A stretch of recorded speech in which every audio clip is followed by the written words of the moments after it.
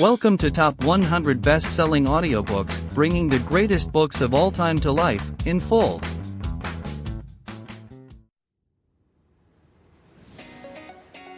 Hello dear listener. If you're here, it's probably because you're as passionate about books and the knowledge and wisdom they bring as we are. So you might also want to own this book or any other from this podcast in physical form, either to add to your personal library or to gift it to a friend. That's why we've included a link in the description, where you can get it at a discount and with shipping to almost anywhere in the world. Also, if you make your purchase through these links, the editors of this podcast will receive a small commission, which helps support us in continuing to upload more and more audiobooks for free. Let's make the world a better place through books, together. Pigeon Publishing House presents War and Peace. Author, Leo Tolstoy. Preface. First published in installments between 1865 and 1869, War and Peace has long been hailed as one of the greatest achievements in world literature. More than just a historical novel, it is a vast tapestry that combines sweeping accounts of Napoleon's invasion of Russia with the intimate struggles of aristocratic families caught between love, duty, and destiny. Tolstoy called War and Peace not simply a novel, but an epic in prose. Its scope is extraordinary: battlefields and ballrooms, philosophical reflections and personal confessions, the fates of nations and the lives of individuals. Through the intersecting stories of Pierre Bezukhov, Prince Andrei Bolkonsky, Natasha Rostov, and countless others, Tolstoy captures the fullness of life, its tragedies, joys, contradictions, and mysteries. What sets War and Peace apart is Tolstoy's insistence on truth to human experience. His characters are never mere symbols but fully realized people, shaped by history yet also shaping it in small but profound ways. The novel challenges simplistic ideas of heroism or inevitability, showing instead that history is woven from countless choices and moments. For modern readers, War and Peace remains as vital as ever. It is not only a story about Russia in the early 19th century but a meditation on freedom, fate, and the search for meaning in the turmoil of human existence. To enter its pages is to embark on a journey both sweeping and deeply personal. Volume 1. Part 1. Chapter 1. Well, Prince, Genoa and Lucca are now nothing more than estates taken over by the Bonaparte family. Point 1. No, I give you fair warning. If you won't say this means war, if you will allow yourself to condone all the ghastly atrocities perpetrated by that Antichrist, yes, that's what I think he is, I shall disown you. You're no friend of mine, not the faithful slave you claim to be. But how are you? How are you keeping? I can see I'm intimidating you. Do sit down and talk to me. These words were spoken, in French, one evening in July 1805 by the well-known Anna Pavlovna Scherer, maid of honor and confidant of the Empress Maria Fyodorovna, as she welcomed the first person to arrive at her soirée, Prince Vasily Kuragin, a man of high rank and influence. Anna Pavlovna had had a cough for the last few days and she called it la grippe, grippe being a new word not yet in common currency. A footman of hers in scarlet livery had gone around that morning delivering notes written in French, each saying precisely the same thing. If you have nothing better to do, Count, or Prince, and if the prospect of spending an evening with a poor sick lady is not too unnerving, I shall be delighted to see you at my residence between 7 and 10. Annette Scherer. My goodness, what a violent attack, replied the prince, who had only just come in and was not in the least put out by this welcome. Dressed in his embroidered court uniform with knee breeches, shoes, and stars across his chest, he looked at her with a flat face of undisturbed serenity. His French was the elegant tongue of our grandparents, who used it for thought as well as speech, and it carried the soft tones of condescension that come naturally to an eminent personage grown old in high society and at court. He came up to Anna Pavlovna and kissed her hand, presenting to her a perfumed and glistening bald pâté, and then seated himself calmly on the sofa. First things first, he said. How are you, my dear friend? Put my mind at rest. His voice remained steady, and his tone, for all its courtesy and sympathy, implied indifference and even gentle mockery. How can one feel well when one is suffering in a moral sense? Can any sensitive person find peace of mind nowadays? Said Anna Pavlovna. I do hope you're staying all evening. Well, there is that reception at the English ambassador's. It's Wednesday. I must show my face, said the prince. My daughter is coming to take me there. I thought tonight's festivities had been cancelled. I must say all these celebrations and fireworks are becoming rather tedious. If they had known you wanted the celebration cancelled, it would have been, said the prince with the predictability of a wound-up clock. Sheer habit made him say things he didn't even mean. Stop teasing me. Come on, tell me what's been decided about Novoziltsev's dispatch, too you know everything. What is there to tell, replied the prince in a cold, bored tone. What's been decided? They've decided that Bonaparte has burnt his boats, and I rather think we're getting ready to burn ours. Prince Vasily always spoke languidly, like an actor declaiming a part from an old play.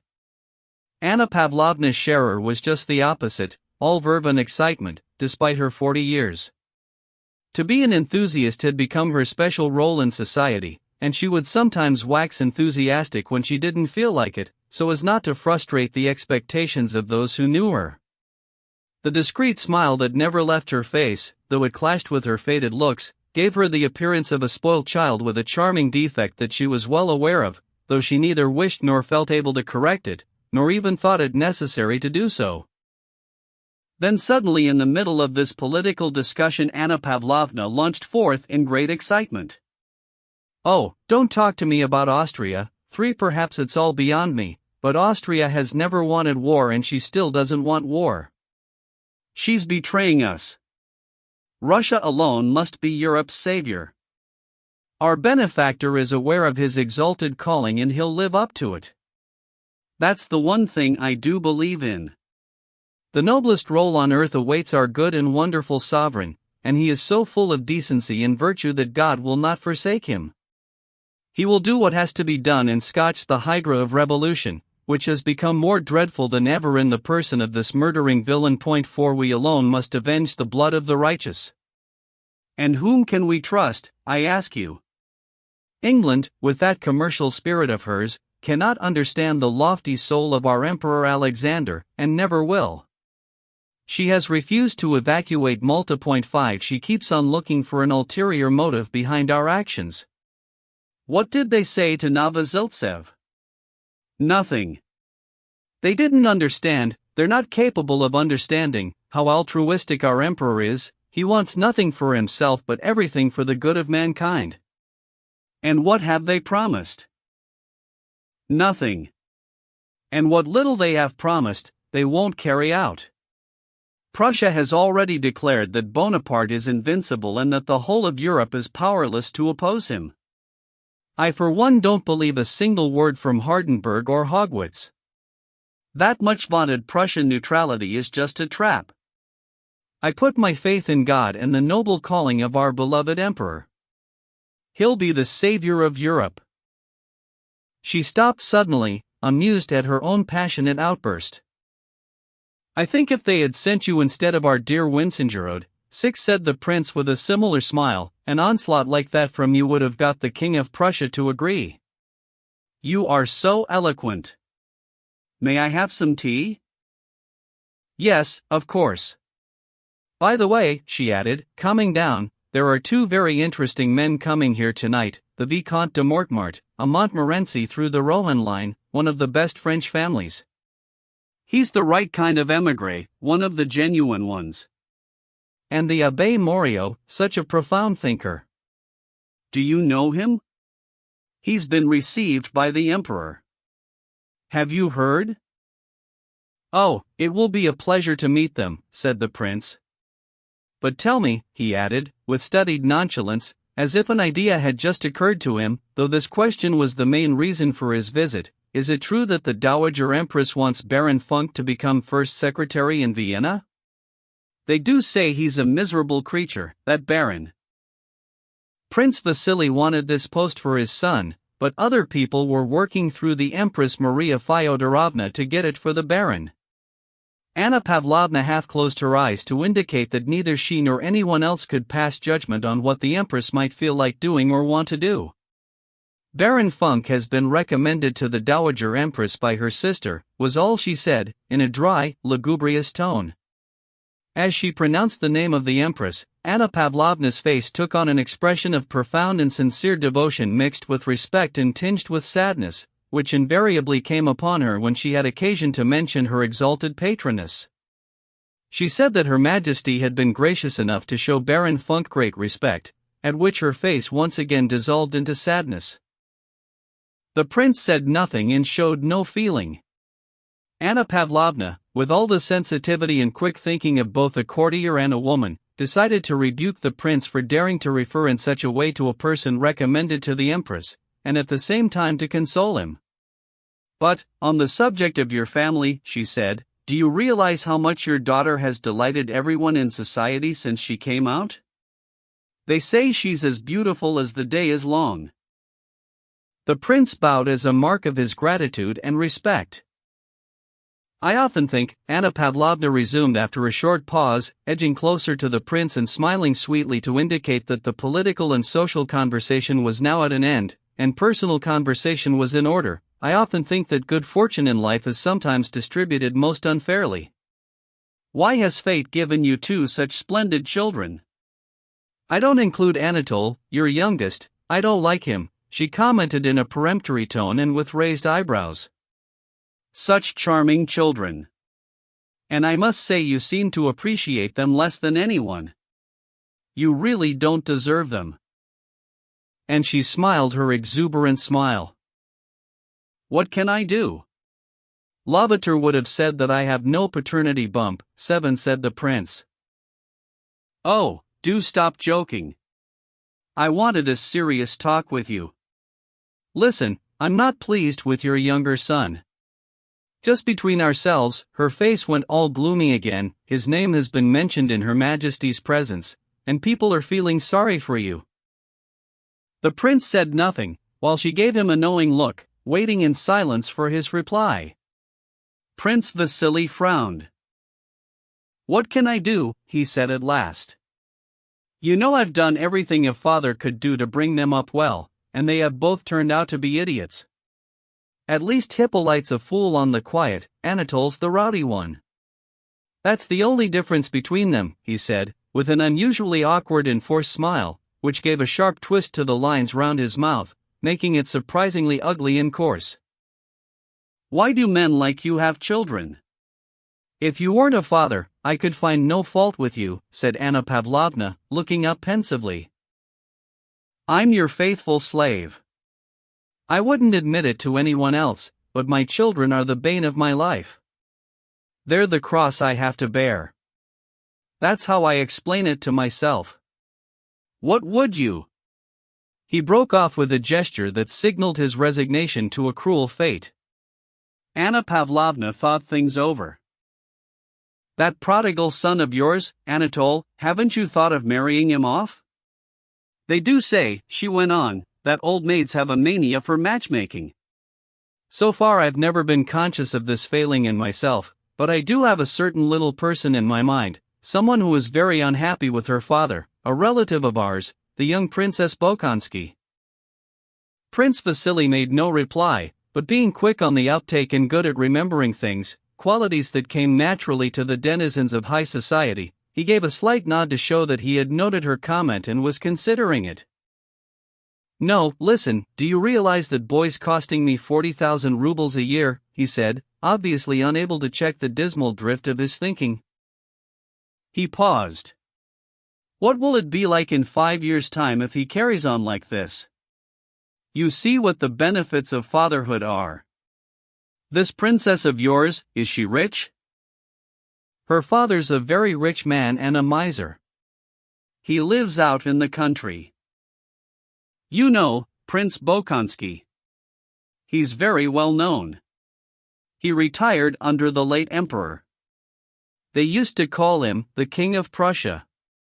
He's a very clever man, but he's a crank, not easy to get on with. Poor little thing, she's as miserable as any girl could be. It was her brother who married Liza Meenan not too long ago. He's one of Kutuzov's adjutants. He's coming here tonight. Listen, my dear Annette, said the prince, suddenly taking his companion's hand and pressing it downwards for reasons best known to himself. You set this up for me, and I'll serve you like a faithful slave forever. Or slave, with an F, as my village elder puts it when he writes to me. She's a girl from a good family, and she's rich. That's all I need. And with the freedom, familiarity and sheer style that were his hallmark, he took hold of the maid of honor's hand, kissed it and gave it a little shake, easing back into his armchair and looking away from her. Wait a minute, said Anna Pavlovna, thinking things over. I'll have a little talk with Lise, young Bolkonsky's wife, this very evening. Perhaps something can be arranged. I'll use your family to start learning the old maid's trade. Chapter 2. Anna Pavlovna's drawing room was steadily filling up. All the important people in St. Petersburg society were there, varying enormously in age and character for all their shared social background. Prince Vasily's daughter, the beautiful Helene, had just arrived to take him on to the ambassador's reception. She was wearing a ball gown enhanced by a maid of honor's monogram. The young Princess Bolkonsky, a slip of a girl known as the most seductive woman in Petersburg, was there too. Married the previous winter, she no longer appeared at large occasions because she was pregnant, but she did still attend small soirees. Prince Vasily's son, Prince Hippolyte, arrived with Mortemart and introduced him. Also present were the Abbé Morio and many other people. Anna Pavlovna was welcoming her guests as they arrived with a "Have you met my aunt?" or "I don't think you know my aunt," before steering them with great solemnity towards a little old lady with big bows in her hair, who had come sailing in from the next room as soon as the guests had begun to arrive. Anna Pavlovna would announce them by name, slowly transferring her gaze from guest to aunt, and then move on. All the guests went through the motions of greeting this aunt, who was unknown, uninteresting, and unneeded by anyone. Anna Pavlovna observed their greetings with sadness and solemn sympathy, a picture of silent approval. The lady known as my aunt spoke in the same way to every new arrival, commenting on their health, her own health and the health of Her Majesty, who was by now, thank God, feeling better. All those who approached were polite enough to refrain from showing undue haste, but once this onerous duty had been fulfilled they walked away from the old lady with a sense of relief, and never went near her again all evening. Young Princess Bolkonsky had brought some work with her in a gold-embroidered velvet bag. Her pretty little upper lip, slightly shadowed with down, barely covered her teeth, but that made it all the prettier when it rose up and lovelier still when it curled down to meet the lower lip. As tends to happen with the best-looking women, a defect, in this case a short lip and a half-open mouth, came out as a distinctive and beautiful feature. Everyone enjoyed the sight of this pretty little mother-to-be, brimming with health and vitality and making light of her condition. After a few minutes in her company and the exchange of a word or two, old men and bored, morose young men felt as if they themselves were becoming like her. Anyone who talked to her, watching her as every word she spoke revealed that bright little smile and the constant gleam of those dazzling white teeth, walked away feeling full of bonhomie. Everybody did. The little princess waddled slightly as she tripped rapidly round the table, holding her tiny work-bag, then she cheerfully smoothed down her dress and sat on a sofa near the silver samovar.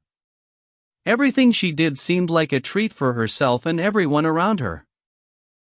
"I've brought my work," she said in French, opening her reticule and addressing all the company. "But listen, Annette, you must stop playing tricks on me," she said, turning to the hostess. "You wrote and said it was only a little party. Just look what I've got on." And she spread her arms wide to display an elegant grey dress, decorated with lace and set off by a broad sash just below the bosom. "Don't worry, Lise, you'll always be the prettiest," answered Anna Pavlovna. "Did you know my husband is deserting me?" she said to a general, continuing to speak French and using just the same tone. "He's going off to get himself killed. Do tell me what this awful war is all about," she asked of Prince Vasily, but before he could answer she had moved on to his daughter, the beautiful Helene. "Isn't she a gorgeous creature, this little princess?" said Prince Vasily to Anna Pavlovna. Shortly after the little princess's arrival, in walked a big, generously proportioned young man with close-cropped hair and spectacles, wearing the last word in light-colored breeches and a tan coat with a jabot. This stout young man was the illegitimate son of a celebrated grandee from Catherine's age, old Count Bazukov, who was now on his deathbed in Moscow. He had not yet entered any branch of the service, having only just returned from abroad, where he had been completing his education. This was his first appearance in society. Anna Pavlovna welcomed him with the kind of bow she reserved for the lowest persons in the hierarchy of her drawing-room. But even as she bestowed her meanest welcome on this new arrival, Anna Pavlovna's face was transformed. She looked ill at ease and full of alarm, like someone who had come across some gross object, oversized and out of place. By a small margin Pierre was indeed the largest man in the room, but her look of dismay must surely have derived from this man's special look, intelligent, rather diffident, but also piercing and spontaneous, that made him a distinctive figure in the drawing-room. "It is most kind of you, Monsieur Pierre, to come to see a poor sick woman," said Anna Pavlovna, looking anxiously across at her aunt as she steered him in her direction. Pierre mumbled something unintelligible, and continued to stare around the room, looking for something. He beamed with pleasure, bowed to the little princess as if she was a close friend of his, and then went over to the aunt. Anna Pavlovna's worst fears were confirmed when Pierre walked off without hearing the full story of Her Majesty's health. Rattled, Anna Pavlovna detained him with a question. "You don't know the Abbé Morio, do you? Such an interesting man." "Yes, I've heard about him and his scheme for everlasting peace. All very interesting, but not really feasible." "Don't you think so?" asked Anna Pavlovna for the sake of saying something before getting back to her duties as hostess, but Pierre now committed the opposite kind of faux pas. Fresh from walking away without listening properly to a lady who was speaking to him, he now talked on and detained a lady who needed to get away from him. With his head lowered and his great legs thrust wide apart, he set about explaining to Anna Pavlovna why he thought the Abbé's scheme was a silly fancy. "Could we talk about this later on?" smiled Anna Pavlovna. Detaching herself from this young man who had no idea how to conduct himself, she resumed her duties as hostess, watching and listening carefully, ready to render assistance at any point where the conversation was beginning to flag. Just as the foreman of a spinning mill settles the workers down and then strolls about the place on the lookout for a breakdown or any funny noise from a spindle, the slightest squeak or knock that would bring him rushing over to ease the machinery or make an adjustment, so Anna Pavlovna patrolled her drawing-room, walking over to any group where the talk was too little or too loud, and easing the machinery of conversation back into its proper, steady hum with a single word here or a tiny maneuver there. But busy as she was with all these preoccupations, she was still clearly worried about Pierre. She watched him anxiously as he went over to hear what was being said in Mortemart's circle, and then set off for a different group where the Abbé was holding forth. Pierre had been educated abroad, and this evening party at Anna Pavlovna's was his first such occasion in Russia. Knowing that all the intelligentsia of Petersburg was gathered here, he was like a child in a toy shop, his eyes darting about everywhere. He was afraid of missing any intellectual talk that might have been his to hear. As he gazed at the assembled company, their faces pictures of refinement and self-confidence, he was expecting to hear something very clever at any moment. Eventually he came over to Morio. The conversation struck him as interesting, so he stood there waiting for a chance to launch forth with his own ideas, as young people are wont to do. Chapter 3. Anna Pavlovna's soirée was now in full swing. On all sides the spindles were humming away non-stop.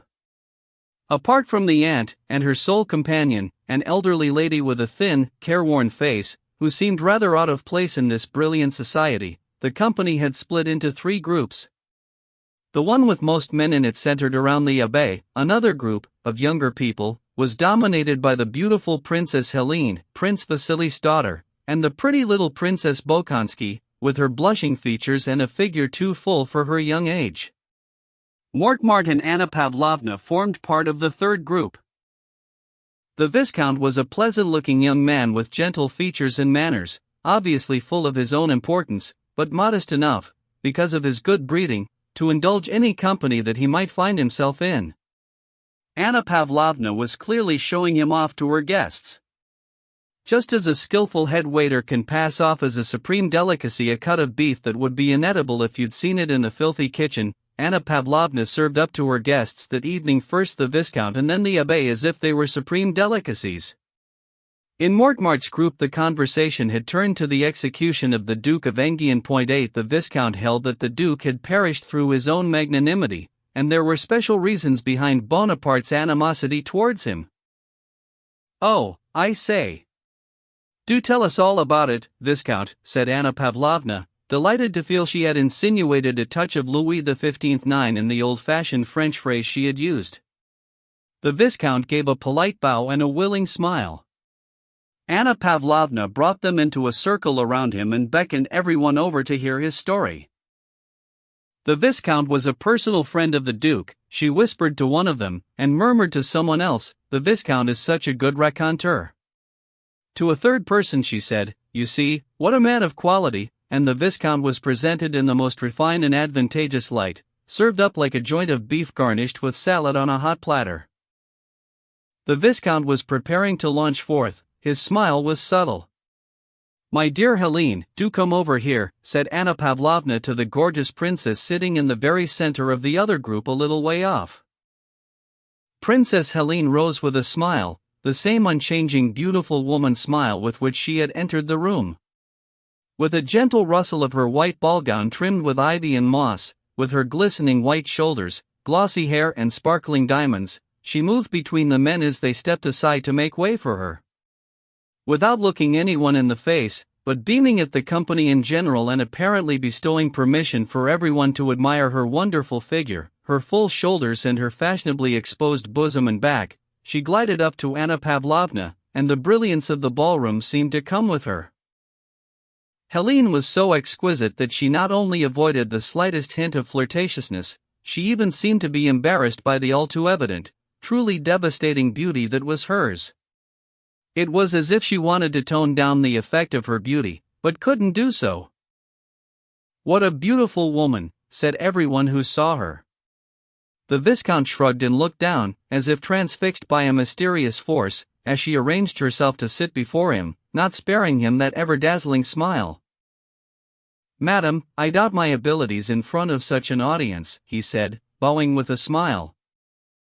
The princess rested her round, bare arm on a little table and found it unnecessary to say anything.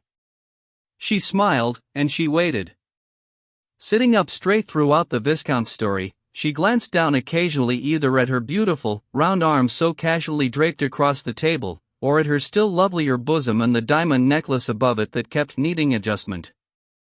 Several times she also adjusted the folds of her gown, and whenever the narrative made a strong impact on the audience she would glance across at Anna Pavlovna in order to imitate whatever expression she could see written on the maid of honor's face before resuming her radiant smile. The little Princess Bolkonsky had also moved away from the tea table, following Helene. "Wait a minute, I must have my work," she said. "Come along, what are you thinking about?" she demanded of Prince Hippolyte. "Please fetch my bag." With a smile and a word for everyone, the little princess got the whole group to rearrange itself, and then sat down and settled her skirts. "Now I'm all right," she insisted, and took up her work, inviting the Viscount to begin. Prince Hippolyte brought her little bag, walked round behind her, moved up a chair and sat down beside her. The charming Hippolyte bore a close resemblance to his beautiful sister. It was even more remarkable that in spite of the similarity he was a very ugly man. His features were like his sister's, but whereas she glowed with joie de vivre, classical beauty, and the smiling self-assurance of youth, her brother's face was just the opposite, dim with imbecility, truculent and peevish, and his body was thin and feeble. His eyes, nose and mouth, all his features seemed to twist themselves into a vague kind of obtuse snarl, while his arms and legs were always in an awkward tangle.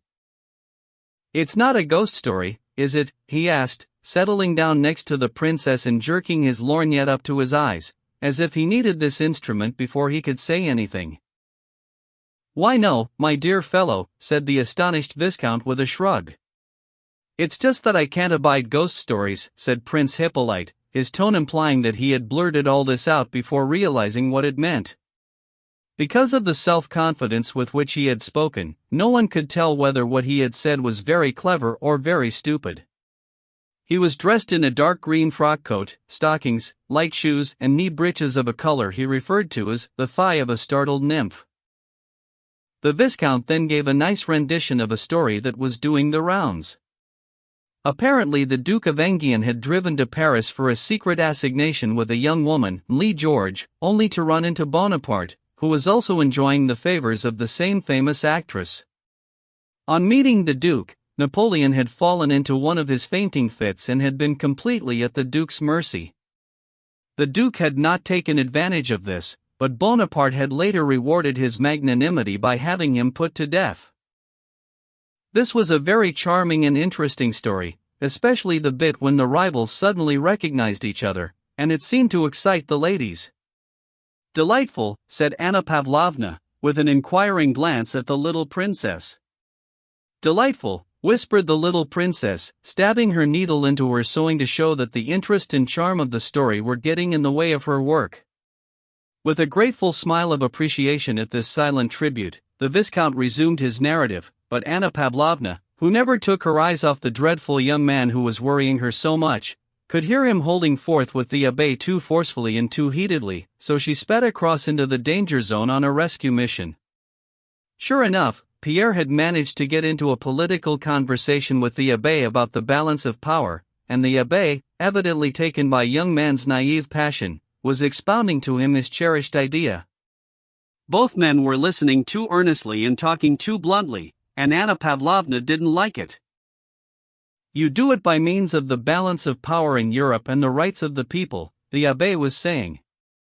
"If one powerful state like Russia, despite its reputation for barbarity, were to take a disinterested stand as the head of an alliance aimed at guaranteeing the balance of power in Europe, it would save the world.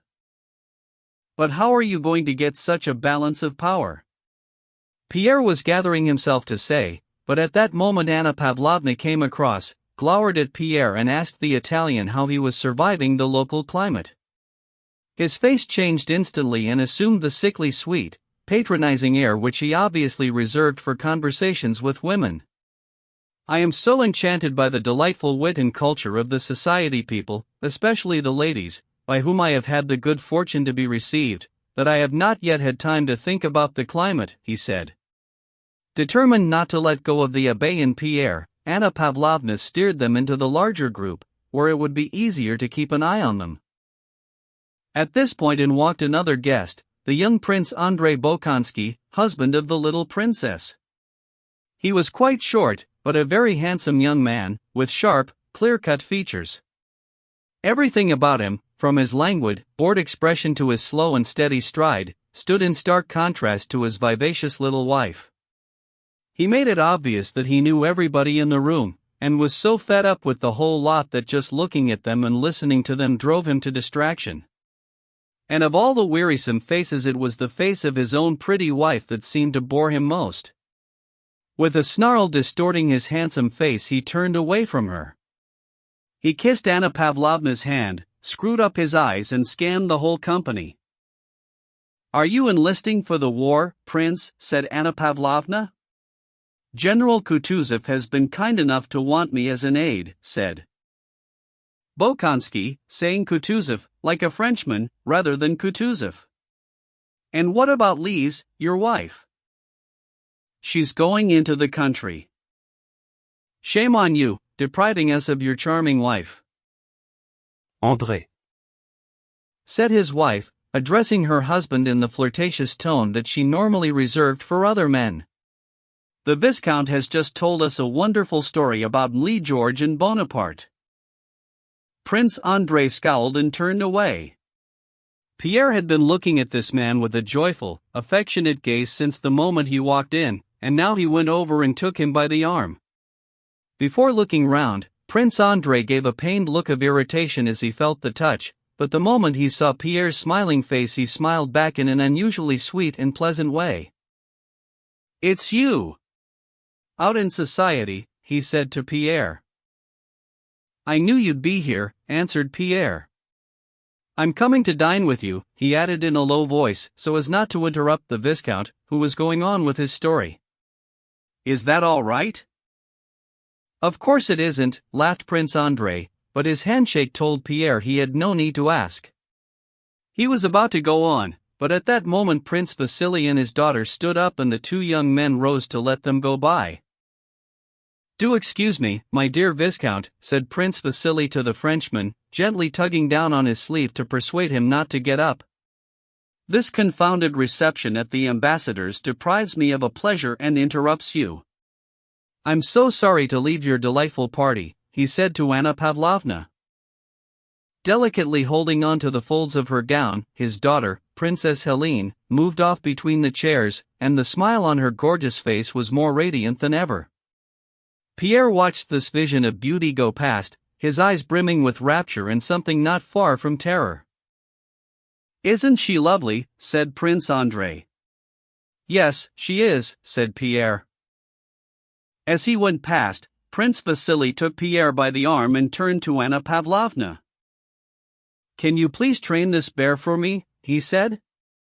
"He's been staying with me for a month and this is the first time I've seen him out in society. There's nothing more important for a young man than the company of intelligent women." Chapter 4. Anna Pavlovna gave a smile and promised to look after Pierre, knowing he was related to Prince Vasily on his father's side. The elderly lady, who earlier on had been sitting by the aunt, got up hurriedly and overtook Prince Vasily in the hall. Her look of pretended interest had vanished, and her kindly, careworn face showed nothing but anxiety and alarm. "Prince, what can you tell me about my Boris?" she asked, catching up with him in the hall. She put a peculiar stress on the O in Boris. "I can't stay on in Petersburg. Tell me please, what news may I take to my poor boy?" Although Prince Vasily's reluctance to deal with the elderly lady verged on impoliteness, even impatience, she gave him a sweetly ingratiating smile, and stopped him from going by clutching at his arm. "It will cost you very little to put in a good word with the Emperor, and he'll be transferred straight into the Guards," she implored. "Believe me, Princess, I'll do anything I can," answered Prince Vasily, "but it's not easy for me to petition the Emperor. I would advise you to see Rumiantsev, through Prince Golitsyn. That would be the more sensible thing to do." The elderly lady, Princess Drubetskoy, came from one of Russia's best families, but she was impoverished, she had been too long out of society and by this time she had lost all her old contacts. She had come now to make representations and get her only son into the Guards. For this reason alone, to see Prince Vasily, she had invited herself to Anna Pavlovna's party, turned up and sat through the Viscount's story. She was shaken by the prince's words, her face with its faded beauty flashed with resentment, but only for a moment. She smiled again and tightened her grip on Prince Vasily's arm. "Please listen, Prince," she said. "I've never asked you to do me a favor, and I never shall do so again. I've never reminded you how close my father was to you. But now, in God's name I beseech you, just do this for my son, and I shall always think of you as a benefactor." Then, hurriedly, she added, "Please don't be angry, but do promise." "I've already asked Golitsyn, and he said no. Please be the nice gentleman you always used to be." She did her best to smile, though there were tears in her eyes. "Papa, we're going to be late," said Princess Helene from the doorway, her exquisite head looking back over statuesque shoulders.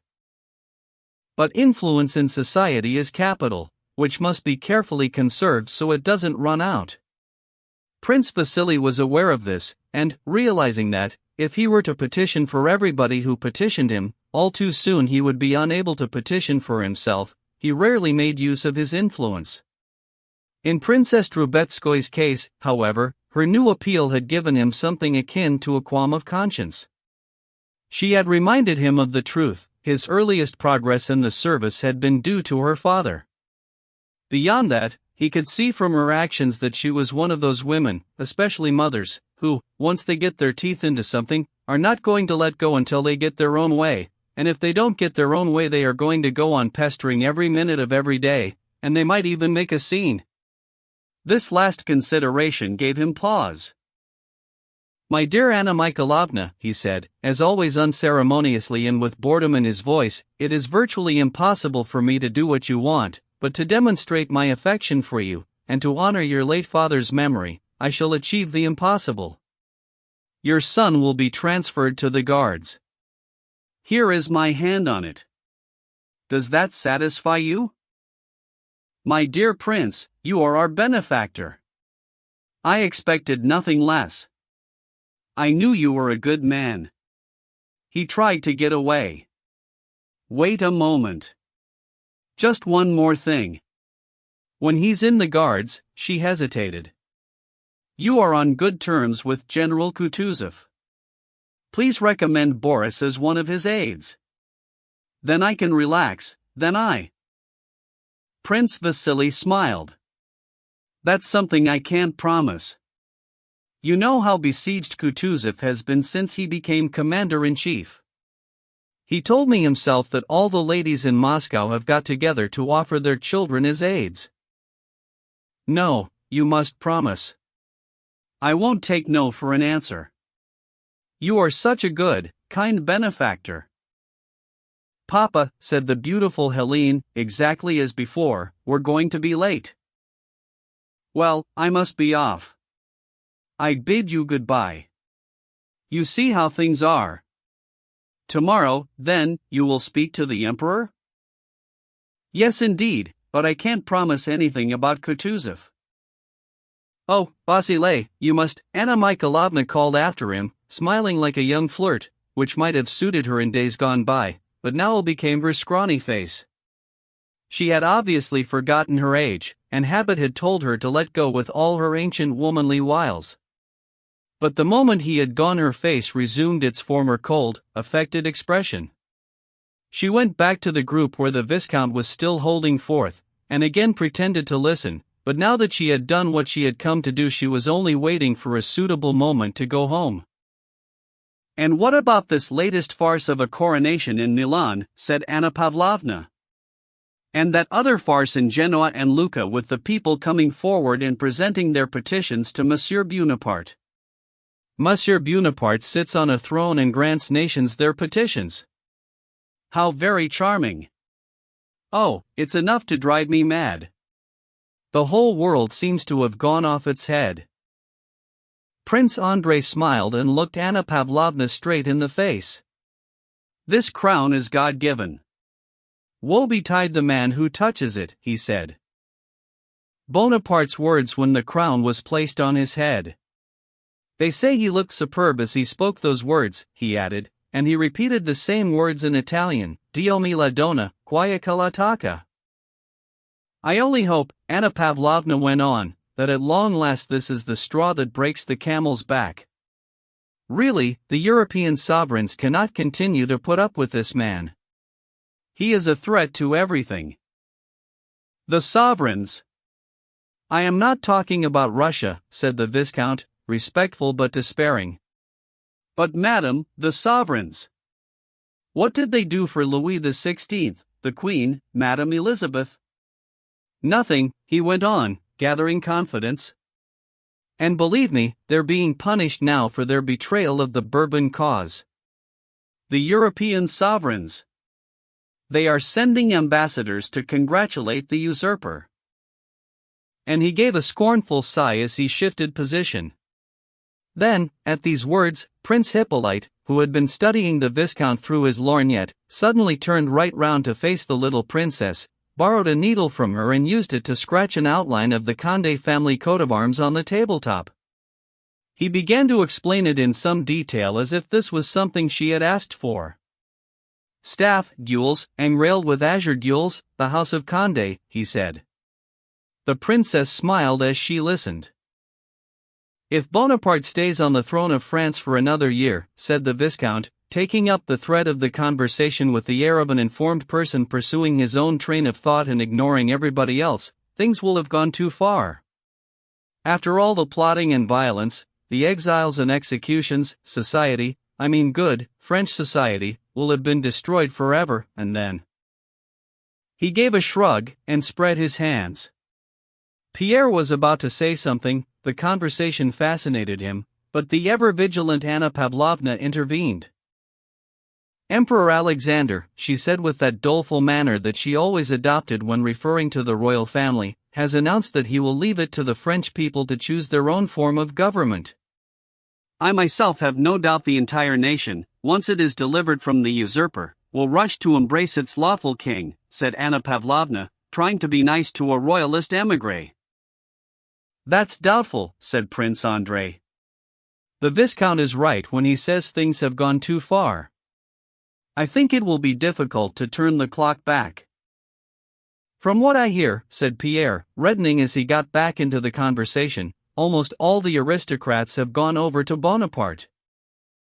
That's what the Bonapartists say, said the Viscount without looking at Pierre. It's not easy nowadays to find out what public opinion is in France. That's what Bonaparte said, observed Prince André with a grin. It was obvious that he didn't like the Viscount, and he was directing his remarks at him without looking his way. I have shown them the path to glory, but they wouldn't take it, he said after a brief pause, once more quoting Napoleon. I have opened my antechambers to them, and the crowds rushed in. I don't know what justification he had for saying that. None at all, retorted the Viscount. Since the Duke's murder, even his strongest supporters have ceased to regard him as a hero. There may be some people who made a hero of him, said the Viscount, turning to Anna Pavlovna, but since the Duke's assassination there has been one more martyr in heaven, and one hero less on earth. Anna Pavlovna and the others had barely had time to smile in appreciation of the Viscount's words when Pierre broke into the conversation again, and although Anna Pavlovna knew in advance he was going to put his foot in it, this time she couldn't stop him. The execution of the Duke of Enghien, said Pierre, was a political necessity, and in my opinion it was a measure of Napoleon's true greatness that he didn't balk at assuming total responsibility for it. Merciful heaven! Anna Pavlovna intoned in a horrified whisper. So, Monsieur Pierre, you think murder is the measure of true greatness, said the little princess, smiling and drawing in her work.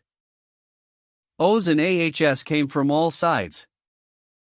Capital, said Prince Hippolyte, using the English word, and he began slapping his knee. The Viscount merely shrugged. Pierre looked solemnly over his spectacles at his audience.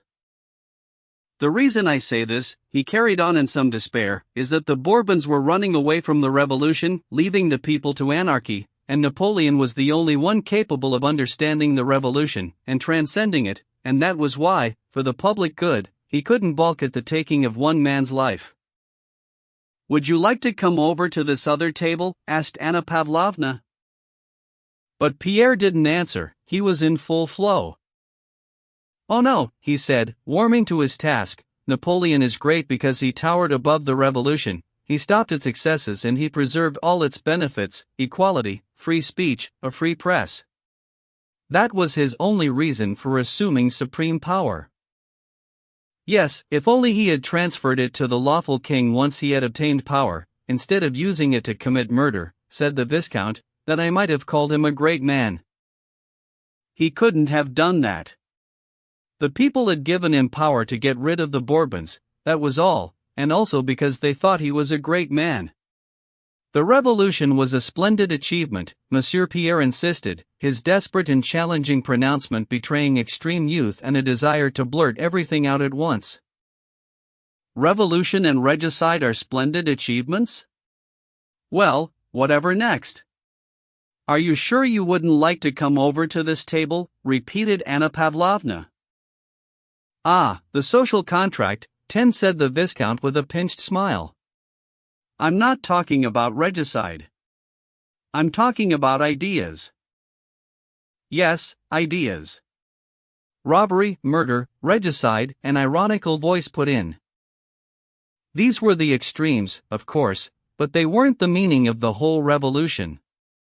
That was in human rights, freedom from prejudice, equality. Those were the strong ideas that Napoleon stood up for. Liberty and equality, said the Viscount contemptuously. He seemed at last to have made up his mind to take this young man seriously and demonstrate how silly his outpourings had been. Nothing but loud slogans, long compromised. Which of us does not love liberty and equality? Our Savior himself preached liberty and equality. Have the people been any happier since the revolution? Quite the reverse. We wanted liberty, but Bonaparte has destroyed it. Prince Andrei smiled at them all, Pierre, Viscount and hostess.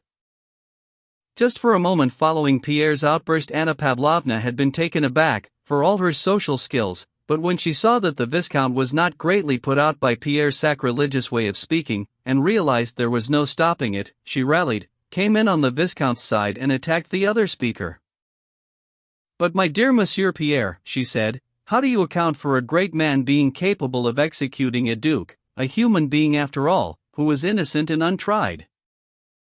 What I should like to ask, said the Viscount, is how Monsieur accounts for the 18th Brumaire, 11 that was very underhand, wasn't it? It was a sneaky piece of work, nothing like a great man's way of doing things.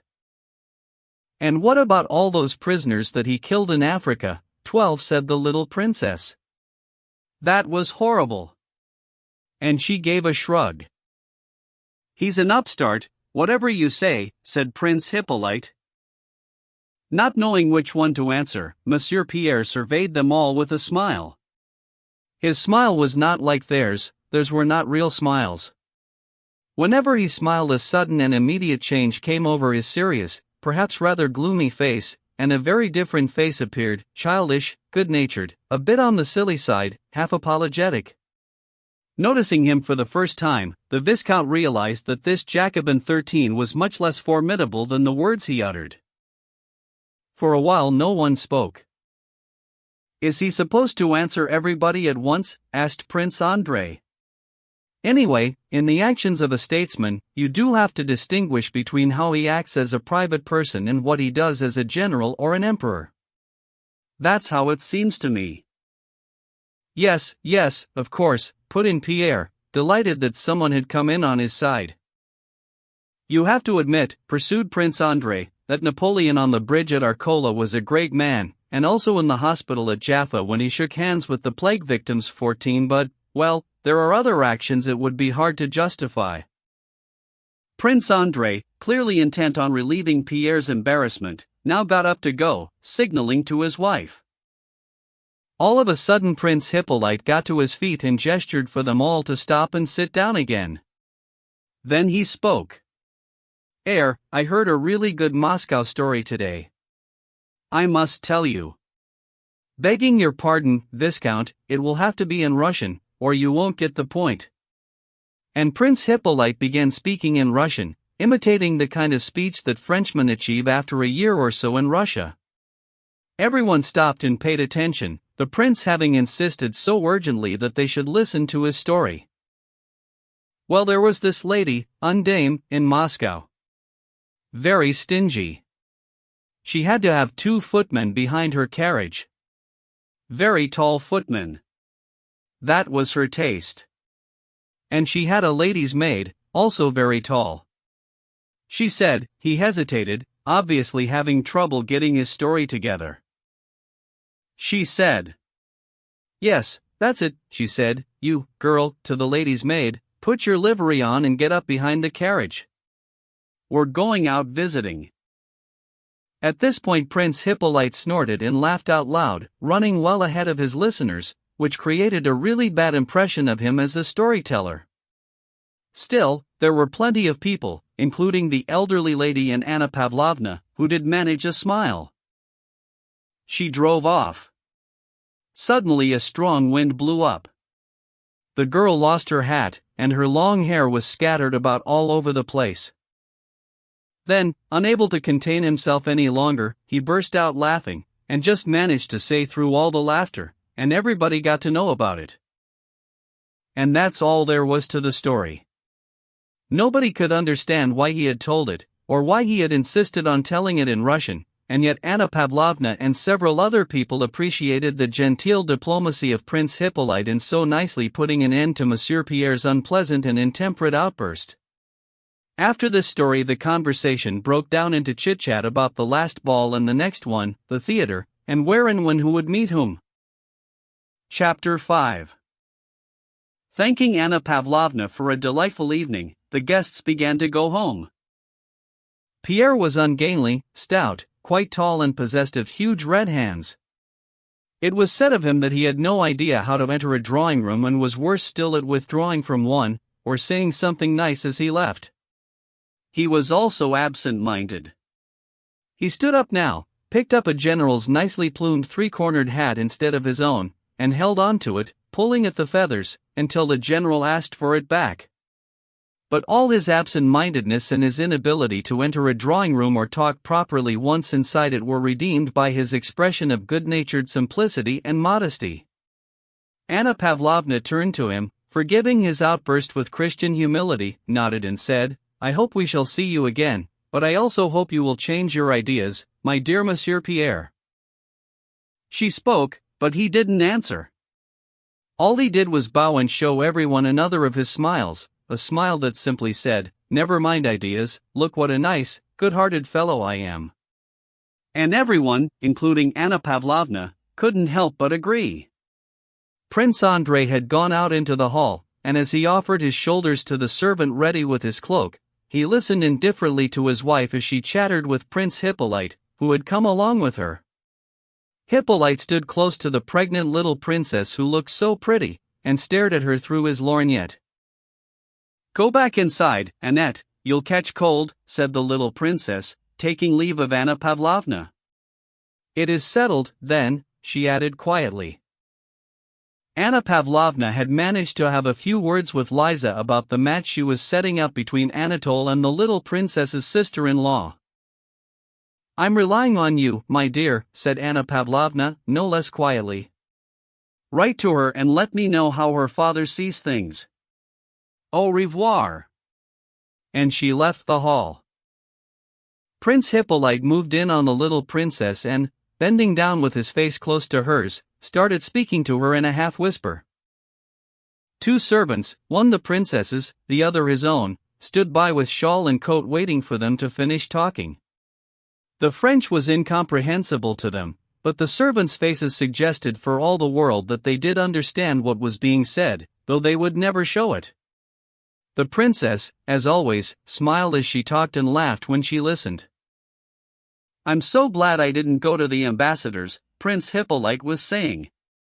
"Such a bore. This has been a delightful evening, hasn't it?" "Delightful." "They say it will be a very fine ball," answered the little princess, drawing up her downy little lip. "All our pretty women will be there." "Not all of them." "You won't be there," said Prince Hippolyte, with a happy laugh. He then snatched the shawl from the servant, shoving him out of the way, and began draping it around the little princess. Either from awkwardness or deliberately, no one could have said which, he kept his arms round her for some time after the shawl had been put on, seeming to clasp the young woman in his embrace. With good grace and still smiling, she wriggled free, turned and glanced at her husband. Prince Andrei's eyes were closed, he seemed to be weary and drowsy. "Are you ready?" he asked his wife, looking over her head. Prince Hippolyte hurried into his long coat. It was the last word in fashion, going right down to his heels, and he caught his foot in it as he ran out onto the steps after the princess. A servant was assisting her into the carriage. "Au revoir, princess," he yelled, his tongue tripping over things just like his legs. The princess picked up her gown, and took her seat, settling back into the darkness of the carriage while her husband was arranging his sword. Prince Hippolyte pretended to help, but all he did was get in the way. If you don't mind, sir, said Prince Andrei, curtly and pointedly in Russian, to Prince Hippolyte, who was standing in his way. I'll see you soon, Pierre, said the same voice in warm and friendly tones. The coachman jerked forward, and the carriage rattled off. Prince Hippolyte honked with laughter, as he stood on the steps waiting for the Viscount, having promised to drop him off at home. Well, my dear fellow, your little princess is very nice, said the Viscount, as he got into the carriage with Hippolyte. Very nice indeed. He kissed his fingertips. And very French. Hippolyte snorted and laughed. And, you are awful with that innocent little way of yours, went on the Viscount. I pity the poor husband, that baby officer who fancies himself a prince regent. Hippolyte honked again, and said through his laughter, and you told me that Russian ladies weren't as good as French ladies. You just have to know how to get things going. Pierre arrived ahead of the others. Like one of the family, he walked straight into Prince Andrei's study, lay down on the sofa as he usually did, and took up the first book that came to hand, Caesar's Commentaries, point 15 propped up on one elbow. He opened it in the middle and started to read. What have you done to Mademoiselle Scherer? She'll have the vapors, said Prince Andrei, as he came into the study rubbing his small white hands.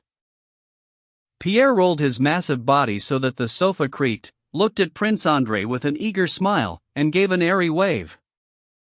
No, that abbé was very interesting, only he's got things wrong. The way I see it, eternal peace is possible, but, I don't know how to put it. Well, not through the balance of power, anyway. Prince Andrei was obviously not interested in abstract talk like this. My dear fellow, you can't always come straight out with what you're thinking. Come on, then. Have you made your mind up? Are you going to be a cavalryman or a diplomat? Asked Prince Andrei, after a short pause. Pierre sat up on the sofa with his legs tucked under him. You won't find it hard to believe I still don't know. I don't fancy either of those jobs. But you'll have to decide, won't you? Your father's waiting. At the age of 10, Pierre had been sent abroad with an abbé as his tutor, and there he had stayed till he was 20. When he returned to Moscow, his father had dismissed the tutor and said to the young man, off you go to Petersburg, have a good look round, and decide for yourself. I'll agree to anything. Here is a letter to Prince Vasily and here's some money. Write and tell me everything. I'll give you every assistance. Pierre had spent the last 3 months choosing a career and had done nothing. This was the decision that Prince Andrei was talking about. Pierre rubbed his forehead. I'm sure he must be a Freemason, 16, he said, thinking of the abbé he had seen at the party. That's all nonsense, said Prince Andrei, stopping him in his tracks. Let's get down to business. Have you been to the Horse Guards? No, I haven't, but listen, I've had one idea I'd like to talk to you about. We're at war with Napoleon. If we were fighting for freedom, I'd understand it, I'd be the first to enlist, but helping England and Austria against the greatest man in the world, that's not right. Prince Andrei gave a shrug. It was all he could do in the face of such childish words from Pierre. His manner suggested there was no answer to such absurdities. And indeed it would have been hard to find any answer to this naive question other than the one he gave now. If everybody fought for nothing but his own convictions, there wouldn't be any wars, he said. And a good thing too, said Pierre. Prince Andrei grinned at him. Yes, it probably would be a good thing, but it won't ever happen. Well, why are you going to war? Asked Pierre. Why? I don't know. Because I have to. I'm just going. He paused. I'm going because the life I'm leading here, this life is not to my taste. Chapter 6. From the next room came the rustling of a woman's dress. Prince Andrei jumped, as if he had just woken up, and his face resumed the expression it had worn in Anna Pavlovna's drawing room. Pierre lowered his legs from the sofa. In came the princess. She had changed into an informal dress every bit as fresh and elegant as the earlier one. Prince Andrei got to his feet and courteously pushed an easy chair towards her. I often wonder why it is, she began, as always in French, speedily and fussily settling herself into the chair, that Annette never married? You must be very foolish, all you men, not to have married her. Forgive me for saying so, but you really don't know the first thing about women. And Monsieur Pierre, you really are a man for an argument. I've just been arguing with your husband. I can't imagine why he wants to go off to war, said Pierre to the princess without any of the inhibitions which so often affect the attitude of a young man to a young woman. The princess reacted sharply. Pierre's words had clearly touched a raw nerve. That's what I keep on saying, she said. I can't understand it, I simply can't understand why men can't get by without war. Why is it we women don't want anything to do with it, don't need it? You can be the judge of this. I keep saying to him, here he is, one of Uncle's adjutants, a brilliant position to be in. Everybody knows him, everybody admires him. Only the other day at the Apraxins I heard one lady say, is that the famous Prince Andrei? I swear it's true. She laughed. He gets invited everywhere. He could easily end up in the royal entourage. You know the emperor has spoken very graciously to him. Annette and I were just saying how easy it would be to arrange. What do you think? One glance at Prince Andrei told Pierre his friend didn't like this subject, so he said nothing. When are you off? He asked. Oh, please don't talk to me about his going away, not that. I won't have it spoken about, said the princess in the same tone, all silly and playful, that she had used with Hippolyte at the party, quite out of place within the family circle, and Pierre was almost one of the family. Today, when I suddenly thought of all these dear friendships that will have to be broken off. Besides, you know what, Andrei? She flashed a meaningful look at her husband. I'm scared. I am scared, she whispered, with a sudden shudder. Her husband glanced at her as if he was surprised to find someone else in the room other than himself and Pierre, but he questioned her with icy politeness. What is it you're scared of, Liza? I don't understand, he said. See how selfish men are, all of them. Every one of them selfish. Just because he fancies it, heaven knows why, he's leaving me, shutting me away all on my own in the country. With my father and my sister, don't forget, said Prince Andrei quietly. I'll still be on my own. My friends won't be there. And he tells me not to be scared. Her tone was plaintive now, and her lip curled into a sneer, which made her look anything but happy, rather like a wild animal, squirrel-like and nasty. She said no more, as if it seemed wrong to talk about her pregnancy while Pierre was there, though that was what this was all about. I still don't understand what it is you're scared of, Prince Andrei said deliberately, without taking his eyes off his wife. The princess blushed, and waved her hands in despair. No, Andrei, I tell you this, you've changed. You really have, the doctor says you shouldn't be late getting to bed, said Prince. Andrei. You ought to get some sleep. The princess said nothing, but suddenly her tiny, downy lip began to tremble. Prince Andrei got to his feet, gave a shrug and started pacing up and down. Pierre glanced over his spectacles from one to the other in naive wonderment, squirming as if he too had meant to get up, but had thought better of it. I don't care if Monsieur Pierre is here, said the little princess suddenly, her pretty face contorted into a tearful grimace.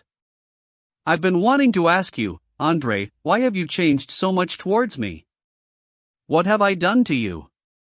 You're going off into the army, and you won't listen. Why not? Liza. Prince Andrei spoke only a single word, but it contained a request, a threat and, clearest of all, an assurance that she would live to regret these words. Nevertheless, she went on hurriedly to say, "You treat me like an invalid, or a child.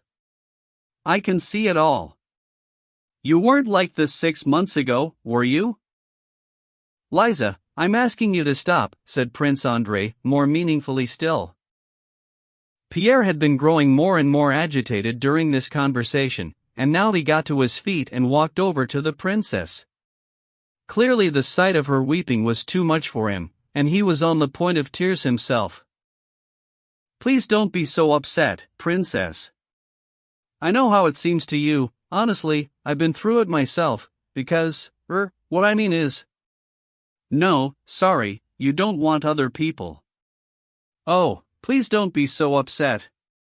I must go." Prince Andrei caught him by the arm and stopped him. "No, wait, Pierre. The princess is very kind. She wouldn't want to deprive me of the pleasure of spending an evening with you."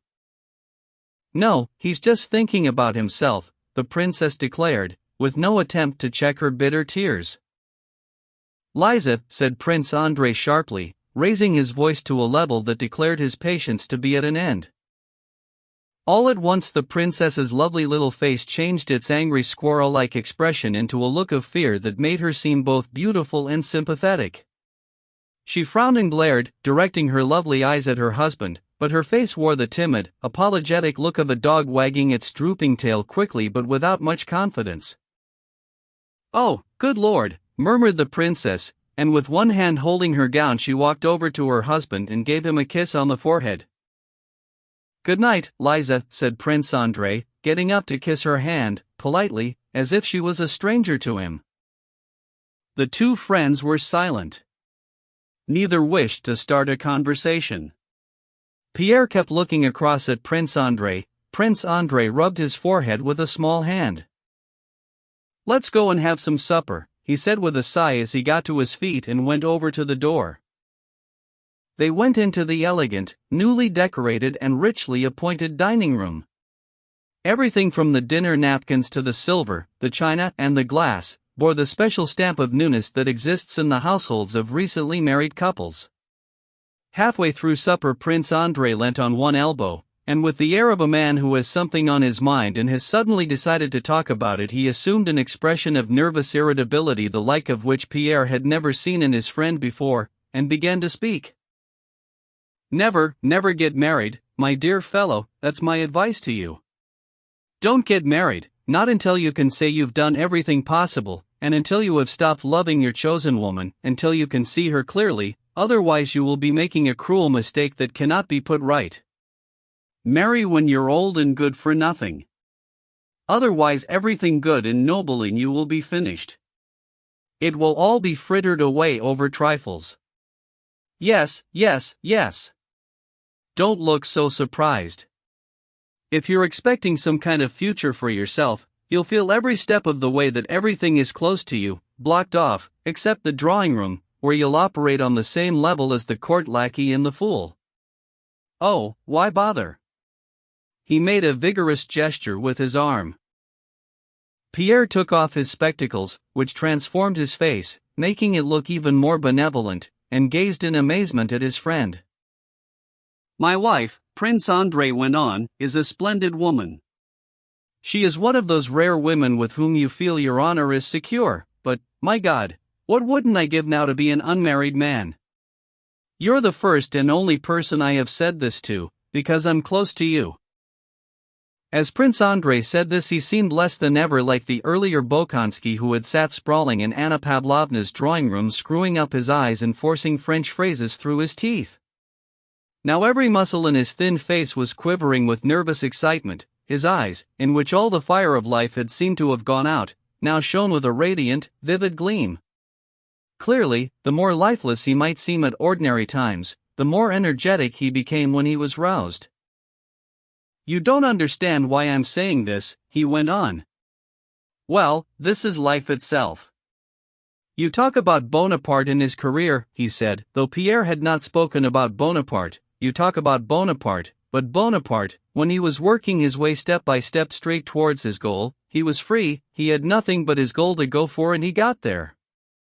But you tie yourself to a woman and you'll lose all your freedom, like a convict in fetters. And all the hope and strength there is in you just drags you down and tortures you with regret. Drawing rooms, gossip, balls is vanity, vacuous nonsense, that's the vicious circle I'm stuck in. I'm off to the war, the greatest war there's ever been, and I know nothing, I'm useless. I'm a nice fellow and I have a sharp tongue, he went on, and at Anna Pavlovna's people listen when I speak. And all these stupid people without whom my wife can't exist, all these women. If you only knew what these fine women are, or let's say women in general. My father's right. Selfish, vain, stupid, totally vacuous, that's what women are when they show themselves in their true colors. You see them out in society, you think there might be something there, but no, there's nothing, nothing. Don't get married, my dear fellow, just don't. It seems odd, said Pierre, that you consider yourself a failure and your life ruined. You've got your whole life in front of you, everything. And you. He did not say what about you, but his tone showed how much he admired his friend, and how much he was expecting from him in the future. How can he talk like that? Pierre thought. He regarded Prince Andrei as a model of all the virtues, because he combined in the highest degree all the qualities he himself lacked. They were best summed up in a single concept: willpower. Pierre always admired Prince Andrei's ability to get on easily with all sorts of people, his remarkable memory, his wide reading. He had read everything, he knew everything, and he could understand something about everything, and most of all his capacity for hard work and learning.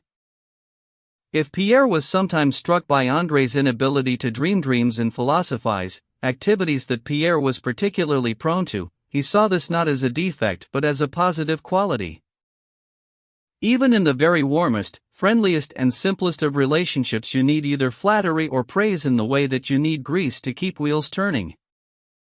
I'm yesterday's man, said Prince Andrei.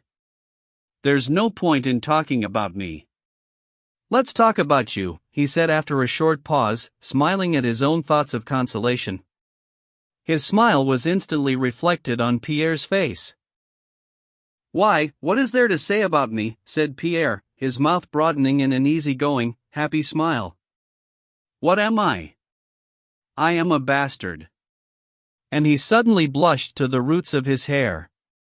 Clearly, it cost him a great effort to say this. No name, no fortune. And really, when all's said and done, but he didn't say really what. Anyway, I'm free for the time being and I'm doing all right. It's just that I've no idea what to get going on. I wanted to talk things over with you seriously. Prince Andrei looked at him with kindly eyes. But as he looked, for all his friendliness and kindness, he knew his own superiority. I feel close to you because you're the only living person in our social group. You'll be all right. Choose anything, it won't make any difference. You'll always be all right, but there is one thing: stop knocking about with the Karajins and leading their kind of life. It doesn't suit you, all that riotous living, debauchery and all that stuff. Can't be helped, old man, said Pierre with a shrug. Women, my dear fellow, women. I can't see it, answered Andrei. Decent women are all very well, but Karajins women and wine. No, I just can't see it. Pierre was staying at Prince Vasily Karajin's, and sharing in the dissipated lifestyle of his son Anatole, the young man whom they were proposing to marry off to Prince Andrei's sister, in order to reform him. You know what, said Pierre, as though a happy thought had suddenly struck him. Seriously, I've been thinking that for quite a while now. With this kind of life I can't make any decisions, or think anything through. I've got a permanent headache and no money in my pocket. He's invited me tonight, but I'm not going. Promise me you won't go. I promise. It was past 1 o'clock when Pierre left his friend. On one of those limpid white nights typical of Petersburg in June 17, Pierre got into a hired cab with every intention of going home. But the nearer he got, the more he realized it would be impossible to get to sleep on a night like this, when it was more like evening or morning. You could see right down the empty streets. On the way, Pierre remembered that the old gambling school would be meeting at Anatole Karajan's that night, and it would usually lead on to a drinking session followed by one of Pierre's favorite pastimes. It would be nice to go to Karajan's, he thought, but then remembered he had promised Prince Andrei he wouldn't go there again. But, as so often happens with people who might be described as spineless, he felt such a strong urge for one more shot at the old debauchery that he decided to go. And it suddenly occurred to him that his promise wasn't valid anyway because he had already promised Prince Anatole that he would go before promising Andrei that he wouldn't. Then he began to think that all promises like that were relative, they had no definite meaning, especially if you imagined that tomorrow you might be dead or something so strange might happen that there would be no difference between honesty and dishonesty. Pierre was very prone to this kind of speculation which destroyed all his resolutions and intentions. He went to Karajan's. He drove up to the front of a mansion near the Horse Guards barracks where Anatole lived, went up the well-lit steps and the staircase, and walked in through an open door. There was no one in the vestibule, empty bottles, cloaks and overshoes were scattered about everywhere. The place reeked of drink, and in the distance he could hear people talking and shouting. They had finished playing cards and supper was over, but the party had not broken up. Pierre threw off his cloak and went into the first room, where there were some leftovers from supper, and a servant, thinking that no one could see him, was downing half-empty glasses on the side. From the third room came great roars of laughter, the sound of familiar voices shouting, and a bear growling. 8 or 9 young men were jostling each other by an open window. 3 others were playing with a bear cub, one of them yanking at its chain and scaring the others with it. 100 on Stevens, cried one. No holding on to the window, shouted another. My money's on Dolokhov, shouted a third. You're my witness, Karajan. Forget that bear. There's a bet on here. Down in one, or you've lost, cried a fourth. Yakov.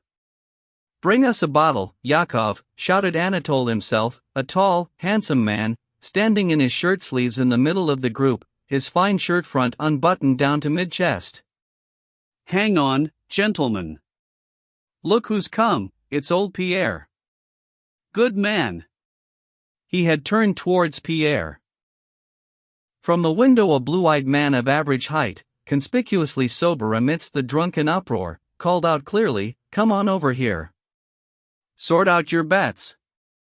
This was Dolokhov, an officer in the Semyonov regiment, a notorious gambler and swaggering madcap, at present living with Anatole. Pierre beamed at the company. I don't get it. What's happening? Hang on, he's not drunk. Get him a bottle, said Anatole. He took a glass from the table and walked over to Pierre. First things first. Have a good drink. Pierre proceeded to down glass after glass, looking doubtfully at the drunken revelers, who were crowding round the window again, and listening to what they were saying. Anatole kept his glass topped up and told him that Dolokhov had made a bet with an English sailor by the name of Stevens, who was passing through, that he, Dolokhov, could drink a bottle of rum sitting on the third-floor windowsill with his legs dangling outside. Come on, finish that bottle, said Anatole, giving Pierre the last glass, or I'm not letting you go. No, I don't want it, said Pierre, shoving Anatole away, and he went over to the window. Dolokhov had a grip on the Englishman's arm and he was meticulously explaining the terms of the bet, looking mainly at Anatole and Pierre. Dolokhov was a man of average height in his mid-20s, with curly hair and bright blue eyes. Like all infantry officers, he wore no mustache, so that his mouth, the most striking thing about him, was fully revealed. The lines of that mouth were very finely curved. The upper lip closed sharply down and the middle wedge-like over the firm lower one, and at the two corners the mouth always worked itself into something like a double smile. All of this, together with the decisive, brazen, shrewd look in his eyes, was so impressive that no one could fail to notice this face. Dólokhov was a man of few resources and no contacts. And yet somehow, despite the fact that Anatole doled out his money in tens of thousands, Dólokhov lived with him and managed to present himself in such a way that Anatole himself and everybody who knew them admired Dólokhov more than Anatole. Dólokhov gambled on everything, and usually won. However much he drank, he always kept a clear head. Both of them, Kurágin and Dólokhov, were currently infamous figures among the fast and loose young men of Petersburg. The bottle of rum was brought. Two servants, clearly flustered and intimidated by shouts and directions issuing from gentlemen on all sides, were in the process of removing the section of the window frame that prevented anyone sitting on the outer sill. Anatole swaggered across to the window, eager to smash something. He shoved the servants out of the way and pulled at the frame, but it wouldn't give. He broke one of the panes. "Come on, Hercules, you have a go," he said, turning to Pierre. Pierre grabbed hold of the crosspiece and heaved, broke the oak frame with a crash and wrenched it out. "Get the lot out, or they'll think I'm holding on," said Dólokhov. "The Englishman's bragging, isn't he?" "Is everything all right?" said Anatole. "Yes," said Pierre, watching Dólokhov go over to the window, bottle in hand. The light of the sky shone in with the merging of dusk and dawn. Dólokhov jumped up onto the windowsill, still holding his bottle. "Listen," he shouted, standing there and facing back into the room. Silence fell. "I bet you," he spoke in French so the Englishman could understand what he was saying, and his French wasn't too good. "I bet you 50 imperials, make it 100, he added, turning to the Englishman. "No, 50, said the Englishman. "All right, 50 it is, that I can drink a whole bottle of rum without taking it away from my lips. I'll drink it sitting outside the window, there." He bent down and pointed to the downward sloping ledge on the outside, without holding on to anything. "Is that it?" "Yes," said the Englishman. Anatole turned to the sailor, took hold of a button on his coat and looked down at him. He was quite short, and went through the terms of the bet once again in English. "Hang on a minute," shouted Dólokhov, calling for attention by banging the bottle on the windowsill. "Hang on, Kurágin. Listen, if anybody else can do it I'll pay him 100 imperials." "All right?" The sailor nodded with no indication of whether he accepted this new bet or not. Anatole hung on to him, and although the sailor nodded to say he fully understood, Anatole kept on translating Dólokhov's words into English. A skinny young lifeguardsman, who had lost a lot that evening, climbed up onto the windowsill, stuck his head out and looked down. "Ugh," he said, staring down at the pavement. "Attention!" cried Dólokhov, yanking him back in, so that he tripped over his spurs and came tumbling down awkwardly into the room. Standing the bottle on the sill to keep it within easy reach, Dólokhov climbed slowly and deliberately out through the window and let his legs dangle down outside. Bracing himself with both hands against the sides of the frame, he settled himself, sat down, let go with his hands, shuffled slightly to the right, then to the left, and reached for the bottle. Anatole brought 2 candles, and put them on the window ledge, even though it was quite light. Dólokhov's back with his white shirt and his curly head were lit up from both sides. Everybody swarmed round the window, the English sailor at the front. Pierre smiled, and said nothing. One of the party, a bit older than the rest, suddenly pushed his way through with a scared and angry face, and tried to grab at Dólokhov's shirt. "Gentlemen, this is crazy." "He'll get killed," said this more sensible man. Anatole stopped him. "Don't touch him.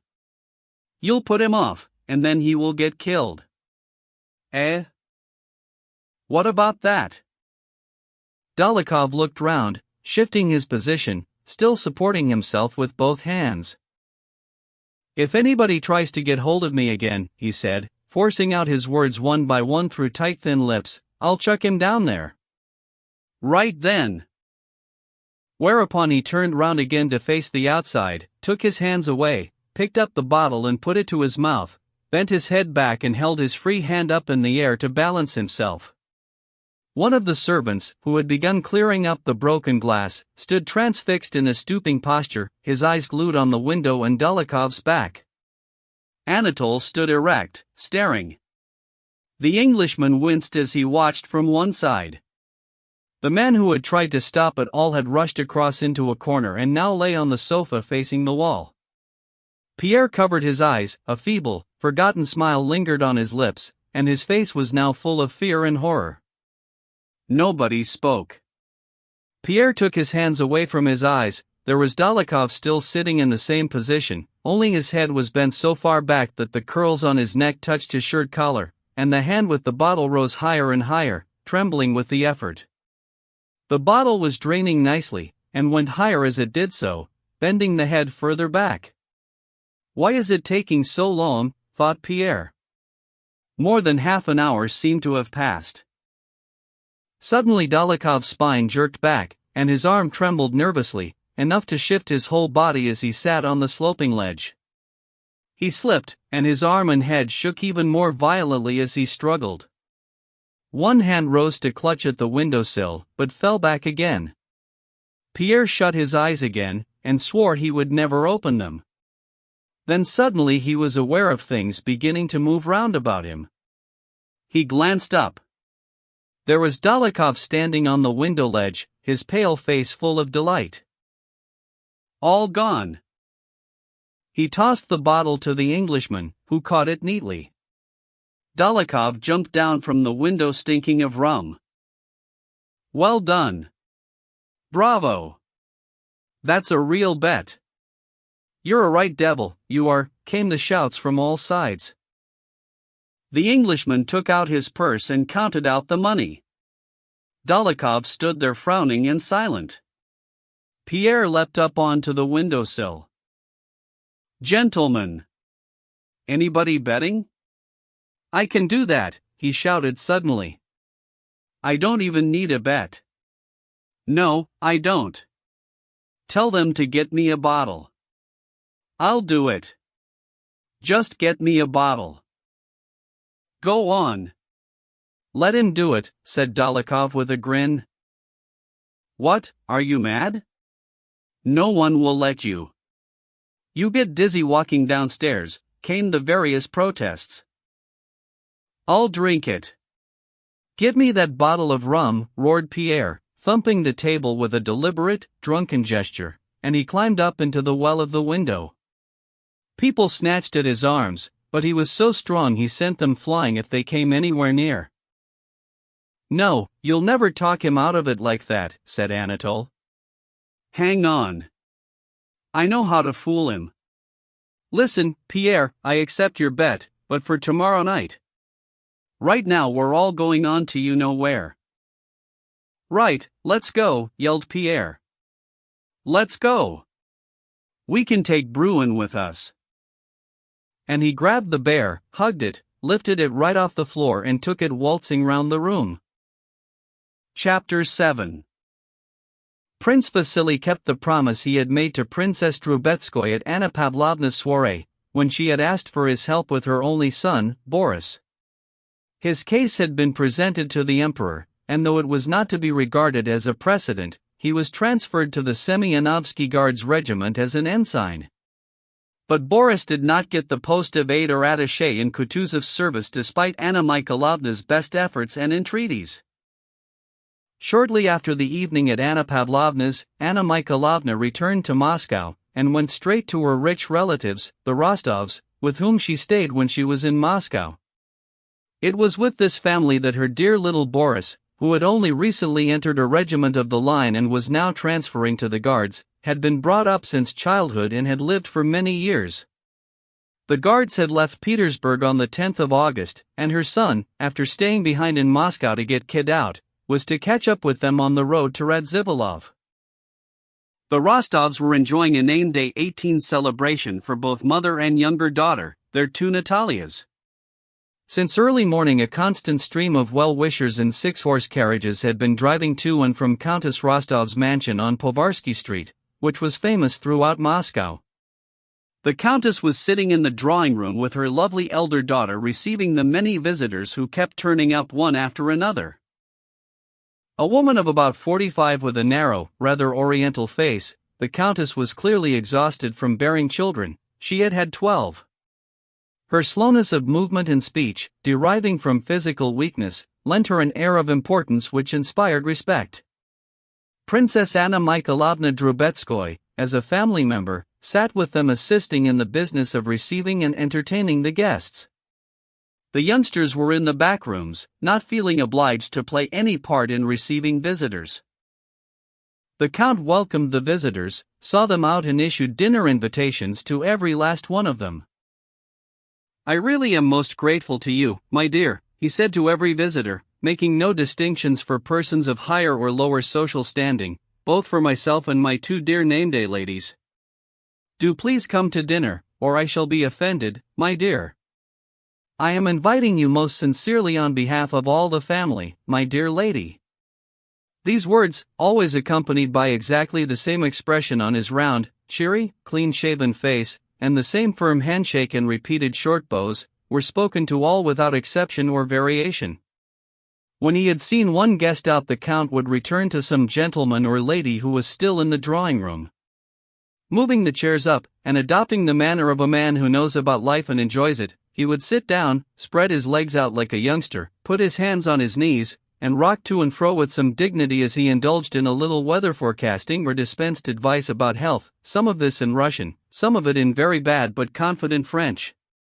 Then he would get up again, and with the air of a tired man still zealous in the call of duty, he would escort guests to the door, rearranging the gray strands over his bald patch, and again he would issue invitations to dinner.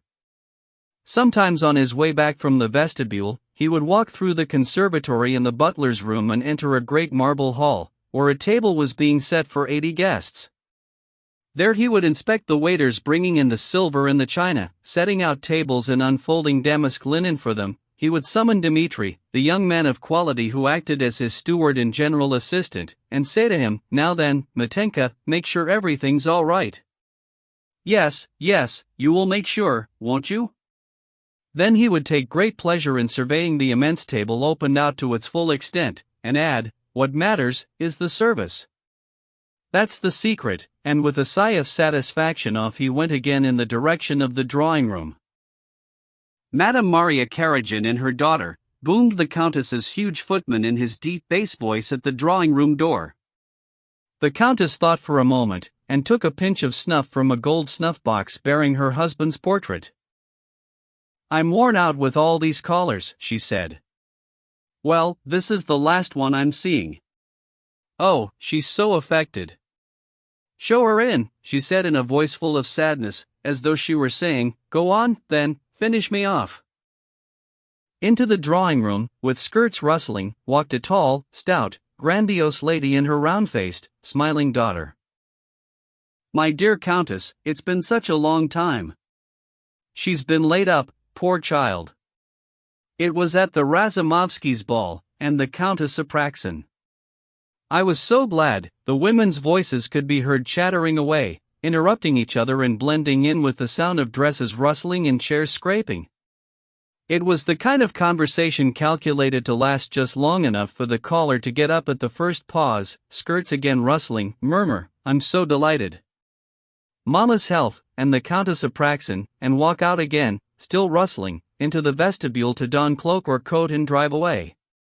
The conversation dealt with the latest news in town, the illness of the wealthy old Count Bazukov, who had cut such a dashing figure in Catherine's time, 19, and his illegitimate son, Pierre, who had behaved so badly at one of Anna Pavlovna's soirees.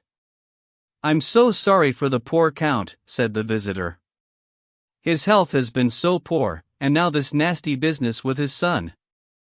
It'll be the death of him." "What's all this?" asked the Countess, as if she had no idea what the lady was saying, though she had heard about the cause of Count Bazukov's distress at least 15 times already. "This is what modern education does for you." When he was abroad, the visitor continued, this young man was given a free rein, and now in Petersburg, so they say, he's been doing such terrible things they've had to send him away under police guard." "You don't say so," said the Countess. "He's in with the wrong set," put in Princess Anna Mikhailovna. "He and Prince Vasily's son, and apparently another young man called Dolokhov, have, well, heaven knows what dreadful things they've been up to. And they've both paid the price. Dolokhov has been reduced to the ranks, and Bazoukov's son has been banished to Moscow. Anatole Karajan's father has managed to hush things up for him. But he's been sent away too." "Why, what did they do?" asked the Countess. "They're absolute scoundrels, especially Dolokhov," said the visitor. "He's the son of Maria Dolokhov, such a respectable lady, you know, but there you are. Just imagine, the three of them somehow got hold of a bear, they put it in a carriage and went off with it to see some actresses. The police rushed in to stop them. They got a police officer, tied him back to back with the bear and dropped the bear into the Moika. The bear swam about with the policeman on his back." "That policeman, my dear, what a picture!" cried the Count, helpless with laughter. "Oh, how shocking! Count, this is no laughing matter." "But the ladies couldn't help laughing too.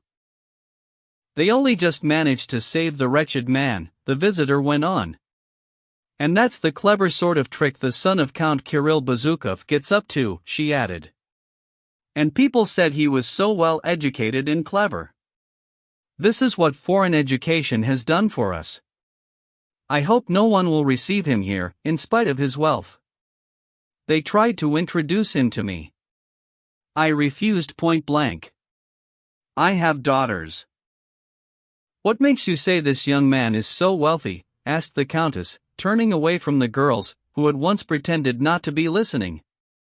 "All his children are illegitimate. I believe Pierre is also illegitimate." The visitor waved her hand. "He has a score of them, I believe." Princess Anna Mikhailovna intervened, clearly wanting to demonstrate her contacts and her knowledge of society matters. "I'll tell you what it's all about," she said in a meaningful half-whisper. "Count Kirill's reputation is something we all know. He's lost count of how many children he has, but this Pierre has always been his favorite. What a handsome man he was," said the Countess, "only a year ago. A better-looking man I've never seen." "He's very different now," said Anna Mikhailovna. "But what I wanted to say was this," she went on. "On his wife's side the direct heir to the whole estate is Prince Vasily, but the father is very fond of Pierre.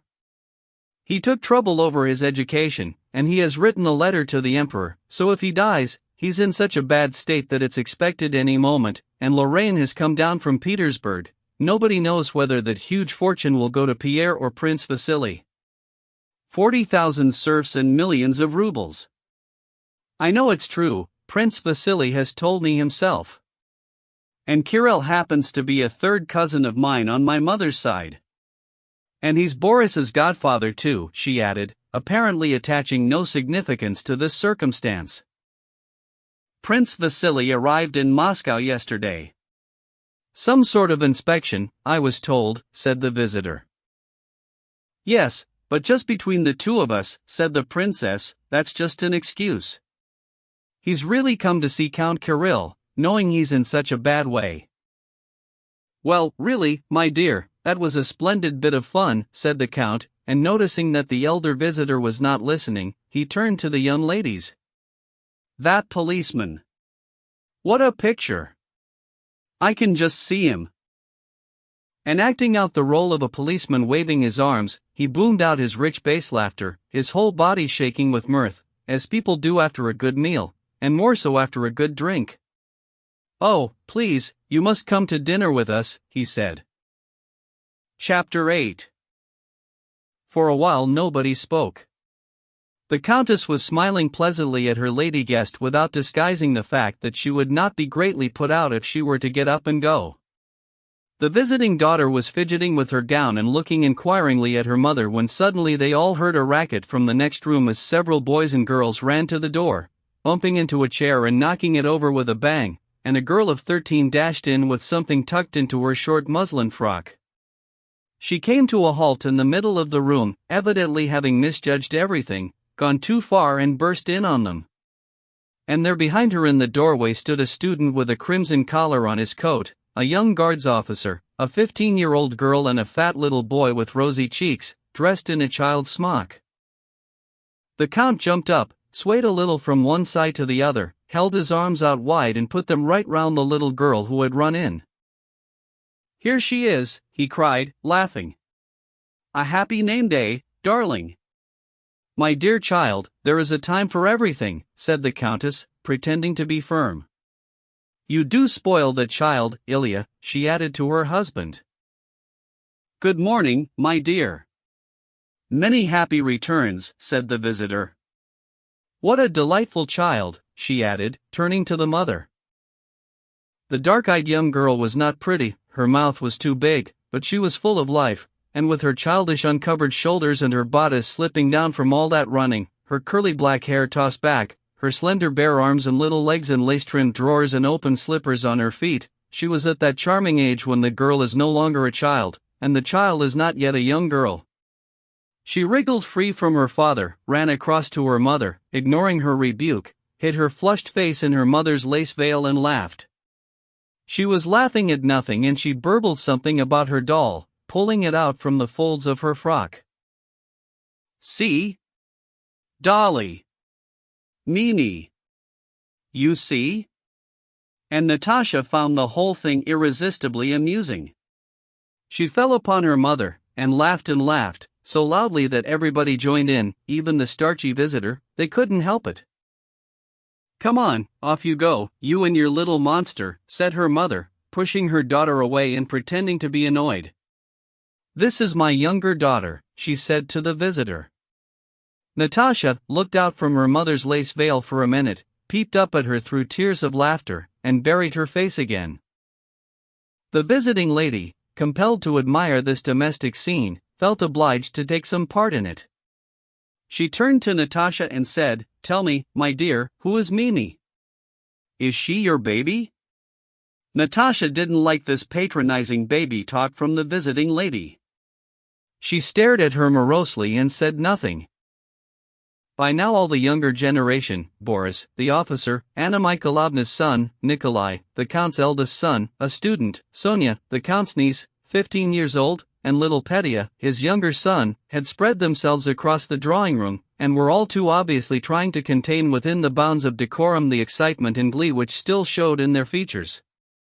Out there in the back rooms where they had been before they had come rushing in, the conversation had obviously been much more fun than the small talk in here. Nothing but scandal, the weather, and Countess Apraxin. Once or twice they glanced at each another and could hardly contain their laughter. The two young men, student and officer, were the same age and had been friends since childhood. Both were good-looking, but in different ways.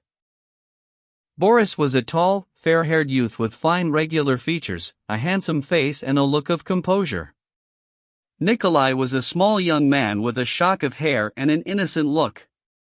His upper lip showed the beginnings of a black mustache, and his whole face expressed energy and enthusiasm. He had blushed as he came into the room, clearly trying to think of something to say and not being able to do so.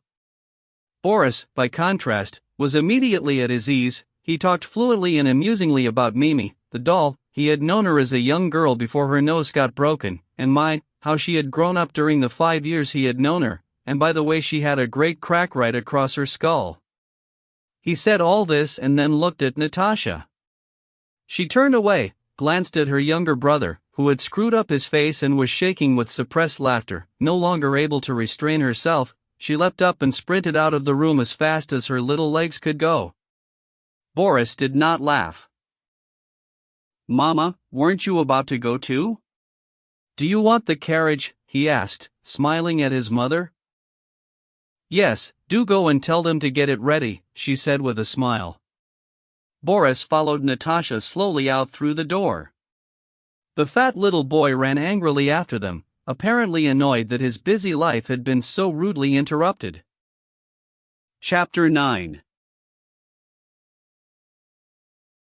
The only youngsters left in the drawing room, apart from the Countess's elder daughter, who was 4 years older than her sister and had assumed grown-up status, and also the young lady visitor, were Nikolai and Sonia, the niece.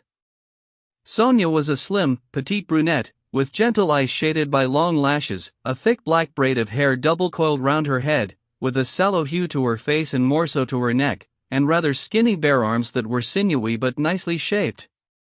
There was a smoothness in the way she moved, a gentle suppleness in her little limbs and a kind of wary aloofness that suggested a pretty half-grown kitten that would one day turn into a lovely cat. She seemed to have thought it necessary to get involved in the general conversation if only by smiling, but now, in spite of herself, she found her eyes under their long thick lashes turning to her cousin, who was going off into the army. Her girlish passion bordering on adoration was so obvious that her smile didn't fool anyone. It was clear that the kitten had crouched down only to pounce faster than ever on her cousin and tease him the moment they could get out of the drawing room like Boris and Natasha. "Yes, my dear," said the old count, addressing the visitor and pointing at Nikolai. "Now that his friend Boris has got his commission, because of their friendship he doesn't want to be left behind, so he's giving up university and his poor old father. He's going into the army, my dear. There was a place waiting for him in the archives, and all that.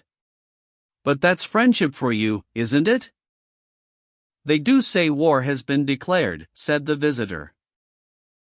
"They've been saying that for ages," said the count. "They'll say it again lots of times before they stop. But that's friendship for you, my dear," he repeated. "He's joining the Hussars." The visitor shook her head, at a loss for words. "It's nothing to do with friendship," Nikolai blustered, exploding as if this was a dreadful insult. "It's not friendship, I just want to be in the army. It's my vocation." He turned to look at his cousin and the young lady visitor. They returned his look with a smile of approval. "Colonel Schubert's dining with us tonight. He's with the Pavlograd Hussars. Been here on leave, and he's taking Nikolai back with him." "Can't be helped," said the count, shrugging his shoulders and making a joke out of something that had obviously caused him a lot of distress. "Papa, I've told you already," said his son, "if you really don't want me to go, I'll stay. But I know I'm useless anywhere except in the army. I'm not a diplomat or a civil servant. I'm no good at hiding my feelings," he said, keeping the flirtatious eye of a handsome young man on Sonia and the young lady. The kitten, with her eyes glued on him, seemed likely at any second to pounce like a real cat and start teasing him. "Very well, then," said the old count. "Such passion. It's that man Bonaparte. He's turned all their heads. They keep thinking about him rising from little corporal to emperor. Well, God bless them," he added, not noticing the visitor's smile of amusement. While their elders began talking about Bonaparte, Julie, Madame Karajan's daughter, turned to young Rostov and said, "I missed you at the Arkarovs on Thursday." "It was very dull without you," she said, giving him a sweet smile. Feeling flattered, he smiled his flirtatious young man smile and moved closer to her. With the equally smiling Julie he started a private conversation, blissfully unaware that his spontaneous smile had pierced a jealous Sonia to the heart. She was left with a forced smile on her blushing face. In mid-conversation he happened to glance at her. Sonia glared back venomously, got to her feet and left the room, scarcely holding back her tears, and still wearing that forced smile. Nikolai's liveliness evaporated. He waited for the first break in the conversation, and went off to find Sonia, his face a picture of dismay. "Oh, these young people, they do wear their hearts on their sleeves," said Anna Mikhailovna, nodding after Nikolai's retreating figure. "Cousins, troubles in dozens," she added. "Yes," said the countess, when the ray of sunshine that had come into the room with the young people had vanished, as if she was answering a question that no one had asked but was always on her mind. How many trials and tribulations we have to go through in order to enjoy them as they are now. And even now, I'll swear there's more dread than enjoyment. You're always afraid for them. Especially at this age when there are so many dangers both for girls and boys. It all depends on how they were brought up, said the visitor. You're quite right, the Countess went on. Up to now, thank God, I've been a good friend to my children and they trust me completely. The Countess was repeating the delusion of so many parents, who imagine their children have no secrets from them. I know my daughters will always turn to me as their first confidant, and I know that if Nikolai, with his impulsive nature, gets up to no good, boys will be boys, it won't be anything like those young gentlemen in Petersburg. Yes, they're splendid children, splendid, agreed the Count, who resolved all his thorny problems by finding everything splendid. Just imagine. My son a hussar. Still, whatever you want, my dear. Your younger girl is such a nice creature, said the visitor. What a fireball. She's a fireball, all right, said the Count. Takes after me. And what a voice. I know she's my daughter, but I'm telling you she's going to be a singer. Another Salamone .20 we've engaged an Italian to give her lessons. Isn't she too young? They say it damages the voice to train it at that age. Too young? No, she isn't, said the Count. Don't forget, our mothers used to get married at 12 or 13. Well, she's certainly in love with your Boris. How about that, said the Countess, smiling gently and looking at Boris's mother. Once again prompted by an idea that was constantly on her mind, she went on, if I was too strict with her, you see, if I was to stop her. Heaven knows what they might get up to on the quiet. She had in mind kissing, whereas now I know every word she speaks. Tonight she'll come to me and tell me everything. Perhaps I do spoil her a bit, but, well, I think it's the best thing to do. I was strict with the eldest. Yes. I was brought up quite differently, said the girl in question, the radiant young Countess Vera, with a smile. But, unusually, it was a smile that did nothing for Vera's face. On the contrary, she looked unnatural, and therefore unpleasing. She, the elder daughter, was good-looking, quite intelligent, good at her lessons and well brought up. She had a nice voice and she talked good sense.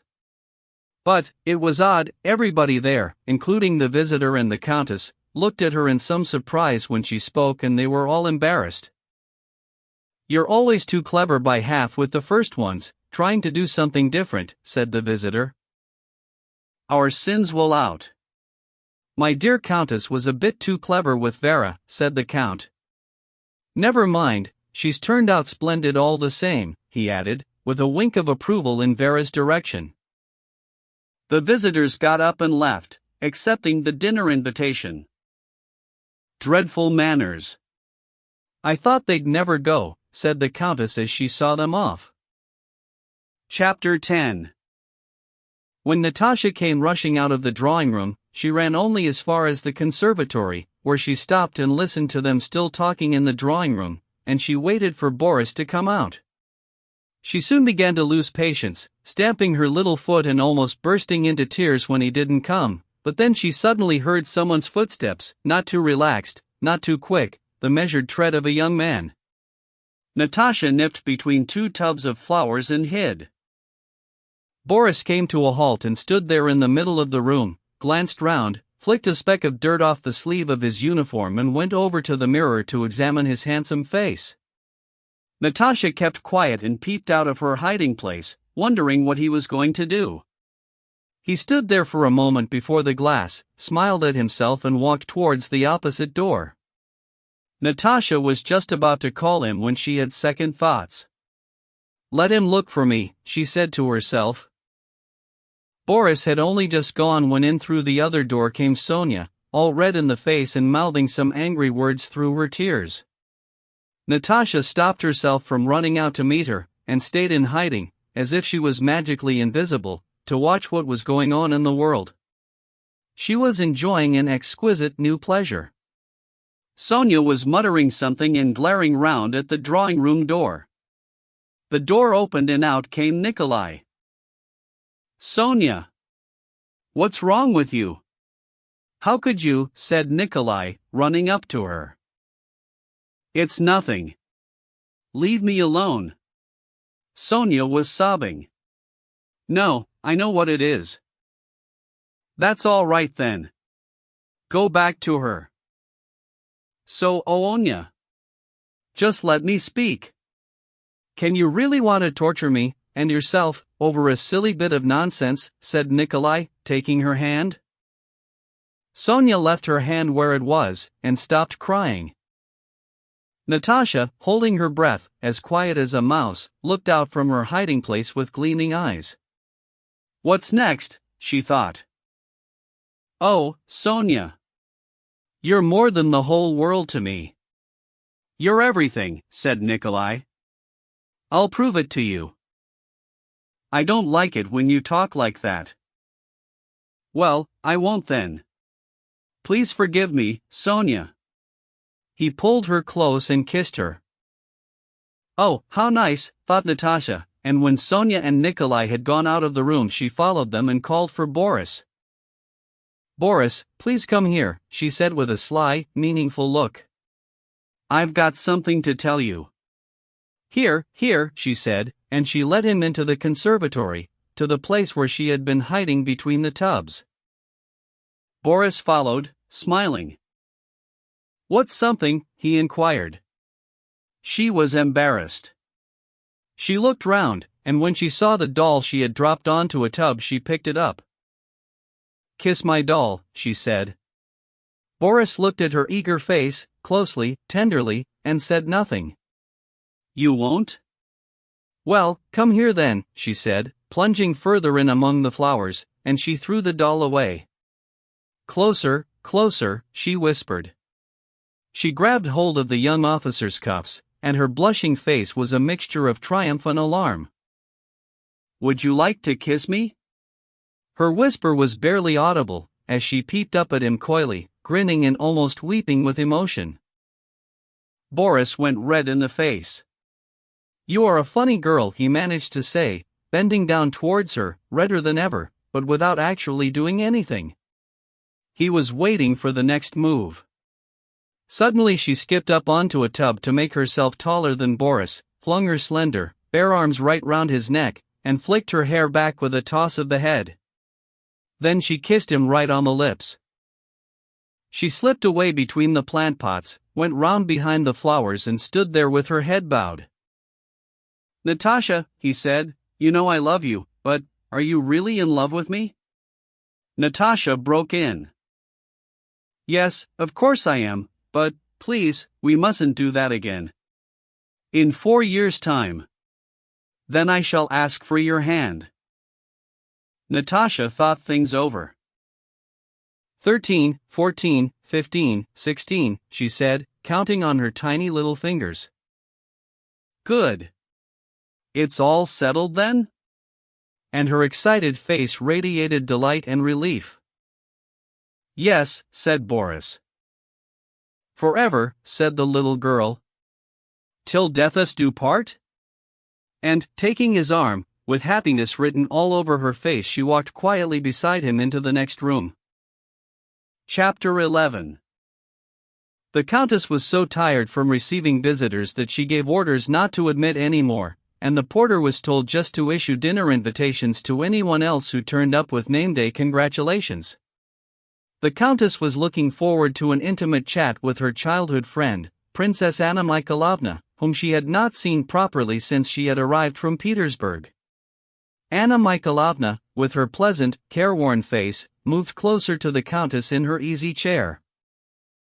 "With you I can speak my mind," said Anna Mikhailovna. "We're old friends, and there aren't many of us left. That's why I value your friendship so much." Anna Mikhailovna looked at Vera and paused. The Countess pressed her friend's hand.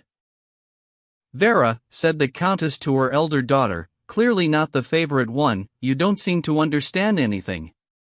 Can't you see you're not wanted now? Go and see your sisters, or something. The lovely young countess gave a scornful smile, not at all disconcerted. "If only you had told me, Mama, I would have gone away ages ago," she said, and went off to her room. But passing by the sitting room, she noticed two couples arranged symmetrically in front of two windows. She stopped and gave a contemptuous smile. Sonia was sitting close by Nikolai, who was copying out some poetry for her, the first he had ever written. Boris and Natasha were sitting by another window, and they stopped speaking when Vera came in. Sonia and Natasha looked at Vera with guilty, happy faces. It was amusing and quite touching to see these lovesick little girls, but the sight of them didn't seem to arouse any pleasant feelings in Vera.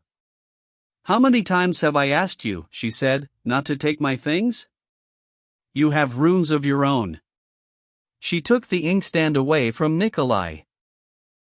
Wait, he said, dipping his pen in. "You have no sense of timing," said Vera.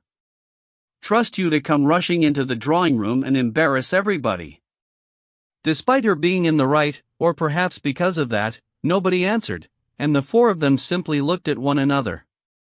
She lingered in the room, holding the inkstand. "And what secrets can you have at your age, Natasha and Boris? And you too? Stupid nonsense." "What's it got to do with you, Vera?" said Natasha in their defense, speaking very softly. Today she seemed to be sweeter and nicer than ever to them all. "Don't be stupid," said Vera, "I'm ashamed of you." "What kind of secrets?" "Everybody has secrets."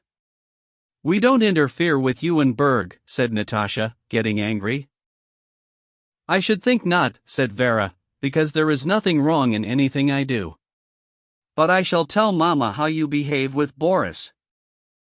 "Natalia behaves perfectly well with me," said Boris.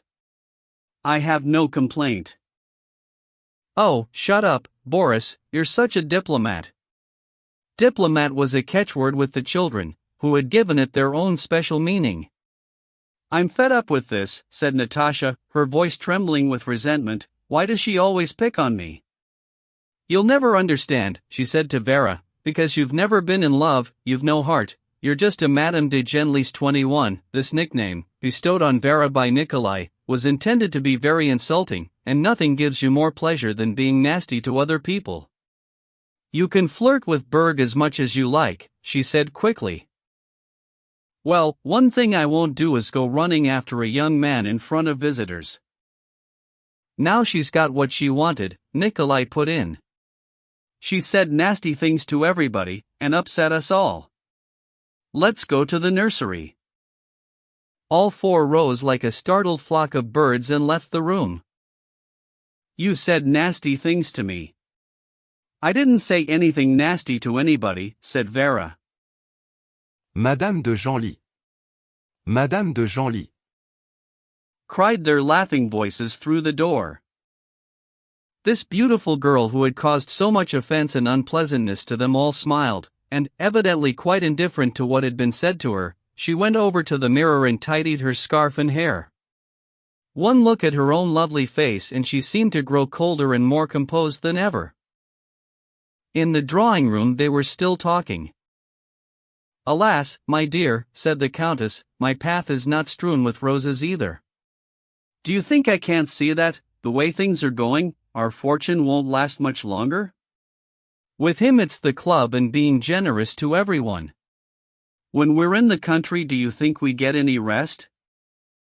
Theatricals, hunting parties, heaven knows what else. But let's not talk about me. Come on, tell me how you managed it. Annette, you amaze me, the way you go galloping off in your carriage, on your own, at your age, to Moscow, Petersburg, seeing all those ministers and important people, and you certainly know how to get round them. You amaze me. Well, how did you manage it? All this is beyond me."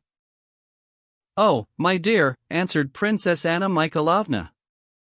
"God willing, you'll never know what it's like to be left a widow, with no one to support you and a son you love to distraction.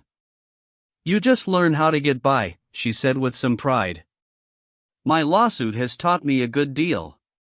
If I want to see one of these bigwigs, I send them a note, Princess X desires to meet Minister Y, and I go myself in a cab 2 or 3 times, maybe 4 or 5, until I get what I want. I don't care what people think about me. Well, come on, whom did you talk to about your little Boris? Asked the Countess. Your boy's a guards officer now, and my little Nikolai's going in as a cadet. We have no one to put a word in for him. But whom did you ask? Prince Vasily. He was so kind. He agreed to everything straight away, and then he put it to the Emperor, said Princess Anna Mikhailovna with some delight, forgetting all the humiliation she had gone through to get what she wanted. And how is he, Prince Vasily? Getting on a bit, inquired the Countess. I haven't seen him since our theatricals at the Rumiantsevs. He must have forgotten me by now. He flirted with me, you know. She smiled at the memory of it. He hasn't changed, answered Anna Mikhailovna. So approachable, so full of generosity. All those honors haven't gone to his head. I regret that I can do so little for you, my dear princess, he said, but do tell me what you want. Yes, he's a splendid man, and he knows that blood's thicker than water. But Natalie, you know how much I love my son. I don't know what I wouldn't do to make him happy. But now my affairs are in such a bad state, Anna Mikhailovna went on, lowering her voice with great sadness in her face. I'm in the most dreadful situation. My wretched lawsuit is gobbling up everything I have, and it's not getting anywhere. Can you imagine, I literally haven't got a penny to my name, and I have no idea how to get Boris Kid out. She took out her handkerchief and began to weep. I must have 500 rubles, and all I have is one 25-ruble note. I'm in such a desperate situation. My only hope now is Count Kirill Bezukov. If he won't agree to support his godson, you did know he was Boris's godfather, didn't you? And give him a small allowance, all my efforts will have been in vain. I shan't be able to kid him out. The Countess, who could feel her own eyes filling with tears, thought things over but said nothing. I often think, perhaps it's sinful to do so, said the princess, but I do often think, here he is, Count Kirill, living all alone, that huge fortune, and what is he living for? Life is a burden to him, and my Boris is only just beginning his life. I'm sure he'll leave something to Boris, said the Countess. Heaven knows, my dear. These wealthy grandees are so selfish. Anyway, I'm going to see him at once with Boris, and I shall tell him straight. People can think what they want. I really don't care when my son's fate depends on it. The princess got to her feet. It's 2 o'clock, and you dine at 4. I can just get there and back. And so, like a Petersburg businesswoman who knows how to manage her time, Anna Mikhailovna sent for her son, and went out with him into the hall. Goodbye, my dear, she said to the Countess, who was seeing her off. Wish me luck, she whispered so her son couldn't hear.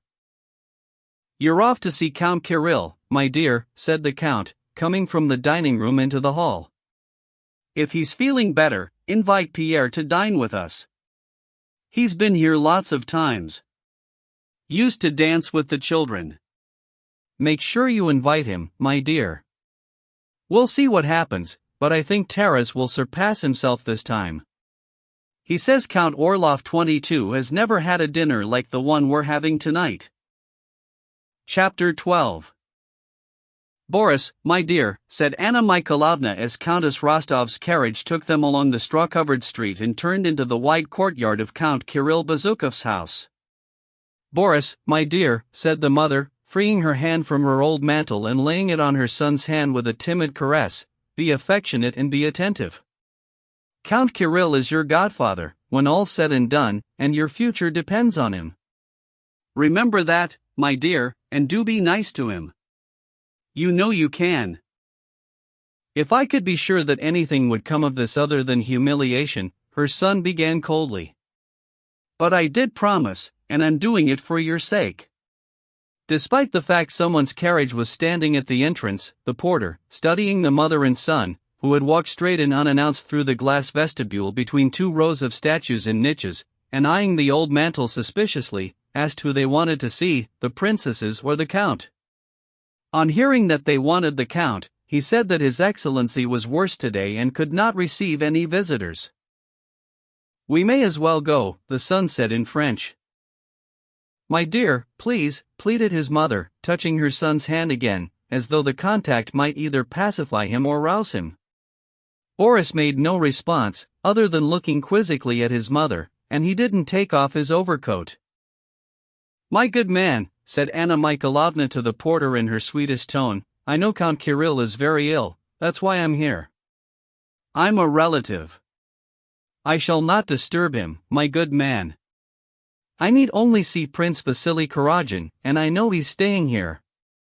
Be so good as to announce us." The porter scowled, pulled a cord that rang upstairs and turned away. "Princess Trubetskoy to see Prince Vasily Kuragin," he called to a footman in knee breeches, slippers and a swallowtail coat, who had run across the landing and was looking down.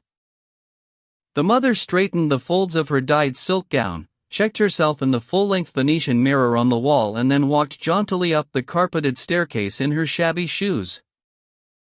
"You did promise, my dear," she said, turning again to her son and urging him on with a touch on the arm. Eyes down, the son walked on quietly behind her. They entered a huge room, from which a door led to the apartments assigned to Prince Vasily. Just as mother and son reached the middle of the room and were about to ask directions from an old footman who had jumped up when they came in, a bronze handle of one of the doors turned, and out came Prince Vasily, dressed in a velvet house jacket with a star on the breast, accompanied by a handsome man with black hair.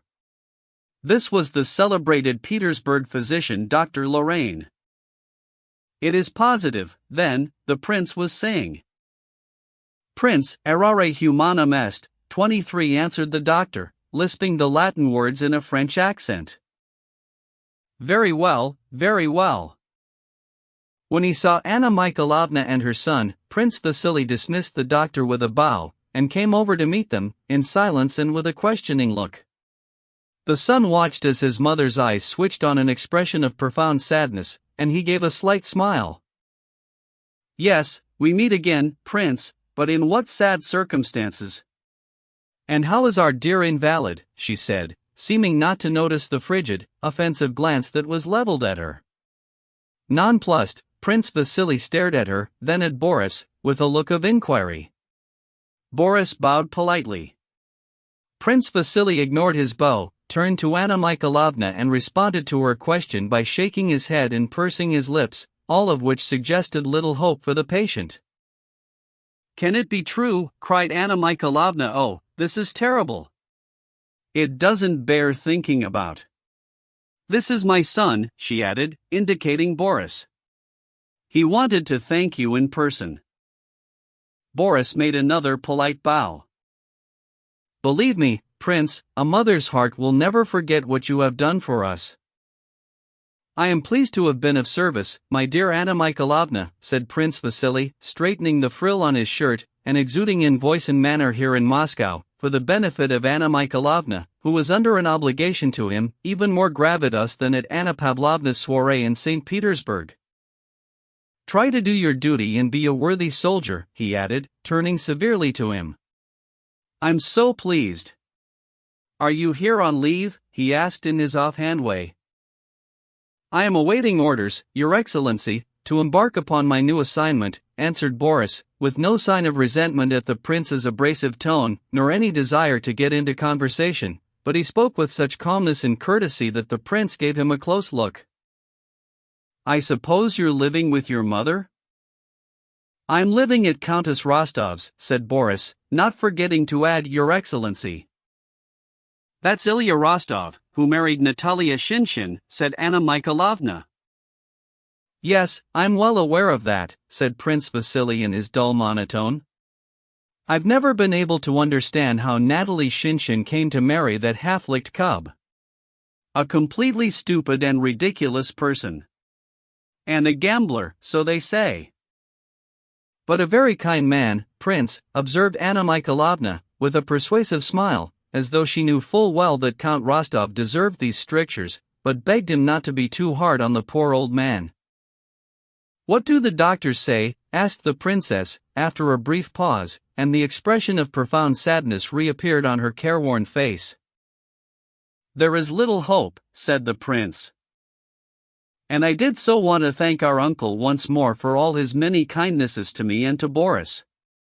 He is his godson," she added, rather as if this news ought to please Prince Vasily beyond measure. Prince Vasily thought for a moment and frowned. Anna Mikhailovna saw he was afraid she might have a rival claim on Count Bezukov's will, so she hastened to put his mind at ease. "If it were not for my genuine love and devotion for uncle," she said, uttering the last word casually and yet with some emphasis, "I know what he's like, so generous and upright, but with only the princesses about him. They are so young." She bent forward and added in a whisper, "Has he performed his last duty, 24 Prince? Those last moments, they are priceless. Things couldn't be worse, it seems. It is absolutely necessary to prepare him, if he is as bad as all that. We women." "Prince," she smiled tenderly, "always know how to say these things. I really must see him, however painful it may be. But then, I am used to suffering." It seemed to dawn on the prince, as it had done at Anna Pavlovna's, that Anna Mikhailovna was extremely difficult to get rid of. "Do you not think that such a meeting might be too much for him, my dear Anna Mikhailovna?" he asked. "Let's wait till tonight. The doctors think the crisis is due." "There can be no question of waiting, Prince, at a time like this. Don't forget, it is a matter of saving his soul. Ah! One's Christian duty is a terrible thing." A door from the inner rooms opened, and one of the princesses, the count's niece, entered with a cold and sorrowful face. Her elongated body was strikingly wrong for her short legs. Prince Vasily turned to her. "Well, how is he?" "Still the same." "What do you expect with all this noise?" said the princess, inspecting Anna Mikhailovna, who was not known to her. "Oh, I didn't recognize you, my dear," said Anna Mikhailovna, beaming at her, and she strolled over to the count's niece. "I've just arrived, and I am at your service to help with the nursing of my uncle. I know what you must have gone through," she added sympathetically, rolling her eyes. The princess made no reply, didn't even smile, but walked straight off. Anna Mikhailovna removed her gloves, and, having won this ground, she ensconced herself in an armchair and invited Prince Vasily to sit down beside her. "Boris," she said to her son, and she smiled at him, "I'm going in to see my uncle, the Count. You must go and see Pierre, my dear, oh, and don't forget to give him the Rostovs' invitation. They want him to come to dinner." "I don't suppose he'll go," she said to the prince. "On the contrary," said the prince, visibly disconcerted. "I'd be very pleased if you would take that young man off my hands. He won't go out anywhere. The Count hasn't once asked for him." He shrugged. A footman conducted the young man down one staircase and up another to Pierre's apartment. Chapter 13. Pierre had not managed to decide on a career in Petersburg, and had indeed been banished to Moscow for disorderly conduct. The story told about him at Count Rostov's had been true. He had helped to tie the police officer to the bear. He had arrived in Moscow a few days before and was staying, as always, in his father's house.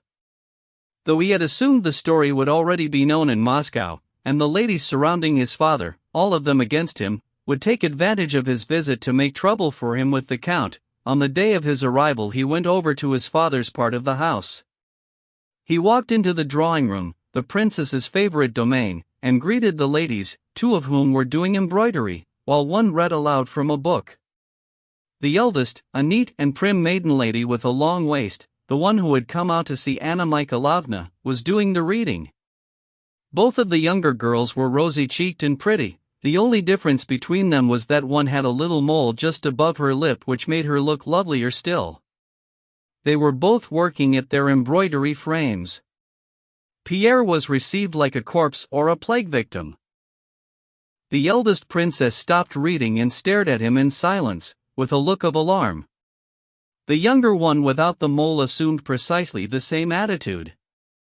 The youngest, the one with the mole, who had a delightful sense of humor, bent over her frame to hide her smile, evidently anticipating a very amusing scene.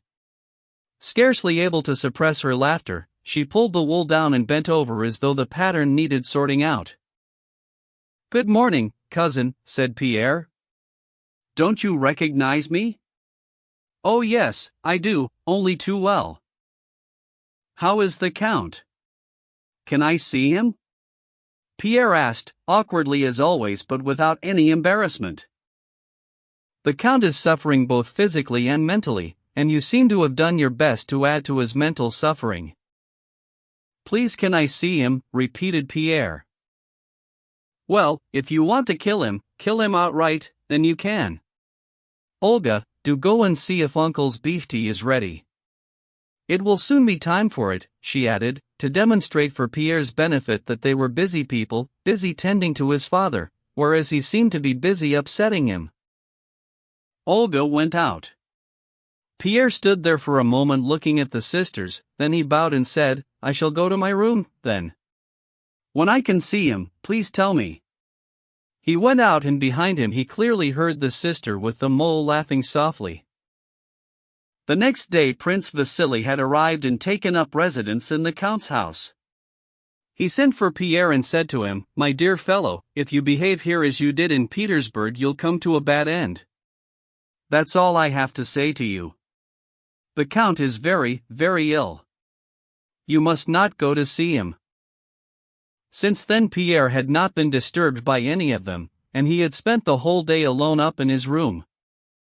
When Boris walked in to see him, Pierre was stalking around his room, stopping now and then at the corners to make menacing gestures at the wall, as though stabbing some invisible enemy with a sword. Then he would glower over his spectacles and stride up and down again, mumbling, shrugging and gesticulating. "England is done for," he announced, scowling and pointing as if there was someone there. "Mr. Pitt 25 has betrayed the nation and the rights of man, and is therefore condemned to—" He never quite managed to pronounce sentence on Pitt. At that moment he was Napoleon, in whose heroic person he had survived a perilous crossing of the Channel and conquered London, because there before him, entering the room, he saw a handsome young officer of solid proportions. Boris halted. Pierre had last seen him as a boy of 14, and hadn't the slightest recollection of him. Nevertheless he took him by the arm with his usual ready warm-heartedness, and beamed at him. "Do you remember who I am?" asked Boris quietly with a pleasant smile. "I've come with my mother to see the Count, but it seems he's not very well." "No, he does seem to be quite poorly. People are always bothering him," answered Pierre, trying to think who this young man could be. Boris could see that Pierre didn't recognize him, but felt it wasn't for him to make himself known, so he looked him straight in the face, unperturbed. "Count Rostov wants to invite you to dinner this evening," he said, after rather a long silence, an awkward one for Pierre. "Ah, Count Rostov," began Pierre, delighted. "You must be his son Ilya. You won't believe it, but I didn't recognize you for a minute. Do you remember how we used to drive out to the Sparrow Hills with Madame Jacquot, all those years ago?" "You are mistaken," said Boris, deliberately, with a strong and slightly amused smile. "I'm Boris, the son of Princess Anna Mikhailovna Drubetskoy. Count Rostov Sr. is called Ilya. His son is Nikolai. And I don't know anybody called Madame Jacquot." Pierre shook his head and waved his hands as if he was being attacked by a swarm of midges or bees. "Oh dear, what can I be thinking about? I've got it all wrong. I have so many relatives in Moscow." "You're Boris, yes. All right then, we've got things straight. Tell me, what do you think of the Boulogne expedition?" The English are finished, if Napoleon gets across the channel. I think an invasion is very possible. I just hope that Villeneuve 26 doesn't mess things up. Boris knew nothing at all about the Boulogne expedition. He didn't read the newspapers, and this was the first he had heard of Villeneuve. Here in Moscow we are more interested in dinner parties and scandal than politics, he said calmly and with some amusement. I don't know anything about that. I just don't think about it. The main thing in Moscow is the gossip, he went on. And at the moment it's all about you and the Count. Pierre smiled his warm smile, evidently worried that his companion might say something he would come to regret, but Boris spoke distinctly, clearly, and sharply, looking Pierre straight in the eyes. There's nothing to do in Moscow but gossip, he went on. Everybody's dying to know who the Count will leave his fortune to, though he might well outlive the lot of us, and I sincerely hope he does. Yes, it's awful, Pierre interposed, absolutely awful. Pierre was still worried that this officer might inadvertently touch on something that could prove embarrassing. And it must seem to you, said Boris, flushing slightly, but not changing his voice or his attitude, it must seem to you that everybody's thinking of nothing but getting something from him. That's it exactly, thought Pierre. I'd just like to say, to prevent any misunderstanding, that you're very much mistaken if you include me and my mother with all those people. We're very poor, but speaking for myself, even if your father is rich, I don't consider myself a relative of his, and neither I nor my mother would ever ask him for anything, and we wouldn't take anything from him. It took Pierre a little time, but at last he understood, and when he did he leapt up from the sofa, reached down and seized Boris by the arm with his usual hastiness and awkwardness, and blushing far more than Boris, began speaking with a mixture of embarrassment and irritation. Well, that's strange, isn't it? You don't suppose I mean, how could anyone think? I do know. But Boris interrupted again. I'm glad I've put my cards on the table. Maybe you don't like it. Please forgive me, he said, trying to put Pierre at his ease instead of being put at his ease by him, and I hope I haven't offended you, but I always call a spade a spade. By the way, what shall I tell the Rostovs? You will come to dinner? And Boris, with a great weight off his mind, having got himself out an awkward situation and put somebody else into one, became perfectly pleasant again. No, listen, said Pierre, regaining his composure, you're someone out of the ordinary. What you have just said was good, it was very good. Of course you don't know me, it's ages since we met, not since we were children, perhaps you expect me to. I understand, I quite understand. I wouldn't have done it, I wouldn't have had the strength, but it's splendid. I'm very pleased to have met you. It's funny, he added, pausing and smiling, what you must have expected from me. He laughed. But well.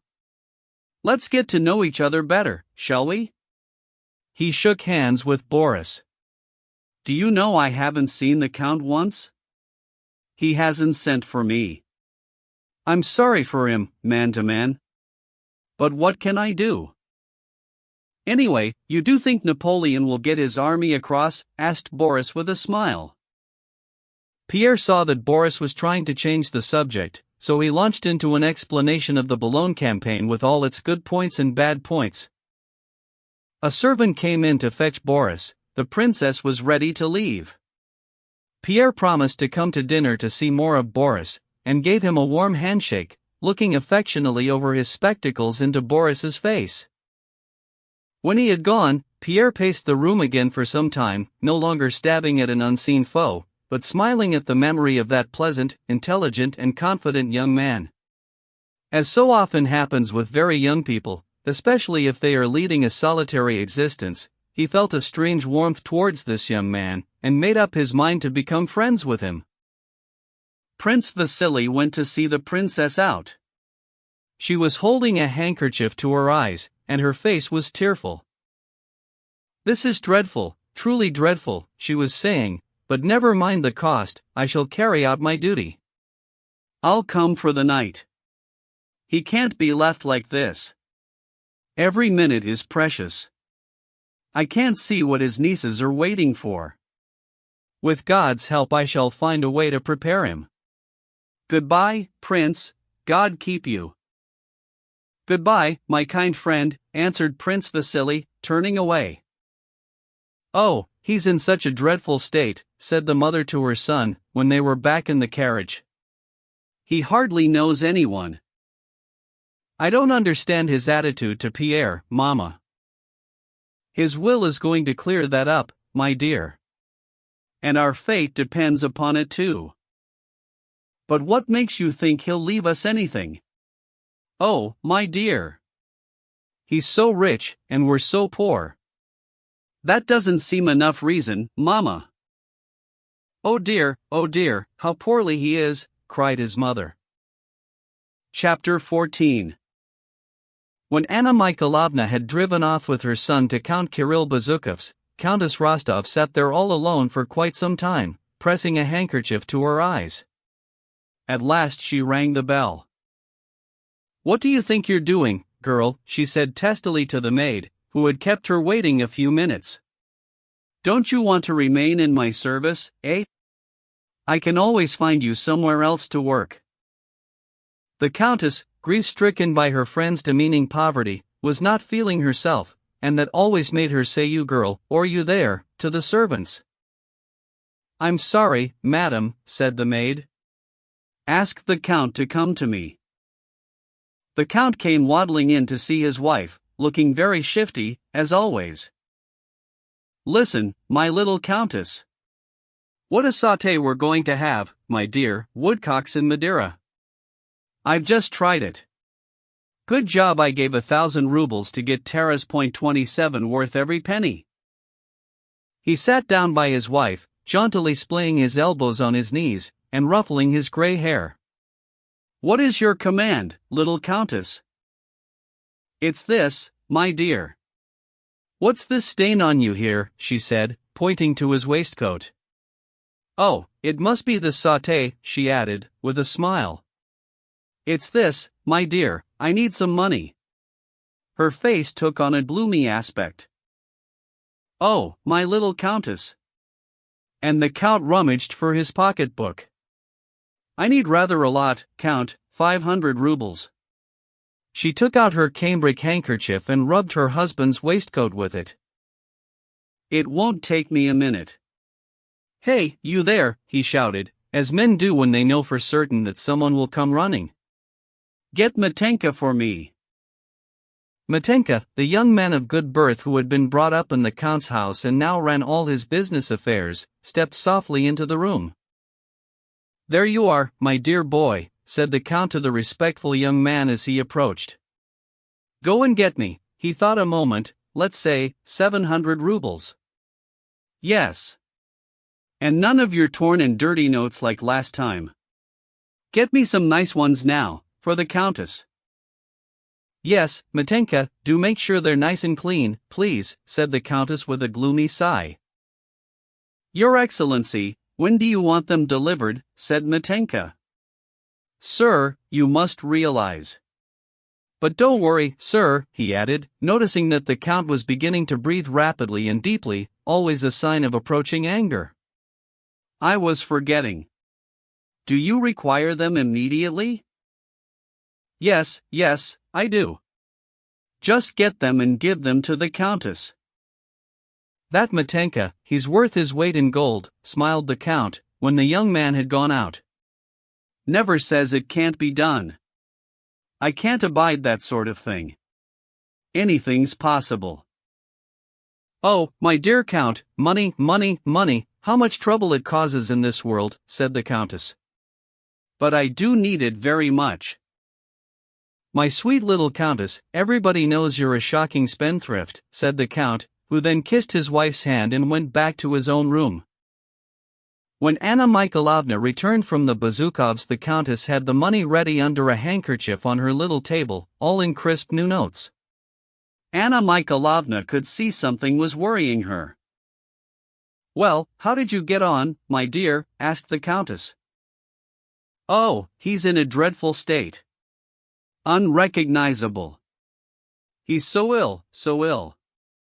I was only there for a minute, and I hardly said a thing. Annette, for heaven's sake, please don't refuse, the Countess blurted out with a blush which looked rather odd on her aging, thin, aristocratic face as she produced the money from under the cloth. Immediately understanding, Anna Mikhailovna leant forward, ready to embrace when the moment came. This is for Boris, for me, to get him kicked out. Anna Mikhailovna's arms were round her. She was weeping, and the Countess wept too. They wept for their friendship, their kind-heartedness, and the unfortunate need for lifelong friends to soil their hands with anything as sordid as money, and they wept also for their lost youth. But the tears of both women were sweet. Chapter 15. Countess Rostov was sitting in the drawing room with her daughters and a large number of guests. The Count had taken the gentlemen into his study to show them his special collection of Turkish pipes. Now and then he would venture forth to inquire whether or not she had arrived. They were waiting for Maria Dmitrievna Akrasimov, known in society as the dreaded dragon and celebrated not for wealth or rank, but for her sharp wit and plain speaking. She hobnobbed with royalty, and was known throughout Moscow and Petersburg. In both cities people may have marveled at her, laughed at her coarse behavior behind her back and told many a story about her, but she was feared and respected by every last one of them. In the Count's smoke-filled room there was talk of the war, which had just been declared in a manifesto, and of recruitment. As yet, no one had read the manifesto, but everybody knew it had been issued. The Count was sitting on a pouff with a guest smoking and talking on either hand. He himself was neither smoking nor talking, but, as he turned his head from side to side, he watched those who were with obvious enjoyment, following the argument between his two neighbors that he had steered them into. One of them was a civilian with a thin, wrinkled, sallow, clean-shaven face, getting on in years but still dressed like the most fashionable young man. He sat with his feet up on the pouff, making himself at home, and with an amber mouthpiece thrust deeply into the side of his mouth, he sucked up the smoke intermittently, screwing up his eyes. This was Shinshin, an old bachelor cousin of the Countess, famed in the drawing rooms of Moscow for his acid tongue. He seemed to be patronizing his companion, a fresh-faced, rosy-cheeked guards officer, impeccably washed, groomed and buttoned, who held his pipe in the middle of his mouth, sucked up a little smoke and let it coil out through his pink lips. This was Lieutenant Berg, an officer in the Semyonovsky regiment, which he was about to join with Boris, the person Natasha had teasingly identified as Vera's intended. The Count sat between them, all ears. His favorite occupation, apart from playing Boston 28, a game he really loved, was listening to conversations, especially when he could get a good argument going between two talkative guests. So, my dear chap, mon très honorable Alphonse Karlik, said Shinshin with a sarcastic smile, indulging his own speciality, which was to combine the raciest Russian with the most elegant French. You're expecting to get one income from the state, and another from your company, are you? No, sir, I only want to show that cavalry service brings few advantages when you compare it with the infantry. Take my own situation, for instance, Pyotr Nikolaich. As a talker, Berg was always precise, calm and polite. He had only one topic of conversation, himself. He always maintained an aloof silence when any subject was broached that did not directly concern him. And he could keep quiet like this for hours on end, without the slightest embarrassment to himself or anyone else. But the moment a conversation touched him personally, he would launch forth expansively and with obvious pleasure. Take my situation, Pyotr Nikolaich. If I were in the cavalry, I would get 200 rubles every 4 months at the most, even at the rank of lieutenant, whereas now I get 230, he explained with a gleeful, friendly smile, looking at Shinshin and the Count as though his personal success would obviously and always be the one thing everyone else would wish to advance. And another thing, Pyotr Nikolaich, by transferring to the guards, I shall stand out, Berg persisted, and there are many more vacancies in the foot guards. And just imagine how much better off I'll be on 230 rubles. I'll be able to save and send something home to my father. he released a smoke ring. There is a balance in all things. A German knows how to skin a flint, as the Russian proverb says, said Shinshin, switching his pipe to the other side of his mouth and winking at the Count. The Count roared with laughter. Other guests, seeing that Shinshin was in charge of the conversation, came over to listen. Oblivious to any ridicule or indifference, Berg rambled on about his transfer to the Guards and how he was now one step ahead of his old army colleagues, how easily a company commander could get killed in wartime, and he would be next in line and might easily become a commander, and how popular he was with everyone in the regiment, and how pleased his father was with him. Berg was reveling in all of this, and it never seemed to occur to him that other people might have their own interests too. But everything he said was so pleasant, he was so old beyond his years, and his youthful egoism seemed so open and ingenuous that his listeners were all disarmed. Well, my dear chap, infantry or cavalry, you'll always get on. That's my prediction, said Shinshin, patting him on the shoulder, and taking his feet down from the poof. Berg beamed with pleasure. The Count and all his guests then trooped out into the drawing room. It was that time just before a formal dinner when the assembled guests do not get involved in lengthy conversations, because they are expecting a summons to or over in the dining room, while at the same time they feel they ought to keep moving about and saying something, to show that they are not over-anxious to get to the table. Host and hostess keep glancing at the doors and occasionally at one another. The visitors try to guess from these glances who or what may be holding things up, some important relative late in arriving, or some dish not yet ready? Pierre had arrived just in time for dinner, and was sprawling awkwardly in mid-drawing room in the first chair he had come across, thus blocking everyone's way. The Countess tried to get him talking, but he stared round naively through his spectacles as though he were looking for someone, and answered all her questions in monosyllables. He was an embarrassment, and only he was unaware of it. Most of the guests, knowing the bear story, looked curiously at this great big, stout, inoffensive person, at a loss to think how such a bumbling, unassuming young man could ever have played such a prank on a policeman.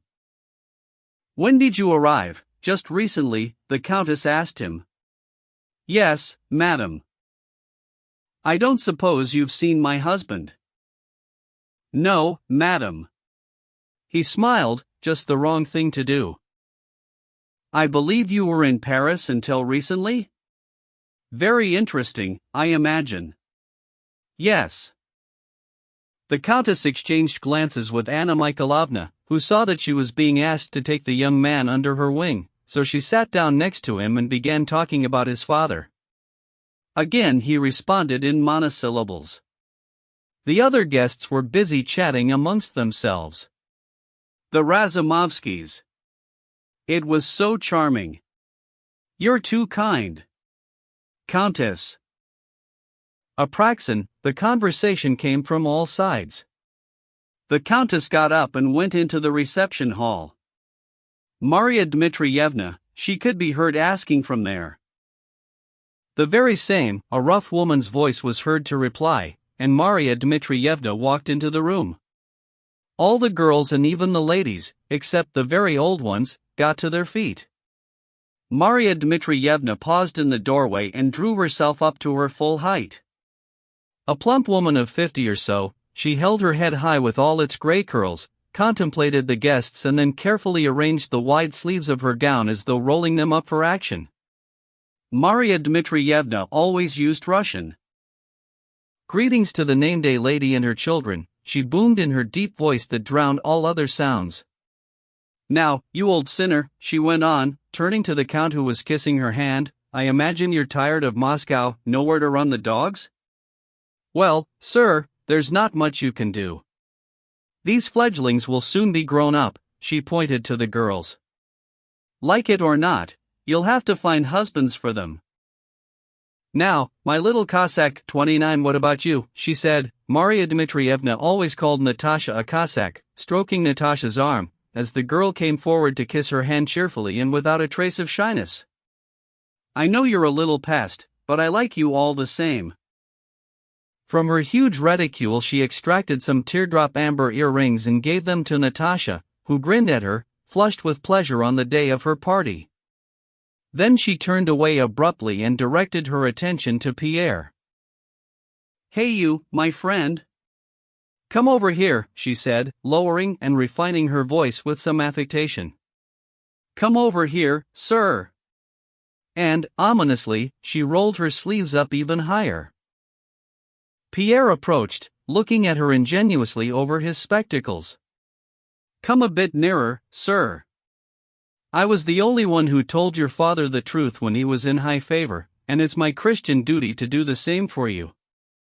She paused. An expectant hush fell on the room. What would happen next? Surely this was only a prelude. A fine young man, and no mistake. A truly fine young man. His father's on his deathbed, and he's off enjoying himself, getting a policeman to ride on a bear. Shame on you, sir, real shame. You should have gone to the war. She turned away and gave her hand to the Count, who could hardly contain his laughter. "Well, shall we sit down?" "I think dinner must be ready," said Maria Dmitrievna. The Count led the way with her, followed by the Countess alongside a colonel of the Hussars, a man worth cultivating, since Nikolai was due to travel with him to join his regiment. Then came Anna Mikhailovna with Shinshin. Berg gave his arm to Vera, and a smiling Julie Karagin walked in with Nikolai. After them came a string of other couples, stretching all round the hall, and right at the end the children were tagged on with their tutors and governesses, trooping in one by one. The waiters stirred themselves, chairs scraped, the band struck up in the gallery and the guests took their places. The music provided by the household band soon gave way to the clatter of knives and forks, the buzz of conversation, and the gentle tread of waiters. The Countess presided over the lady guests at one end of the table, with Maria Dmitrievna on her right and Anna Mikhailovna on her left. At the other end sat the Count and all the male guests, with the Colonel of Hussars on his left and Shinshin on his right. Midway down the huge table sat the grown-up youngsters, Vera beside Berg, Pierre beside Boris. Opposite them were the younger children with their tutors and governesses. The Count peeped over the glittering glassware, the decanters and fruit dishes, looking at his wife with her tall cap and its blue ribbons, and generously poured out wine for his neighbors, not forgetting himself. The Countess, too, while attending properly to her duties as hostess, cast meaningful glances over the pineapples at her spouse, whose face and bald head, she noticed, stood out with a brighter-than-normal redness against his gray hair. A steady babble of chatter flowed from the ladies' end, but at the other end of the table the men's voices grew louder and louder, especially that of the Colonel of Hussars as he reddened so much with all his eating and drinking that the Count held him up as an example to the others. Berg was telling Vera with a tender smile that love was not an earthly emotion but a heavenly one. Boris was telling his new friend Pierre the names of the guests at table, all the time exchanging glances with Natasha sitting opposite. Saying very little, Pierre looked round at all the new faces and ate a great deal. Faced with the choice of 2 soups he went for the turtle, and then straight on to the fish pasties and the game, without missing a single dish, or any of the wines offered by the butler, who would solemnly thrust a bottle wrapped in a napkin over his neighbor's shoulder, murmuring, "Dry Madeira, Hungarian, or Rhine wine." Pierre would simply lift up a goblet chosen at random from the 4 crystal glasses engraved with the Count's monogram that were set at each place, and he drank with great pleasure, surveying the guests with mounting benevolence. Natasha, sitting opposite, gazed at Boris as girls of 13 gaze at a boy they have just kissed for the first time, and with whom they are in love. Sometimes this same gaze found its way to Pierre, and the look on that excited little girl's amused face made him feel like laughing too, though he couldn't have said why. Nikolai was sitting well away from Sonia, next to Julie Karagin, and he was talking to her with the same spontaneous smile. Sonia too wore a facade of a smile, but she was visibly tormented with jealousy, her face alternating between deathly pallor and bright crimson as she strained every nerve to catch what Nikolai and Julie were saying to each other. The governess kept looking round uneasily, as though preparing to defend the children against any possible offense. The German tutor was trying to memorize all the various courses, desserts, and wines, in order to write a detailed description of them to his people back home in Germany, and he was most annoyed when the butler with the bottle and the napkin missed him out. The German scowled, making out that he hadn't wanted that particular wine, but what really annoyed him was the general failure to understand that he had wanted the wine not because he was thirsty or greedy, but out of blameless curiosity. Chapter 16. At the men's end of the table, the conversation was becoming more and more animated. The colonel told them that war had been declared through a manifesto issued in Petersburg and that he had seen with his own eyes a copy sent by courier to the commander-in-chief. "But why the devil should we fight Bonaparte?" said Shinshin. "He's already brought Austria down a peg or two. I'm afraid it could be our turn next." The colonel was a stout, tall, and florid-faced German, evidently a keen officer and good Russian patriot. He resented Shinshin's words. "Ze reason why, my good sir," he said, in his German accent, "is just that the emperor knows this too. In the proclamation he says that he cannot stand back and watch the danger threatening Russia, and that the security of the empire, its dignity, and the sacredness of its alliances," he emphasized the word alliances, as if this was what really mattered. And with his typically impeccable memory for bureaucratic detail, he was able to quote verbatim from the introduction to the proclamation. "And the desire, constituting the sole and immutable aim of the sovereign, to establish peace in Europe on a firm foundation, has determined him this day to dispatch a section of the army abroad, and to renew every effort towards the achievement of that purpose. This is the reason why, my dear sir." He finished his little homily by tossing off a glass of wine and looking to the count for encouragement. "Do you know the saying, 'Stay, Jerome, do not roam, there is work to do at home,'" said Shinshin, smiling through his frown. "That suits us down to the ground. Look at Suvorov, 30 even he was chopped into little pieces, and where will you find any Suvorovs today? I ask you," he said, going in and out of Russian and French as he spoke. "We must fight to the last tro of our plut," said the colonel, thumping the table, "and die for our emperor, and then all will be well. And think about things as little as possible," he concluded, turning again to the count, and drawing out the word possible. "That is how we old soldiers see it, and that is all there is to see. You are a Yank man and a Yank soldier, how do you see it?" he added, addressing Nikolai, who had abandoned his conversation with Julie once the subject of war had cropped up, and was now all eyes and all ears on the colonel. "I'm in total agreement," Nikolai spluttered, turning his plate around and shifting his wine glasses with desperate determination, almost as if he was in dire danger at that very moment. "It is my conviction that the Russians must win, or die in the attempt," he said. The moment the words were out of his mouth, he realized, as everyone else did, that they had been a little too fervent and bombastic for this occasion, and therefore slightly embarrassing. "That was a very fine thing, what you've just said," gushed Julie, sitting beside him. Sonia had trembled all over while Nikolai was speaking and blushed to the roots of her hair, and the color flooded past her ears and down her neck and shoulders. But Pierre had been listening to the colonel's remarks, and he nodded his approval. "Yes, splendid," was his comment. "You're a true soldier, young fellow," the colonel shouted, thumping the table again. "Why are you making all that noise?" Maria Dmitrievna's deep voice rang down the table. "Why do you keep banging on the table?" she asked the colonel. "What's all the noise about? You haven't got the French here, you know." "I speak ze truce," came the smiling reply. "It's war talk," the count shouted across the table. "My son's going, Maria Dmitrievna. He's off soon. I have 4 sons in the army, but I don't go on about it. We're all in God's hands. One man can die in his bed over the stove while God spares another in battle," the deep voice boomed back effortlessly from the far end of the table. "That is true."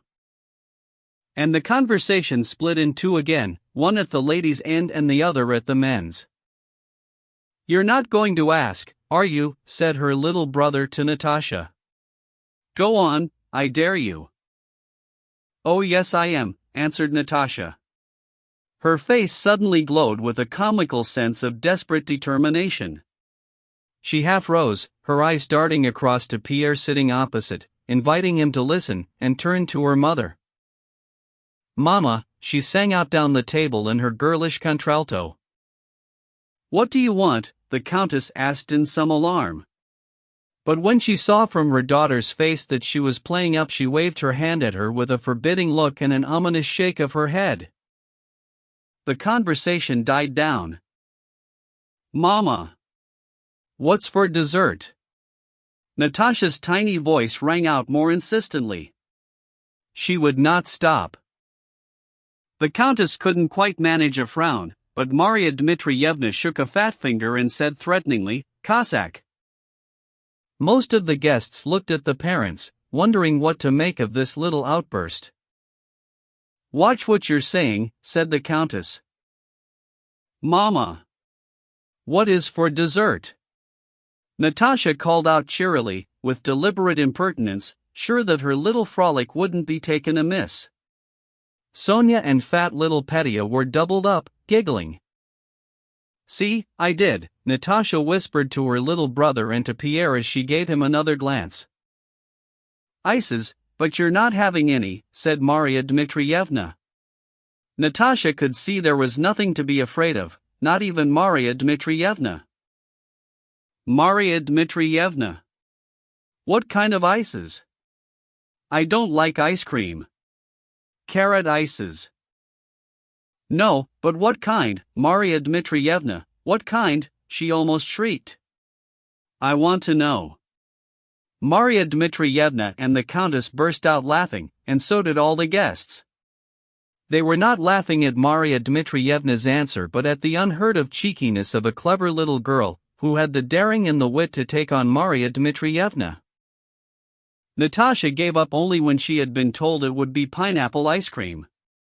Before that course, more champagne was served.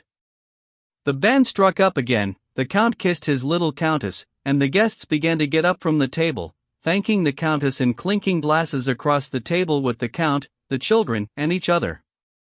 Once more the waiters scurried around, chairs scraped and the guests filed out in the same order as before but with much redder faces, some to the drawing room and others to the Count's study. Chapter 17. Card tables were set up and partners arranged for Boston, and the Count's guests proceeded to one of the two drawing rooms, the sitting room or the library. As he fanned out his cards, the Count found it hard to keep awake. He usually had a nap after dinner, and this made him prone to laugh at anything. The young people, at the Countess's instigation, gathered round the clavichord and harp. Julie went first by common request, performing a short theme and variations on the harp. Then she joined the other young ladies in inviting Natasha and Nikolai to sing. They were known for their musical ability. Natasha was being treated by everyone as an adult, which made her feel proud but also rather shy. What shall we sing? She asked. The Spring, 31, answered Nikolai. Come on then, quick. Over here, Boris, said Natasha. Where's Sonia gone? She looked around, saw that her companion was not in the room and ran out to find her. She raced up to Sonia's room, but her friend wasn't there, so Natasha ran to the nursery. She wasn't there either. Natasha knew she must be out in the corridor sitting on the chest. That chest in the corridor was a place of sorrow for the females of the younger generation of the House of Rostov. Yes, there she was face down on the chest, squashing her filmy pink party dress on their old nanny's dirty, striped feather mattress. Her face was buried in her tiny fingers, and her bare little shoulders were convulsed with sobbing. Natasha's face, glowing from the day's excitement, changed at once. Her eyes narrowed, her broad neck quivered and her mouth turned down at the corners. Sonia! What's wrong? What's happened? Oh. And Natasha, with her large mouth gaping, which made her look quite ugly, howled like a baby, for no reason, just because Sonia was crying. Sonia tried to look up, tried to answer, but she couldn't, and she buried her face deeper than ever. Still crying, Natasha sat down on the dark blue mattress and hugged her friend. With a big effort, Sonia struggled halfway up, wiped tears away and began to talk. Nikolai's going away next week, his papers have come, he told me himself. I ought not to cry. She showed Natasha the sheet of paper she was holding in her hand, poetry written by Nikolai. I know I ought not to cry, but you just can't, no one can understand, he's got such a lovely soul. And she burst into floods of tears again at the thought of how lovely his soul was. It's all right for you. I'm not jealous. I love you and Boris too, she said, pulling herself together a little. He's so nice, there's nothing to stop you. But Nikolai's my cousin 32, it would take the Archbishop, and they won't. So, if anyone tells Mama, Sonia looked on the Countess as a mother and called her Mama, she'll just say I'm ruining Nikolai's career, I'm heartless and ungrateful, but really. I swear to God, she made the sign of the cross, that I do love her, I love all of you, except Vera. What's wrong with her? What have I done to her? I really am grateful to you, I'd sacrifice anything for you, but there's nothing for me to. Sonia broke down again and buried her head in her hands and the mattress. Natasha was beginning to calm down, and her face showed that she grasped the full significance of her friend's distress. Sonia, she snapped. She seemed to have guessed the real reason for her cousin's misery. Has Vera been talking to you since dinner? She has, hasn't she? Yes, it's these poems that Nikolai wrote himself, and I copied out some other poetry, and she found it all on my table, and said she'd show it to Mama, and she said I was an ungrateful girl, and Mama would never let him marry me, and he was going to marry Julie. And you've seen him all day with her. Oh, Natasha, why?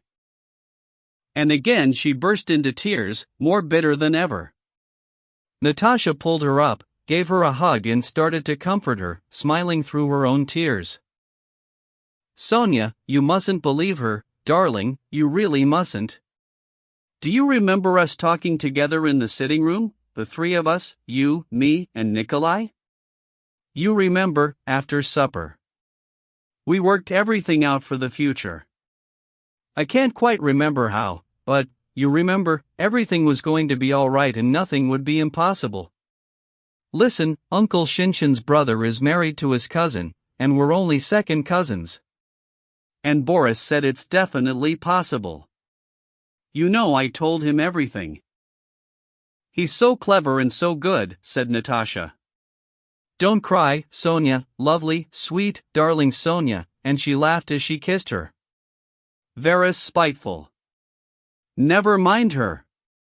Everything will be all right, and she won't tell Mama.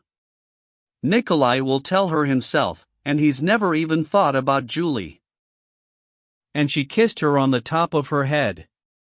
Sonia half rose, and the kitten in her revived, its eyes gleaming. It seemed ready to flick its tail, pounce about on its soft paws and start playing with a ball, as good kittens do. Do you think so?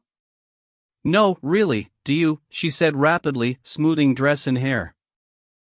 Yes, I really do, answered Natasha, tucking some straggling hair back into place on her friend's head, and they laughed together. All right, then, let's go and sing the Spring Nut. Yes, let's. And you know that fat Pierre who sat opposite me, he's so funny. Natasha said suddenly and she stopped. I'm having such a wonderful time, she shouted, and ran off down the corridor.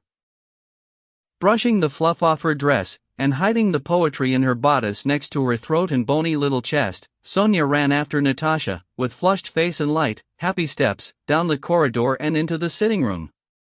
By popular request the youngsters sang a quartet called The Spring, which everyone enjoyed, then Nikolai sang a song he had just learnt by heart. There where the evening moonlight shimmers, how sweet and lovely to renew. And trust the happy hope that glimmers. For somewhere, someone thinks of you. And she will strain her little fingers and they the golden harp will strum. With harmony and love that lingers she calls to you, oh come, oh come.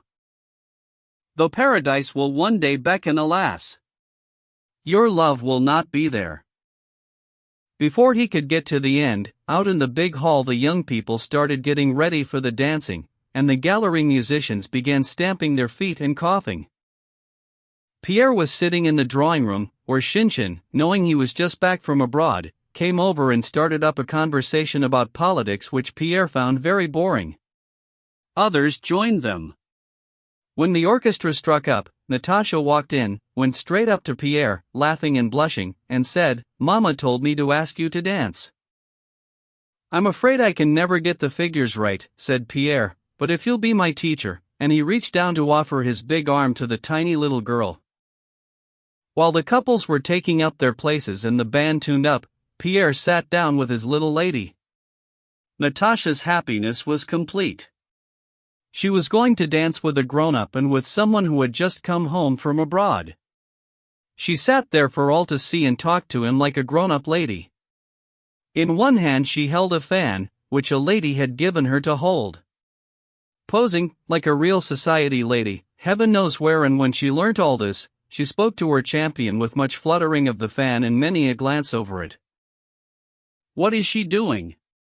Just look at her," said the old countess, striding across the hall and pointing to Natasha. Her daughter blushed a little and gave a laugh.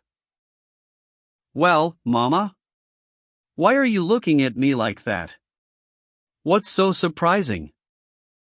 Halfway through the third écossaise there was a scraping of chairs in the sitting room, where the Count and Maria Dmitrievna had been playing cards with the more distinguished and older guests, and most of them stood up to stretch after sitting for so long, before putting away their pocketbooks and purses and walking through to the ballroom. Maria Dmitrievna and the Count led the way, both looking very jolly. With flamboyant politeness and mincing like a ballet dancer, the Count crooked his arm and offered it to Maria Dmitrievna. Then he drew himself up, a dashing figure with a clever smile on his face, and as the écossaise came to an end he clapped his hands to the gallery musicians and called up to the leader, Semyon. "Can you play a Daniel Cooper?" This had been his favorite dance since the days of his youth, though properly speaking the Daniel Cooper was one movement in the Anglaise .33. "Watch Papa dance!" Natasha shouted to the whole ballroom, completely forgetting that her partner was a grown-up, and her laughter rang through the room as her curly head went down to her knees. Everyone was indeed enjoying the sight of the jolly old gentleman with his rather taller partner, the majestic Maria Dmitrievna, as he linked arms with her to the rhythm of the music, put back his shoulders, tapped the floor with his turned-out toes, beaming ever more benevolently at his audience and whetting their appetite for what was to come. By the time the band struck up with the rousing strains of the Daniel Cooper, a merry country dance in all but name, every doorway into the ballroom had become filled with the smiling faces of servants, men on one side and women on the other, as they piled in to watch the master enjoying himself. In one doorway stood the old nurse applauding the master in the traditional peasant manner, calling him "our little father," and "our eagle, 34. The Count was a good dancer and he knew it, but his lady couldn't dance at all, and didn't want to. Her great big body stood stiffly, and her sturdy arms dangled. She had handed her evening bag to the Countess. The only thing about her that did any dancing was her face, a nice mixture of grimness and beauty. Whereas the Count performed with the whole of his rotund form, Maria Dmitrievna did so with nothing more than a broadening smile and a slight quivering of the nose.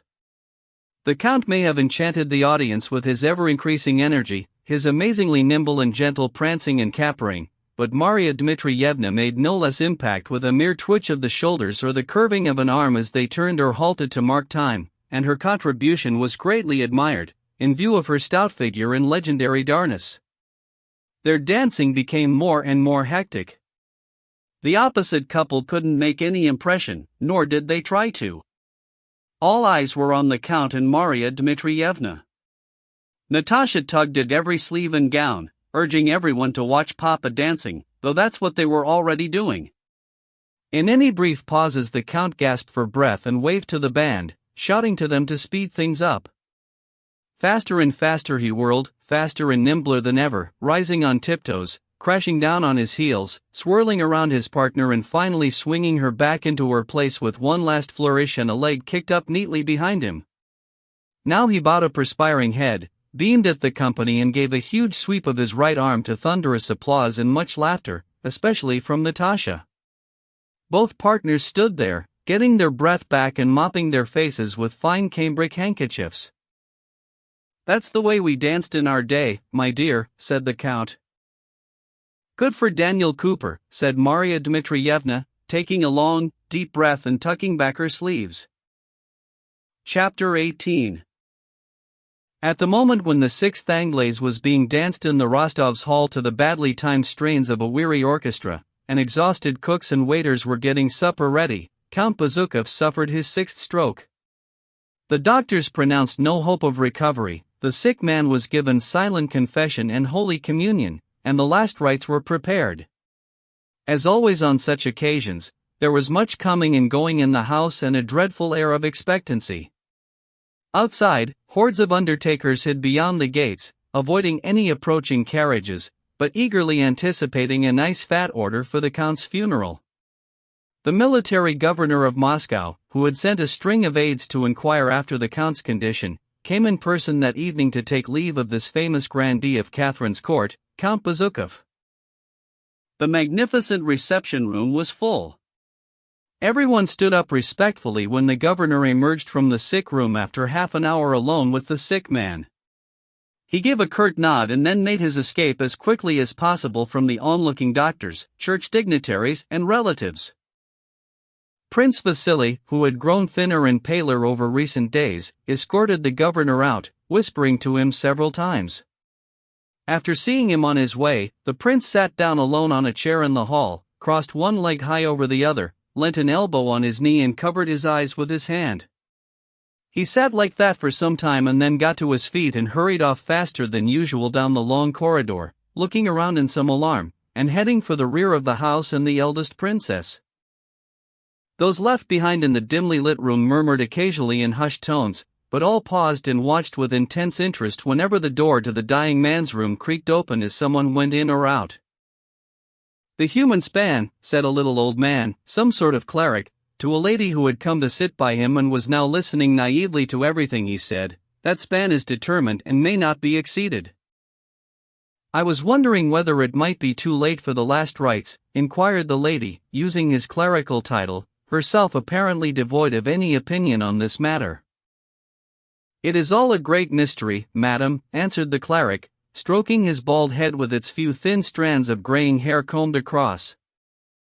"What? Did I hear you say the governor's been here?" someone asked at the other end of the room. "Doesn't look his age, does he?" "No, he's over 60. I gather the Count can't recognize anyone. Are they still giving him the last rites?" "I knew a man who had the last rites 7 times. The second princess emerged from the sick room with tears in her eyes, and sat next to Dr. Lorraine, who had arranged himself in a pose under a portrait of Catherine the Great and was leaning against the table.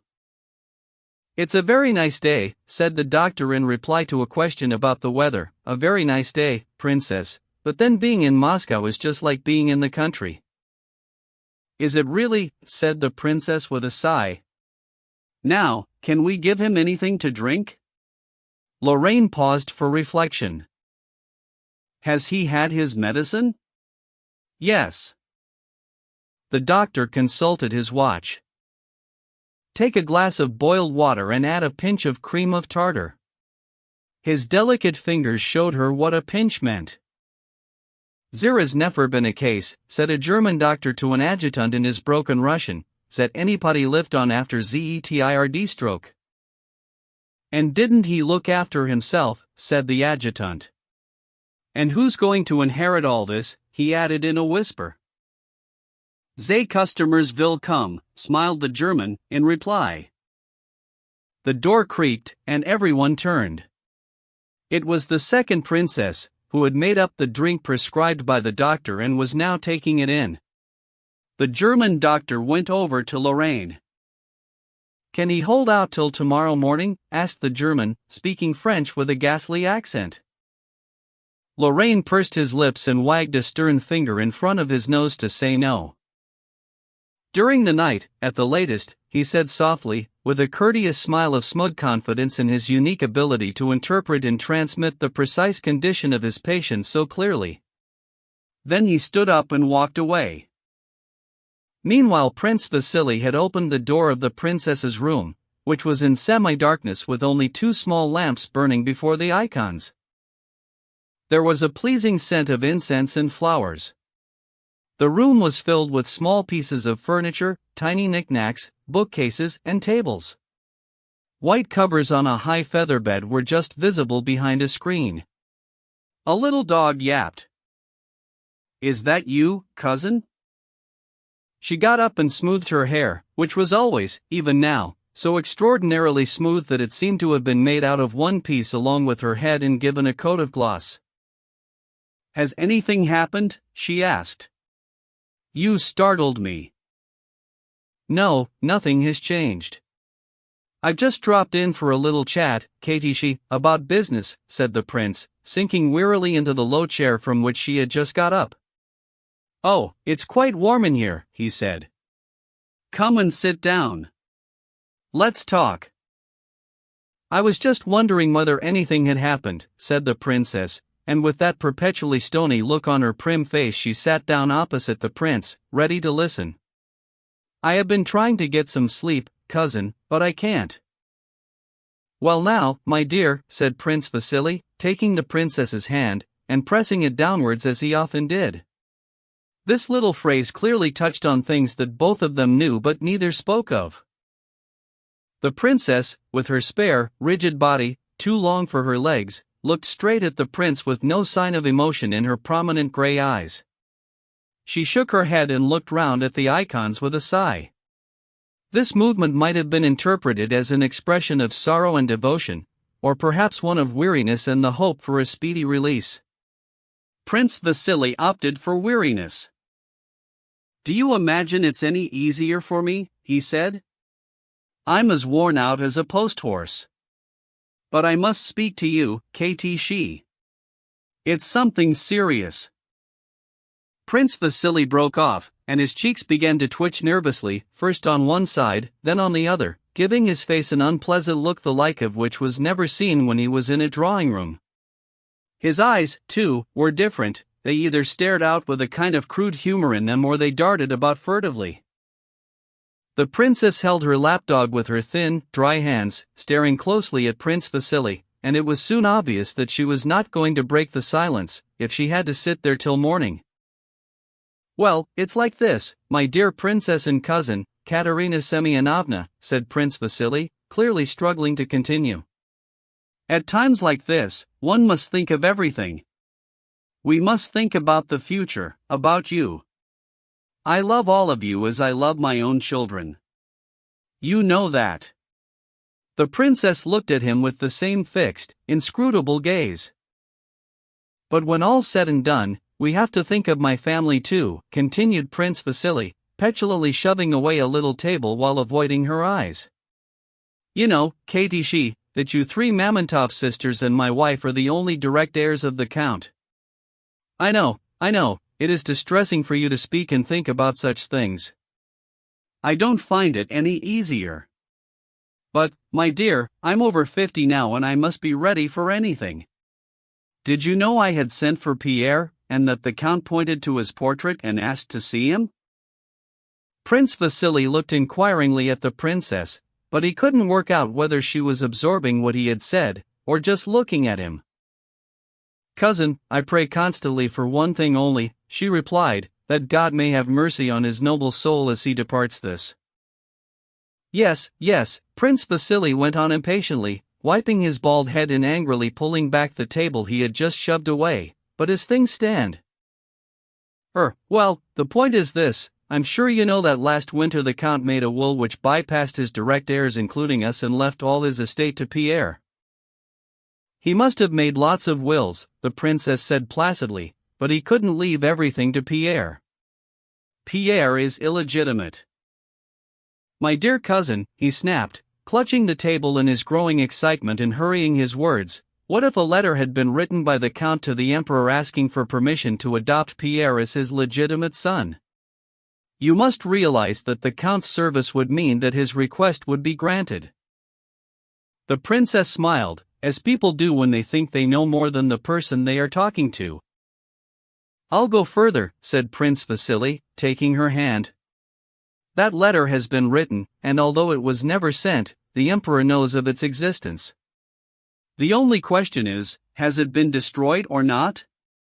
If not, when it's all over," Prince Vasily sighed, giving her a chance to see what he meant by the words all over, and they go through the Count's papers, the will and the letter will be given to the Emperor together, and his request will probably be granted.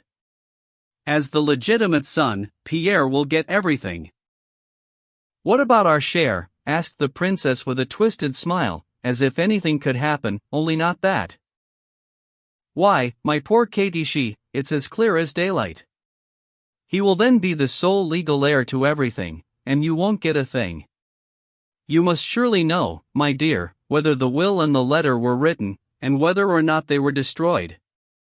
And if by any chance they have been mislaid, then you ought to know where they are and be able to find them, because—" "Now you have gone too far," the princess interrupted, with a sardonic smile and no change in the expression of her eyes.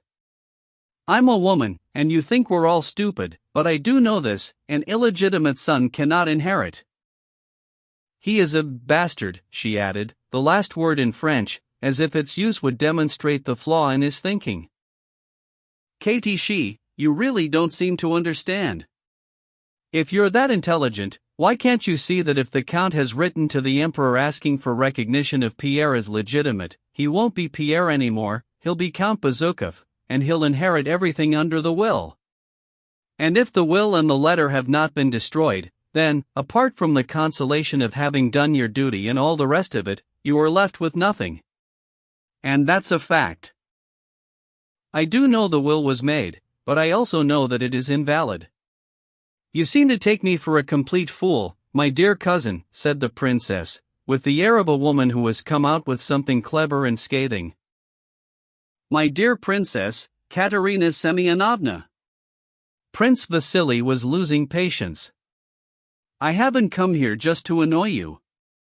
I'm talking to you as a relative, a good, kind, true relative, about your own interests.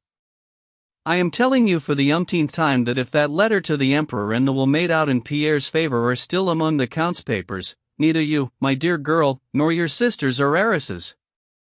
If you don't believe me, you must believe other people who know about these things. I've just been talking to Dmitri Onyefrich, the family solicitor, and he says the same thing." A sudden and obvious change now came over the princess's train of thought. Her thin lips paled, though her eyes stayed the same, and when she spoke her voice seemed to come out more thunderously than she was expecting.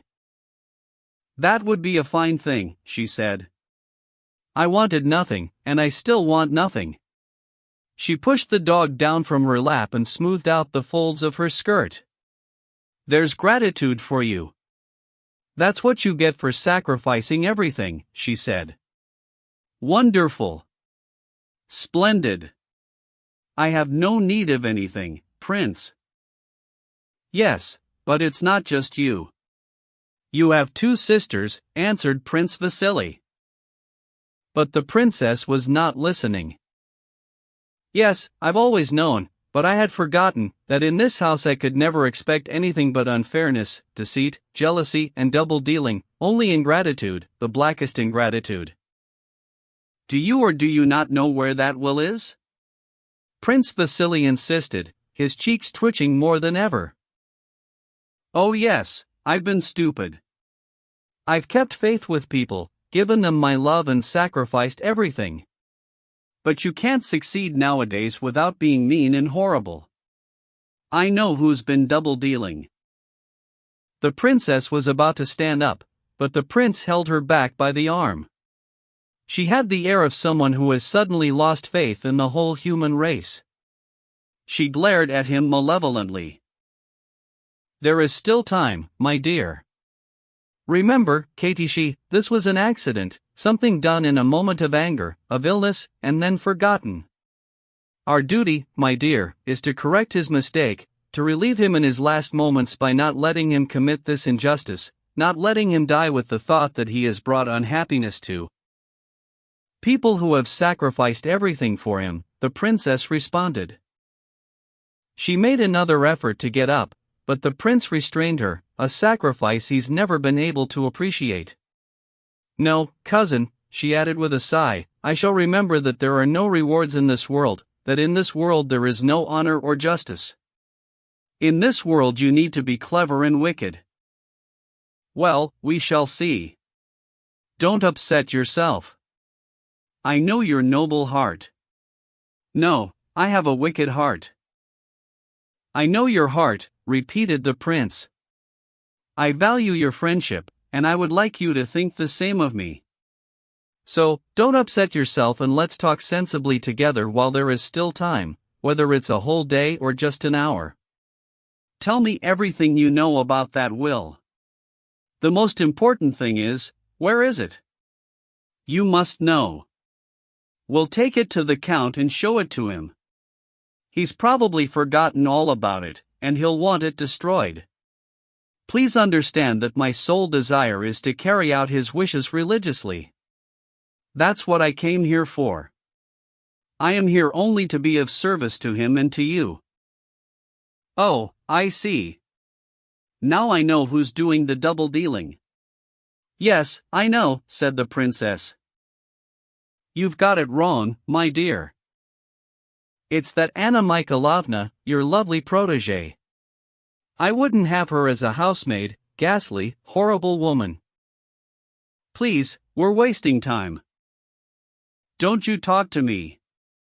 Last winter she wormed her way in here and told the count so many rotten, terrible things about all of us, especially Sophie, I can't repeat them, that it made the count ill, and for 2 weeks he refused to see us. I'm sure that was when he wrote that awful, dreadful document, but I thought it didn't matter. There we have it. Why didn't you tell me?" Instead of replying, the princess said, "It's in that inlaid portfolio that he keeps under his pillow. I can see it all now. If I have one sin on my conscience, it is a big one. I loathe that vile woman. She was a different woman, virtually shrieking. And why does she come crawling in here? I'll give her a piece of my mind. My time will come." Chapter 19. While these conversations were taking place in the reception room and in the princess's room, a carriage was bringing Pierre, who had been sent for, and Anna Mikhailovna, who had found it necessary to come along too, into the courtyard of Count Bezukov's house.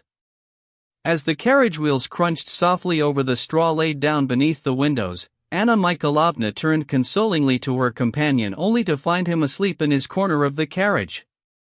She woke him up. Pierre roused himself and followed Anna Mikhailovna out of the carriage, and only then turned his mind to the impending visit to his dying father.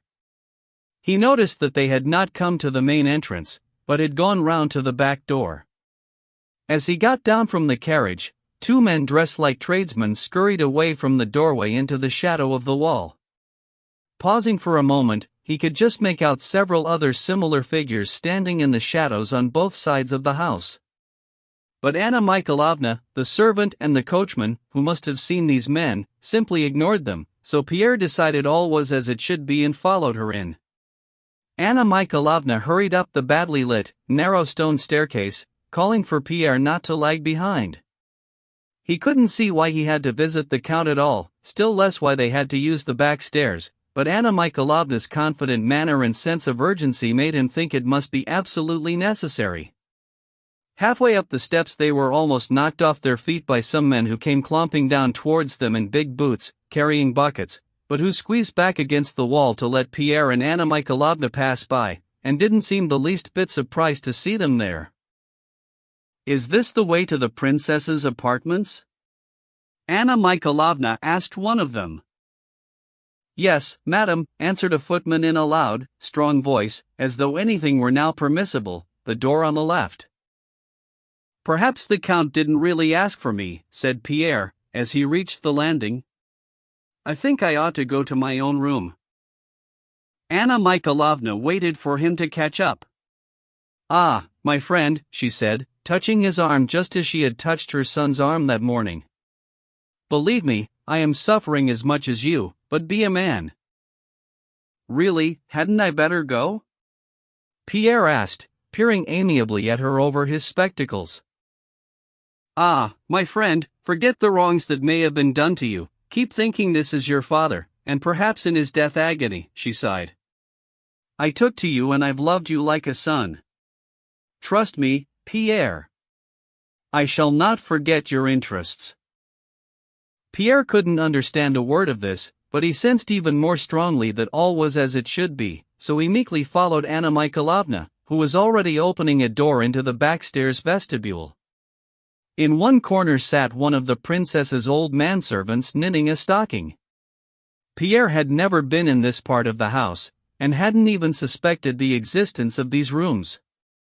A maid went past carrying a tray with a decanter on it, and Anna Mikhailovna, calling her my dear and good girl, inquired after the princess's health, and then took Pierre on down the stone-flagged corridor. The first door on the left led through to the princess's living quarters. The maid with the decanter was in such a hurry, everything in the house seemed to be done in a hurry just then, that she didn't close the door behind her. Pierre and Anna Mikhailovna, in passing, happened to glance into the room where the eldest princess and Prince Vasily were in close conversation. Seeing them go by, Prince Vasily fell back in his chair with a gesture of irritation, but the princess leapt to her feet and in sheer desperation slammed the door with all her might and put the bolt on. This action was so out of character for the princess, with her perpetual serenity, and the shock on Prince Vasily's face was so out of tune with his dignity, that Pierre stopped in his tracks and gave a bewildered look at his guide over his spectacles. But Anna Mikhailovna, showing no surprise, gave a thin smile and sighed, as if to indicate that this was just what she had expected. "Be a man, my friend. I shall be looking after your interests," she said in response to his glance and quickened her pace down the corridor. Pierre still couldn't understand what was going on, and he had even less idea of what was meant by looking after his interests, but he did gather one thing: everything was as it should be. The corridor brought them into the half-lit hall just off the Count's reception room. This was one of the cold, magnificently furnished rooms that Pierre normally entered from the main staircase. But even here there was an empty bath in the middle of the room, and water had been splashed on the carpet. Tiptoeing in their direction came a servant and a deacon with a censer, who ignored them. They went on into the reception room, which Pierre knew well, with its 2 Italian windows and a door into the winter garden, its large bust and full-length portrait of Catherine. The same people were still sitting there in almost the same positions, whispering. Everyone paused and looked round at Anna Mikhailovna as she came in with her pale, tear-stained face, and at the large, stout figure of Pierre, who trailed along meekly in her wake, hanging his head. Anna Mikhailovna's face betrayed her awareness that the moment of crisis had arrived. With her Petersburg businesswoman's air, she strode into the room even more assertively than in the morning, keeping Pierre close by her. Since she was bringing the person the dying man wanted to see, she felt sure of a warm welcome for herself. With a rapid glance she took in the whole room, and particularly the presence of the Count's spiritual advisor. Without actually bowing, she seemed somehow to shrink into herself before gliding slowly over to the priest and reverently offering herself for a blessing to the 2 ecclesiastics one after the other. "Thank God we are in time," she said to the priest. "We are family, and we have been terribly worried. This young man is the Count's son," she added more softly. "This is a dreadful time." This said, she went over to the doctor. "Dear doctor," she said to him, "this young man is the Count's son. Is there any hope at all?" Without speaking, the doctor gave a quick shrug and rolled his eyes upwards.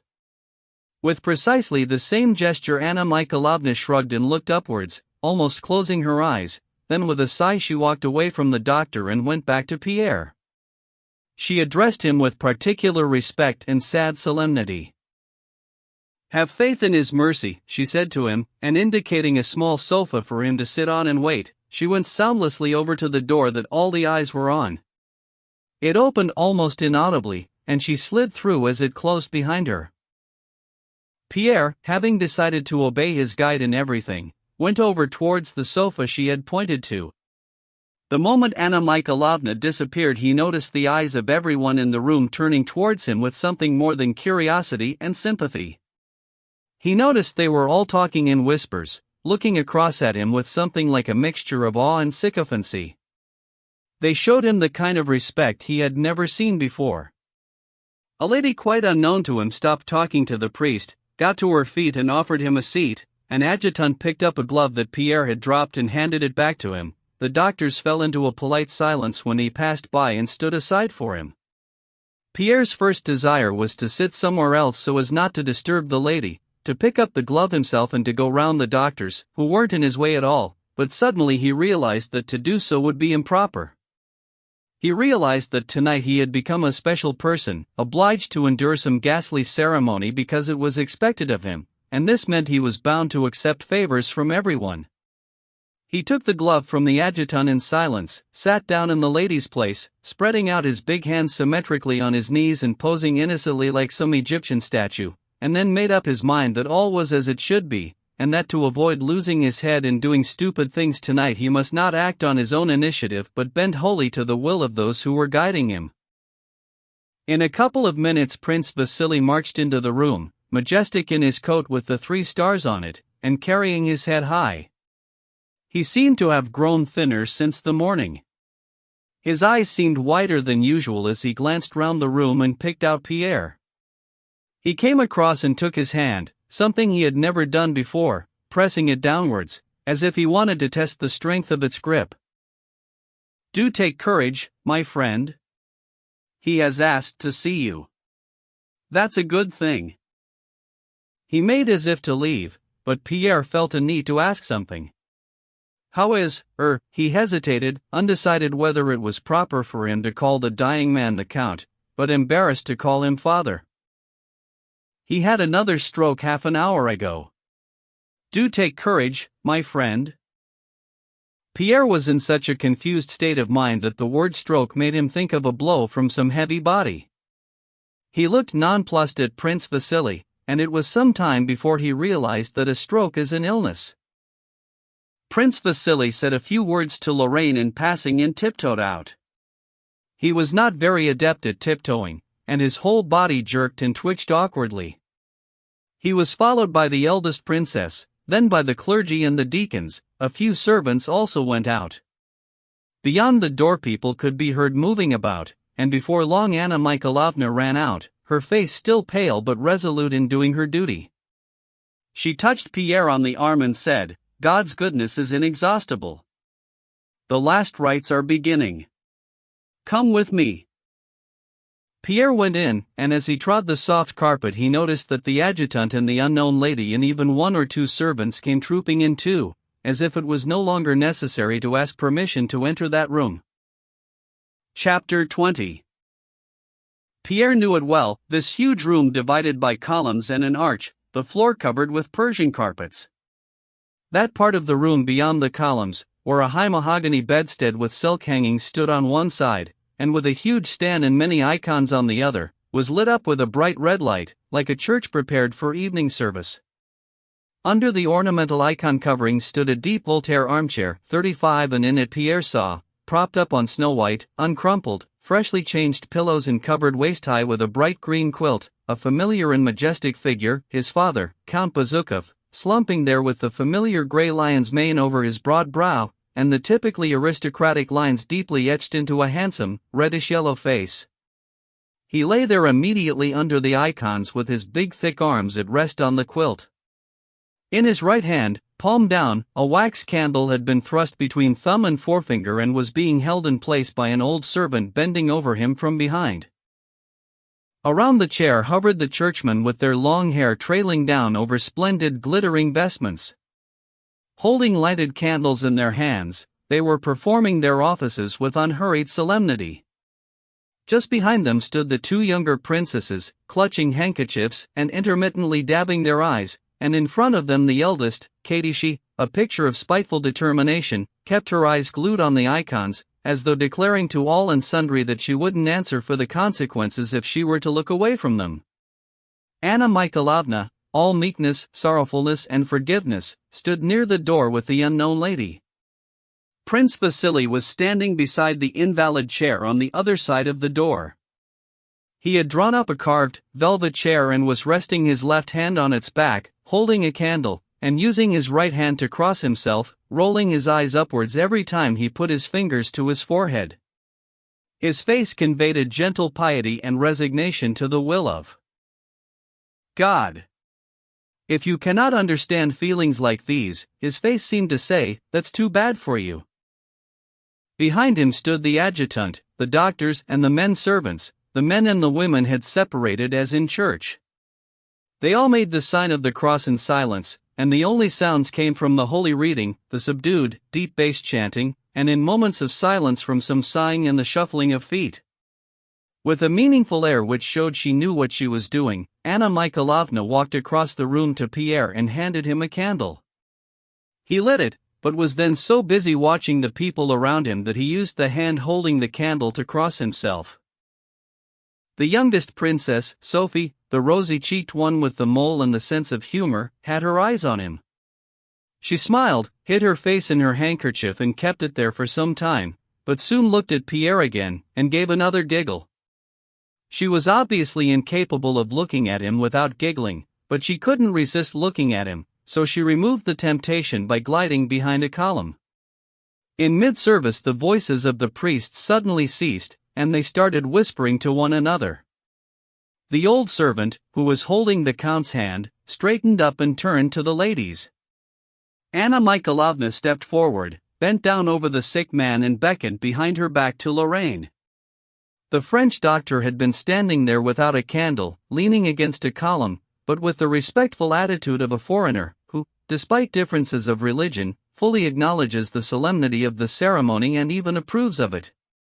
Now, with the noiseless steps of a man in his prime, he strode over to his patient, extended delicate, white fingers to raise a hand from the quilt, turned to one side and began feeling the pulse thoughtfully. They gave the sick man something to drink, a few people around him stirred, then they all went back to their places, and the service continued. During this break in the proceedings, Pierre watched Prince Vasily leave his chair back, and with the same air of authority, he knew what he was doing and it was too bad for anyone who couldn't understand him. He walked straight past the sick man and joined the eldest princess. Together they went off to the far end of the room towards the high bedstead with its silk hangings. They went past the bed and out through a rear door, but before the end of the service they came back in one after the other and resumed their places. Pierre paid no more attention to this development than to any other, having made up his mind once and for all that tonight everything unfolding before him was necessary and inevitable. The sound of chanting stopped and the priest's voice could be heard reverently congratulating the sick man on having received the mystery. The patient lay there, showing no sign of life or movement. Round about him there was a shuffling and a rustling and voices whispering, Anna Mikhailovna's louder than the rest. Pierre heard her say, yes, he must be moved across to the bed. It's impossible here. The sick man was now so hemmed in by doctors, princesses, and servants that Pierre could no longer see the reddish-yellow face with the grey mane that he had never for a moment lost sight of during the ceremony, even though there had been other faces to watch as well. From the gingerly maneuvering of people round the chair he surmised that they were lifting the dying man up and moving him over to the bed. "Hold on to my arm or you'll drop him," he heard one of the servants whisper in panic. "Down a bit, somebody else here," said voices. Labored breathing, heavy steps, and a gathering rush made it seem as if the weight they were carrying was too much for them. The bearers struggled past, Anna Mikhailovna among them, and the young man caught a glimpse over their backs and necks of the sick man, the fleshy expanse of his huge chest, the curling gray of his leonine head and the massive shoulders, all hunched up as people grasped him under the armpits. That head, with its broad brow and prominent cheekbones, a handsome, sensual mouth and an aloof expression of high dignity, was not disfigured by the approach of death. It was the same head that Pierre remembered from 3 months ago, when his father had seen him off to Petersburg, but now it flopped about helplessly to the stumbling steps of the bearers, and the cold, apathetic eyes were focused on nothing. After a few minutes' commotion around the high bed, the bearers went back to their places. Anna Mikhailovna touched Pierre's arm and said, "Come with me." The two of them approached the bed on which the sick man had been laid in some style, perhaps to accord with the mystery that had just been enacted. He was lying with his head propped up on high pillows, his hands symmetrically spread, palms down, on the green silk quilt. When Pierre came up, the Count looked straight at him, but with a gaze unintelligible to mortal man in its purpose and significance. Either these eyes said nothing at all, but simply stared because they had to look at something, or else they said too much. Pierre stopped, not knowing what he ought to do, and turned to his guide for help. Anna Mikhailovna looked at him, motioning quickly with her eyes towards the sick man's hand and using her lips to float down a kiss. Pierre got the message, thrusting his neck forward with a great effort to avoid getting caught in the quilt, and kissing the solid, broad hand. Nothing stirred, neither the hand itself, nor any muscle on the Count's face. Again Pierre sought guidance from Anna Mikhailovna as to what to do next. Her eyes indicated an armchair beside the bed. Meekly, Pierre made as if to sit down in it, his eyes still wondering whether he was doing the right thing. Anna Mikhailovna nodded approvingly. Pierre resumed his innocent, symmetrical pose as an Egyptian statue, obviously ruing the fact that his big clumsy body took up so much space, and doing his utmost mentally to reduce himself in size. He looked at the Count. The Count still gazed ahead at where Pierre's face had been when he had stood before him. Anna Mikhailovna's attitude acknowledged all the pathos and significance of this last meeting between father and son. It lasted 2 minutes, but they seemed like an hour to Pierre. Suddenly a tremor passed over the big muscles and deep lines on the Count's face. The shudder intensified and the handsome mouth was contorted. It was now that Pierre realized how near death his father was, and from the contorted mouth came a hoarse wheeze. Anna Mikhailovna looked anxiously into the sick man's eyes, trying to work out what he wanted. She pointed at Pierre, then at a drink, then in a whispered question she mentioned the name of Prince Vasily, then she pointed to the quilt. The sick man's eyes and face registered some impatience. He made a great effort to look round at the servant, immovable at the head of the bed. "His Excellency wishes to be turned over on to his other side," whispered the servant, and he got up to turn the Count's heavy body towards the wall. Pierre stood up to help. While the Count was being turned over, one of his arms got caught helplessly behind him and he made a vain attempt to drag it back. Whether or not the Count noticed the horror with which Pierre stared at that lifeless arm, or whether some other idea flashed through his dying mind at that instant, he looked down at his unresponsive arm, then at the expression of horror on Pierre's face, then back at his arm, and finally his face produced a smile which jarred with his fine features, a pathetically weak smile that seemed to mock his own helplessness. Suddenly, at the sight of that smile, Pierre felt a shudder in his chest and a prickling in his nose, and his eyes clouded over with tears. They finished turning the sick man towards the wall. He gave a sigh. "He's having a little doze," said Anna Mikhailovna, noticing that one of the princesses was coming to take her turn by the bedside. "Let's go." Pierre went out. Chapter 21. By now there was no one in the reception room except Prince Vasily and the eldest princess, who were sitting under the portrait of Catherine engaged in a lively conversation. They stopped talking the moment they caught sight of Pierre and his guide, and he thought he saw the princess hide something away as she mumbled, "I can't abide that woman." "Katie, she has arranged for tea to be served in the little drawing room," said Prince Vasily to Anna Mikhailovna. "My poor dear, you must go and take a little something or you won't hold out." Saying nothing to Pierre, he simply squeezed his upper arm sympathetically. Pierre and Anna Mikhailovna went into the little drawing room. "There is nothing like a cup of this excellent Russian tea after a sleepless night," said Lorraine with subdued enthusiasm as he sipped from a delicate Chinese cup without a handle, standing in the little round room at a table with tea things and some cold supper on it. All of those who had foregathered that night in Count Bazookov's house had come to fortify themselves at this table. Pierre had fond memories of this little round room with its mirrors and tiny tables. When balls were held in the Count's house, Pierre, who was no dancer, had enjoyed sitting in that little room of mirrors, watching the ladies in their ballroom finery decked out with diamonds and pearls on their bare necks, as they passed through and admired themselves in the brightly lit mirrors that multiplied their reflections over and over. Now in the middle of the night in that same room dim light came from 2 candles, and the tea things and refreshments were scattered about on one of the little tables, while all sorts of people in ordinary clothes sat there whispering together, showing with every gesture, every word, that no one could ignore what was happening at that moment and what was about to happen in the bedroom. Pierre didn't eat anything even though he was feeling very hungry. He turned to consult his guide, and saw her tiptoeing back to the reception room where Prince Vasily had stayed behind with the eldest princess.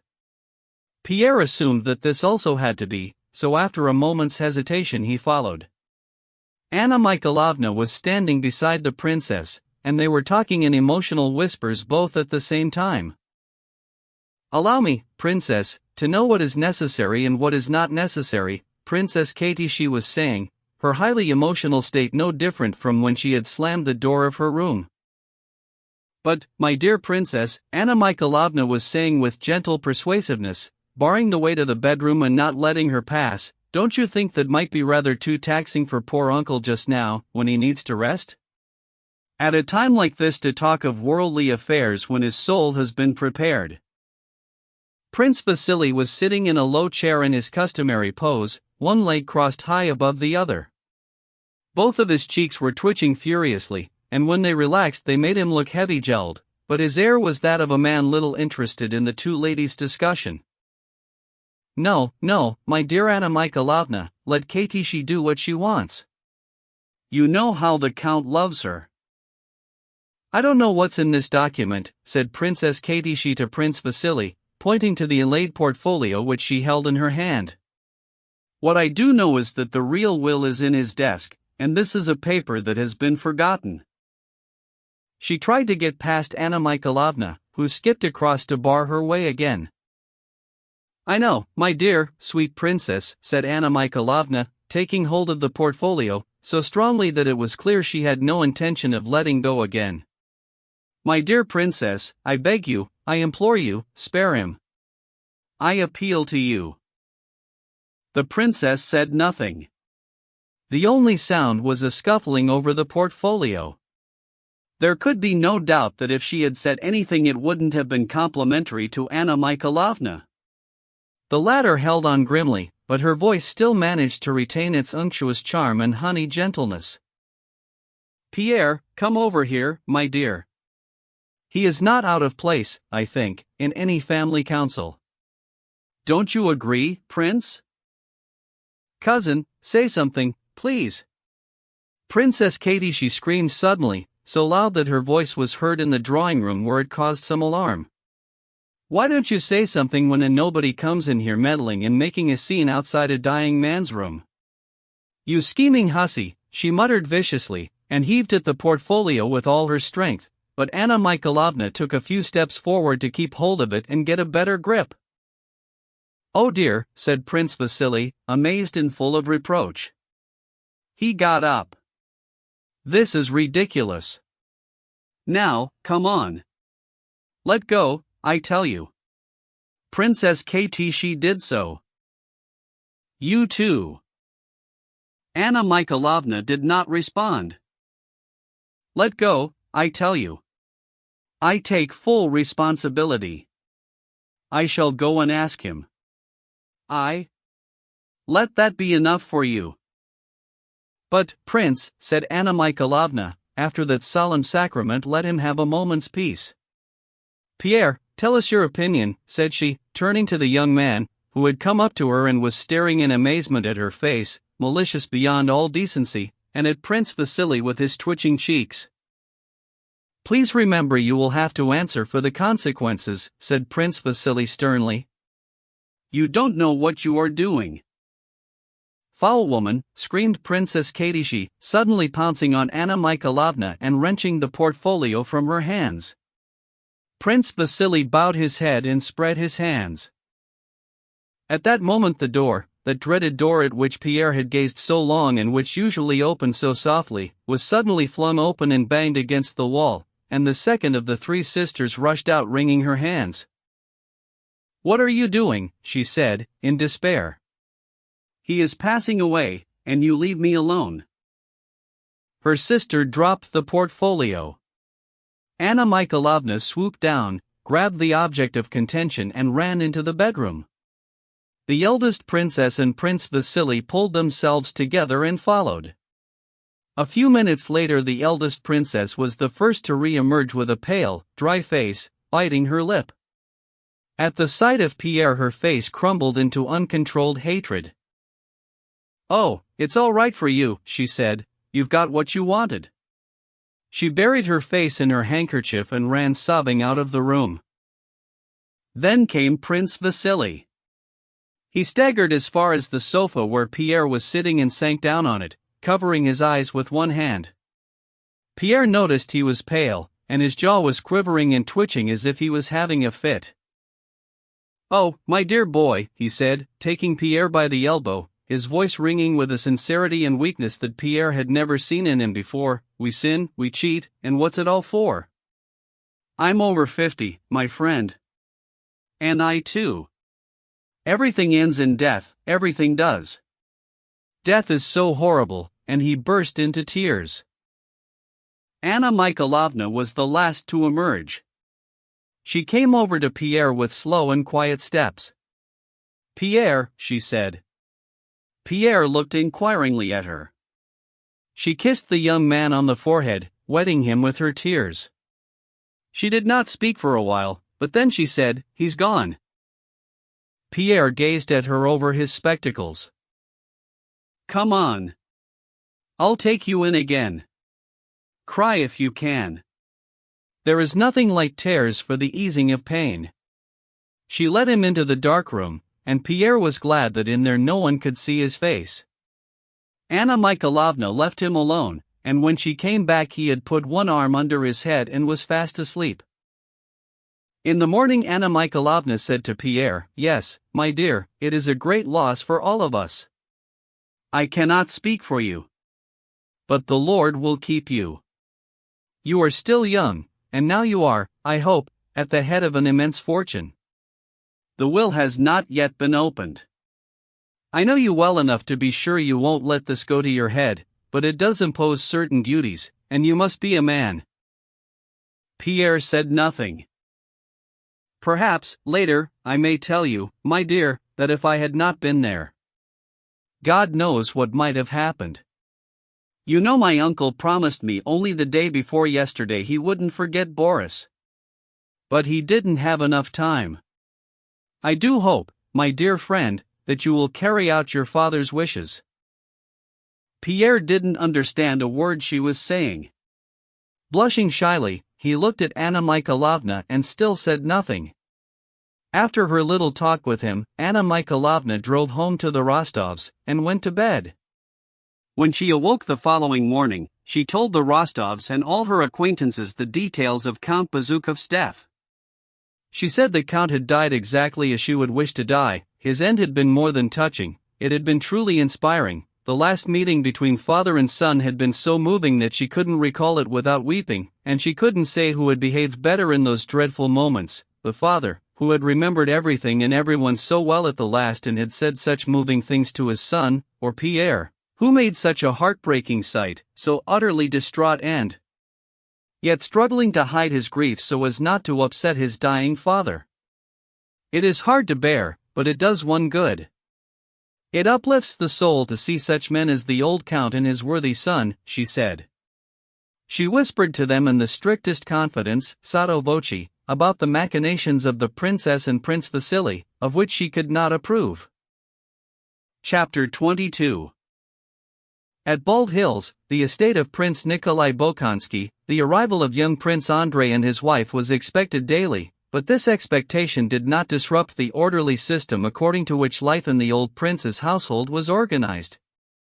Prince Nikolai, a former commander-in-chief, nicknamed the King of Prussia in high society, had been exiled to his estate in the reign of Paul, 36, and had remained at Bald Hills ever since with his daughter, Princess Maria, and her companion, Mademoiselle Bourienne. Under the new Tsar, even though he was now allowed to visit the capital cities, he had stayed on resolutely in the country, saying that anyone who needed him could travel the 100 miles from Moscow to Bald Hills, while he himself wanted nobody and needed nothing. He used to claim that there were only two sources of human depravity, idleness and superstition, and only two virtues, hard work and intelligence. He was educating his daughter, and in order to inculcate these two cardinal virtues he was still teaching her algebra and geometry when she was nearly 20, and had organized her whole life around one unending course of study. He himself had many occupations, writing his memoirs, solving mathematical problems, turning snuff-boxes on his lathe, working at his garden, or supervising the building work which never stopped on his estate. Since the main prerequisite for hard work is good order dictated his lifestyle to the last degree of exactitude.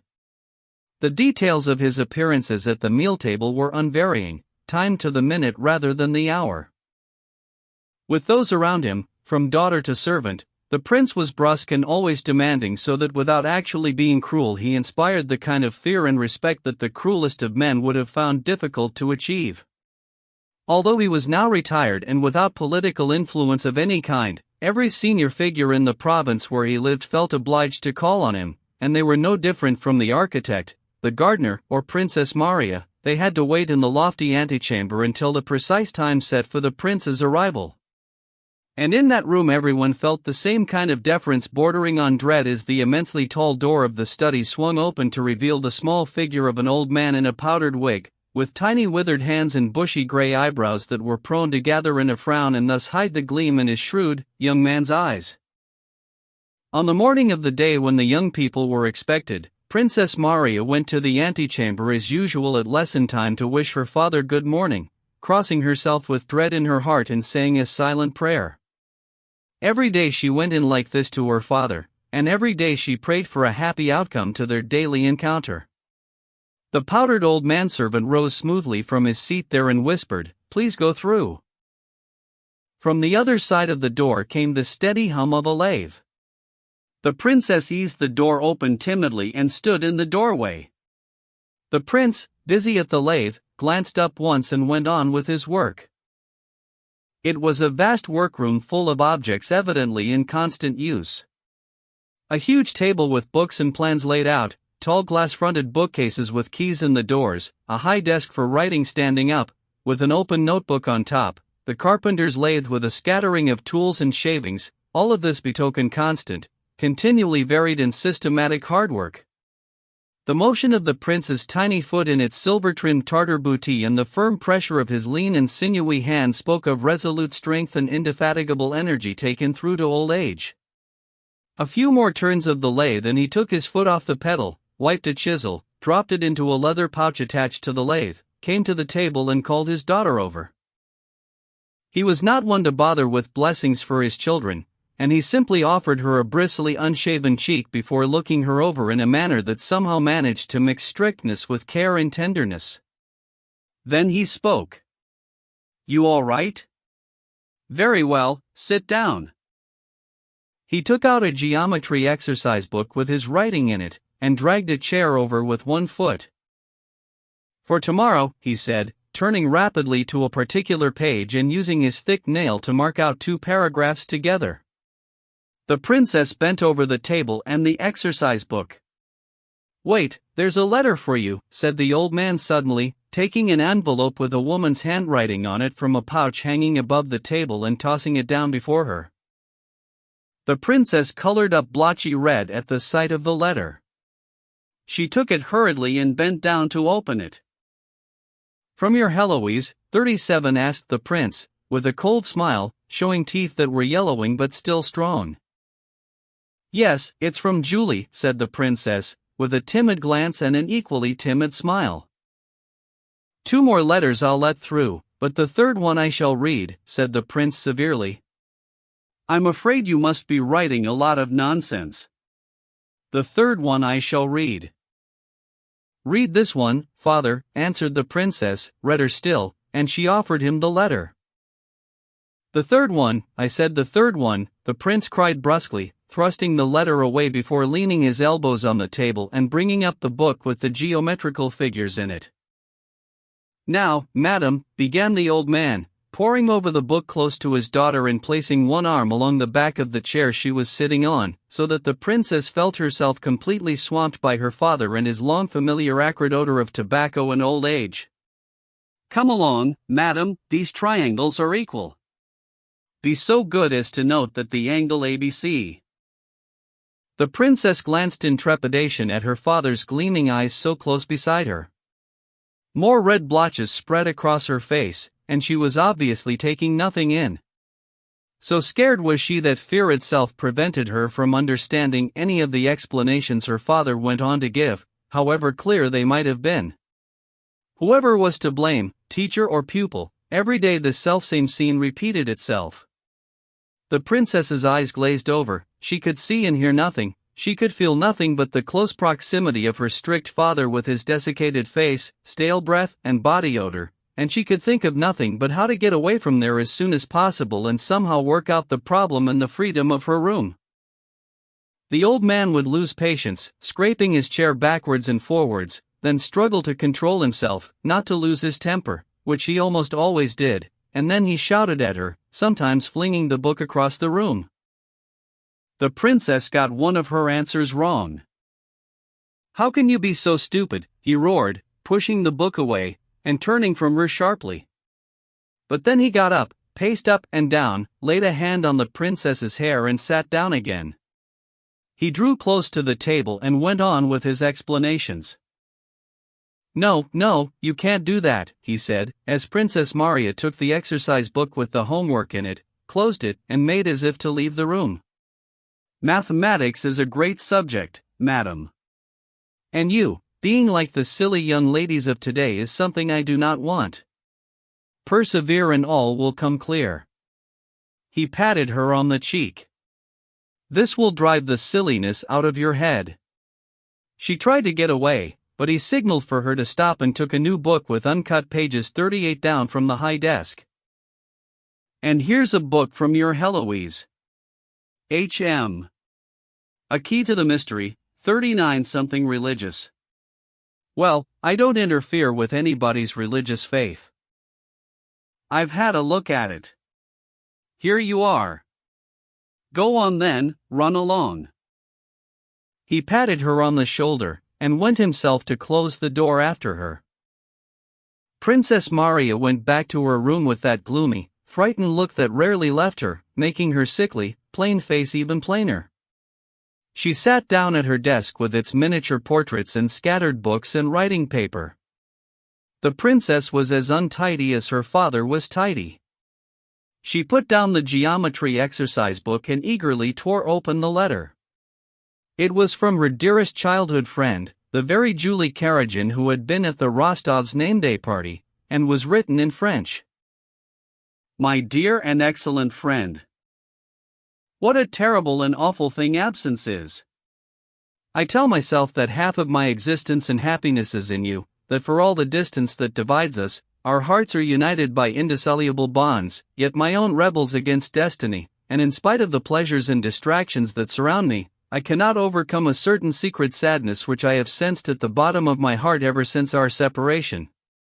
Why are we not together as we were last summer in your huge study, on that blue sofa, the sofa of secrets?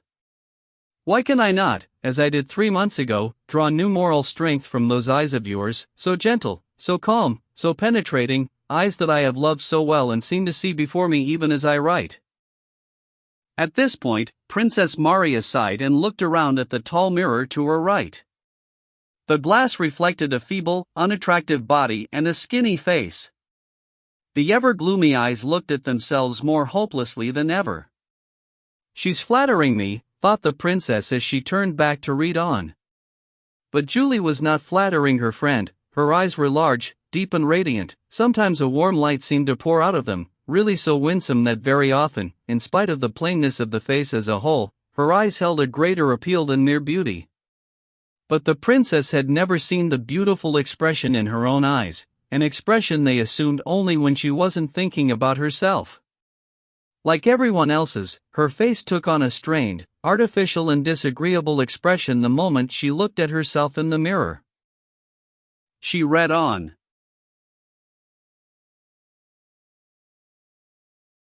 All Moscow talks only of war.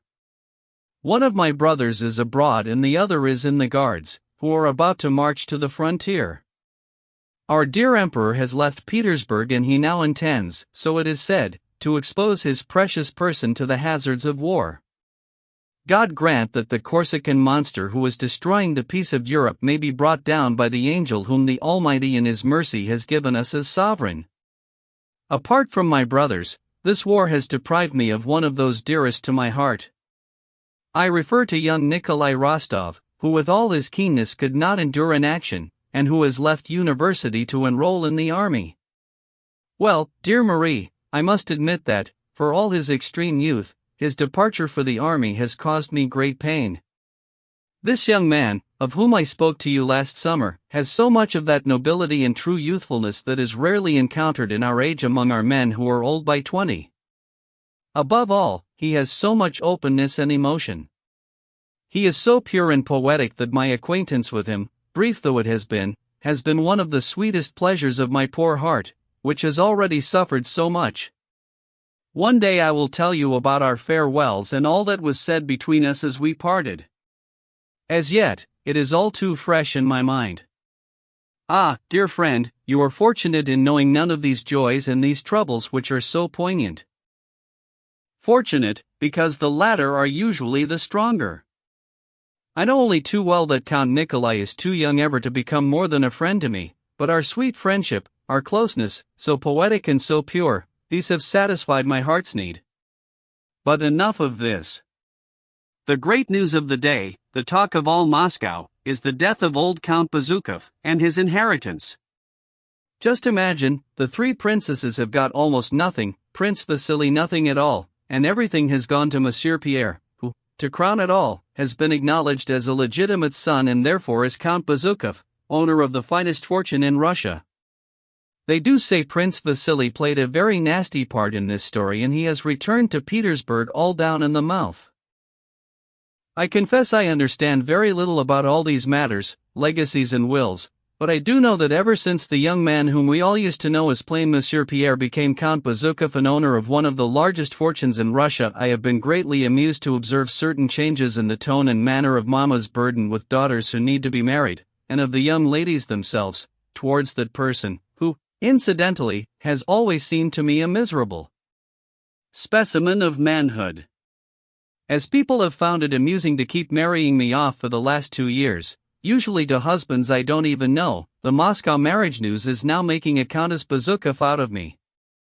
But I am sure you will appreciate that I have no desire whatsoever to become such.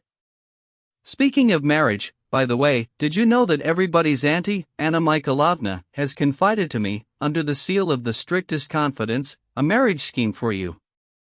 It is with none other than Prince Vasily's son, Anatole. They would like him to settle down and marry someone rich and distinguished, and his relative's choice has fallen on you. I don't know how you will look on this matter, but, well, I considered it my duty to warn you in advance. He is said to be very handsome and very naughty, and that's all I have been able to find out about him. That's enough gossiping. I'm coming to the end of my second sheet, and Mama has sent for me. We are dining with the Apraxins. Do read the mystical book which I am sending you, it is all the rage here. There are some things in this book which are difficult for our feeble human thinking to grasp, though it is an admirable book, and reading it is relaxing and spiritually uplifting. Goodbye for now. My respects to your father and my compliments to Mli Bourrienne. I embrace you and continue to love you. Julie. P.S. Do send news of your brother and his charming little wife.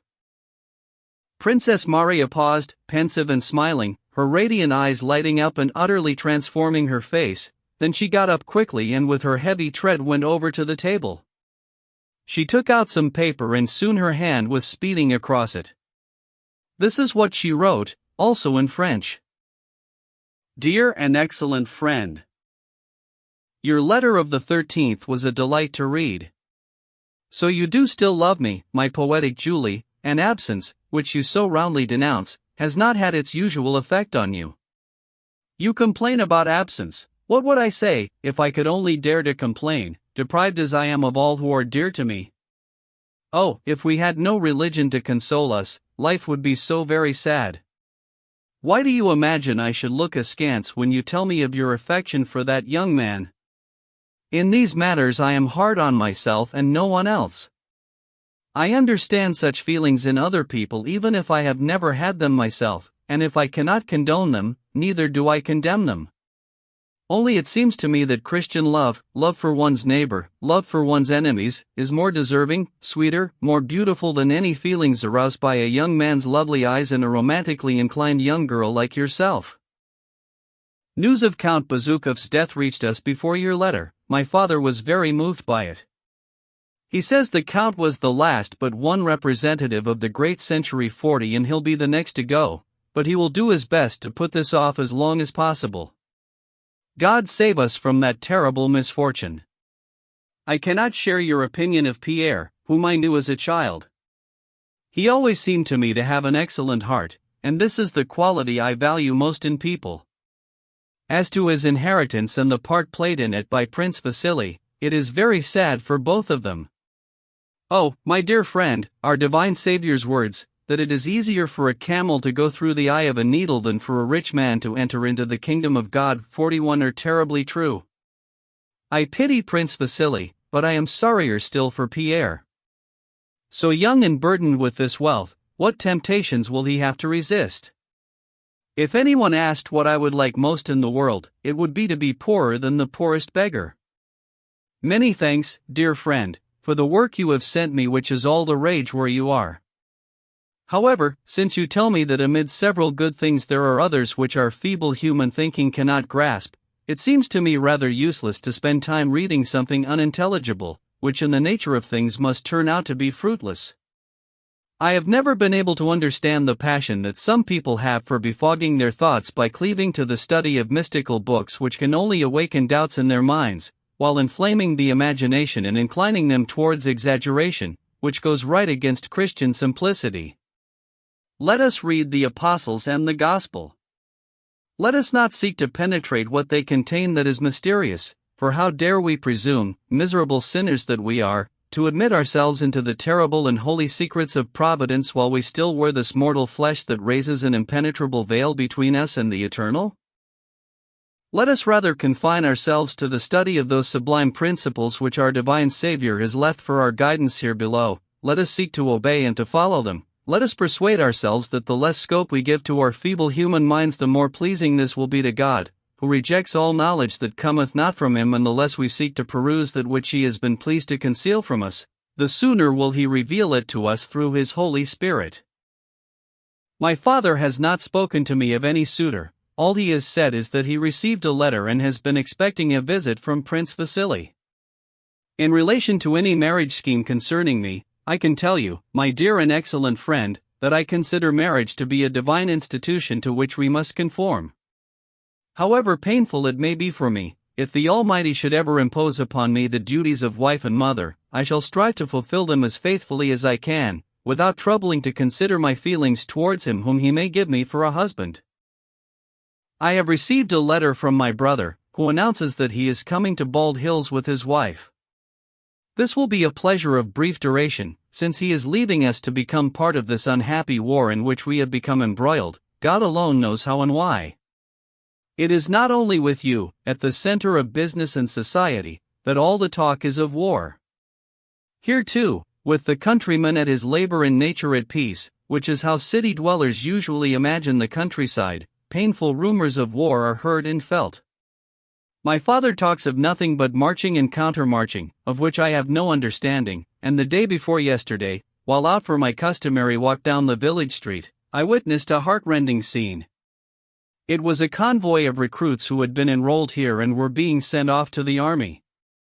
You should have seen what a state they were in, the mothers, wives and children of the men who were going, and heard the sobbing on both sides. It seemed as if humanity had forgotten the laws of its divine Savior, who preached love and forgiveness, and were placing the greatest merit in the art of killing one another. Goodbye for now, my dear, good friend. May our divine Savior and His most holy Mother keep you and guard you in their holiness and strength. Marie. Oh, you are sending a letter, Princess. I've already sent mine. I've written to my poor mother, said a smiling Mademoiselle Bourrienne, sharply and brightly in her pleasant, ringing voice with its very throaty RS. She had swept into the stiflingly sad and gloomy atmosphere surrounding the princess, bringing with her a quite different world of light-hearted and self-sustaining frivolity. Princess, I have to warn you, she added, lowering her voice, the prince has had an altercation, she said, with the R throatier than ever, and seeming to enjoy hearing herself speak. An altercation with Mikhail Ivanovich. He's in a bad mood, very grumpy. Be warned. Now you know. Oh, my dear friend, answered Princess Maria, I have asked you never to tell me in advance about my father's moods. I do not allow myself to pass judgment on him and would not wish others do so. The princess glanced at her watch, and saw that she was already 5 minutes late for clavichord practice. She went into the sitting room with alarm written all over her face. From 12 to 2, as laid down by the timetable for each day, the prince took his rest and the princess played the clavichord. Chapter 23. The gray-haired valet was sitting in the ante-room dozing and listening to the prince snoring away in his immense study.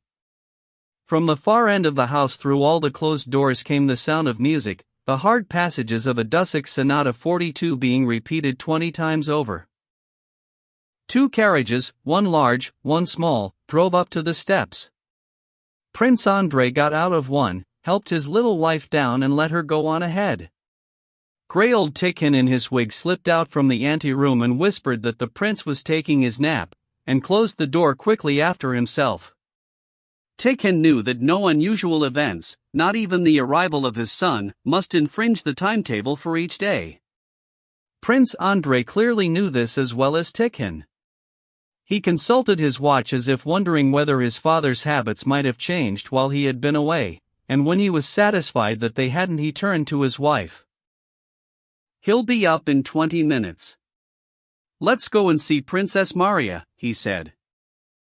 The little princess had filled out recently, but her eyes and that short upper lip with its touch of down and its bright smile popped up as sweetly and cheerfully as ever when she spoke. But it's a palace, she exclaimed to her husband, staring around and speaking like someone at a ball who wants to praise the host. Come on, let's hurry. She still stared round, smiling at them all, Tikhon, her husband and the servant helping them in. Is that Marie practicing? Let's go in quietly and surprise her. Prince Andrei followed politely behind her, looking depressed. You've aged a bit, Tikhon, he said as he walked by the old man, who was kissing his hand. Just as they reached the room where the clavichord was being played, a pretty blonde Frenchwoman skipped out through a side door. Mademoiselle Bourrienne seemed beside herself with joy. Oh, what a treat for the princess, she exclaimed. At last. I must tell her. No, no, please don't, said the little princess, kissing her. You must be Mademoiselle Bourrienne. I know about you because you have been such a good friend to my sister-in-law. She's not expecting us. They went to the sitting-room door through which came the sounds of the same passage being repeated over and over again. Prince Andrei stopped with a frown, as if something unpleasant was about to happen. Then the little princess went in. The playing stopped halfway through. He heard an exclamation followed by the heavy footsteps of Princess Maria and kissing noises. When Prince Andrei came in, the two princesses, who had met only once before, briefly, at the wedding, were hugging each other and kissing hard wherever they happened to touch. Mademoiselle Bourrienne was standing near them, hand on heart, smiling blissfully and not knowing whether to laugh or to cry. Prince Andrei shrugged and scowled like a music lover frowning at a false note. The two ladies let go, then immediately seized each other's hands as if every second counted, kissed them, tore them away, smothered each other's faces with more kisses, and then amazed Prince Andrei by bursting into floods of tears, both of them, before carrying on with yet more kissing. Mademoiselle Bourienne cried too. Prince Andrei was clearly embarrassed, but to the two women crying seemed the most natural thing in the world. It would never have occurred to them that this meeting could have taken place without it. "Oh, my dear! My dear Marie," both ladies blurted out together, and then laughed. "I had a dream last night." "You really didn't expect us?" "Oh, Marie, you've lost weight. And you've put some on." "I recognized the princess straight away," put in Mademoiselle Bourienne. "No, I had no idea," cried Princess Maria. "Oh, Andrei, I didn't see you there." Prince Andrei and his sister kissed each other's hands, and he told her she was just the same crybaby she always had been. Princess Maria turned to her brother, and through all the tears her wide and radiant eyes, shining for an instant with a rare beauty, lingered with gentle, loving tenderness on Prince Andrei's face. The little princess chattered away. Her short, downy upper lip would flick down momentarily to meet the rosy, lower lip at just the right point, only to flit away in a smile, teeth gleaming and eyes sparkling. She was describing something that had happened to them on Spasskaya Hill that could have been serious for someone in her condition, and went on to say that she had left all her dresses behind in Petersburg and God knows what she would walk about in here, that Andrei had completely changed, that Kitty Odintsov had married an old man, and that someone quite serious had turned up as a suitor for Princess Maria, but that was something they could talk about later. Princess Maria was still gazing in silence at her brother, her lovely eyes filled with affection and sadness. She was clearly thinking thoughts of her own, miles away from the young bride's chatter. In the middle of her sister-in-law's description of the last holiday celebration in Petersburg, she spoke to her brother. "So, it's settled, then. You are going to the war, Andrei?" she asked with a sigh. Liza sighed with her. "Yes, I'm going tomorrow," answered her brother. "He's deserting me. God knows why, when he could have been promoted." Princess Maria stopped listening, followed her own train of thought and then turned to Liza, directing sympathetic eyes to her figure. "It's true, then?" she asked. Liza's face changed, and she gave a sigh.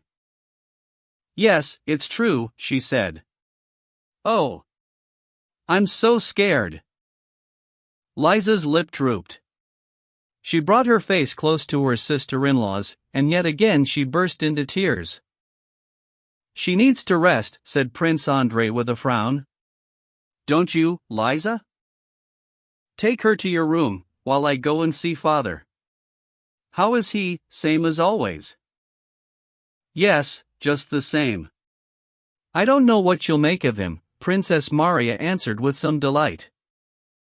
"The same old timetable, walks in the avenues, that lathe?" asked Prince Andrei with a barely noticeable smile which showed that he loved and respected his father but knew about his eccentricities. "The same timetable, the same lathe, still mathematics, and my geometry lessons," Princess Maria answered cheerfully, as though geometry lessons were one of the most delightful prospects in her life. When the old prince's 20 minutes for getting up had come and gone, Tikhon arrived to summon the young man to his father. The old man allowed one infringement of his normal routine in honor of his son's arrival, arranging for him to be admitted to his rooms while he was dressing for dinner. The old prince dressed in the old style, all kaftan and powder. And when Prince Andrei walked into his father's room, not with the moody face and attitude that he assumed for entering fashionable drawing rooms, but with the eager look he had shown when talking to Pierre, the old man was sitting in a big leather armchair with his head abandoned to the ministrations of Tikhon. "Aha! The warrior comes. So you want to fight Bonaparte," said the old man, shaking his powdered head and pigtail as best he could, with Tikhon still working on it. And you get after him as soon as you like, or he'll have us down as his subjects sooner than you think. Hello, my boy. And he offered a cheek. The old gentleman was in fine fettle after his nap before dinner. Sleep after dinner is silver, sleep before dinner is gold, was his motto. He aimed delighted sideways glances at his son from beneath his thick bushy eyebrows. Prince Andrei walked forward and kissed his father on the appointed spot. He avoided any comment on his father's hobby horse, joking about today's military men and especially Bonaparte. Yes, I have come to you, father, with a wife who is pregnant, said Prince Andrei, his lively, respectful eyes following every movement of his father's face. How are you keeping? It's only fools and libertines that fall ill, my boy, and you know me, busy from dawn to dusk, and I don't indulge. Of course I'm well. Thank God for that, said his son with a smile. God doesn't come into it.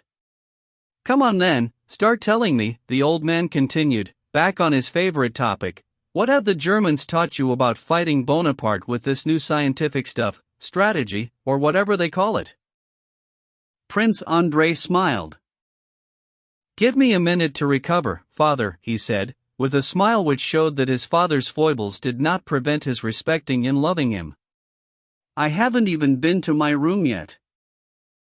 Nonsense, my boy, cried the old man, shaking his pigtail to make sure it was properly plaited, and taking his son by the hand. The house is ready for your wife. Marie will take her around and show her everything, and they'll talk the hind leg off a donkey. That's the way with women. I'm pleased she's come. So, sit down and talk to me. I know about Michelson's army, and Tolstoy's 43 simultaneous attacks. But what's the Southern Army going to be doing? Then there's Prussia, she's neutral. I know about that. What about Austria, he asked, getting up from his chair and pacing up and down the room, with Tikhon trotting at his heels, handing him various articles of clothing. And Sweden? And how will they get through Pomerania? After listening to question after question put so insistently by his father, Prince Andrei started to outline the plan of operations of the proposed campaign. Reluctant at first, he soon became more and more enthusiastic, and as he spoke he followed his usual habit of alternating between Russian and French. He told him an army of 90,000 was to threaten Prussia in order to bring her out of neutrality and into the war. Some of these men were to join with the Swedes at Stralsund. 220,000 Austrians would combine with 100,000 Russians in Italy and on the Rhine. 50,000 Russians and 50,000 English were to land at Naples, and the entire 500,000-strong army would then attack the French on several different fronts. The old prince showed no sign of interest in what he was saying. He seemed not to be listening, and he carried on getting dressed as he walked up and down, but he did make 3 sudden interruptions. Once he stopped and shouted, "The white one!" The white one, meaning that Tikhon had handed him the wrong waistcoat. Another time he stopped and asked, "When is she due?" shaking his head reproachfully. Too bad. Well, get on with it. The third time was when Prince Andrei was coming towards the end of his story. Suddenly the old man's wobbly falsetto sang out the French song, "Marlborough is off to war, God knows when we'll see him." 44 His son merely smiled. "I don't say it's a plan I approve of," he said. "I'm just telling you how things are. Napoleon has his own plan and it's no worse than ours." "Well, you've told me nothing new." Pensively the old man gabbled to himself, "God knows when we'll see him, go on into dinner." Chapter 24. Exactly on time, the prince, well powdered and clean-shaven, strode into the dining room, to be welcomed by his daughter-in-law, Princess Maria, Mademoiselle Bourrienne, and the prince's architect, who was allowed to dine with them by some strange whim of the master, even though such an unimportant person of no significant status was hardly entitled to such an honor. Normally a stickler for social distinctions, the prince was loath to admit to his table even important local dignitaries, but he had suddenly lighted on the architect Mikhail Ivanovich, who had a habit of going into a corner to blow his nose into a checked handkerchief, as living proof that all men are equal, and had repeatedly impressed on his daughter that Mikhail Ivanovich was by no means an inferior. At meals the prince spent most of his time talking to the architect, who never said anything back. Like all the other rooms in the house, the dining room was vast, with a high ceiling. With the prince about to enter, servants and waiters stood there expectantly, one behind each chair. The butler, with a napkin draped over his arm, was checking the table and giving eye signals to the servants, all the time glancing uneasily from the wall clock to the doorway through which the prince would soon enter. Prince Andrei was staring at something new, an immense gilt frame containing the Bolkonsky family tree, and across from it another frame, just as big, with a badly painted image of a crown prince regent, obviously done by some amateur domestic, supposedly a descendant of Rurik 45 and founder of the Bolkonsky dynasty. Prince Andrei shook his head as he looked at this family tree and laughed as you would at an unintended caricature. "That's him to a T," he said to Princess Maria as she came up to him. Princess Maria looked at her brother in surprise, not seeing anything funny about it. Everything her father did was beyond criticism and inspired reverence. "Everyone has an Achilles heel," Prince Andrei went on. "All his vast intellect, and he sinks to this level of crassness." Princess Maria couldn't understand her brother's biting criticism and was just about to protest when the footsteps they were all listening for were heard coming from the study. In strode the prince with a brisk joviality. This was how he always walked, as if consciously contradicting the strict household regime with a bustling manner of his own. On the instant the big clock struck 2 and another clock in the drawing room echoed with a thinner chime. The prince stopped and peered out sternly from under his great bushy eyebrows, his sharp eyes glinting as they first surveyed all the diners and then lighted on the little princess. She felt like a courtier at the entrance of the Tsar, such was the feeling of intimidation and profound respect that this old man evoked in everyone about him. He stroked her hair, and then rather awkwardly gave her a pat on the neck. "Yes, I'm very pleased," he said, and after staring into her eyes he walked off and sat down in his place. "Do sit down, everyone. Mikhail Ivanovich, do sit down." He motioned for his daughter-in-law to sit beside him, and a footman pulled back a chair for her. "Oho," said the old man, looking at her rounded figure. "You've not wasted any time. Not a good thing." His laugh was dry, cold, and disagreeable. As always he laughed with his mouth, but not with his eyes. "You must go out walking, plenty of walking, yes, as much as you can," he said. The little princess, not hearing him, or perhaps not wanting to, sat there in silence, looking embarrassed. But when the prince asked after her father she began to talk and smile. He also asked about common acquaintances, at which she became more and more animated, and began chattering away, conveying best wishes from various people and telling him the city gossip. "Countess Apraxin has lost her husband and she cried her eyes out, poor dear," she said, growing livelier by the moment. As she did so, the prince stared at her more and more severely, and then suddenly, as though he had studied all there was to study about her and formed a clear impression, he turned the other way and spoke to Mikhail Ivanovich. "Well, Mikhail Ivanovich, our friend Bonaparte is in for a bad time. Prince Andrei, he always spoke of his son in the third person, has just been telling me what forces are being massed against him. And you and I always thought he was a nobody. Mikhail Ivanovich had no knowledge of a time when you and I had said any such thing about Napoleon, but he could see that he was needed so that they could get round to the prince's favorite subject, so he sat there staring at the younger prince, nonplussed and wondering what might now develop. He's my master tactician, said the prince to his son, pointing to the architect, and once again the conversation turned to the war, Napoleon, and the latest generals and politicians. The old prince seemed convinced that all these public men were babes in arms without the slightest knowledge of warfare and politics, and Napoleon was a useless French nonentity who had been successful only because there were no more Potyomkins 46 and Suvorovs to stop him. He was even convinced there weren't any political difficulties in Europe, there wasn't any war, only a kind of puppet show with people fooling around, pretending to be doing something serious. Prince Andrei accepted his father's sneering attitude towards the new people quite cheerfully, and egged his father on to say more. He obviously enjoyed listening. "The past always seems better," he said, "but didn't Suvorov fall into a trap he couldn't get out of, set by Moreau?" "Who told you that?" "Who said so?" cried the prince. "Suvorov." He flung his plate away and Tikhon caught it deftly. "Suvorov. Think again, Prince Andrei. Here we have two men, Frederick and Suvorov. Moreau? Moreau would have been a prisoner if Suvorov's hands hadn't been tied behind his back, by that Hofkriegswurstschnapsrath.47 that lot would stop the devil himself. Oh, you'll soon find out about these Hofkriegswurstschnapsraths. Suvorov couldn't cope with them, so how can Mikhail Kutuzov? No, my dear fellow, he went on, you and your generals won't get past Napoleon. You'll have to get hold of some Frenchman, set a thief to catch a thief.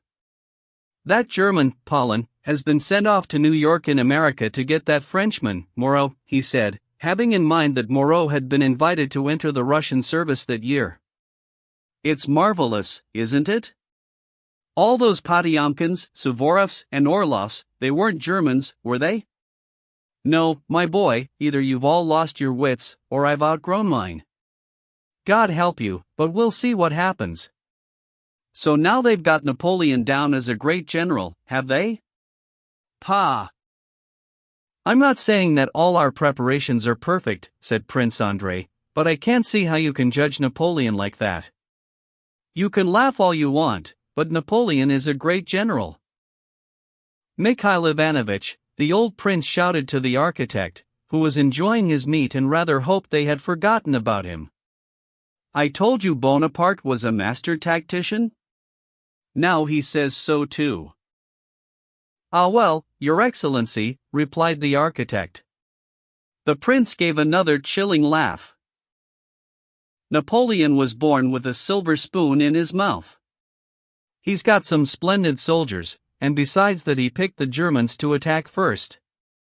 You'd have to be pretty slow not to beat the Germans. Since time began everybody has beaten the Germans. And they've never beaten anybody, except each other. He made his name fighting them. And off went the prince analyzing all the blunders he thought Bonaparte had perpetrated in his wars and even in politics. His son made no objection, but it was clear that whatever arguments he might have to face, he was as unlikely to change his mind as the old prince himself. Prince Andrei listened, managing not to object. He couldn't help wondering how this old man, who had spent so many years alone in the countryside, never going anywhere, could keep abreast of all the military and political developments in Europe over recent years and discuss them in such detail and with such accuracy. You think I'm an old man and I don't know how things stand, don't you? He said, drawing things to a close. I'm telling you I do. Sometimes I can't sleep for nights on end. Anyway, where is this great general of yours? Where has he proved himself? That would be a long story, answered his son. Go on with you and your Napoleon. Mademoiselle Bourienne, here's someone else who admires your country bumpkin of an emperor, he cried in excellent French. You know I am not a Bonapartist, Prince. God knows when we'll see him, the prince hummed tunelessly, and his laugh was even more grating as he rose from the table. The little princess had sat through the whole argument and the rest of the dinner without saying a word, looking in some alarm from Princess Maria to her father-in-law. When they left the table she took her sister-in-law's arm and led her off into another room. What a clever man your father is, she said. Perhaps that's why I'm so scared of him. Oh, he is so kind, said Princess Maria. Chapter 25. It was the next evening, and Prince Andrei was preparing to leave. The old prince, not one to disrupt his regular routine, had retired to his room after dinner. The little princess was with her sister-in-law. Prince Andrei had put on his civilian traveling coat and spent some time cloistered with his valet, packing. After making a personal inspection of the carriage and the stowing of his trunks, he gave orders for the horses to be harnessed. In the room there was nothing left but a few things that Prince Andrei always carried with him: a traveling case, a silver canteen, 2 Turkish pistols and a saber, the last a present from his father brought back from Suvorov's siege of Ochakov. 48 All of these traveling essentials were in excellent order. Everything was spick and span, covered with cloth and meticulously taped up. At a time of departure and change, thinking people usually find themselves in a serious frame of mind. At such a time you tend to review the past and make plans for the future. Prince Andrei's face was gentle and very thoughtful. He paced briskly up and down the room from one corner to another with his arms behind his back, staring ahead and pensively shaking his head. Whether he was worried about going off to war or sad at leaving his wife, or perhaps a little of both, he evidently didn't want to be caught like that. At the sudden sound of approaching footsteps, he quickly unclasped his hands and stood by a table, pretending to be fastening the lid of the case, and he resumed his normally calm and inscrutable expression. He had heard the heavy tread of Princess Maria. "They told me you were having the horses harnessed," she said, all out of breath. She must have been running, "and I did want to have one more little talk with you on our own. Heaven knows how long we shall be apart this time. I hope you're not angry that I've come? Andryusha, you really have changed, you know," she added, as if that justified her question. She smiled as she called him Andryusha. She could hardly imagine that this forbiddingly handsome man was the same Andryusha as that wiry, mischievous little boy who had been the companion of her childhood. "Where's Lise?" he asked, and a smile was his only answer. "She was so tired she fell asleep on the sofa in my room." "Oh, Andrei, what a treasure of a wife you have," she said, sitting down on the sofa facing her brother. "She's just a perfect child, such a sweet, happy child. I've really taken to her." Prince Andrei said nothing, but the princess watched as a look of irony and scorn came over his face. "But you have to put up with little weaknesses. We all have them, Andrei. Don't forget she's been brought up and educated in high society. And besides, her present position is not all that rosy. We must try to put ourselves in other people's places. When you understand everything, you can forgive everything. Just think what it must be like for her, poor girl, after the life she's been used to part from her husband and then be left alone in the country, and in her condition too. It's very hard on her." Prince Andrei looked at his sister and smiled the kind of smile we reserve for people we think we can see through. "You live in the country and you don't find it too awful," he said. "It's not the same thing. Don't bring me into it. I don't wish for any other kind of life, and I couldn't if I wanted to, because I don't know any other kind of life.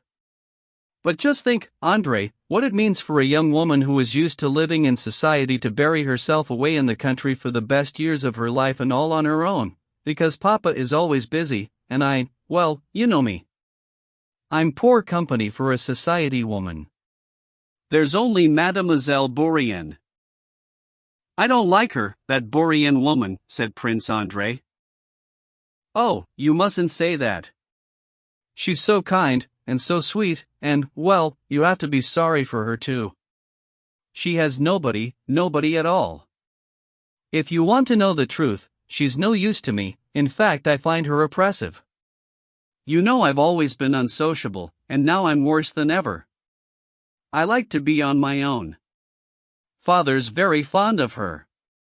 She and Mikhail Ivanovich are the only two people he gets on with and keeps his temper with, because they are both beholden to him. As Lawrence Stern says, we love people not so much for the good they have done to us as for the good we have done to them. Father picked her up off the streets as an orphan, and she's very good-hearted. And Father likes the way she reads. She reads to him in the evenings. She does it very well. But be honest, Marie, I can only think sometimes it must be hard for you living with Father. You know the way he is, Prince Andrei suggested suddenly. Princess Maria was taken aback, then shocked by this question. Me? Hard for me, she said. He's always been on the stern side, but now I think he's getting quite difficult, said Prince Andrei, disparaging their father so easily that he must surely have meant to tease his sister, or test her. You're a good man, Andrei, but there is a kind of intellectual pride about you, said the princess, apparently following her own train of thought rather than the thread of the conversation, and this is a great sin. How can we pass judgment on our own father?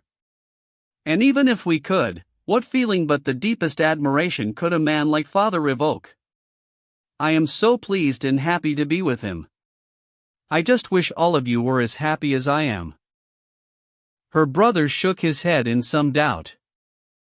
The only thing that bothers me, honestly, Andrei, is our father's cast of mind in a religious sense. I can't understand how a man of such vast intellect can fail to see what is as clear as daylight, and can get things so wrong. That's the one thing that disturbs me. And even here I think I've seen a glimmer of improvement recently. Lately he has not been so bitter with his mockery, and he has been willing to receive a monk, and he talked to him for a very long time. Well, my dear, I'm afraid you and your monk are wasting your powder, said Prince Andrei in amused but affectionate tones. Oh, my dear friend, all I can do is pray to God and hope that he will hear me. Andrei, she said timidly, after a moment's pause, I have a great favor to ask you. What is it, my dear? Promise me you won't refuse. It will cost you almost nothing and it won't involve anything disreputable. Only it will be such a comfort to me. Promise, Andryusha, she said, thrusting one hand into her handbag and getting hold of something without showing it, as though what she was holding concerned the favor she was asking, but until she had a promise that it would be granted she could not take that something out. She looked sheepishly at her brother, imploring him with her eyes. Even if it cost me a great deal, answered Prince Andrei, who seemed almost to have guessed what it was all about. I don't mind what you think about it. I know you're like father. Think what you want, but do it for my sake, please. Father's own father, our grandfather, wore this whenever he went to war. She still didn't take what she was holding out of her bag. You promise? Of course I do. What is it? Andrei, I am going to bless you with a holy icon, and you must promise never to take it off. Do you promise? As long as it doesn't weigh 100 weight and won't break my neck. To please you, said Prince Andrei. At this little joke he noticed instantly that a pained expression came over his sister's face, and he regretted it. I'm really pleased, my dear, really pleased, he added. Even against your will he will save you and spare you and bring you to himself, because in him alone are truth and peace, she said in a voice shaking with emotion, solemnly holding before him with both hands a little antique oval icon depicting the Savior with a black face, in a silver setting, on a very finely wrought silver chain. She crossed herself, kissed the icon and handed it to Andrei. Please, Andrei, do it for me. Her great white eyes shone timidly with loving kindness. They lit up the whole of her thin, sickly face and turned it into a thing of beauty. Her brother reached for the icon, but she stopped him. Andrei understood, crossed himself and kissed the icon. He was moved, and his face showed a mixture of amusement and tenderness. Thank you, my dear. She kissed him on the forehead and sat down again on the sofa. Neither spoke. So, as I was saying, Andrei, please be kind and generous as you always used to be. Don't judge Lise too harshly, she began again. She is so sweet and kind, and her present situation is very difficult. Masha, I don't think I've said anything about blaming my wife for anything or being dissatisfied with her. Why do you go on like this? Princess Maria went all red and blotchy, and stopped speaking as though she felt guilty. I have said nothing to you, but other people have. That's what makes me sad. The red blotches stood out stronger than ever on her forehead, cheeks, and neck. She would have liked to say something, but couldn't get it out. Her brother had guessed the truth. His wife had shed tears after dinner, saying she knew she was in for a difficult birth and was terrified of it, and she had cursed her misfortune, her father-in-law, and her husband. Only then had she fallen asleep. Prince Andrei was sorry for his sister. "I can tell you one thing, Masha, I can't reproach my wife for anything. I never have done and never shall do, nor do I reproach myself in relation to her, and that will always be so in any circumstances whatsoever. But if you really want to know, well, whether I'm happy, the answer is no." "Is she happy?" "No." "Why not?" "I don't know." As he said this, he stood up, went over to his sister and bent to kiss her on the forehead. His handsome eyes were shining with an unusual brightness and kindness, but he was looking past his sister's head through the open door into the darkness beyond. "Let's go to her. I have to say goodbye. Or you go on your own and wake her up, and I'll come in a moment. Petrushka," he called to his valet. "Come and take these things out. This goes in the seat and that on the right-hand side." Princess Maria got up and moved towards the door. She stopped. "Andrei, if you had faith, you would have turned to God and asked Him to give you the love that you do not feel, and your prayer would have been answered." "Yes, you may be right," said Prince Andrei. "Go on, Masha, I'll follow you in a minute." On the way to his sister's room in the gallery connecting the two parts of the house, Prince Andrei came across Mademoiselle Bourienne, who smiled sweetly at him. It was the third time that day that she had happened on him in out-of-the-way passages, always with a nice beaming smile on her face. "Oh, I thought you were in your room," she said, blushing for some reason and looking down. Prince Andrei glanced at her sharply, and a look of bitter displeasure came over his face. He glared at her in silence, not at her eyes but at her forehead and hair, with such contempt that she turned bright red and walked off without another word. When he got to his sister's room, the little princess was awake and her cheery little voice could be heard through the open door, chattering away like mad. Her French poured out as if she had been too long restrained and now wanted to make up for lost time. "No, but just think of old Countess Zubov, with all those false curls and her mouth full of false teeth 49 as though she was trying to turn back the years. He, Marie." This was the fifth or sixth time that Prince Andrei had heard his wife speak these very words about Countess Zubov, and always with the same laugh. He walked quietly into the room. The little princess was sitting in a chair with some sewing in her hands, all round and rosy, coming out with a stream of Petersburg memories and fashionable phrases. Prince Andrei walked over, stroked her on the head and asked if she had got over her tiredness from the journey. She nodded and went on with her tale. The carriage with 6 horses stood at the steps. It was an autumn night, so dark the coachman couldn't see the main shaft of his carriage. Servants with lanterns were running up and down the steps. The vast house stood there with its huge windows blazing. House serfs thronged the entrance, eager to wish their young prince Godspeed. All the members of the household were gathered in the great hall: Mikhail Ivanovich, Mademoiselle Bourienne, Princess Maria, and the little princess. Prince Andrei had been summoned to his father's study, so they could be alone to say goodbye, and now everyone was waiting for him to come out again. When Prince Andrei went into the study, the old prince was wearing his old-age spectacles and his white dressing gown, in which he never saw anyone but his son. He was sitting at the table writing. He looked round. "You're off then?" And he went on writing.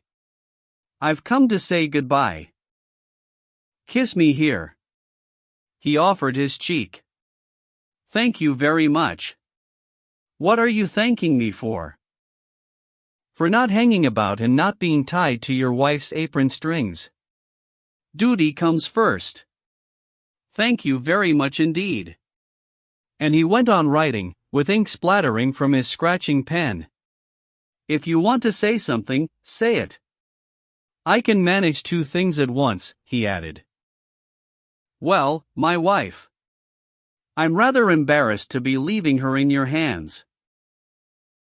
What are you rambling on about? Say what you mean. When her time comes, please send to Moscow for a specialist. I want him here. The old prince stopped, bemused, and glared harshly at his son. I know no one can help if nature doesn't, said Prince Andrei, much embarrassed. I know it's only a chance in a million, but it's her one nightmare, and mine. She has heard things, she's had bad dreams, and she's very scared. Mumbled the old prince, going on with his writing. I'll see to it. He signed with a flourish, and then turned sharply to his son and laughed. Bad business, eh? What is, father? Wife, said the old prince, curt but emphatic. I don't know what you mean, said Prince Andrei. Can't be helped, dear boy, said the old prince, they're all like that, and you can't get unmarried now. Don't worry, I shan't tell anyone, but you know it's true. He grasped his son's hand with bony little fingers and shook it, looking him straight in the face with sharp eyes that seemed to see right through him, and gave another chilling laugh. The son sighed, inadvertently admitting that his father had seen through him. The old man was busy folding and sealing the letters, helter-skelter as always, snatching up wax, seal and paper and throwing them down again. Can't be helped. She's a pretty thing. I'll do everything. Not to worry, he said in his staccato manner as he finished sealing the letters. Andrei said nothing, feeling both pleased and displeased that his father had seen through him. The old man got up and gave his son the first letter. Listen, he said. Don't worry about your wife. What can be done will be done. Now, keep listening. Give this letter to General Kutuzov. I've written to ask him to use you properly and not leave you long as an adjutant, ghastly job. Tell him I remember him with affection. And let me know how he receives you. If he's all right, serve him well. No son of Nikolai Bolkonsky needs to serve out of charity. Now, come here. He was gabbling so much that half his words never got finished, but his son was used to understanding him. He took Prince Andrei over to the bureau, opened the top and pulled out a drawer, taking from it a notebook filled from cover to cover with his big, bold, closely written handwriting. I'm sure to die before you do. See, these are my notes, to be given to the emperor after my death. Now see here, this is a state lottery bond and there's a letter with it. It's a prize for the first person to write a history of Suvorov's wars. Send it to the academy. Here are my notes. They're for you to read when I'm gone. Should be of some use to you. Andrei didn't tell his father he probably still had many years to live. He knew it went without saying. I shall do what you say, father, he said. Well, goodbye then. He gave his son his hand to kiss and then embraced him. Remember this, Prince Andrei, if you get killed, it will be a great sadness to me in my old age, he broke off sharply, and then bawled at him, but if I hear that you have not behaved like the son of Nikolai Bolkonsky, I shall be ashamed of you. You needn't have told me that, father, said his son with a smile. The old man now said nothing. There's just one more thing I wanted to ask you, went on Prince Andrei. If I do get killed, and if I have a son, don't let them take him away from you. As I said yesterday, let him grow up with you, please. Don't give him up to your wife, said the old man with a laugh. They stood there in silence facing each other. The old man's sharp eyes were fixed firmly on his son's. A kind of tremor ran over the lower part of the old prince's face. We've said goodbye. Just go, he said suddenly. Go, he cried in a loud angry voice, opening the study door. What is it? What's wrong? Asked the two princesses when they saw Prince Andrei, and caught a glimpse of the old prince without his wig, wearing his white dressing gown and his old-age spectacles, and heard him shouting angrily. Prince Andrei sighed and made no reply. "Come on, then," he said, turning to his wife, and his "come on" then sounded like a cold rebuke, as if he had said, "Let's see you put on your little act." "Andrei, it can't be time to go," cried the little princess, turning pale and looking fearfully at her husband. He embraced her. She gave a little cry and fell in a faint on his shoulder. He eased her away from his shoulder, looked her in the face and carefully sat her down in a chair. "Goodbye, Masha," he said softly to his sister, and they kissed hands. Then he strode briskly out of the room.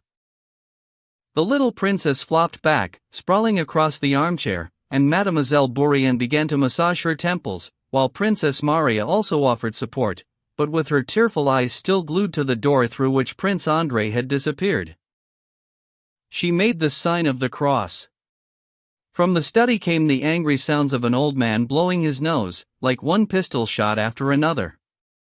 The moment Prince Andrei left the room, his study door was flung open and out peered the forbidding figure of the old man in his white dressing gown. "Has he gone?" "Good thing too," he said, glaring at the swooning princess. He shook his head in disapproval and slammed the door. Part 2. Chapter 1. In October 1805, Russian troops were busy occupying towns and villages in the Archduchy of Austria, with new regiments arriving all the time from Russia and settling near the fortress of Braunau, making life hard for the inhabitants on whom they were billeted. Braunau was the headquarters of the Commander-in-Chief, General Kutuzov. On the 11th of October 1805, one of the newly arrived infantry regiments had halted half a mile from Braunau, awaiting inspection by the Commander-in-Chief.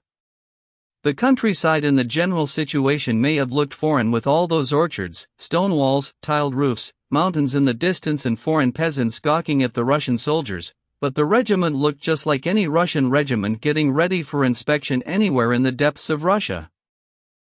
Yesterday evening, on the last stage of the march, an order had been received: the Commander-in-Chief would inspect the regiment on the march.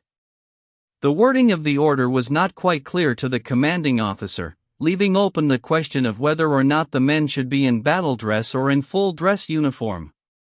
It was decided after consultation with the battalion commanders to present the regiment in full dress, as they say, better to bow too low than not low enough. And after marching 25 miles, the men had been kept up all night mending and cleaning, while the staff officers checked numbers and gave orders. By morning the regiment, a straggling shambles on the eve of the last march, looked like an orderly formation of 2,000 men, everyone knowing his place and his duty, buttons firm and straps tight, everything spick and span and gleaming. And not only on the surface, if it should occur to the Commander-in-Chief to check underneath the uniform, he would see that every man was wearing a clean shirt, and in every knapsack he would find the regulation number of articles, the complete soldier's soap and sewing kit. There was only one thing that no one could be happy with: their footgear. More than half the boots had holes in them. This was no fault of the commanding officer. In spite of repeated demands, the Austrian authorities had left him undersupplied, and the regiment had now marched over 700 miles. The regimental commander was an aging ruddy-faced general with grizzled whiskers and eyebrows, rather portly, broader from front to back than from side to side. His uniform was brand new and still nicely creased, with great big golden epaulets which wouldn't lie down properly on his big shoulders. He had the air of a man who was happily fulfilling one of life's most solemn duties. He paraded up and down the front rank, and as he did so his body quivered and his back was arched. Here was a general unmistakably proud of his regiment, happy with it and serving it with all his energy and spirit. Even so, his quivering walk seemed to suggest that his personal interests extended well beyond the military to include good society and the fair sex. "Well now, my good Mikhail Mitrich," he said, addressing one of the battalion commanders who had stepped forward with a smile on his face. They were clearly in good spirits, both of them. "Last night kept us on our toes, didn't it?" Still, The regiment's not too bad now. Must be one or two worse than ours, eh? The major understood this ironical banter and he laughed. Fit for the best parade ground, even Tsaritsyn Field, too. What's that? Said the commander. Two riders had come into view down the road from the town where signalmen had been posted. They were an aide-de-camp with a Cossack riding along behind him. The aide had been sent from staff headquarters to confirm what had not been clearly stated in the previous order, that the commander-in-chief wished to inspect the regiment just as it was on the road, in greatcoats, carrying rucksacks, and with no special preparation. A member of the Hofkriegsrath from Vienna had come to Kutuzov the previous day with a proposal, nay a demand, that he proceed as soon as possible to join forces with the army of Archduke Ferdinand and General Mack. Kutuzov considered this inadvisable, and now, as part of his supporting argument, he wanted to demonstrate to the Austrian general the pitiable condition the troops were in after marching all the way from Russia. With this in mind, he intended to ride out and meet them on the road. The worse the regiment looked, the more delighted the commander-in-chief would be. The aide was not privy to all the details, but he did communicate the commander-in-chief's categorical insistence that the men be in greatcoats and marching order, and that anything other than that would incur his displeasure. At these words the commanding officer's head sank down, he gave a shrug, and flung up his arms with some passion. "Now we've done it," he said. "Mikhail Mitrich, I told you on the march meant dressed in greatcoats," he rebuked the major. "Oh, my God," he added, but then he stepped forward resolutely. "Company captains," he roared in a voice well used to bawling commands. "Sergeant majors. When will His Excellency be here?" he asked, turning to the aide with an expression of obsequious deference that was really meant for the person he was referring to. "In an hour's time, I believe." "Have we time to change?" "I couldn't say, General." The general went down among the ranks to supervise personally the change back into greatcoats. Captains rushed through their companies, sergeant majors worried about greatcoats that weren't quite right, and it took only a few moments for the solid and silent rectangles to stir, straggle, and buzz with talk. Soldiers ran about everywhere, jerking their shoulders to lift up their rucksacks, pulling the straps over their heads, fishing out their greatcoats and reaching up with their arms to pull down the sleeves. Half an hour later everything was back to normal, but the rectangles were gray rather than black. The general set off with his quivering walk to parade himself before the regiment, scanning it from some way off. "What the? What's all this?" he roared, coming to a halt. "Captain of the 3rd Company. Captain of the 3rd Company, report to the General." "Company Captain to the General." "3rd Company to the Captain," voices rang out down the ranks, and an aide ran off to find the laggardly officer. When this urgent clamor reached its destination, having mixed up all the orders until eventually they were shouting "General to report to the 3rd Company," the officer in question emerged from the rear of his company, and, although he was an elderly man and no great runner, he managed a fair trot towards the general, tripping over his own toes as he came. The captain looked like a shifty schoolboy who had been told to run through some homework that he hadn't done. His face, already bright red in color, he was clearly no abstainer, now turned blotchy and his mouth twitched. The general looked him up and down as he ran forward, gasping and slowing down with every step. "Do you want your men in women's dresses?" "What's the meaning of this?" roared the general, setting his jaw and pointing in the ranks of the 3rd Division to a soldier wearing a different colored greatcoat from everyone else's, the color of factory cloth. "And where have you been? The commander-in-chief is expected, and you're not where you should be." "Eh? I'll teach you to put your men in fancy dress for an inspection." "Eh?" The captain, never taking his eyes off his superior officer, pressed his 2 fingers harder and harder against the peak of his cap, as if his only hope of safety lay in saluting as hard as he could. "Well, why don't you say something? Who's that man dressed up like a Hungarian?" The general's joke was a bitter one. "Your Excellency." "What do you mean, Your Excellency?" I'll give you your excellency. You say it, but nobody knows what you mean. Your excellency, that man is Private Dolokhov. He's been reduced to the ranks, the captain said softly. Are you sure he wasn't reduced to field marshal? If he's a private, he should be dressed like the others, regulation kit. Your excellency, you gave him permission, on the march. Permission? What permission? There you go, you're all the same, you youngsters, said the general, cooling down a little. Permission? A simple remark, and you take it, he paused. Yes, you, take it. Well, what about it, he said, newly infuriated. Kindly make sure your men are properly turned out. And the general, looking round at his aide, walked his quivering way back to the regiment, patently delighted with his own show of displeasure, and now, as he walked through the ranks, looking for other excuses to blow his top.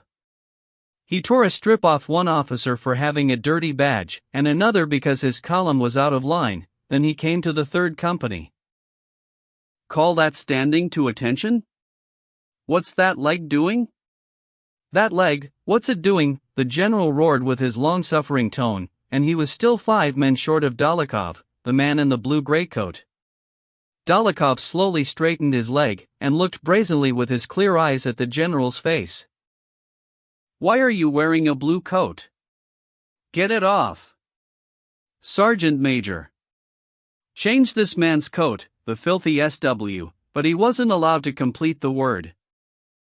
General, I am bound to obey orders, but not to put up with, Dolokhov spoke rapidly. No talking in the ranks. No talking there. No talking.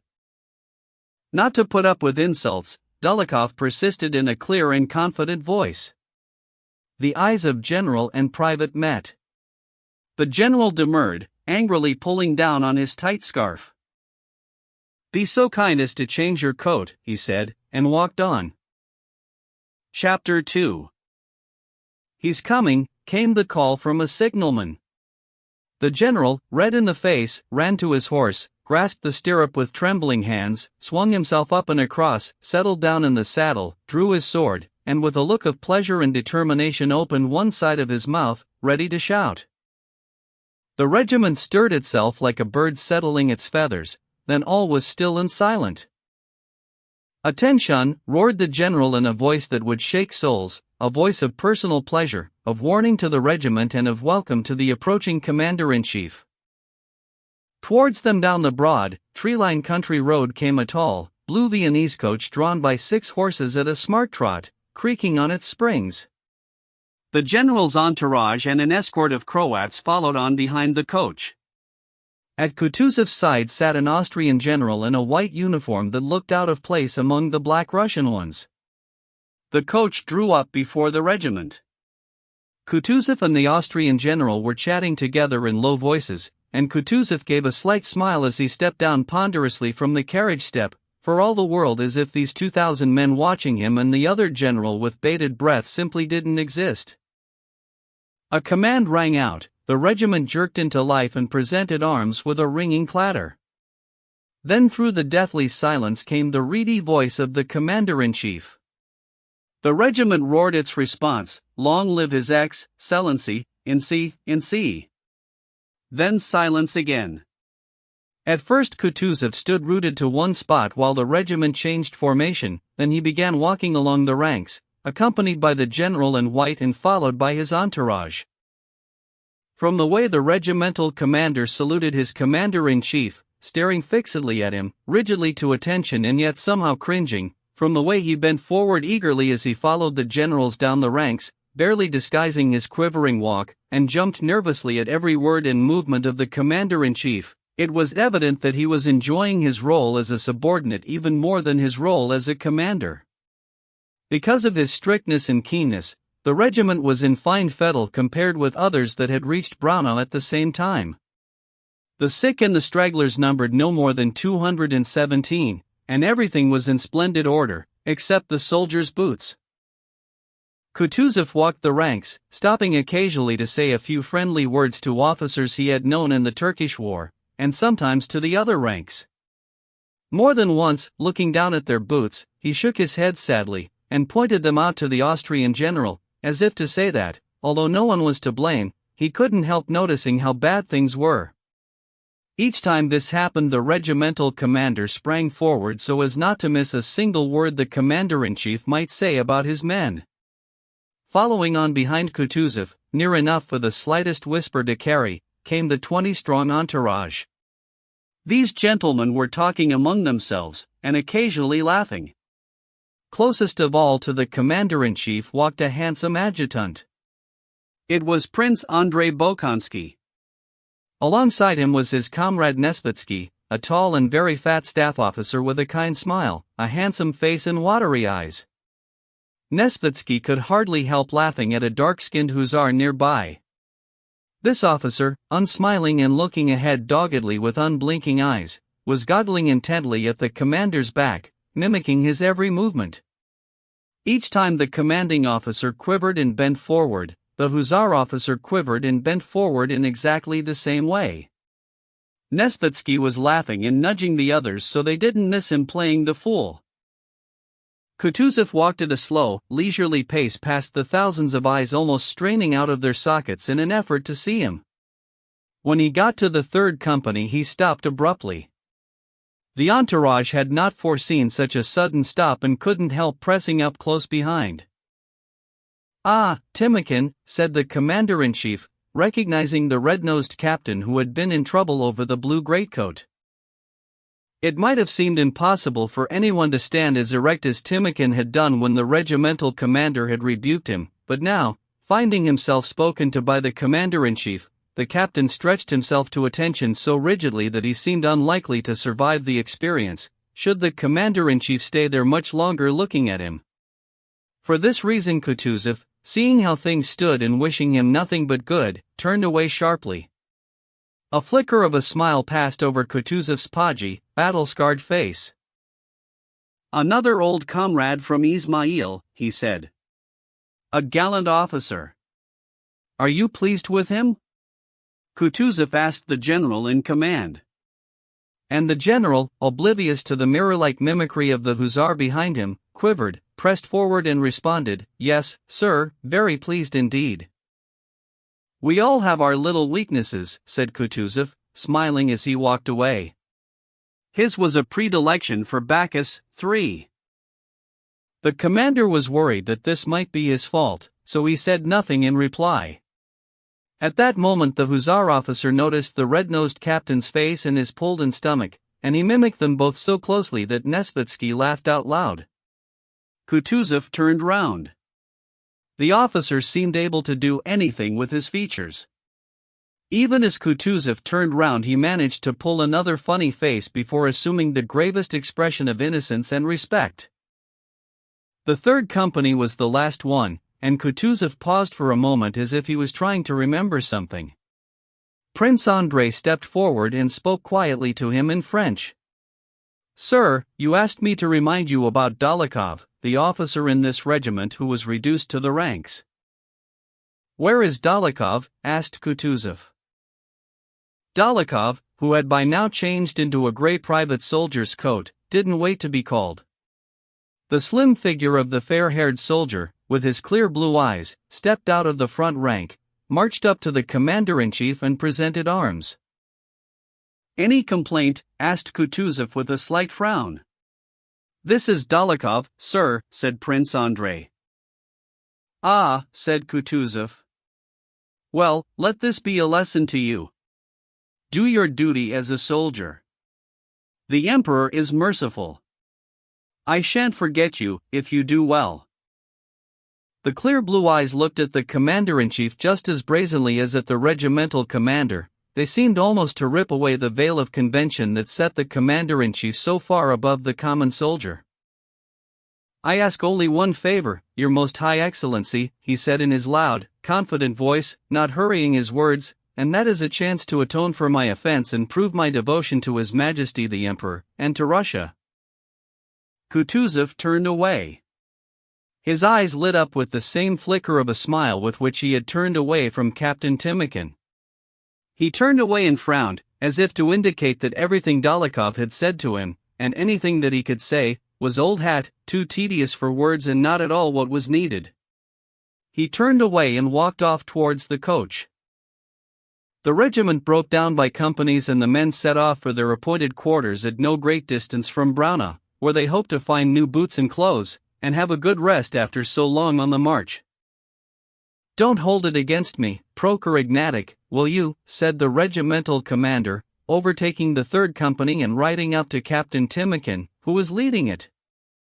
The general's face was beaming with irrepressible delight following such a successful inspection. "It's all in the Tsar's service, you can't, sometimes you have to be a bit hard. I'm the first to apologize. You know me." He said how pleased he was. And he held out a hand to the captain. "Please, General, as if I would," answered the captain, his nose redder than ever. He smiled, and his smile showed that his 2 front teeth were missing. They had been knocked out by a rifle butt at Ismail. "Oh, and tell Dólokhov to rest easy, I shan't forget him. By the way, I've been meaning to ask, what is he doing? How's he getting on?" "He is diligent in the performance of his duty, sir." "But he can be temperamental," said Timokhin. "What do you mean, temperamental?" asked the general. "Different things on different days, sir," said the captain. "Sometimes he's sensible and intelligent and good-natured. Then he can be like a wild animal. When we were in Poland, I should tell you, he all but killed a Jew." Yes, I see," said the general. "Still you have to go easy on a young fellow when he's in trouble. He is well connected, you know. I think you should, Yes, sir." "Yes, sir," said Timokhin, his smile indicating that he knew what was required of him. "Very well, then, very well." The general went to find Dólokhov in the ranks and reined in his horse. "Come the first action you could get your epaulets back," he said to him. Dólokhov looked round but said nothing. The sardonic smile that played about his mouth stayed the same. "Well, that's all right then," the general went on. "Vodka all round, on me," he added, loud enough for the soldiers to hear. "My thanks to you all. God be praised." He galloped past that company and on to the next one. "He's a good man, you know. Worth serving with," said Timokhin to a junior officer at his side. "King of Hearts, that's the only word for him," said the officer with a laugh, that being the general's nickname. The officer's buoyant mood following the inspection was caught by the soldiers. The company marched along merrily with soldiers' voices chattering away on all sides. "Who was it said Kutuzov's blind in one eye? Well, he is. Blind as they come. Nay, boys, he's got better eyes than you. Soon spotted our boots and leg bands, for didn't he? Listen, mate, when he looked at my legs.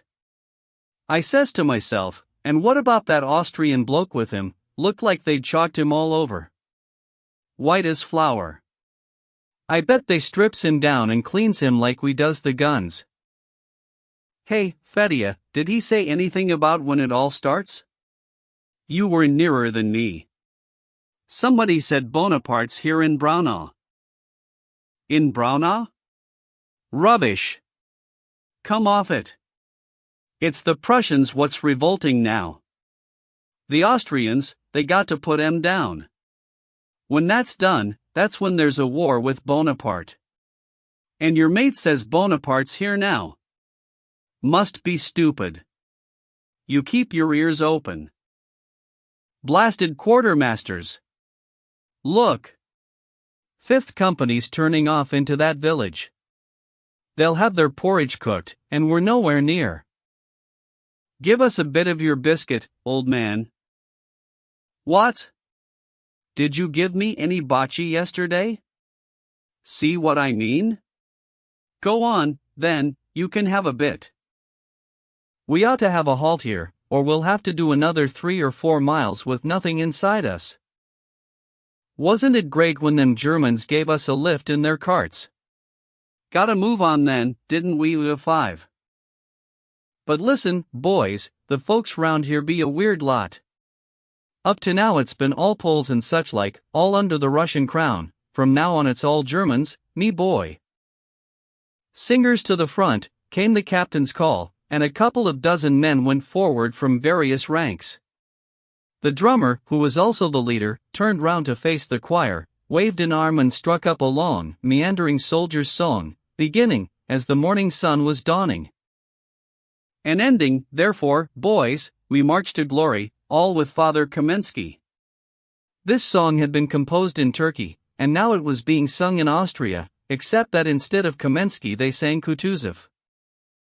Rapping out the last words in military fashion with a downward sweep of his arms as if he was throwing something on the ground, the drummer, a lean, handsome soldier about 40 years old, looked grimly at the soldiers' choir and frowned. Then, satisfied that everyone was looking at him, he made as if he was delicately raising some unseen treasure over his head with both hands, held it there for a few seconds, and then suddenly hurled it down in one furious movement. Ah, the bosom of my cottage! And 24 voices came in with the next line, my new cottage, and the wooden spoon player, in spite of all his accoutrements, leapt smartly to the front and walked backwards facing the company, jerking his shoulders and pretending to threaten people with his spoons. The soldiers stepped out to the rhythm of the song, swinging their arms and instinctively coming into step. Suddenly, from behind the company came the sound of wheels, the crunching of springs and the clattering of horses' hooves. Kutuzov and his entourage were returning to the town. The commander-in-chief gave a signal for the soldiers to carry on, and soon he and all his followers were enjoying the singing, the antics of the dancing soldier and the happy men marching on so smartly. There, in the second row from the right flank, which the carriage had to drive past, one figure stood out, the blue-eyed soldier, Dólokhov, marching to the rhythm of the song with a special bounce and panache, and looking at the faces of those who were driving by with apparent pity for anyone who was not marching with them then and there in the ranks. The young hussar officer in Kutuzov's suite, Zherkov, who had been mimicking the general, dropped back from the carriage and rode up to Dólokhov. Zherkov had at one time belonged to the wild set in Petersburg which had had Dólokhov as its leader. He had come across Dólokhov outside Russia as a common soldier, and had not seen fit to recognize him. But now, following Kutuzov's conversation with the disgraced officer, he addressed him with all the joviality of an old friend. "My dear fellow, how are you?" he asked through all the singing, while maneuvering his horse to keep pace with the marching soldiers. "How am I?" Dólokhov answered coldly. "Can't you see?" The lively song gave a particular thrust to Zherkov's free and easy cheerfulness as he spoke, and to the deliberate iciness of Dólokhov's responses. "Well, how do you get on with the officers?" "Not bad. They're good fellows. How did you manage to worm your way onto the staff?" "I was seconded. Just for a spell." They were silent. "I took my hawk and let him leave from my right arm, from my sleeve." The song rang out, automatically arousing feelings of brightness and joy. No doubt they would have had a different kind of conversation if they hadn't been talking against the singing. "Have the Austrians really been beaten?" asked Dólokhov. "They keep damn well saying so." "I'm glad," came Dólokhov's clear, snappy reply, as demanded by the song. "I say, why don't you drop round one evening?" "We'll have a game of cards," said Zherkov. "Have you got plenty of money, then?" "Well, do come." "I can't. I've sworn not to. No drinking or betting till I'm promoted." "Oh well, come the first action." "We'll see what happens." Another pause. "Well, drop by if you need anything. Someone at staff headquarters can always help." Dólokhov grinned. Don't worry. What I want, I'm not going to ask for. I'll get it myself. Yes, well, me too. Goodbye. Keep well. Go fond flyer, ever higher, to your country far away. Zherkov put spurs to his horse, which reared on its hind legs 2 or 3 times in great excitement as if it couldn't decide which foreleg to lead off with. Then it galloped past the company, and caught up with the carriage, still moving to the rhythm of the song. Chapter 3. Once back from the review, Kutuzov took the Austrian general into his private room and summoned his aide, asking for certain papers concerning the condition of the newly arrived troops, and some letters received from the Archduke Ferdinand, who was in command of the advance army. Prince Andrei Bolkonsky came into the commander-in-chief's room with the necessary documents. Kutuzov and the Austrian representative of the Hofkriegsrath were sitting over a plan that lay unfolded on the table. "Oh yes," said Kutuzov, looking round at Bolkonsky and using the phrase as an invitation for his aide to stay with them.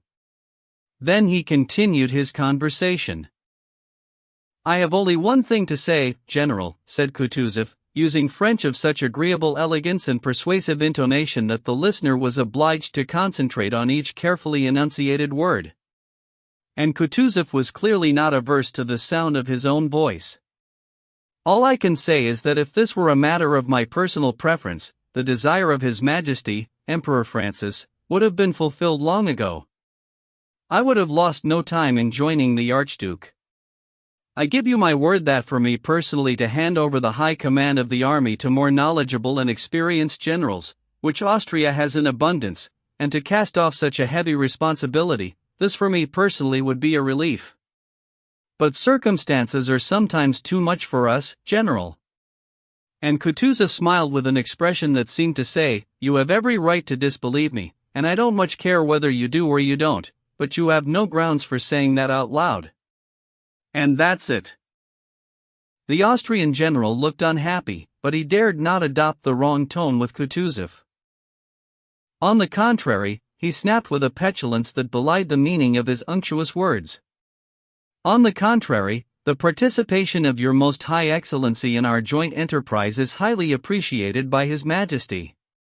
But we do believe that the present delay is depriving the gallant Russian troops and their commander-in-chief of the laurels they are accustomed to winning in the field," he concluded a sentence obviously prepared in advance. Kutuzov bowed, still smiling the same smile. "But I am equally certain, to judge by the last letter with which His Highness the Archduke Ferdinand has honored me," he said, "and I put it to you indeed that the Austrian troops under the command of so skillful a leader as General Mack have already achieved total victory and have no further need of our assistance." The general frowned. Though there had been no definite news of an Austrian defeat, there was too much circumstantial evidence confirming this as an unpleasant possibility, and that made Kutuzov's assertion of an Austrian victory sound rather like a sneer. But Kutuzov's brief smile contained the same suggestion as before, that he had every right to say what he did. As it happened, the last letter he had received from the army of General Mack had informed him of victory, and of the army's most favorable strategic position. "Hand me that letter," said Kutuzov to Prince Andrei. "See here."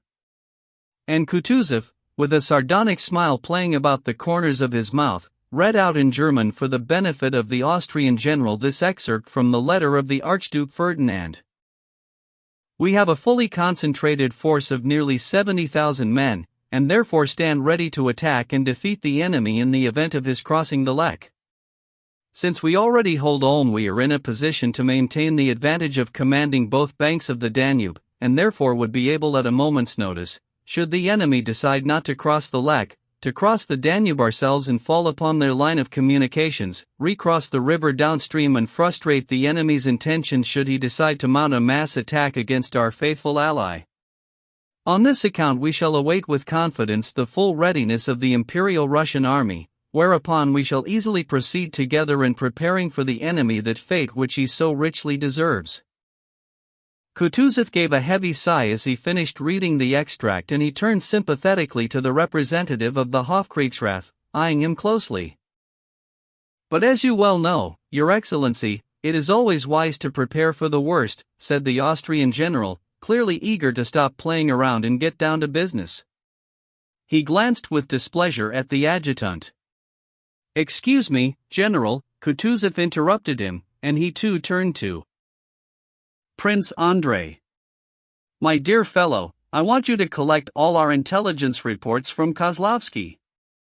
Here are 2 letters from Count Nostitz, here's one from His Highness the Archduke Ferdinand, and there's all these others, he said, handing him several documents.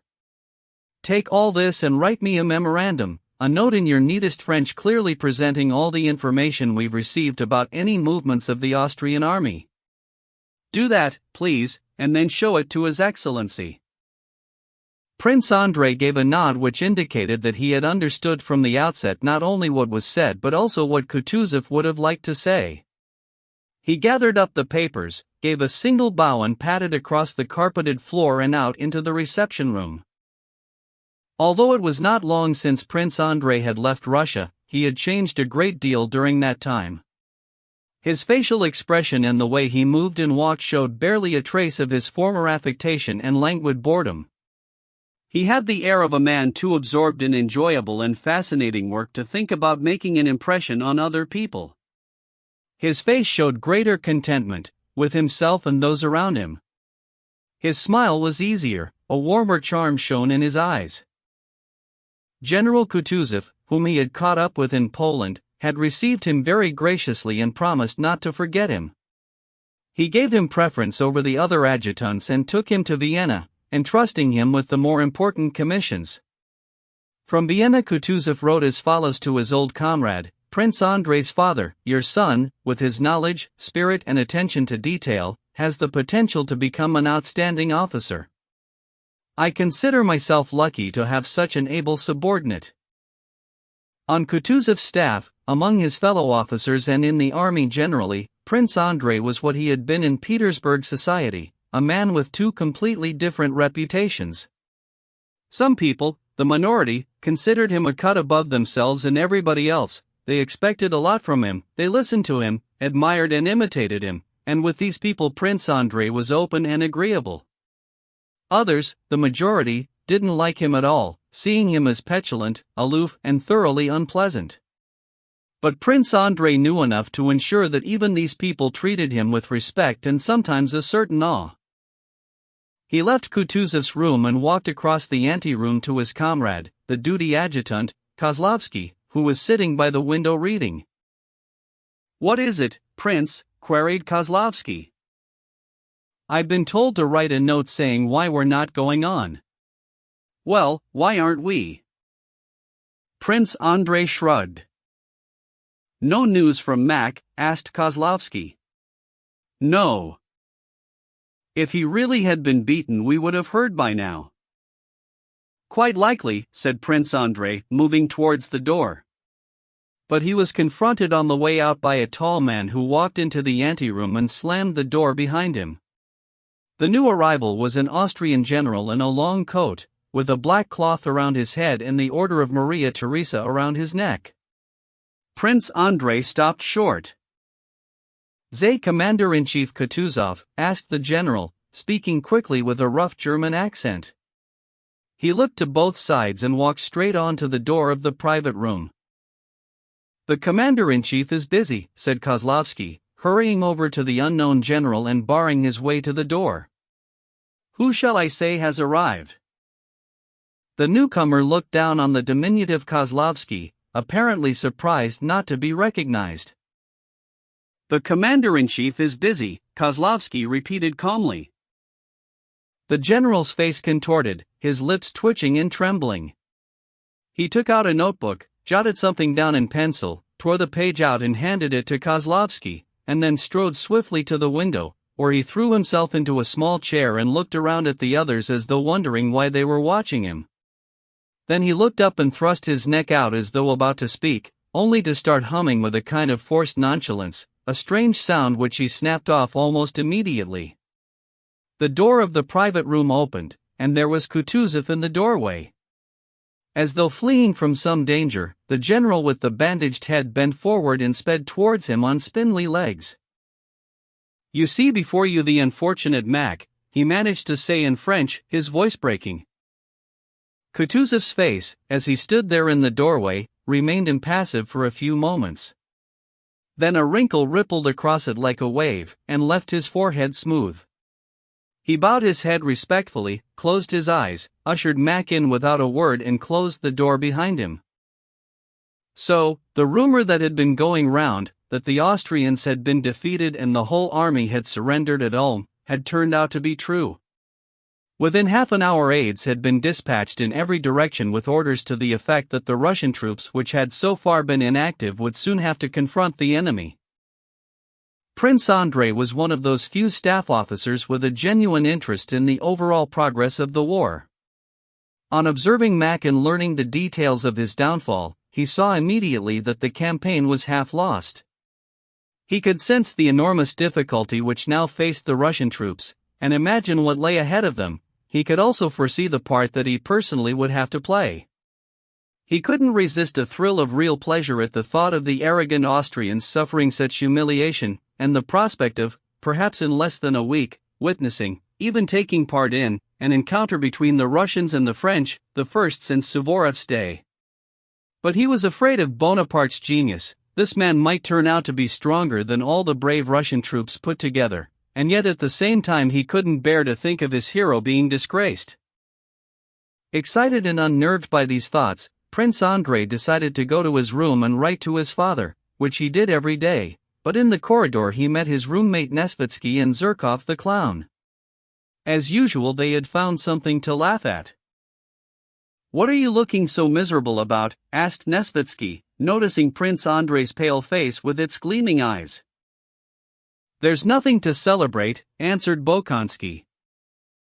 Just as Prince Andrei encountered Nesvitsky and Zherkov, down the corridor towards them came the two Austrian generals who had arrived the previous night, Strauch, an attaché charged with provisioning the Russian army, and the Hofkriegsrath representative. There was plenty of room in the wide corridor for the generals to pass the three officers with something to spare. Nevertheless Zherkov shoved Nesvitsky to one side and called out breathlessly, "Mind your backs, please. Make way. Stand aside." The generals walked on looking as if they would have liked to avoid any embarrassing display of respect, but Zherkov the clown suddenly smirked with what seemed to be uncontrollable glee. "Your Excellency," he said in German, moving forward and addressing the Austrian general, "my compliments to you, sir." He began bowing and scraping, awkwardly, like a child getting his legs mixed up at a dancing lesson. The Hofkriegsrath man looked at him sharply, but, detecting something serious behind the silly smirk, he couldn't refuse him a moment's attention. He frowned with concentration to show that he was listening. "My compliments indeed, sir, on General Mac's arrival. He seems to be well. Just a bit of trouble up here," he added, tapping his head with an even broader smile. The general's frown deepened, he turned away and hurried off. "Stupid boy," he said angrily, a few steps further on. Nesvitsky roared with laughter and threw his arms around Prince Andrei, but Bolkonsky, turning even paler, pushed him away with a furious glare and turned to Zherkov. The nervous tension brought on by the sight of Mac, the news of his defeat and the thought of what the Russian army was in for expressed itself in a furious reaction to Zherkov's tasteless joke. "Sir, if you insist on acting like a buffoon," he began cuttingly, with a slight trembling of the jaw, "it is not for me to stop you, but if you dare play the fool once more in my presence I'll teach you how to behave." Nesvitsky and Zherkov were so taken aback by this outburst that they gazed in silence at Bolkonsky with wide-open eyes. "Ha, I only gave them my compliments," said Zherkov. "I'm not joking, sir. Please be silent." Bolkonsky roared, and taking Nesvitsky by the arm he walked away from Zherkov, leaving him lost for words. "I say, come on, old fellow," said Nesvitsky, trying to soothe him. "Come on," said Prince Andrei, pausing, still very excited. "Listen. Either we are officers serving Tsar and country, rejoicing in Allied successes and grieving together in defeat, or we're just hired servants who have no interest in our master's business. 40,000 men massacred and the Allied army destroyed, and you think that's funny, he said, choosing his phrases carefully, in French, to emphasize what he was saying. It may be all right for a stupid young idiot like that friend of yours, but it's not all right for you, not for you. Schoolboys joke like that, Prince Andrei added, going into Russian but saying the word with a French accent. He had noticed that Zherkov was still within hearing, and waited for some response from the cornet. But no, he turned away from them and walked out of the corridor. Chapter 4. The Pavlograd Hussars were stationed 2 miles from Braunau. The squadron in which Nikolai Rostov was serving as an ensign was billeted on a German village, Salzneck.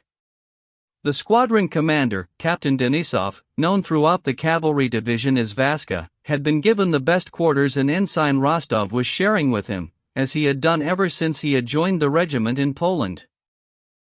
On the 8th of October, the day when headquarters was shocked out of its complacency by the news of Mac's defeat, life in this squadron had been going smoothly in its old routine. Denisov had spent all night losing at cards and was still out when Rostov came back early that morning from a foraging expedition. Rostov rode up to the steps in his cadet's uniform, reined in his horse, swung one leg over the saddle with the ease of a fit young man, stood up in the stirrup for a second as though reluctant to let go of the horse, and then leapt down and called for an orderly.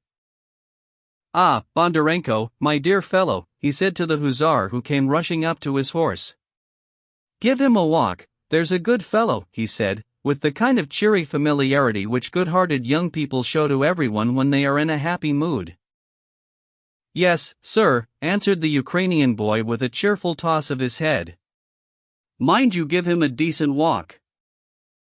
Another hussar had rushed up by now, but Bondarenko had already thrown the reins of the snaffle bit over the horse's head. The young cadet was obviously a good tipper, well worth working for. Rostov stroked the horse on its neck and flank and then paused for a while on the steps. "First rate. What a horse he's going to be," he said to himself with a smile. Holding his saber up, he ran up the steps with clattering spurs. The German on whom they were billeted, wearing his thick shirt and pointed cap, and holding a fork which he was using for mucking out, glanced out from the cowshed. His face lit up when he saw Rostov. With a cheerful smile and a quick wink he greeted him in German. "Good morning, a very good morning to you." He seemed to take pleasure in welcoming the young man. "You're out working early," said Rostov, also in German, with the happy, friendly smile that never left his eager face. "Hurrah for the Austrians! Hurrah for the Russians! Long live the Emperor Alexander," he said, using phrases that had often been said before by the German, who now came out of his cowshed, laughing, pulled off his cap and waved it above his head, shouting, "And long live the whole world!" Rostov did the same with his cap and cried out laughingly, "Yes, long live the whole world!" There was no reason for either of them to celebrate, the German mucking out, or Rostov coming back from foraging for hay, but these two people beamed at each other in sheer delight and brotherly love, wagging their heads at one another to show mutual affection, and then they went off smiling, the German to his cowshed and Rostov to the rough cottage he was sharing with Denisov. "Where's your master?" he asked Lavrushka, Denisov's valet, and a well-known rogue. "He's been out all night." "Must have been losing," answered Lavrushka. "I know him by now. If he wins he comes home early and tells us all about it, if he's not back by morning, that means that he's lost. He'll be furious when he does come home. Shall I serve some coffee?" "Yes, please." 10 minutes later Lavrushka brought in the coffee. "He's coming now," said he. "There'll be trouble." Through the window Rostov could see Denisov returning home, a small figure of a man, red in the face, with sparkling black eyes, wayward black mustaches and tousled hair. His long cloak was unfastened, his baggy breeches hung down in folds and his hussar's cap had slid down the back of his head, all crumpled. A picture of gloom, with downcast eyes, he walked to the steps. "Lavrushka," he yelled in a loud angry voice that emphasized his speech impediment, come on, get it off, man. Yes, that's what I am doing, came Lavrushka's voice in reply. Oh, you're up then, said Denisov, coming into the room. Ages ago, said Rostov. I've been out foraging, and I've seen Fräulein Mathilde.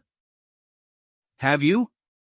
And I've been losing, bother, all night long, like a son of a bitch, cried Denisov. What in luck? You've never seen anything like it. Since the moment you left, no luck at all. Hey you, bring me some tea. Denisov's face wrinkled into something like a smile, which showed off his small, strong teeth, and he began working with the short fingers of both hands to ruffle the dense tangled thicket of his tousled black hair. Devil knows why I had to take on that what and what. One of the officers was nicknamed Rat, he said, rubbing his forehead and face with both hands. Can you believe it? He never dealt me a decent card, not one, not one, not one. Denisov accepted the lighted pipe that was handed to him, squeezed it in his fist, tapped it on the floor with a shower of sparks, and carried on shouting. Let's you win straight, and he wins the doubles. Me straight, him doubles. He scattered more sparks, the pipe broke and he threw it away. Then he paused and turned his gleaming black eyes sharply on Rostov. If only there were some women. But here you have a drink and then there's nothing else to do. What we need is some fighting, and soon. Hey, who's that? He called, turning towards the door, hearing someone stop with a clattering of thick boots and clanking spurs, followed by a polite cough. Quartermaster, called out Lavrushka. Denisov wrinkled his face up more than ever. Oh damn, he said, flinging down a purse with a few gold coins in it. Wostov, dear boy, would you count how much is left, and shove the purse under my pillow, he said, and went out to see the quartermaster. Rostov took the money and began to sort it automatically into two heaps, old coins and new ones, which he then began to count. Ah, Telianin. Good morning to you. Cleaned me white out last night, he could hear Denisov saying in the other room. Where were you? At Bekov's? At the Rats? I knew it, said another person's reedy voice, and into the room walked Lieutenant Telianin, a small fellow officer. Rostov stuffed the purse under the pillow, and went to shake the damp little hand that was offered. For some reason Telianin had been transferred from the guards just before the regiment had marched off. He had behaved well enough with them, but no one liked him and Rostov in particular couldn't abide him or even manage to hide his unreasonable dislike of this officer. Well now, my young cavalryman, how are you getting on with my little rook? Little Rook was his young horse, well broken in for riding, that Telianin had sold to Rostov. The lieutenant never looked anyone in the eye when he was speaking, his own eyes were continually darting from one object to another. I saw you out on him today. Oh, not bad at all. He's a good ride, answered Rostov, though the horse for which he had paid 700 rubles wasn't really worth half that amount. He's limping a bit on the left foreleg, he added. Got a cracked hoof. It's nothing. I'll teach you. I'll show you how to put a rivet in. I'd be glad if you would, said Rostov. I'll show you, I'll show you. Nothing secret about it. But you'll be glad you bought that horse. Good, I'll have him brought round, said Rostov, anxious to get rid of Telianin, and he went out to arrange for them to get the horse. Outside, Denisov was squatting on the threshold with a new pipe, facing the quartermaster, who was reporting to him.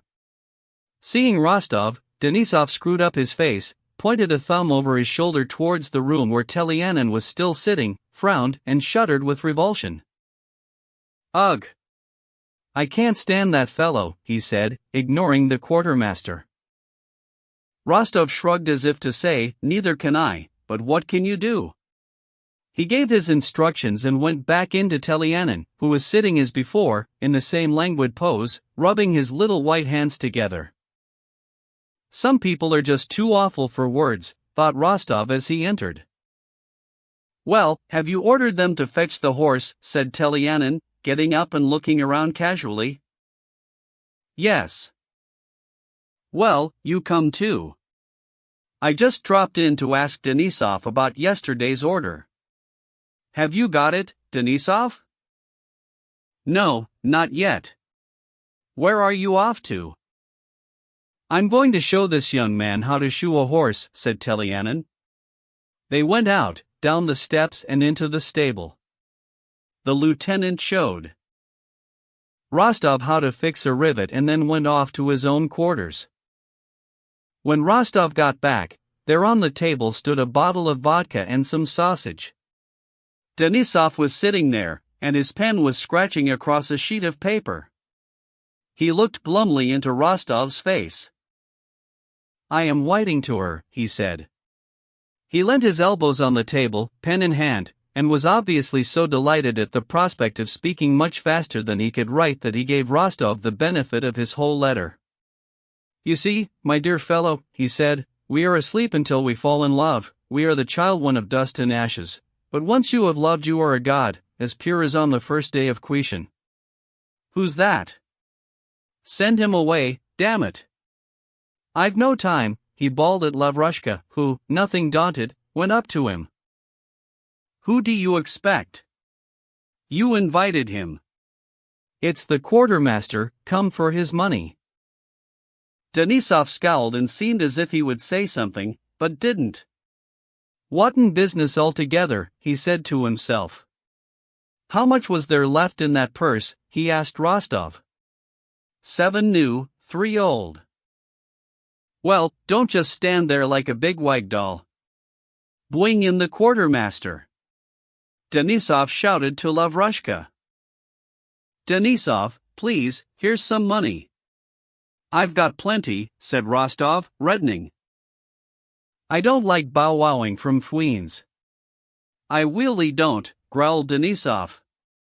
But if you won't accept money from me, a comrade, I'll be offended.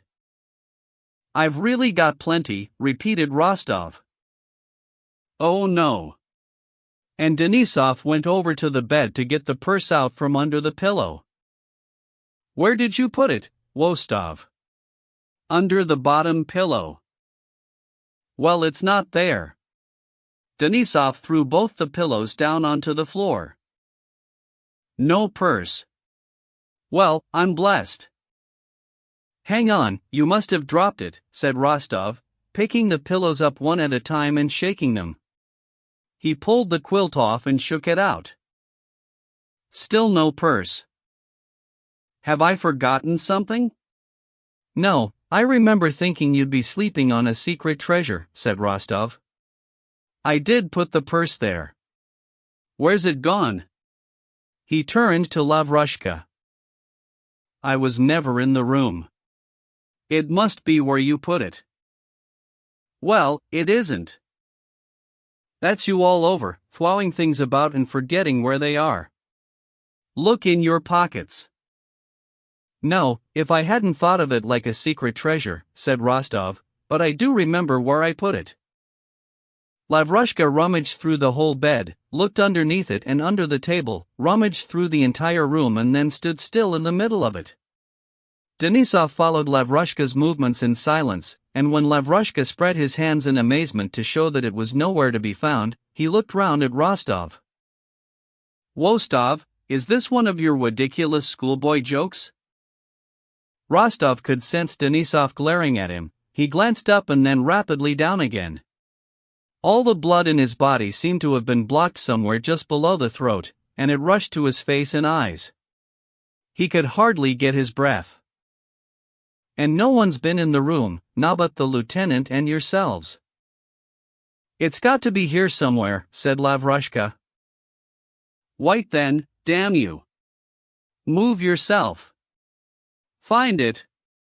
Denisov yelled suddenly, turning purple and rushing at the valet with a menacing gesture. Find that purse, or I'll have you flogged.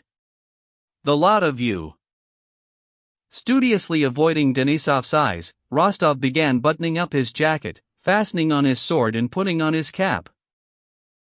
I'm telling you that pocketbook has got to be here, roared Denisov, shaking the orderly by the shoulders and banging him against the wall. Denisov, leave him alone. I know who's taken it, said Rostov, heading for the door without looking up.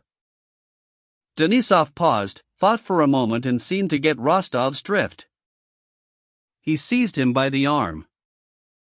Oh, wubbish, Wostov, he roared, the veins standing out like cords on his neck and forehead. I'm telling you, you're crazy. No, I won't let you. That pocketbook is here somewhere. I'll flay this wogue alive, then it'll turn up. I know who has taken it, repeated Rostov, in a tremulous voice, and went to the door. And I'm telling you, don't you dare, cried Denisov, hurtling after the ensign to hold him back. But Rostov freed his arm, looked up straight into his eyes and glared at Denisov with the kind of fury you reserve for your worst enemy. Do you know what you're saying? He said in a quavering voice. I'm the only person who's been in that room. So, if it's not there, you think. Lost for words, he fled from the room. Oh, damn you. And all the rest of you, were the last words Rostov heard. Rostov went over to Telyanin's quarters. The master's not in, he's gone over to HQ, Telyanin's orderly told him. Has something happened? The orderly added, taken aback by the ensign's worried face. No, nothing's happened. You've only just missed him, said the orderly. The headquarters were nearly 2 miles from Salzneck. Rostov took his horse and rode there without calling in at his own quarters. In the village which the staff had taken over there was an inn much frequented by the officers. Rostov went there. Telyanin's horse was at the door. In the second room the lieutenant was sitting at a table with a dish of sausage and a bottle of wine before him. Oh, so you've come here too, young man, he said, smiling and raising his eyebrows. Yes, I have. Rostov seemed to force the words out with a great effort. He sat down at the next table. Neither man spoke. There were 2 Germans and a Russian officer in the room. Silence reigned, the only sounds being the scraping of knives on plates and the lieutenant munching away. When Telyanin had finished his meal, he took out a double-sided purse, parted the rings with the curved tips of his tiny white fingers, took out a gold coin, raised his eyebrows and handed the money to the waiter. I'd be glad if you would hurry, he said. It was a new gold coin. Rostov got up and went over to Telyanin. Please let me look at that purse, he said, his voice barely audible.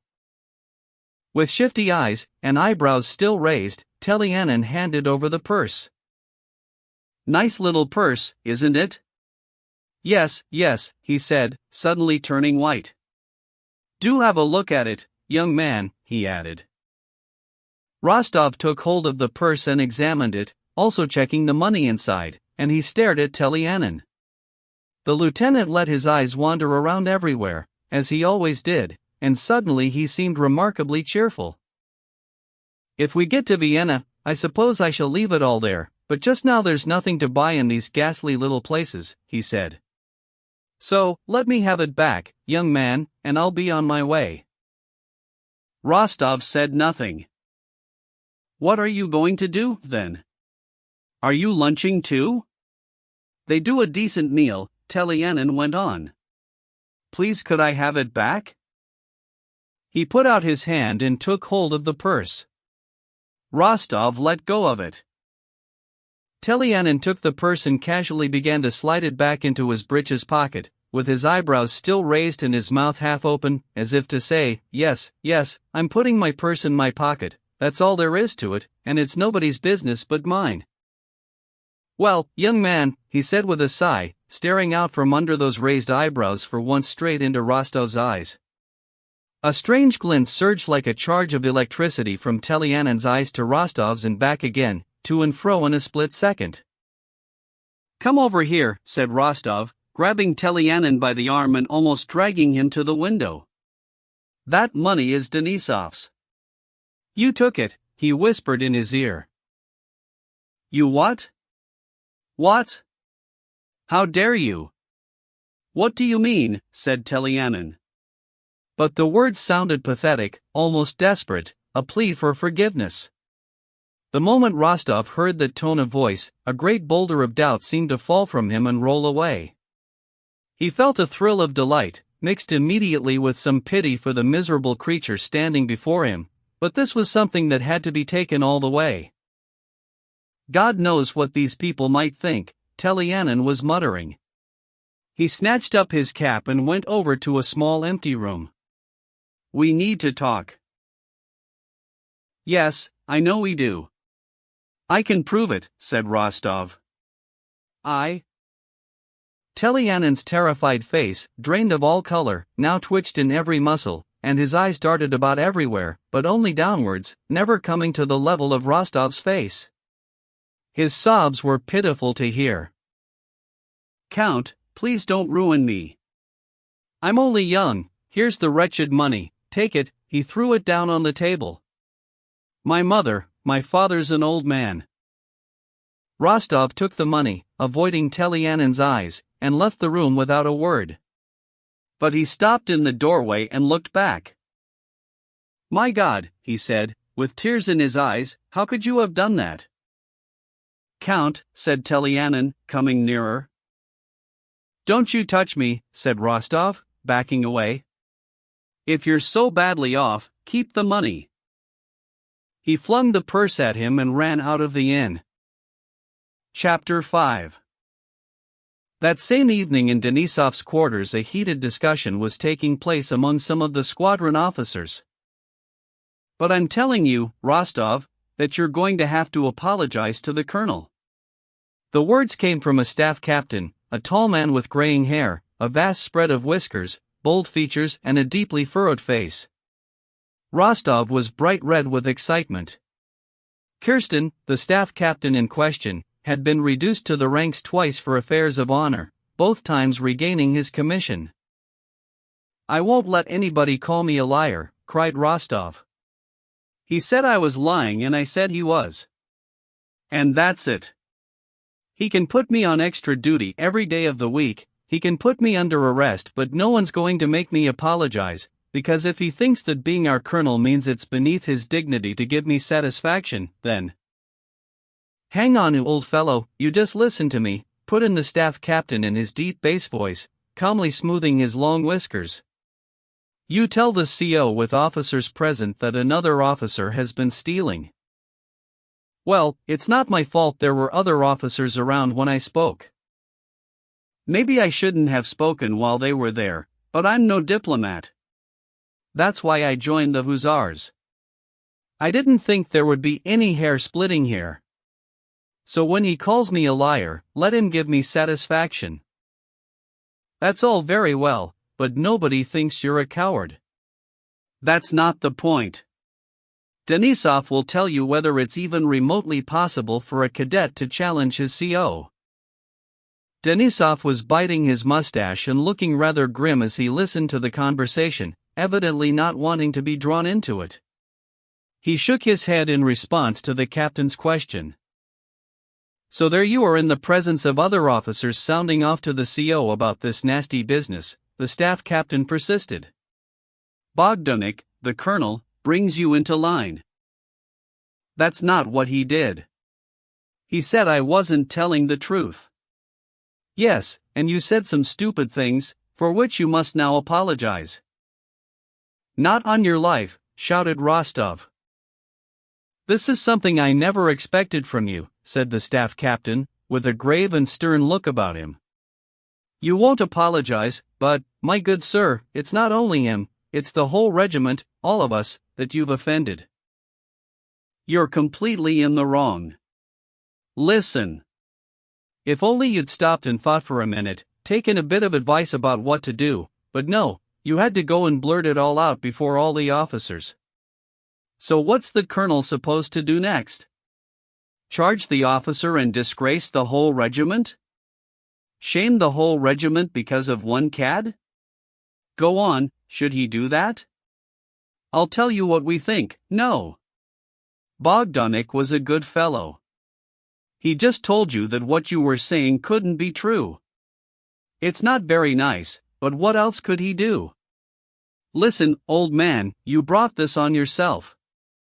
And now when people are trying to hush things up a bit, you get on your high horse and refuse to apologize. You want the whole story to come out.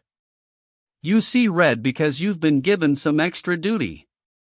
Well, why can't you just go and apologize to an old and honorable officer?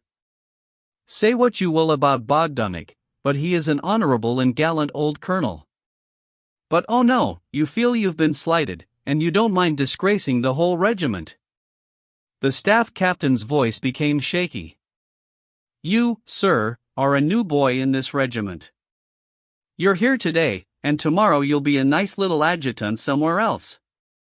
You couldn't care less if people start saying there is thieving among the Pavlograd officers. But we care. Don't we, Denisov?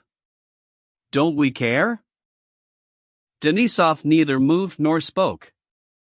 Now and then his gleaming black eyes settled on Rostov. Your pride means a lot to you, so you won't apologize, continued the staff captain, but we old-timers, we've grown up in this regiment and please God we'll die in it, and the honor of our regiment means a lot to us, and Bogdanik knows that.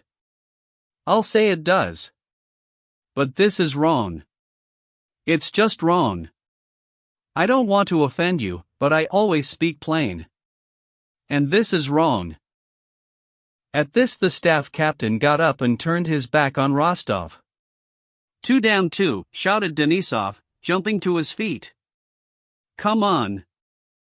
Wostov, what about it? Rostov, turning red and then white, looked from one to the other. No, gentlemen, no, please don't think.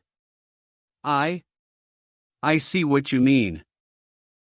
You've got me wrong, for the honor of the regiment. Well listen, I'll show you what. I can honor our colors. Well, anyway, what you say is true, I am in the wrong. His eyes had filled with tears. I'm completely in the wrong.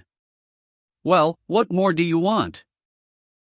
Now you're talking, Count, cried the staff captain, turning round and clapping him on the shoulder with a huge hand. I tell you, shouted Denisov, he's a wheelman. That's better, Count, repeated the captain, using his title in appreciation of his confession. Go and apologize, Your Excellency. Yes, sir, that's what you must do. Gentlemen, I'll do anything. You won't hear a peep out of me, Rostov went on in a voice of supplication, but I can't apologize, for God's sake. I just can't, whatever you say. How can I go and apologize, like a little boy asking to go unpunished? Denisov laughed. It'll be worse if you don't. Bogdanik has a long memory. He'll make you pay for being awkward, said Kirsten. Good God, I'm not being awkward. I can't describe how it feels. No, I can't do it. Well, it's your decision, said the staff captain. By the way, where has that swine hidden himself? He asked Denisov. He's reported sick. There's an order for him to be struck off Tamowal, said Denisov. Well, he must be ill. There's no other explanation, said the staff captain. Ill or not, he'd better keep out of my way, I'll kill him, came the bloodthirsty cry from Denisov. In came Zherkov. What are you doing here? Cried the officers, turning to the newcomer. We're going into battle, gentlemen. Mack has surrendered, with his whole army. Nonsense. I've seen him with my own eyes. You've what? Seen Mack alive, with all his limbs intact? Into battle. Into battle. Give that man some vodka for bringing news like that. But why have you come? I've been sent back to my regiment because of that devil, Mack. The Austrian general filed a complaint against me. All I did was compliment him on Mack's arrival.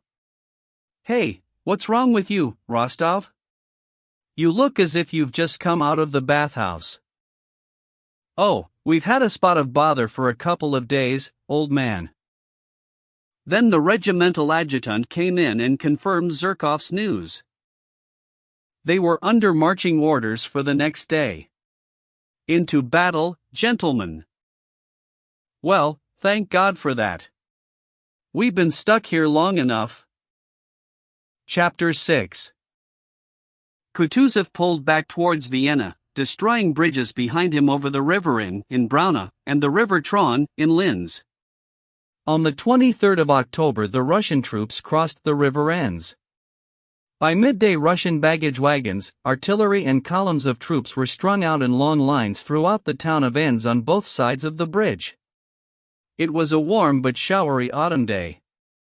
The broad panorama that unfolded below the Russian batteries guarding the bridge was sometimes closed off by a gossamer curtain of slanting rain, but then would spread itself out again in bright sunlight so that far-off objects could be seen clearly in the distance, glinting as if newly varnished. The little town stood out sharply down below with its white houses and their red roofs, its cathedral and its bridge, on which streaming masses of Russian troops crowded together at both ends. At a bend of the Danube they could see ships, an island and a castle in parkland, surrounded by the waters of the Enns flowing into the Danube, and the Danube's own rocky, pine-covered left bank with its mysterious green peaks and bluish gorges receding into the distance. The towers of a convent rose up out of the wild virgin pine forest, and straight ahead across the Enns, on a hill in the far distance, enemy troops could be seen riding on patrol.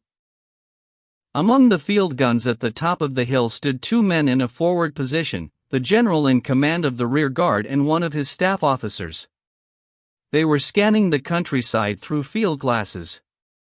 Just behind them, sitting on the trail of a gun carriage, was Nesvitsky, who had been sent to the rear guard by the commander-in-chief.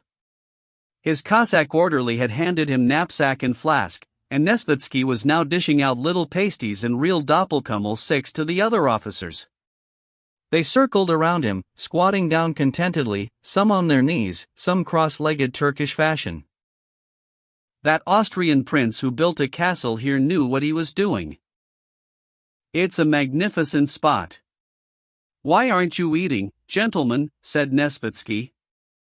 I'm most grateful, Prince, answered one officer, delighted to be talking to a staff officer of such importance. Yes, it is a magnificent spot. We marched in past the park and we saw a couple of deer. And the house is simply wonderful. Look over there, Prince, said someone else, hungry for another pasty but too embarrassed to take one and thus making a show of studying the countryside. Look where our infantry boys have got to. There they are, just past that village, three of them, carrying something across a field.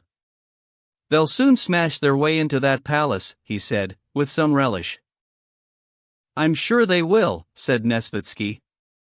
But that's not it.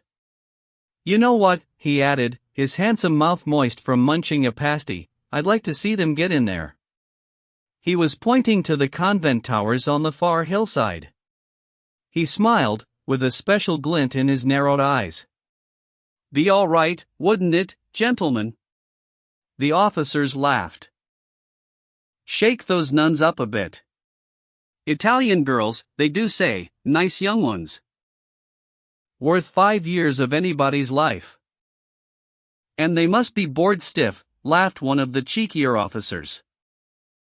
Meanwhile the officer up front was pointing out something to the general, and he peered through his field glass. Yes, it is, said the general angrily, lowering the telescope with a shrug. You're right, they're going to get fired on, crossing that river. Why are they taking so long? On the far side the enemy and their batteries, with milky white smoke rising from them, were visible to the naked eye. After the smoke came the sound of a distant shot, and our troops could be seen perceptibly speeding up the crossing.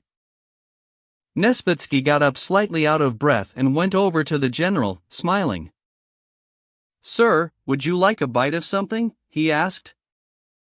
It's a bad business, said the general, without answering. Our men have taken too long. Shall I ride down there, Your Excellency? Said Nesvitsky.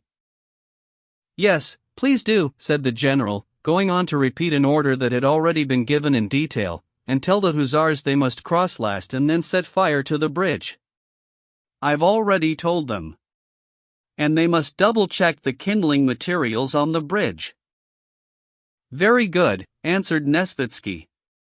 He beckoned to the Cossack who was holding his horse, told him to clear away the knapsack and flask, and then swung his great bulk easily into the saddle. Well, I think I'll just drop in on those nuns, he said to the amused officers watching him, and rode off down the winding hill path. Come on then, Captain, let's see how far we can fire, said the general, turning to the artillery officer. A bit of fun to relieve the boredom. Man the guns. At this command the gunners instantly left the shelter of their campfires and came running up, keen to start loading. Number 1, came the order. Number 1 cannon recoiled smartly with a deafening metallic boom. The ball whistled out over the heads of our men down below and flew across, but fell a long way short of the enemy. A puff of rising smoke showed where it had landed and exploded. The faces of the soldiers and officers lit up at the sound. They all got to their feet and went to watch the movements of our troops down below, looking for all the world like tiny creatures in the palm of your hand, and the movements of the advancing enemy up ahead. At that moment the sun came fully out from behind the clouds, and the wonderful bang of that single shot, melting into blazing sunlight, gave them all a feeling of fun and high spirits. Chapter 7. Down on the bridge 2 enemy cannonballs had whistled over them, and the bridge itself was crammed with people. Halfway across stood Prince Nesvitsky, who had dismounted and was now leaning with his portly figure squashed heavily into the railings. He kept glancing back in amusement at his Cossack, who was standing a few paces behind him holding both horses by their bridles. Every time Nesvitsky tried to walk on, the crush of soldiers and wagons forced him to stop and squeezed him back against the railings. He simply had to smile. Hey, you, my boy, said the Cossack to a driver who was forcing his wagon through the mass of walking soldiers flattened against his wheels and horses, what do you think you're doing? You'll have to wait. Look, the general wants to get through. But the convoy driver, unimpressed by the mention of a general, just yelled at the soldiers who were blocking his way, "Come on, boys, get over to the left. Hang on a minute." But the boys themselves, shoulder to shoulder, bayonets clinking together, were surging across the bridge in one great mass. Looking down over the railing, Prince Nesvitsky could see the splashing low waves of the fast-moving ends as they rippled and swirled, chasing each other and crashing against the bridge supports. Then looking back along the bridge he saw the same kind of formless living tidal wave of soldiers, with their covered shakos, 7 knapsacks, bayonets, long muskets, and beneath the shakos the broad faces and sunken cheeks of men reduced to an apathetic weariness, their legs tramping across the boards of the bridge through a thick layer of sticky mud. Sometimes amid the featureless waves of soldiers, like a fleck of white foam on the waves of the ends, an officer in his cloak would wriggle through, his face looking quite different from those of the soldiers around him. Sometimes, like a splinter of wood borne on the current, an individual would be swirled across the bridge amid the waves of infantrymen, a hussar walking without his horse, an orderly or a civilian. Sometimes a baggage wagon belonging to a company commander or some other officer would struggle across like a floating log, hemmed in on all sides, piled up high and draped with leather covers. "It's like a dam burst," said the Cossack, stopping helplessly. "Are there many more after you?" "Oh, must be a million," said a soldier in a torn coat, winking cheerfully as he disappeared from sight. Just behind him strode an old soldier. "If he, the enemy, has a go at the bridge now," said the old soldier gloomily, turning to a comrade, "you'll forget about scratching yourself." And he too passed out of sight. Then came another soldier riding on a wagon. "Where the hell did you put the leg rags?" said an orderly, scrambling after the wagon and rummaging in the back. He and the wagon passed by. Next came some high-spirited soldiers who had obviously been at the bottle. Yes, up with the butt he went, and give him a smack in the teeth, said one soldier in a tucked-up greatcoat, gleefully punching upwards with his arm. Nice bit of ham, laughed another one. And on they went. Nesvitsky never did find out who got smashed in the teeth and where the ham came into it. Look at him running. He lets one go, and you'd think they were all getting killed, said an infuriated NCO, full of scorn. It went right over my E80, Sarge, that cannonball did, said a young soldier with a huge mouth, hardly able to stop himself laughing. Nearly fainted, didn't I? Put the fear of God in me, that did, said the soldier, making a kind of boast out of being scared. He too went on his way. Along came a wagon different from all the previous ones, a German cart pulled by 2 horses, with what seemed like a houseful of stuff on top. The horses were led by a German, and a splendid brindle cow with an enormous udder was tied at the back. Sitting on feather mattresses were a woman with a tiny baby, an older woman and a young, rather pretty German girl with bright red cheeks. They must have been country people on the move, with a special permit to travel. All the soldiers' eyes turned to the women, and as the wagon trundled by at walking pace the 2 younger women were the only subject of conversation. Every face smiled virtually the same smile, every man thought his salacious thoughts about one of them. Hey, pumpernickel's on the road. Sell us your missus, said another soldier to the German, who was striding on, alarmed and angry but not looking up. Tart herself up a bit, hasn't she? Trollops. Wouldn't mind being billeted on them, Fedotov. Seen worse, mate. Where are you heading for? Asked the infantry officer, eating an apple and half smiling as he stared at the pretty girl.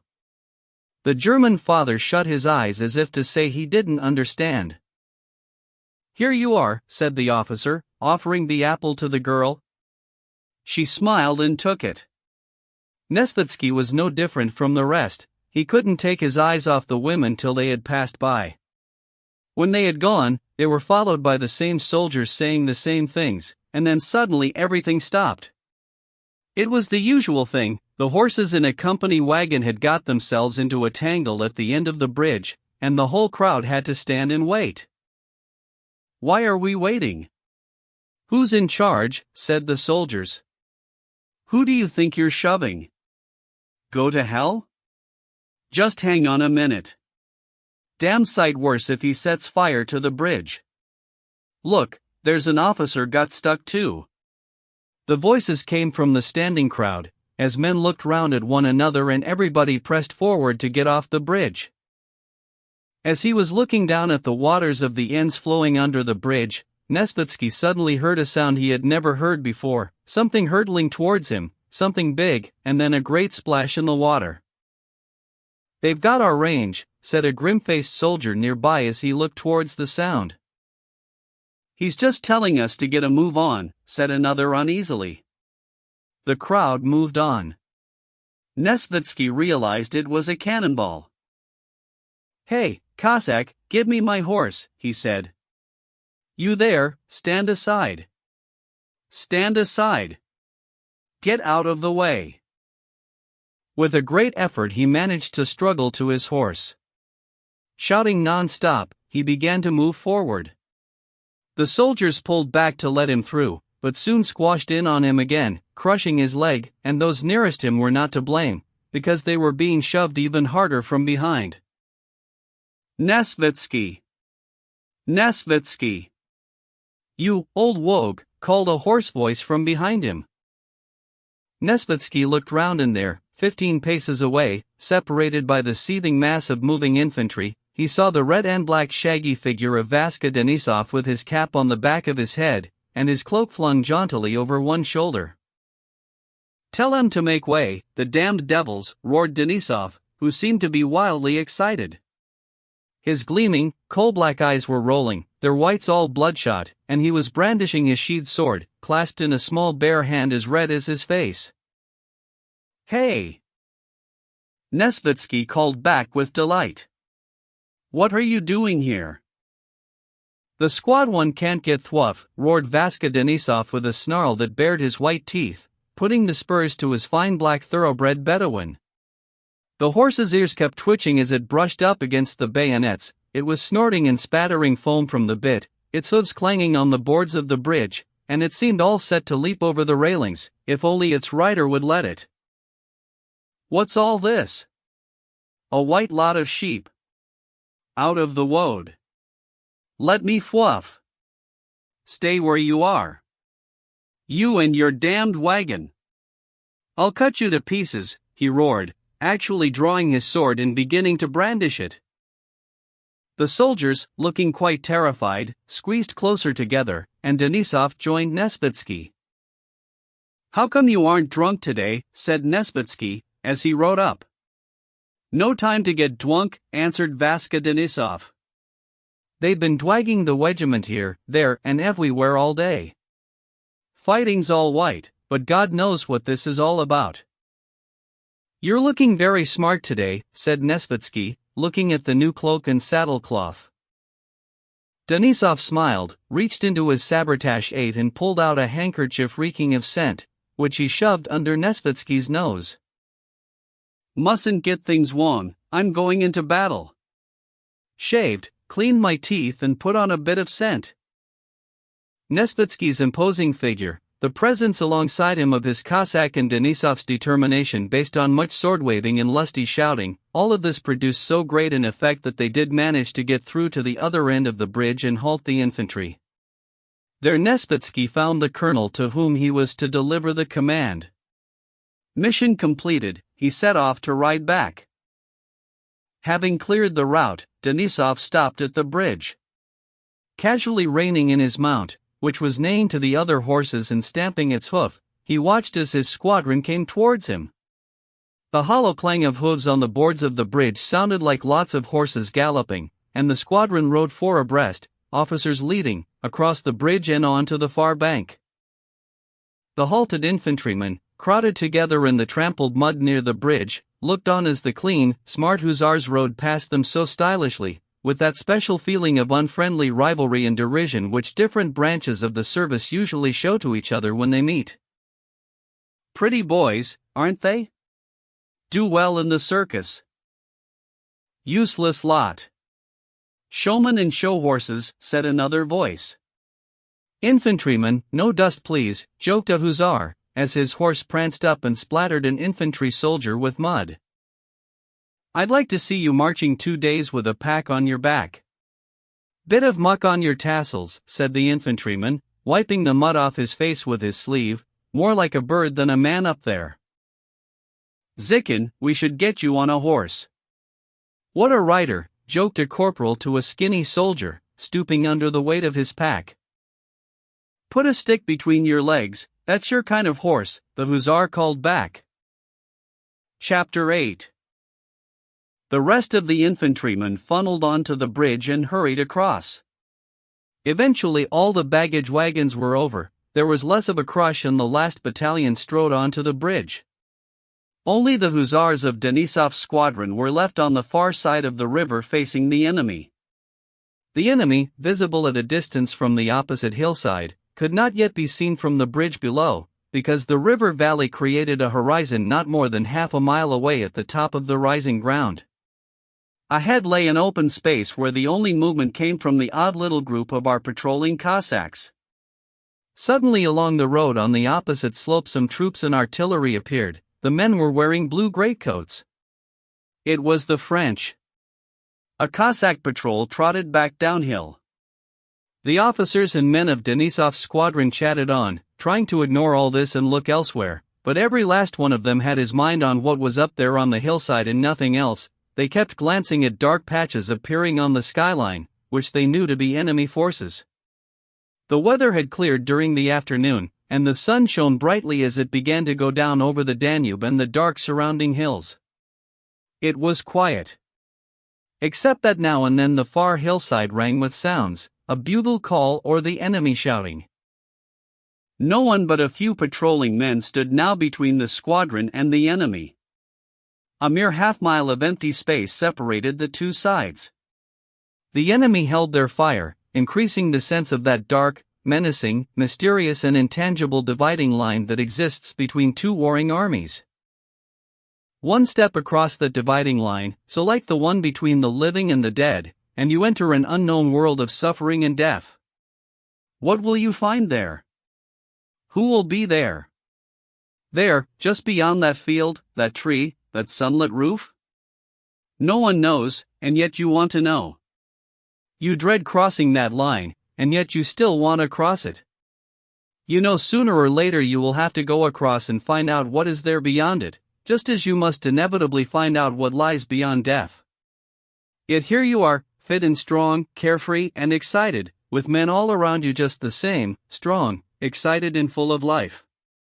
This is what all men think when they get a sight of the enemy, or they feel it if they do not think it, and it is this feeling that gives a special luster and a delicious edge to the awareness of everything that is now happening. High on the enemy slope a puff of smoke indicated a shot, and a cannonball whistled over the heads of the hussar squadron. The officers, who had been standing together, scattered to their various posts. The hussars began to ease their horses back into line.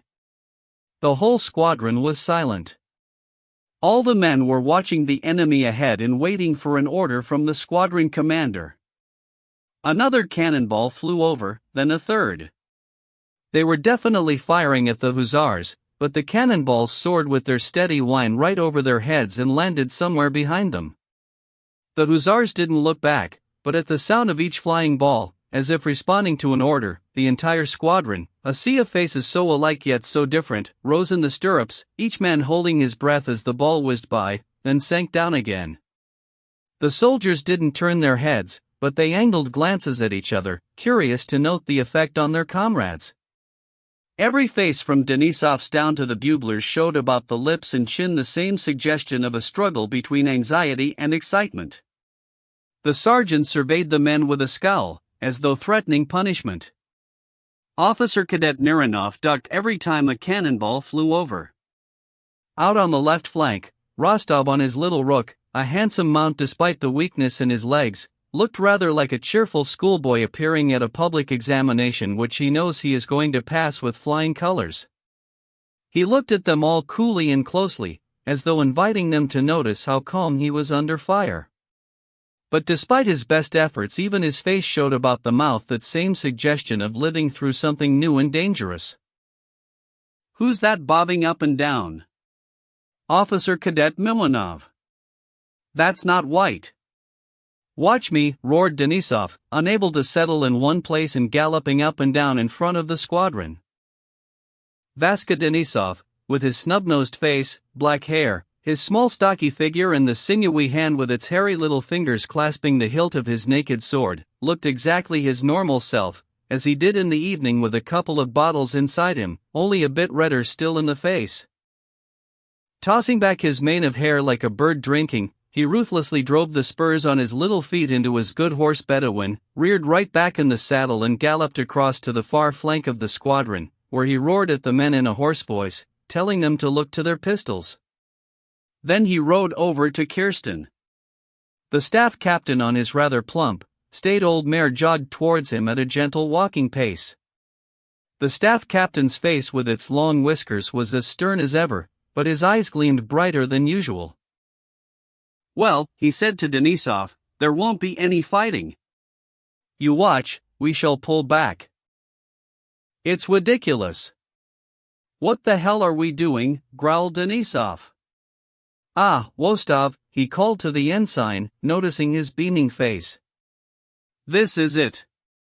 And he smiled approval, visibly pleased at the sight of the ensign. Rostov had now achieved perfect happiness. Just then the commanding officer appeared on the bridge. Denisov galloped over to him. "Sir, let's wide into the attack. I'll want him back." "What do you mean, attack?" said the colonel languidly, scowling as if annoyed by a passing fly. "Why are you hanging about here? You can see the flanks are retreating. Lead the squadron back." The squadron crossed the bridge and passed unscathed out of the enemy's range. Number 2 squadron followed on behind, and the Cossacks brought up the rear, leaving the far bank deserted. Once over the bridge, the two squadrons of the Pavlograd regiment retired uphill one after the other. Their colonel, Karl Schubert, known to all by his patronymic, Bogdanik, had come over to join Denisov's squadron, and was now riding at walking pace not far from Rostov, ignoring him even though this was the first time they had met since the Telyanin affair. Rostov, conscious of being at the front in the hands of a man that he had wronged, couldn't take his eyes off the colonel's athletic back, fair hair and red neck. One moment, Rostov imagined that Bogdanik was only pretending to ignore him, and that his main purpose was now to test the ensign's courage, so he kept drawing himself up and looking around cheerfully. The next, he fancied that Bogdanik was riding close to him because he wanted to show off his own valor. Then the thought struck him that his adversary was about to launch the squadron into a hopeless attack simply in order to punish him, Rostov. This led to another idea: when the attack was over, the colonel would come to him as he lay there wounded and magnanimously extend the hand of reconciliation. Then the colonel was approached by a familiar figure in the Pavlograd Hussars, that of the stiff-shouldered Zherkov, who had recently left the regiment.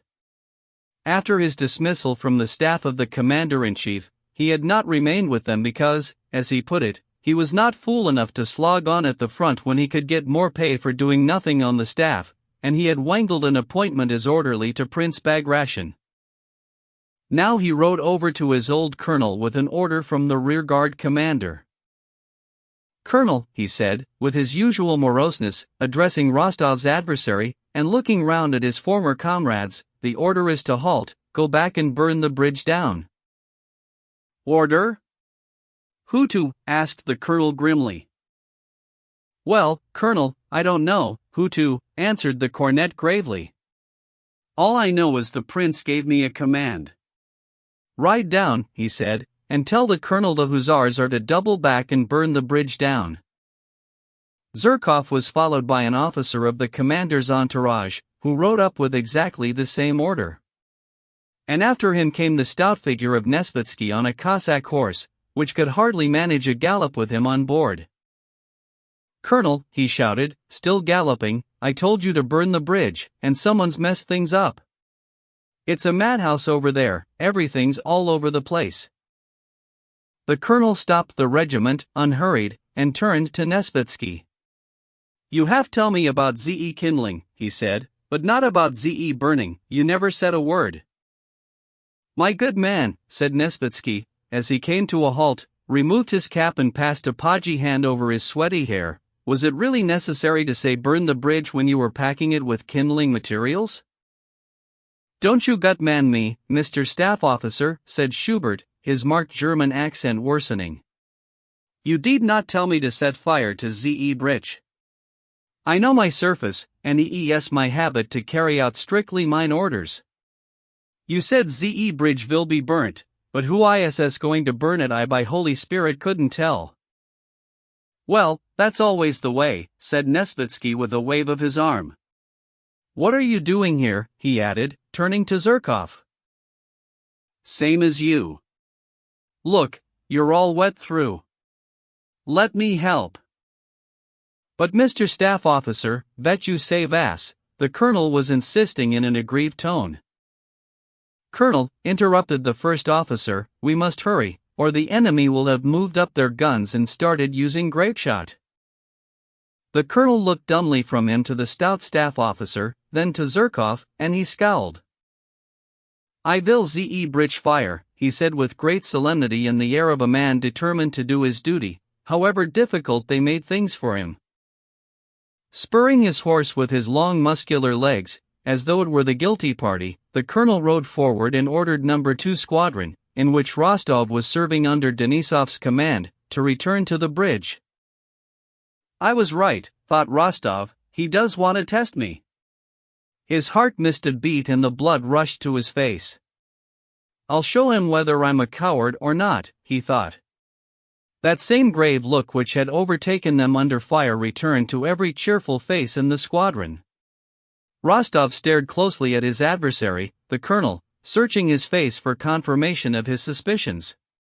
But the colonel never once glanced at Rostov, as always he was looking ahead sternly and solemnly. The word of command was given. "Come on, let's get on with it," said several voices around him. Sabers snagging in the reins and spurs jingling, the hussars dismounted at speed, without knowing what they were going to do. The soldiers crossed themselves. Rostov had stopped looking at the colonel. There was no time. His one great dread, which he felt with a sinking heart, was of falling behind the hussars. His hand shook as he gave his horse to an orderly, and he could feel his heart pumping blood. Denisov rode past, rearing back and calling out. Rostov could see nothing but hussars all round him, running everywhere with jingling spurs and clanking sabers. "Stretcher here," called a voice behind him. It never occurred to Rostov what stretcher meant. He just ran on, trying to keep to the front. But right by the bridge, running along without looking down, he slipped on the well-trodden mud, staggered and fell on his hands. The others ran round him. For Boss Zeizai's captain, he heard the shout from the colonel, who must have galloped on ahead, and had now reined in his horse by the bridge, watching with triumph and delight written on his face. Rostov wiped his muddy hands on his riding breeches and looked round at his adversary. He made as if to run on, with the idea that the further he could get the better it would be, but Bogdanik, without recognizing him or even looking at him, gave a shout. "Who is middle of Ze bridge? On Ze right." "Ensign, get back," he shouted furiously, rounding on Denisov, who had ridden with swaggering bravado onto the boards of the bridge. "Why run the risk, Captain?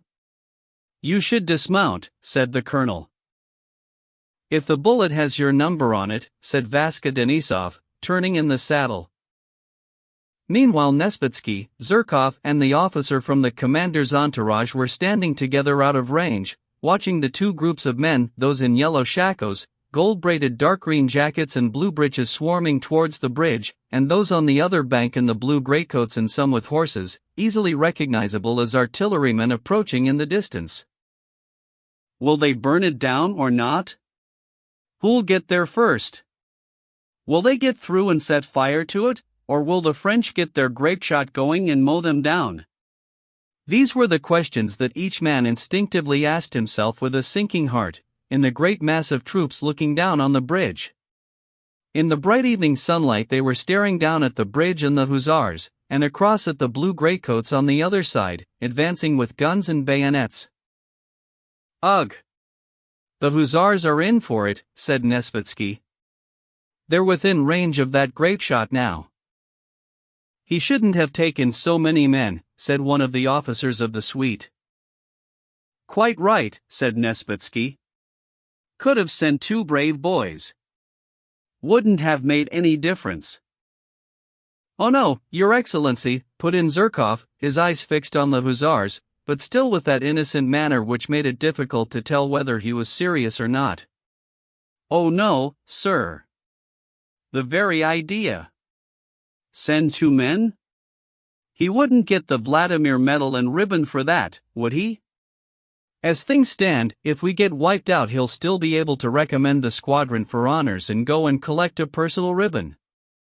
Our good friend Bogdanik knows how things get done." "Hey," exclaimed the first officer, "here comes the grapeshot."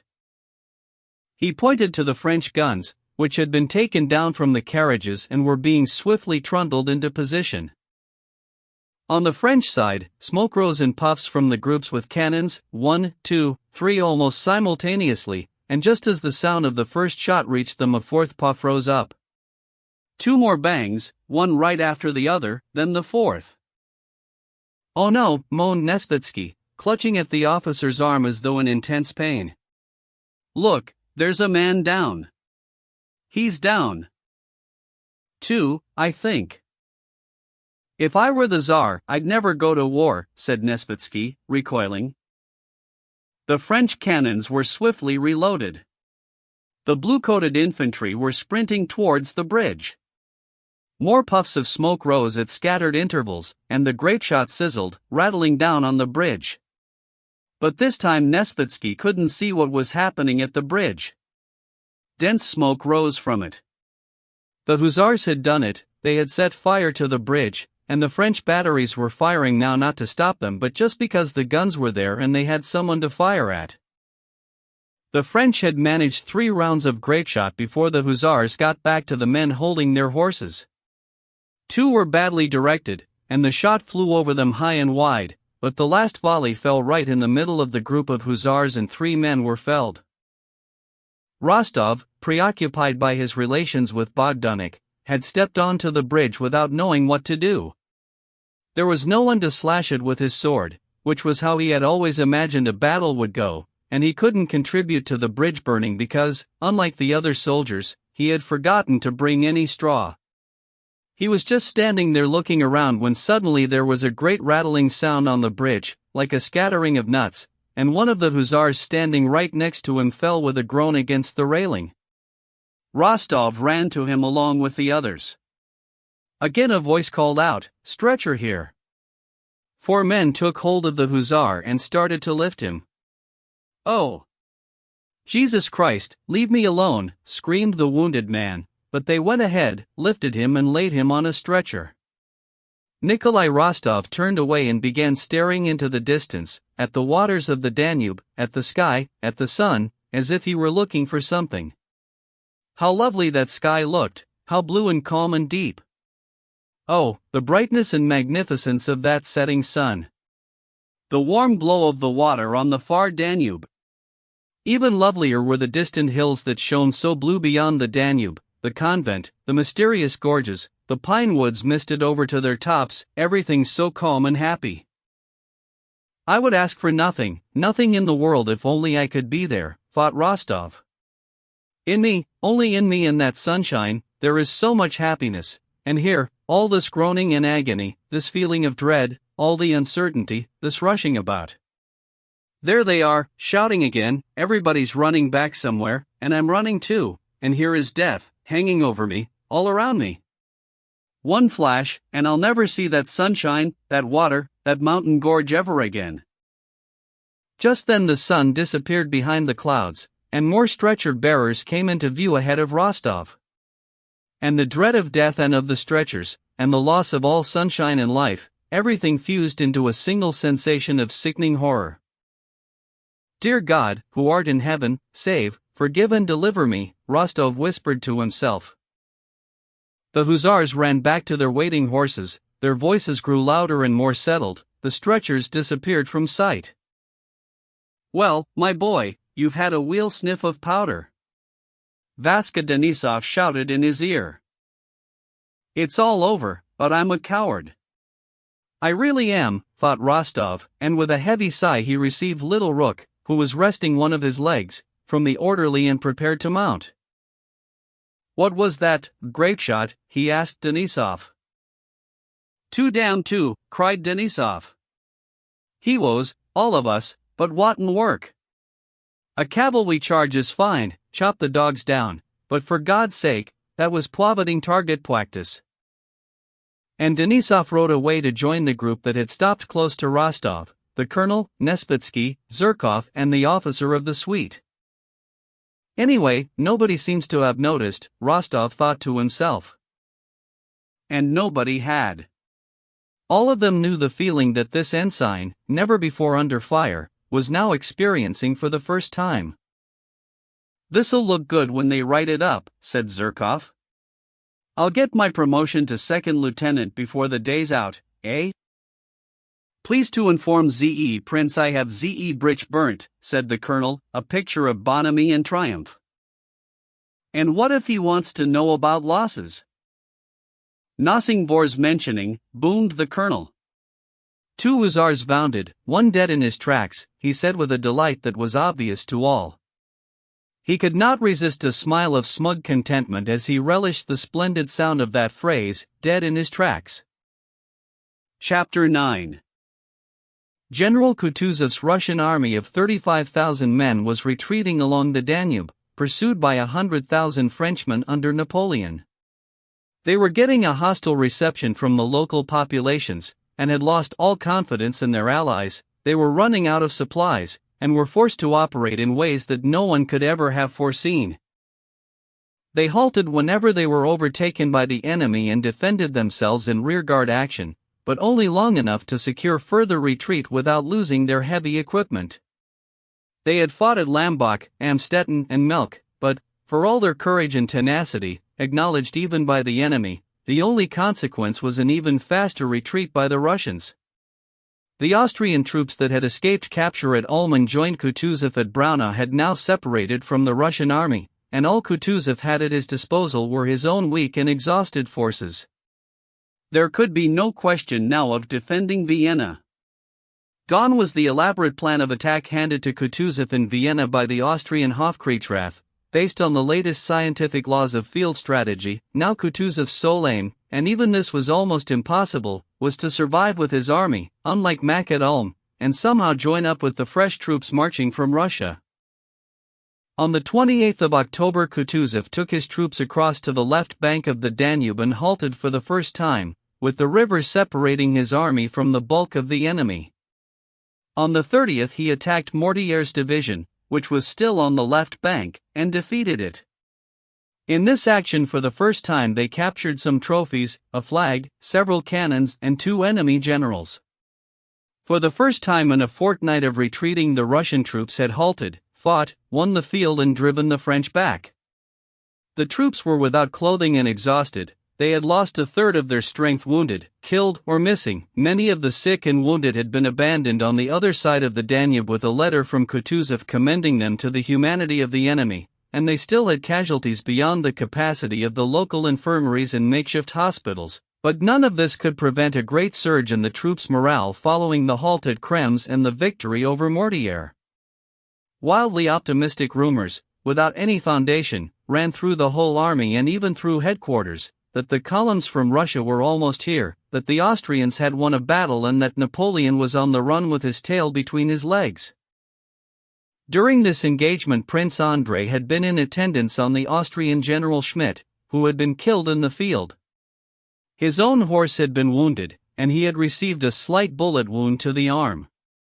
As a mark of special favor on the part of the commander-in-chief, he was dispatched with news of this victory to the Austrian court, now at Brno rather than Vienna, which was under French threat.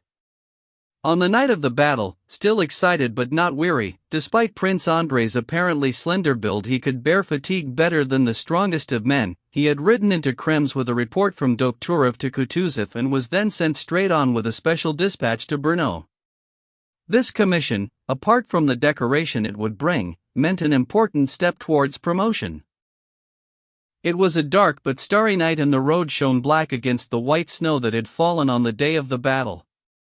Prince Andrei bowled along in his postchaise, his mind filled with images of battle, pleasantly anticipating the effect that his news of victory would create, and still enjoying the memory of his commander-in-chief and his comrades sending him on his way. His feelings were those of a man who has found the beginnings of a long-sought happiness. The moment he closed his eyelids, his ears rang with the rattle of muskets and the boom of cannon fire, sounds that blended with the rumble of the wheels and the sensation of victory. First he began to dream that the Russians were on the run and he had been killed, then he would wake up with a start and realize with great relief that none of this had happened, it was the French who were running away. Once more he savored the details of their victory, including his own courage and steadiness under fire. Then, fully reassured, he began to doze off. The dark, starry night was followed by a bright and sunny morning. The snow was thawing in the sunshine, the horses were running well, and on either side of the road new and different kinds of forest, fields, and trees flew by. At one posting station he caught up with a convoy of Russian wounded. The Russian officer in charge of the transport sprawled back in the leading wagon, swearing volubly at a soldier. In each of the long German carts half a dozen pale-faced, bandaged and filthy casualties were being jolted along the stony road. Some of them were talking, he could hear Russian being spoken, others were munching bread, but the worst of the wounded gazed out impassively as the courier's carriage went trotting by, showing no more concern than the feeblest of sick children. Prince Andrei told the driver to stop, and asked a soldier what battle they had been in when they were wounded. "Day before yesterday on the Danube," answered the soldier. Prince Andrei took out his purse and gave the soldier 3 gold pieces. for all of you," he added, addressing an officer who now came up. "Let's see you get better, boys," he said to the soldiers. "There's a lot more work to be done." "Any news, sir?" asked the officer, eager for conversation. "Yes, good news." "Drive on," he called out, and off they went. It was quite dark when Prince Andrei drove into Brno, and found himself surrounded by tall mansions, well-lit shops, houses with bright windows, street lamps, fine carriages rattling down the streets, and the whole atmosphere of a great living town which is so appealing to a soldier back from camp. Prince Andrei had lost a night's sleep on the hurried journey, but now, as he drove up to the palace, he felt even more alert than he had on the previous evening. His eyes had a feverish glint in them, and all manner of thoughts raced through his mind with remarkable clarity. As he ran over every last detail of the battle, his ideas were not now blurred but sharp and concise, just as he could see himself presenting them to Emperor Francis. He also ran over all the casual questions that might be put to him, and the answers he would provide. He assumed he would be taken straight to the emperor, but no, at the main entrance to the palace an official ran out to meet him, saw that he was a special messenger and took him round to another entrance. "Down the corridor on your right you will find the duty adjutant, Your Excellency," said the official. "He will take you to the Minister of War." On receiving Prince Andrei, the duty adjutant asked him to wait and went in to see the war minister. 5 minutes later he returned, bowing low with great courtesy and, ushering Prince Andrei ahead of him, led him across the corridor and into a private room where the war minister was at work. The adjutant seemed to be using this exaggerated courtesy to protect himself from any attempt at familiarity on the part of the Russian aide. Prince Andrei's joyful enthusiasm was considerably dampened as he walked to the door of the minister's room.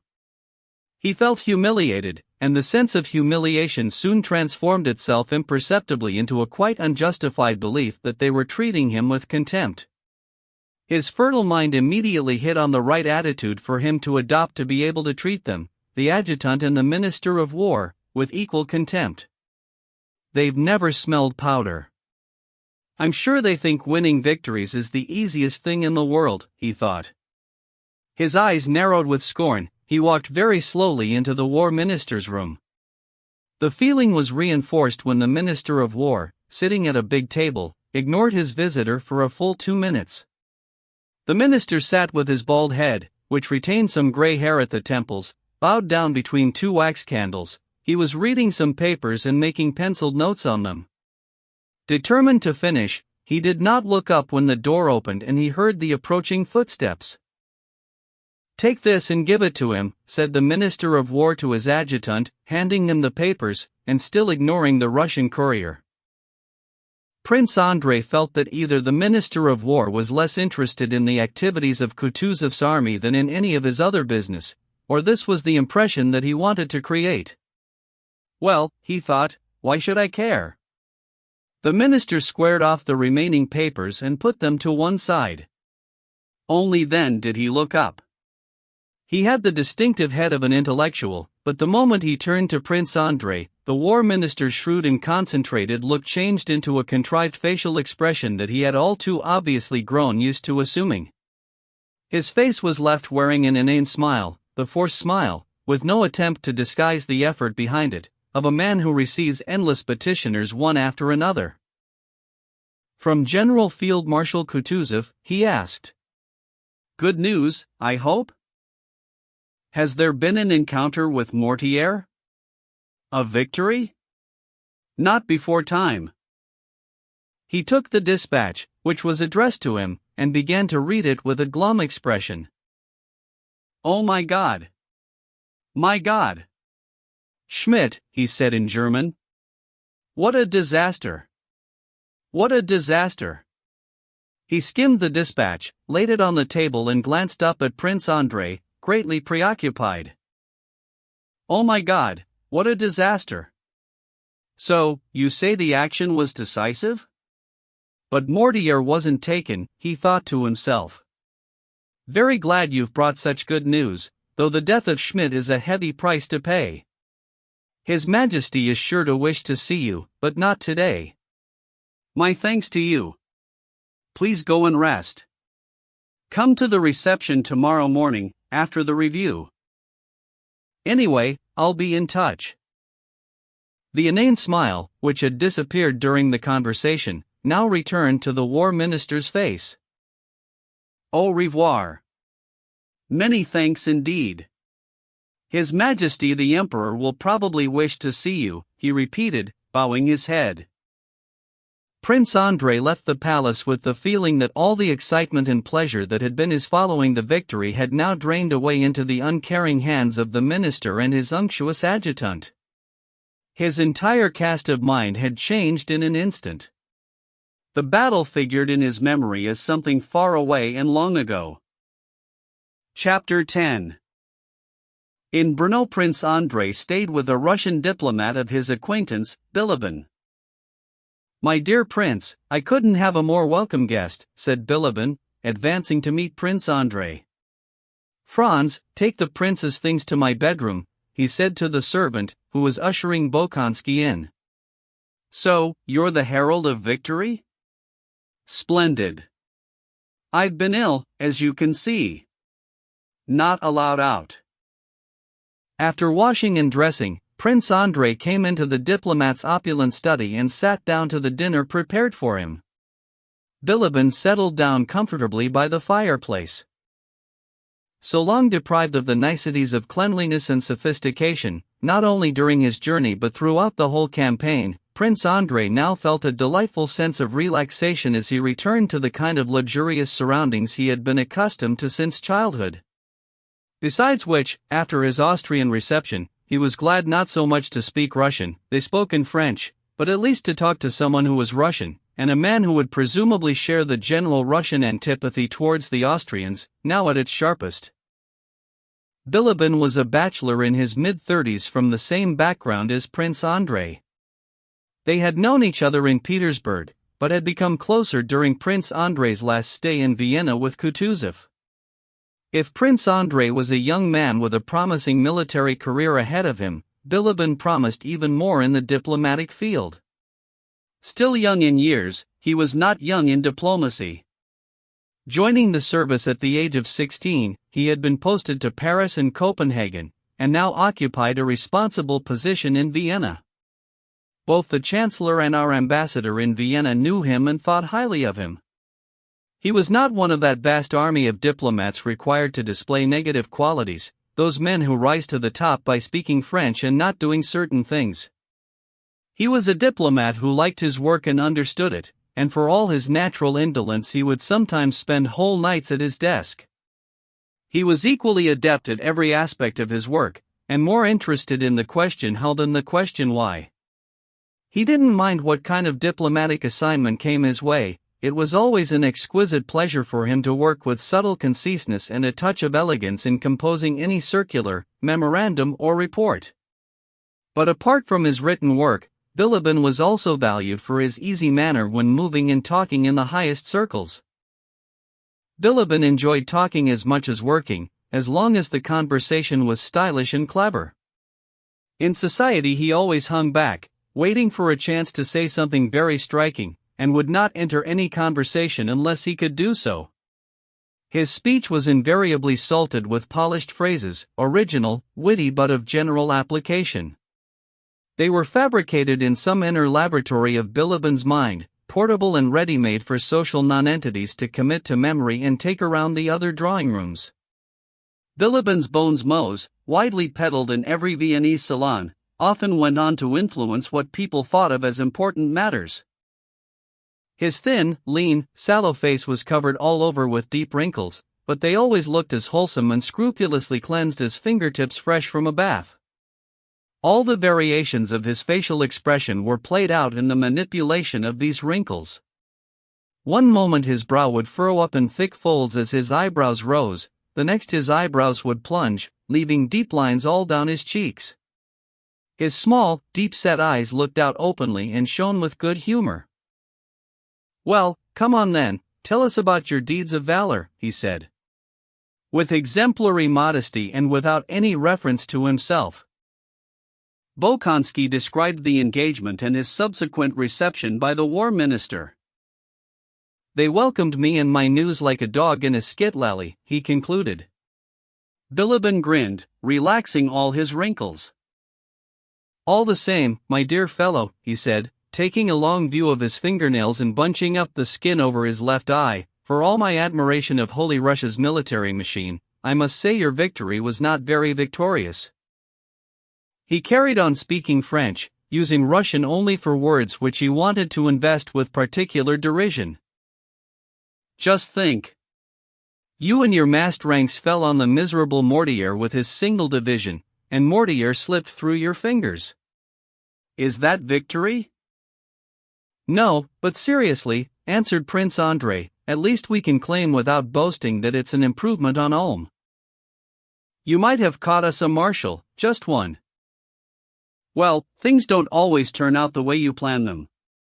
It's not like being all neat and tidy on the parade ground. As I said, we had expected to attack the enemy in the rear at 7 in the morning, but we didn't even get there till 5 in the afternoon. But why didn't you arrive at 7 in the morning? You should have arrived at 7 in the morning, said Bilibin with a smile. You should have arrived at 7 in the morning. Why didn't you manage to persuade Napoleon through diplomatic channels that he had better leave Genoa alone, said Prince Andrei, adopting the same tone. I know what you're thinking, broke in Bilibin. It's not difficult to capture a marshal sitting on a sofa by the fireside. That's fine, but the question remains, why didn't you capture him? You shouldn't be too surprised if the most august emperor and King Francis, like the war minister, is not too delighted by your victory. I'm not all that jubilant, and I'm just a poor secretary in the Russian embassy. He looked directly at Prince Andrei and suddenly relaxed the bunched-up folds on his forehead. All right, dear boy. Now it's my turn to ask you a few questions, said Bolkonsky. There's something here I don't understand. Maybe there are some diplomatic subtleties beyond my feeble intellect, but I still don't understand. Mack loses a whole army, Archduke Ferdinand and Archduke Karl give no sign of life and make one blunder after another, Kutuzov is the only one to win a proper battle, thus destroying all the mystique of the French, and the Minister of War shows not the slightest interest in any of the details. My dear fellow, that's the whole point. Listen. 3 cheers for the Tsar, for Russia and the faith. All very nice. But why should we, the Austrian court, get excited about your victories? Bring us some news of a victory by Archduke Karl or Ferdinand, one archduke's much the same as another, as you well know. I don't care if they've beaten Napoleon's fire brigade, it will be something different, and we'll fire a big gun salute. Otherwise this can only tantalize us, and it seems almost deliberate. Archduke Karl does nothing, Archduke Ferdinand covers himself with disgrace and you walk out on Vienna. No more defense. You might as well say it straight out, God's with us, and you and your capital can go to the devil. You take one of our generals, Schmidt, loved by all and sundry, you stick him in the way of a bullet, and then congratulate us on a great victory. You must admit, anything more infuriating than the news you brought would be hard to imagine. You seem to have done it on purpose. That's what it looks like. And setting that aside, if you really were to win a brilliant victory, even if Archduke Karl did, what difference would it make to the general course of events? It's too late now. Vienna has been occupied by the French forces. What do you mean occupied? Vienna hasn't been occupied, has it? Yes, and that's not all. Bonaparte is at Schönbrunn, and the Count, our dear Count Verna, is going to see him to receive his orders. After the tiring demands and all the varied impressions of his journey and then his reception, and even more after the dinner he'd just eaten, Bolkonsky felt unable to take in the full significance of what he had just heard. Count Lichtenfels was here this morning, Bilibin continued, and he showed me a letter containing every last detail of a French parade through Vienna. Prince Murat and all the rest of them. So you see, your victory is no great cause for rejoicing, and you can hardly expect to be received as a savior. But honestly, I'm not bothered about that, I really am not, said Prince Andrei, as it dawned on him that his news about the battle at Krems paled into insignificance in the light of events like the occupation of Austria's capital city. How was Vienna taken? What about the bridge and those famous fortifications, and Prince Auersperg? We heard it said that Prince Auersperg was defending Vienna. Prince Auersperg is stationed on this side, our side. He's defending us, not very effectively it seems, but he is defending us. Vienna's across the river. No, the bridge has not been taken, and I hope it won't be, because it's been mined and orders have been given to blow it up. Otherwise, we'd have been up in the mountains of Bohemia ages ago, and you and your army would have had a bad time of it between two fires. That still doesn't mean that the campaign is finished, said Prince Andrei. I think it is. So do all the bigwigs here, though they don't dare admit it. I said when the campaign started that it wouldn't be settled by gunpowder, not by your little squabble at Durenstein, but only by those who invented it, said Bilibin. This was one of his bones mows, relaxing the wrinkles on his forehead and pausing for a moment. The only question now is what will come out of the meeting between Emperor Alexander and the Prussian king. If Prussia enters the alliance, that will force Austria's hand and there'll be war. If she doesn't, all we have to do is agree on a place where the articles of a new Campo Formio 9 can be drawn up. What an amazing genius that man is! Prince Andrei burst out, clenching his small fist and banging it on the table. And amazingly lucky too. Who is Bonaparte? Queried Bilibin, puckering up his forehead, a clear sign that a bon mot was on its way. Bonaparte, he repeated, stressing the U. Still, I think we might let him off the U now, after all, he is dictating Austria's laws from Schönbrunn. That's it, I've decided once and for all to accept the innovation and just call him Bonaparte.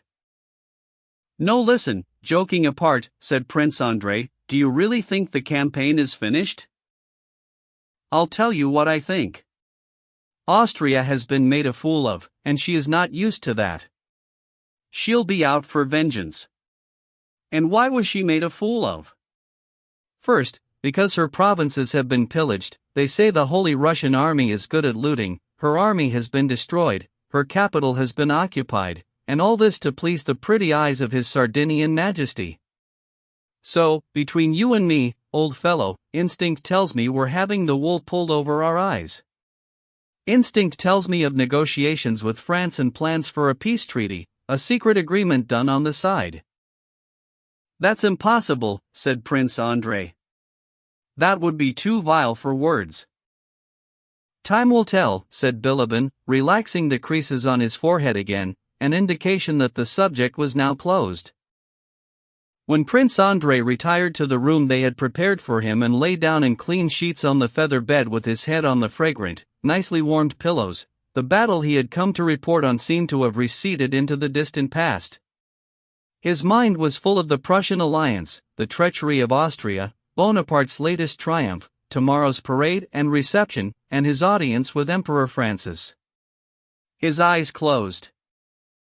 Instantly his ears rang with cannon fire, muskets discharging and rumbling wheels. He could see a long line of musketeers running downhill and the French firing back at them. He could feel his heart miss a beat and watch himself galloping to the front with Schmidt, with bullets whistling all around him, and he was once again enjoying that tenfold delight in living that he had not known since childhood.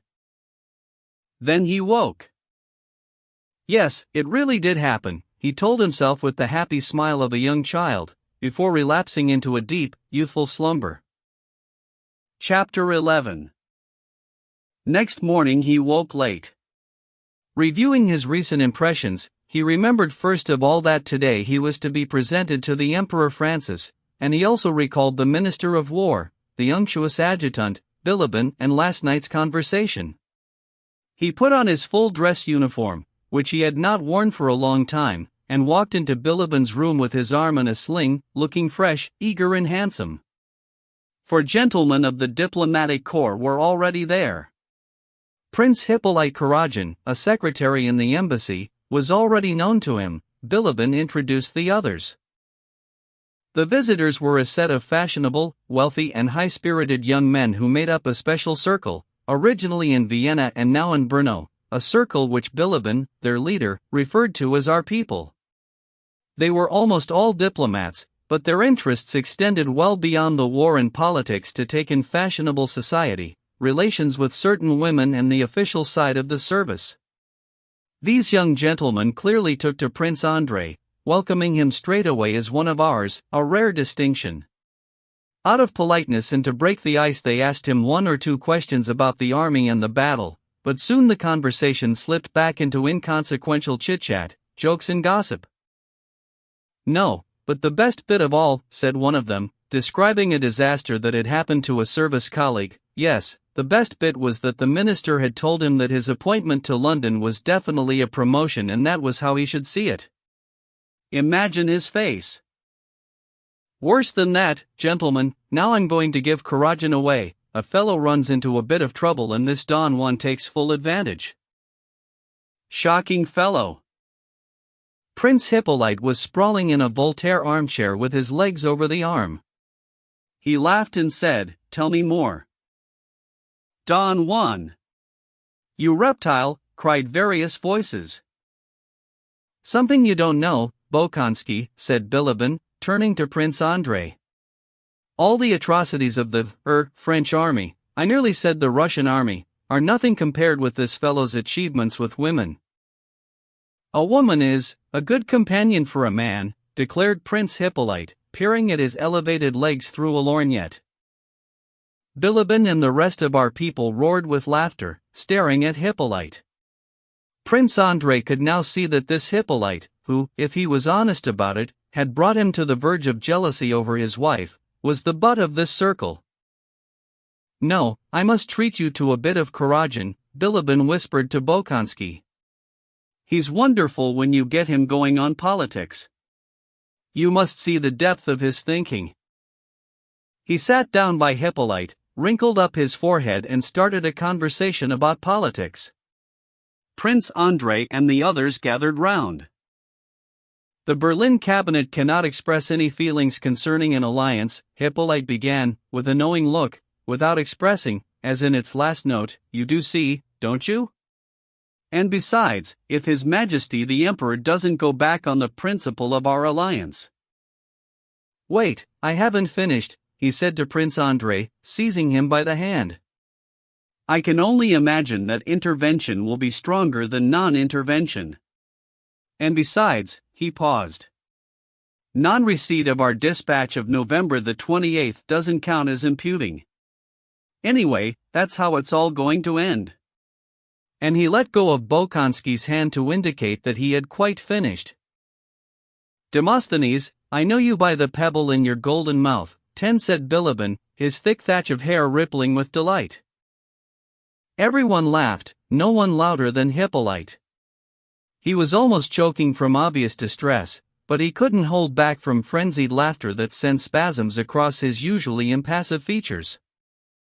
"Now listen, gentlemen," said Bilibin, "Bolkonsky is my guest even here in Brno and I want to entertain him to the best of my ability with all the pleasures of our life in this town. If we were in Vienna it would all be very easy, but here, in this godforsaken Moravian hole it's more difficult, and I am asking all of you to help. He must be given the freedom of Brno. You take the theater, I'll take society life, and, of course, you, Hippolyte, the women. We must show him Amelie. She's gorgeous," said one of our people, kissing his fingertips. "To cut a long story short," said Bilibin, "we must turn this bloodthirsty warrior more towards love of his fellow creatures. I'm afraid I shan't be able to accept your hospitality, gentlemen." "It's time for me to go," said Bolkonsky, glancing at his watch. "Where are you off to?" "The Emperor." "Oh. Oh. Oh. Well, au revoir, Bolkonsky." "Au revoir, Prince." "Come back for an early dinner," said various voices. "We're going to look after you." While you're talking to the Emperor, do what you can to praise the procurement and route mapping, said Bilibin, seeing Bolkonsky into the hall. I'd love to do that, but from what I've seen I shan't be able to, answered Bolkonsky with a smile. Well, try to do all the talking, anyway. He's a great holder of audiences, but he doesn't like talking. In fact, he can't talk at all. You'll see for yourself. Chapter 12. At the reception, Prince Andrei took up his appointed place among the Austrian officers. Emperor Francis merely looked at him closely in the face and nodded his elongated head. But after the reception, the adjutant of the previous evening obsequiously communicated to Bolkonsky the emperor's desire to grant him an audience. Emperor Francis received him standing in the middle of the room. Prince Andrei was surprised to observe that before beginning the conversation, the emperor seemed embarrassed. He didn't know what to say, and went red in the face. Tell me when the battle began, he blurted out. Prince Andrei answered. The question was followed by others, just as simple. Was Kutuzov well? When did he leave Krems? And so on. The emperor spoke as though his sole aim was to get through a series of set questions. The answers seemed not to hold the slightest interest for him. At what time of day did the battle begin? Asked the emperor. I cannot inform your majesty at what precise time the battle began at the front, but at Durenstein, where I was, the troops began the attack about 6 in the evening, said Bolkonsky, warming to his task and beginning to think he would now have a chance to launch into his carefully prepared description of all he knew and had seen. But the emperor interrupted him with a smile. How many miles is it? From where to where, your majesty? From Durenstein to Krems. 3.5 miles, your majesty. The French abandoned the left bank? According to intelligence, the last of them crossed on rafts during the night. Have you enough provisions at Krems? Well, we were rather short of. The emperor interrupted. What time was General Schmidt killed? 7 o'clock, I believe. At 7 o'clock? Very sad. Very sad. The emperor said he was grateful and bowed. Prince Andrei withdrew and was immediately surrounded on all sides by courtiers. Everywhere he saw warm, friendly eyes looking at him, and heard warm, friendly voices talking to him. Yesterday's adjutant reproached him for not staying in the palace, and offered him his own house.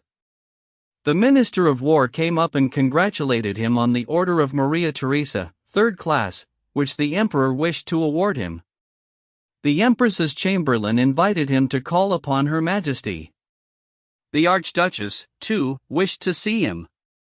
He didn't know which answer should come first, and took a few seconds to gather his senses. The Russian ambassador took him by the shoulder, led him away to a window and began to talk. Despite all that Bilibin had said, his news was received with rejoicing. A service of thanksgiving was arranged. Kutuzov was awarded the Grand Cross of Maria Theresa, and further awards went to the whole army. Bolkonsky received invitations from all and sundry, and spent the whole morning paying visits to the top people in the Austrian government.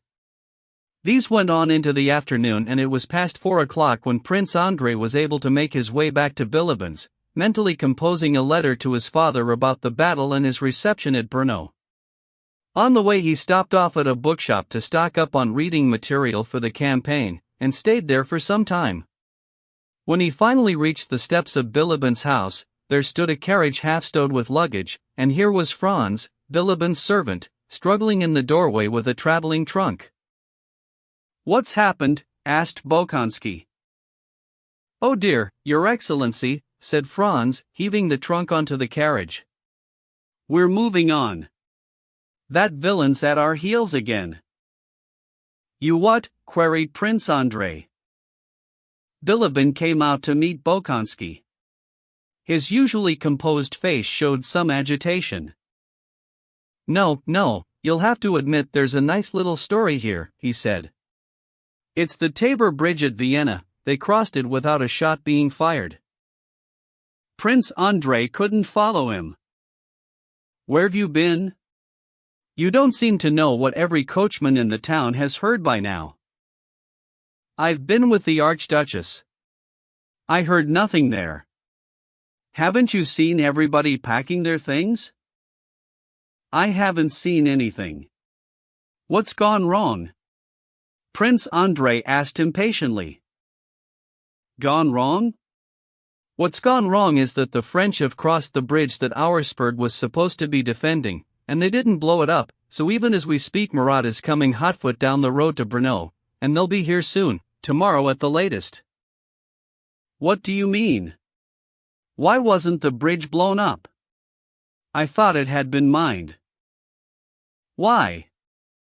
That's what I'm asking you. Nobody knows why. Even Bonaparte doesn't know why. Bolkonsky shrugged. But if they're over the bridge, the army's finished. It'll be cut off, he said. Of course it will, answered Bilibin. Listen to this. The French enter Vienna, as I said. Fine. The following day, yesterday, Marshals Murat, Lens and Belliard jump on their horses and ride down to the bridge. Please note, all three are Gascons. 11 gentlemen, says one. You know the Tabor Bridge has been mined and countermined. It is protected by formidable defenses, and 15,000 troops with orders to blow it up and stop us getting across. But our sovereign Emperor Napoleon will be very pleased if we take the bridge. So, let the three of us go and take it. Yes, let's, say the others, and they set off and they take the bridge, and they march across, and now with their entire army on this side of the Danube they're heading straight for us, and for you and your lines of communication. It's no joke, said Prince Andrei, saddened and serious. The news grieved Prince Andrei, but it also gave him pleasure.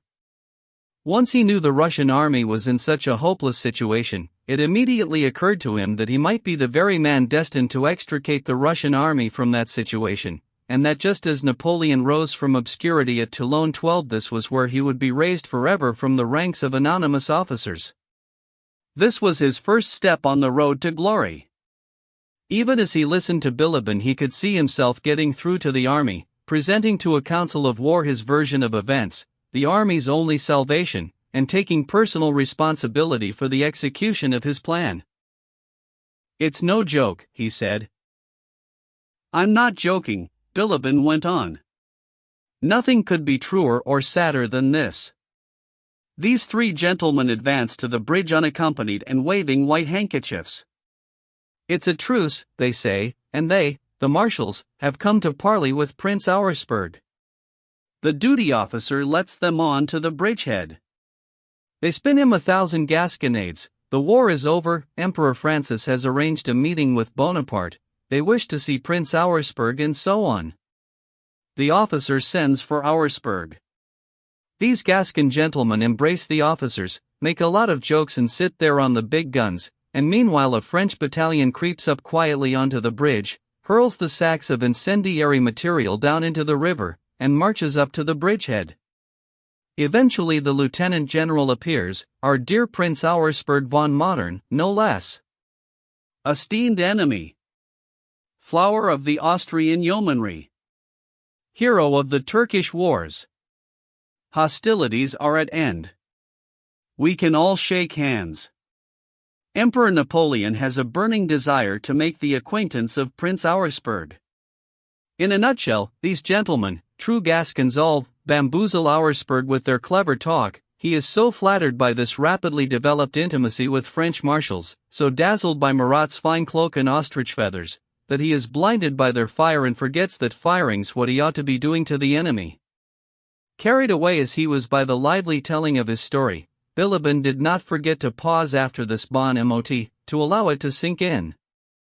A French battalion storms the bridgehead, spikes the cannons, and that's it, the bridge is taken.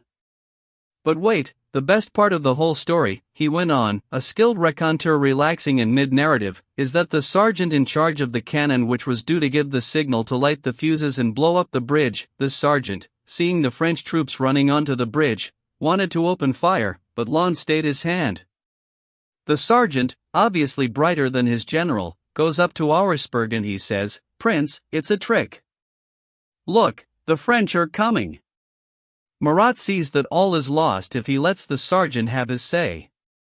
With pretended amazement, a true Gascon indeed, he addresses Auersperg. "Is this Austrian discipline, famed the world over?" he asks. "How can you let a man of low rank address you like that?" This was a stroke of genius.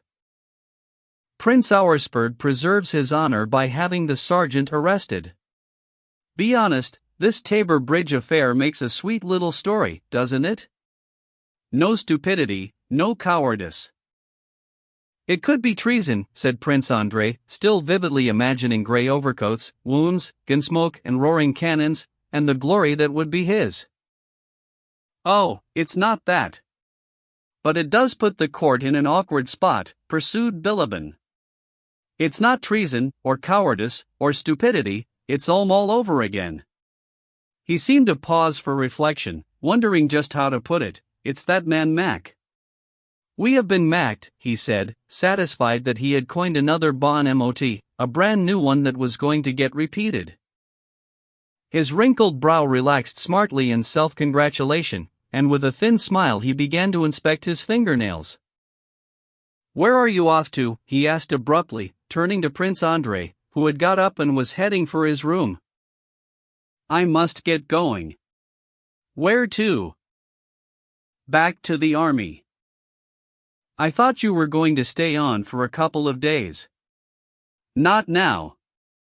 I've got to leave at once." And Prince Andrei, after making the necessary arrangements for the journey, went to his room. "You know, my dear fellow," said Bilibin, following him in, "I've been thinking about you. Why do you have to go?" As if to prove the sureness of his coming argument, all the wrinkles disappeared from his face. Prince Andrei looked at him quizzically but said nothing. "Why do you have to go?" "I know duty calls. You must gallop off to the army now that the army is in danger." "I understand this, my boy. It's called heroism." "Absolutely not," said Prince Andrei. "But you're a cultivated man, so be one in the fullest sense. Look at things the other way round and you'll see you've got it all wrong. Your duty is to take care of yourself. Leave that sort of thing to other people who are good for nothing better. No one has ordered you back, and you haven't been dismissed from here, so you can stay on and go with us wherever misfortune takes us.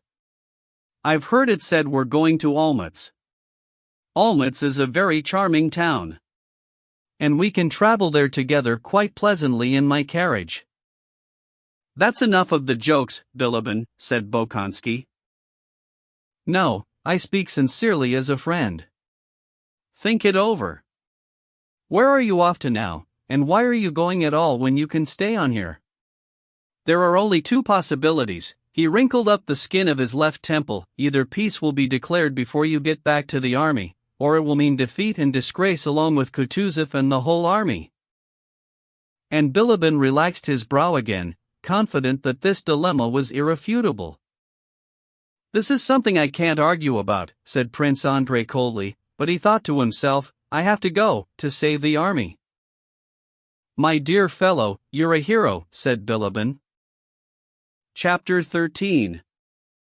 The same night, after taking leave of the war minister, Bolkonsky was on his way to rejoin the army, not knowing where to find it and worried about being captured by the French on the way to Krems.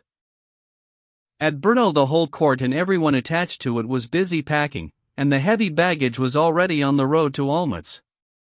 Near Etzelsdorf, Prince Andrei came to the road along which the Russian army was moving with maximum speed and in maximum disorder.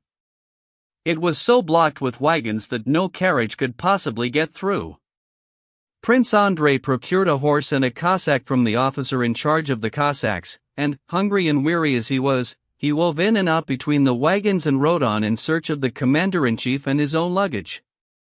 The most sinister rumors about the situation of the army reached him along the road, and they were confirmed by the sight of the army fleeing in such disorder. He recalled the words of Napoleon's address to his army at the beginning of the campaign: "That Russian army which English gold has brought from the ends of the universe is going to suffer at our hands the same fate, the fate of the army of Ulm." These words aroused in him simultaneously open-mouthed admiration for the genius of his hero, a feeling of hurt pride and the hope of glory. "And what if there's nothing left but to die?" he thought. "Well, if I must, I'll do it as well as the next man." Prince Andrei turned his scornful gaze on the endless, chaotic mass of detachments, wagons, supply vehicles, artillery, and more wagons of every size and shape, overtaking one another and blocking the muddy road 3 and 4 abreast. On all sides, right up front and way behind, as far as the ear could strain in every direction, you could hear wheels rumbling, carts rattling, wagons creaking, gun carriages groaning, horses trampling, whips cracking, drivers shouting, and everybody swearing: soldiers, orderlies, and officers. The roadsides were littered everywhere with fallen horses, flayed and unflayed, broken down wagons with solitary soldiers sitting by them just waiting, other soldiers separated from their units, heading in little groups for the next village or carrying loot from the last one: chickens, sheep, hay, or sackfuls of something or other. When the road went uphill or downhill, the crowds squashed together even closer, and there was an endless hubbub of shouts and groans. Soldiers floundering knee-deep in mud-heaved guns and wagons along with their bare hands while the whips cracked, hoofs slithered, traces snapped, and the air rang with the most heart-rending cries. The transport officers rode up and down, in and out of the wagons, their voices barely audible amid the general uproar and their faces showing all too clearly that they despaired of ever controlling this chaos. "And this is our well-loved Holy Russian military machine," thought Bolkonsky, recalling Bilibin's words. He rode up to a convoy, intending to ask someone where he could find the commander-in-chief. There in front of him trundled a strange one-horse vehicle, obviously knocked up by some soldiers out of any everyday bits and pieces they could lay their hands on, part wagon, part carriage, part cab. A soldier was driving, and under a cover behind the leather hood sat a woman swathed in shawls. Prince Andrei rode up and was just beginning to ask the soldier a question when he was distracted by the desperate cries of the woman sitting in this contraption. The transport officer had lashed out at the soldier in the coachman's seat for trying to overtake, and the whip had cracked against the cover of the vehicle. The woman was screaming. Catching sight of Prince Andrei, she thrust her head out from under the cover, waved at him with her thin little arms sticking out from under the matting shawls, and yelled, "Adjutant! Sir! For heaven's sake, give us some protection! What's going to happen to us? I'm a doctor's wife, in the 7th Chasseurs 13, they won't let us get past. We're miles behind. We've lost our own people. I'll cut you to pieces. Get back," shouted the exasperated officer to the soldier. "Get back and take that whore with you. Sir, please protect us." "What does he think he's doing?" screamed the doctor's wife. "Kindly let this carriage through." "Can't you see there's a lady in it?" said Prince Andrei, riding up to the officer. The officer glanced at him, said nothing, and turned back to the soldier. "I'll teach you to shove in. Get back." "Let it through, I tell you," repeated Prince Andrei, tightening his lips. "Who do you think you are?" cried the officer, turning upon him suddenly in a drunken rage. "Just who are you? Are you in charge here?" he asked with brazen insubordination. "No, you're not, I'm in charge." "You get back," he repeated, "or I'll cut you to pieces." A phrase which had obviously caught his imagination. "One in the eye for our little adjutant," came a voice from the background. Prince Andrei could see the officer was in one of those drunken, senseless rages when people don't remember what they have been saying. He could see that his championing of the doctor's wife and that odd contraption was exposing him to the one thing he most dreaded, becoming a laughingstock, but instinct spoke differently. Hardly were these last words out of the officer's mouth when Prince Andrei rode straight up to him, his face distorted with fury, and raised his riding whip. "Let them through." The officer waved at him and galloped off. It's their fault, these staff officers, all this chaos, he grumbled. Do what you want now. Prince Andrei, without looking up, hurried to get away from the doctor's wife, who was calling him her savior, and with every last detail of this humiliating scene nauseatingly lodged in his memory, he galloped on towards the village where he had been told he would find the commander-in-chief. Once in the village, he got off his horse and went up to the very first house with the intention of relaxing for a minute or two, finding a bite to eat and somehow sorting out all the hateful impressions that were tormenting him. It's a gang of crooks, not an army, he thought, and he was just going up to a window when he heard a familiar voice calling his name. He looked round. There before him was the handsome face of Nesvitsky, sticking out of a little window. Nesvitsky was munching something, as his moist lips showed, waving like mad and calling him in. Bolkonsky. Hey, Bolkonsky. Come on in. Quick, he shouted. Prince Andrei went in and found Nesvitsky and another adjutant eating. They turned round quickly to ask Bolkonsky whether he had any news. Prince Andrei read alarm and uneasiness on their familiar features, especially Nesvitsky's, which were usually so good-humored. Where's the commander-in-chief? Asked Bolkonsky. He's here, over there in that house, answered the adjutant. Well, is it true, peace and surrender? Asked Nesvitsky. I thought you might know. I don't know anything, beyond the fact that it wasn't easy to get here. Wait till you hear about us, my boy. It's terrible. To think I laughed at Mac.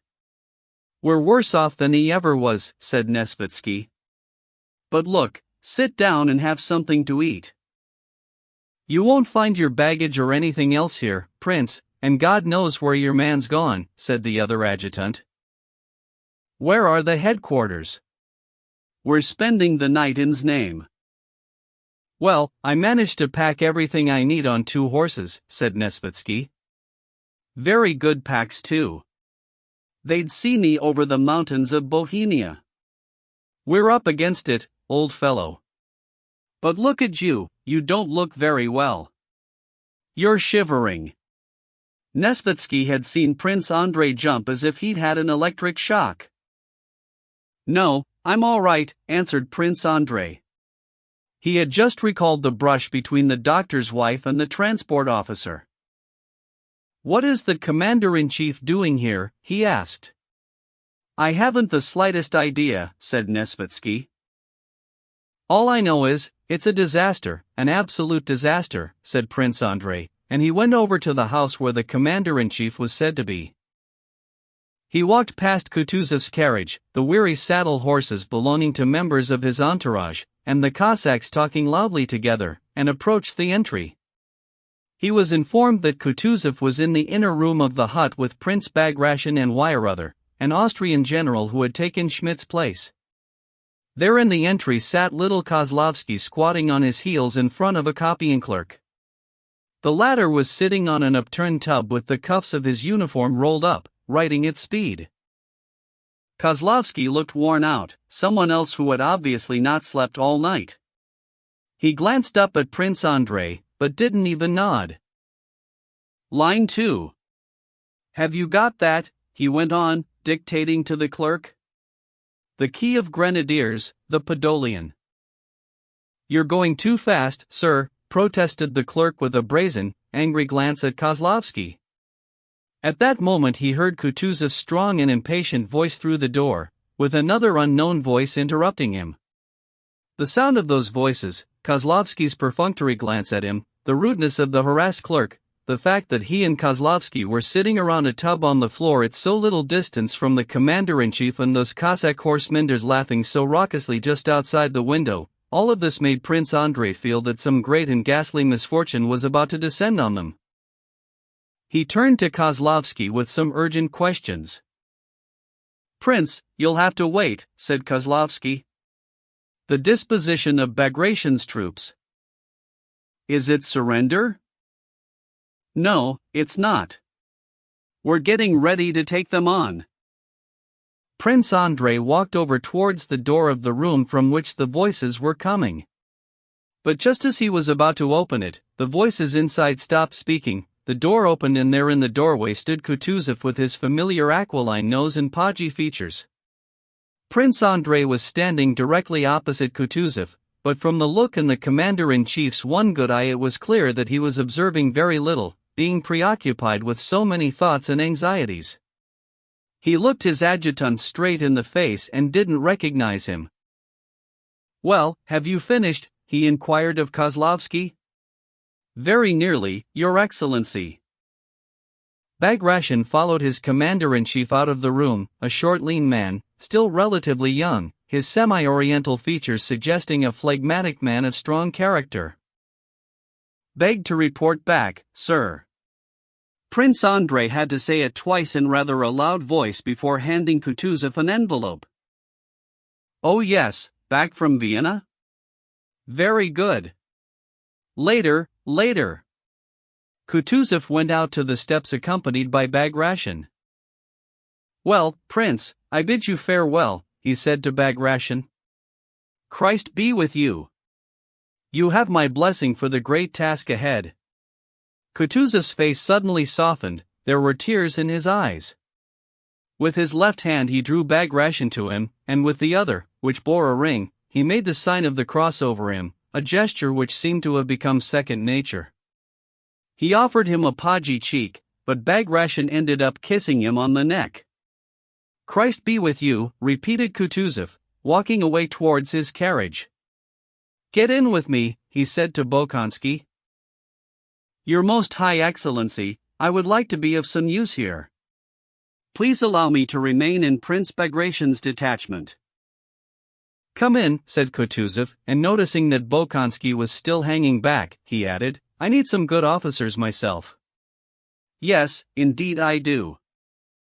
They took their seats in the carriage and for some time neither of them spoke.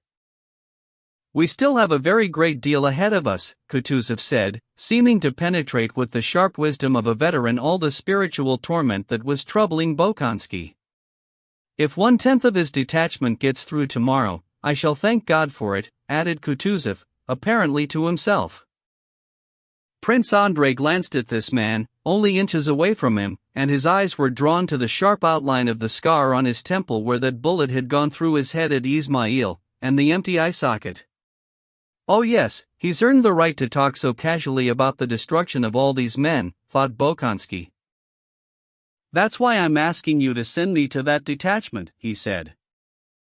Kutuzov didn't reply. He seemed to have forgotten what he had been saying, and sat deep in thought.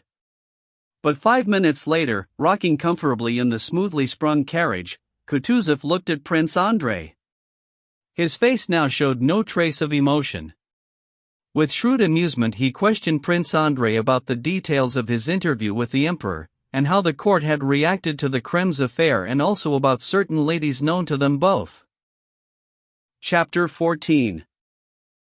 On the 1st of November Kutuzov received an intelligence report that placed his army in an almost impossible situation. A spy reported that the French, having crossed the bridge at Vienna, were moving in great numbers on Kutuzov's line of communications with the reinforcements marching out from Russia. If Kutuzov were to remain at Krems, Napoleon's army of 150,000 men would cut him off from all communications, and surround his weary army of 40,000, and he would find himself in the same situation as Mack before Ulm. If he wanted to abandon the road connecting him with the Russian reinforcements, he would have to go off the roads altogether into unknown territory, the mountainous region of Bohemia, pursued by the cream of the enemy's forces, and would give up all hope of joining with Buxhausen. If he decided to retreat down the road from Krems to Olmütz to join up with the forces coming from Russia, he ran the risk of being intercepted by the French who had crossed the Vienna Bridge and having to engage them on the march, encumbered with stores and transport, an enemy 3 times as numerous and hemming him in on 2 sides. Kutuzov went for this last option. According to his intelligence, the French, once over the river, had set off on a forced march towards Znaim, which was on Kutuzov's route, 60 or 70 miles away. To get to Znaim before the French offered the best hope of saving the army. To let the French get there first would mean exposing the whole army to a disgrace like that of the Austrians at Ulm, or to complete destruction. But to reach Znaim with the whole army before the French got there was impossible.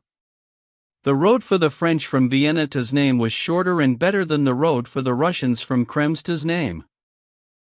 On the night he received the report, Kutuzov dispatched Bagration's advance guard of 4,000 men off to the right over the mountains from the Krems-Znaim road to the Vienna-Znaim road. Bagration was to march without stopping, and take up a position facing Vienna with his back to Znaim, and if he did manage to get there before the French, his task was to delay them for as long as possible. Meanwhile, Kutuzov set off for Znaim with all the heavy transport. Bagration covered the 30 miles over the mountains at night in foul weather, with no road and with hungry, badly shod soldiers. Leaving a third of his men straggling in his wake, Bagration reached Hollabrunn, on the Vienna-Znaim road, a few hours before the French, who were marching there from Vienna. Kutuzov still needed a good 24 hours to get to Znaim with his heavy transport, and so, to save the army, Bagration with his 4,000 hungry and exhausted soldiers needed to hold up the entire enemy army confronting him at Hollabrunn for a day and a night, an obvious impossibility. But an odd twist of fate made the impossible possible. The success of the trick that had given the Vienna bridge into the hands of the French encouraged Murat to try and outwit Kutuzov too. Encountering Bagration's feeble detachment on the Znaim road, Murat mistook it for Kutuzov's whole army. With a view to administering one final, crushing defeat to this army, he decided to wait for the troops coming up behind him from Vienna. With this in mind, he proposed a 3-day truce on condition that neither army changed position or made any movement. Murat insisted that peace negotiations were underway, and this truce was proposed to avoid unnecessary bloodshed.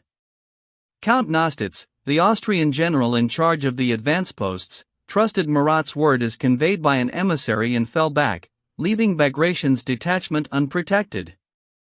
Another emissary rode along the Russian lines to make the same announcement about peace negotiations and propose a 3-day truce to the Russian troops. Bagration's response was that he had no authority to accept or to decline any truce, and he dispatched an adjutant to Kutuzov with a report of the French proposal. A truce was Kutuzov's only hope of gaining time in order to give Bagration's exhausted forces some rest and to get the transport in heavy convoys, the movement of which was concealed from the French, one stage further along the road to Znaim. The offer of a truce gave them out of the blue one last chance to save the army. Once informed of it, Kutuzov promptly dispatched Adjutant General Wincengerode, who was with him, to the enemy's camp.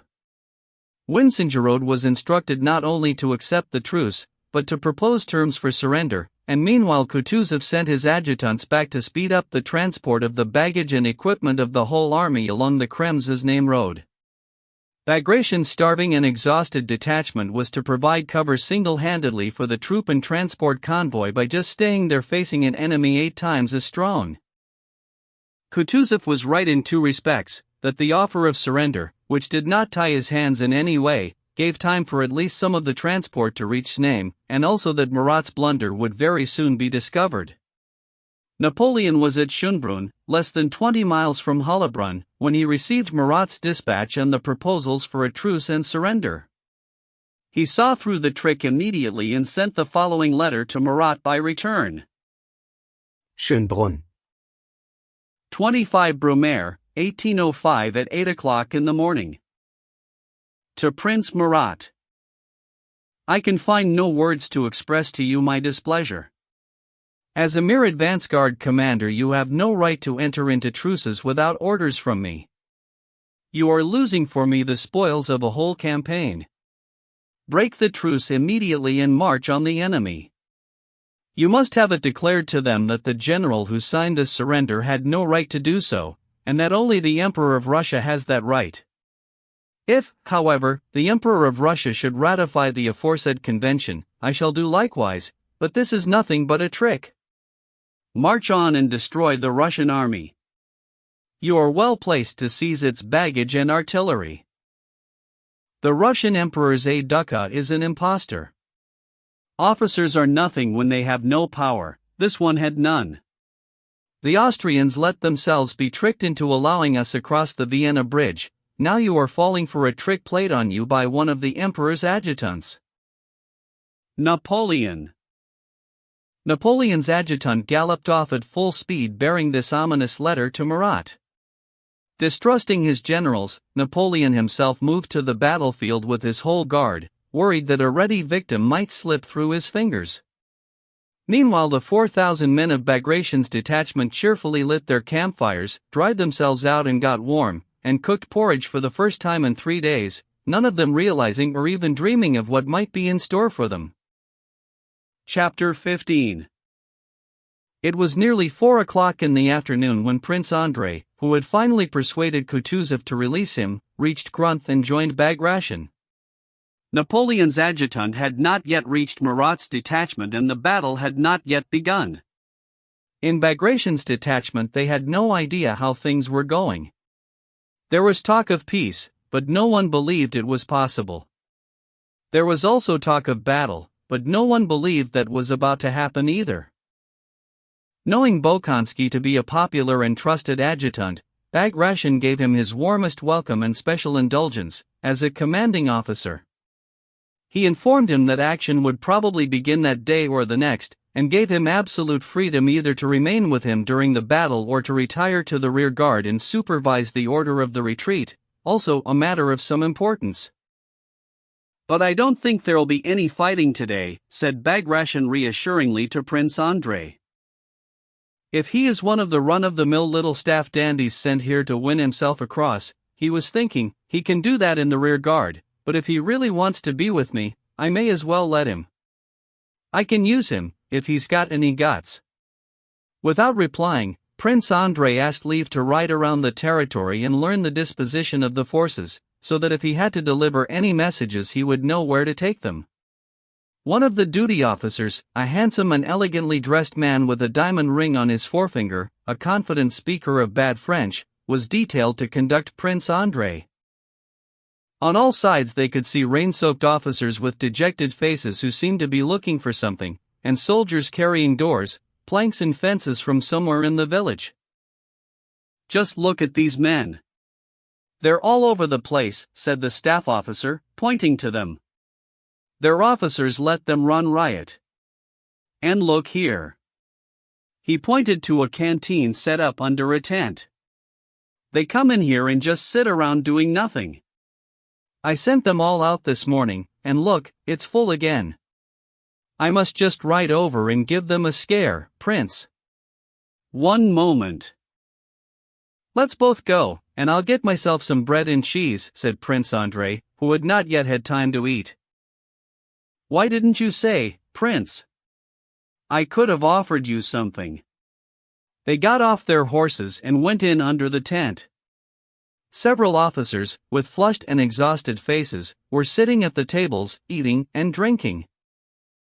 "Now what's all this, gentlemen?" said the staff officer, in the reproachful tone of a man who has said the same thing over and over again.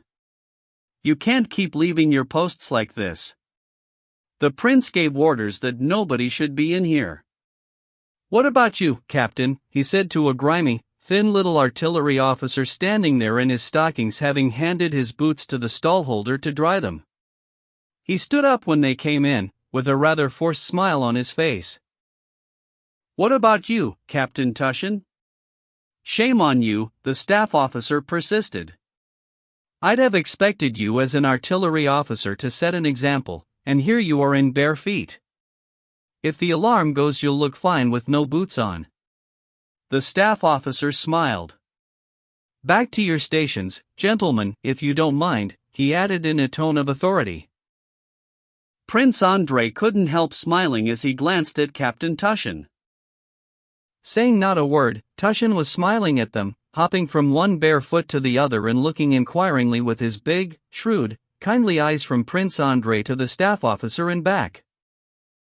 "The men say it's easier in your bare feet," said Captain Tushin, with a shy smile, keen to cover his embarrassment with a joke or two.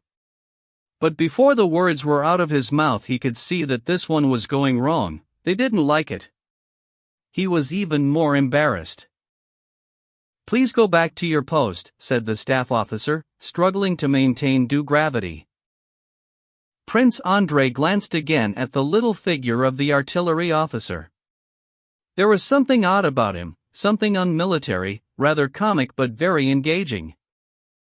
The staff officer and Prince Andrei mounted their horses and rode on.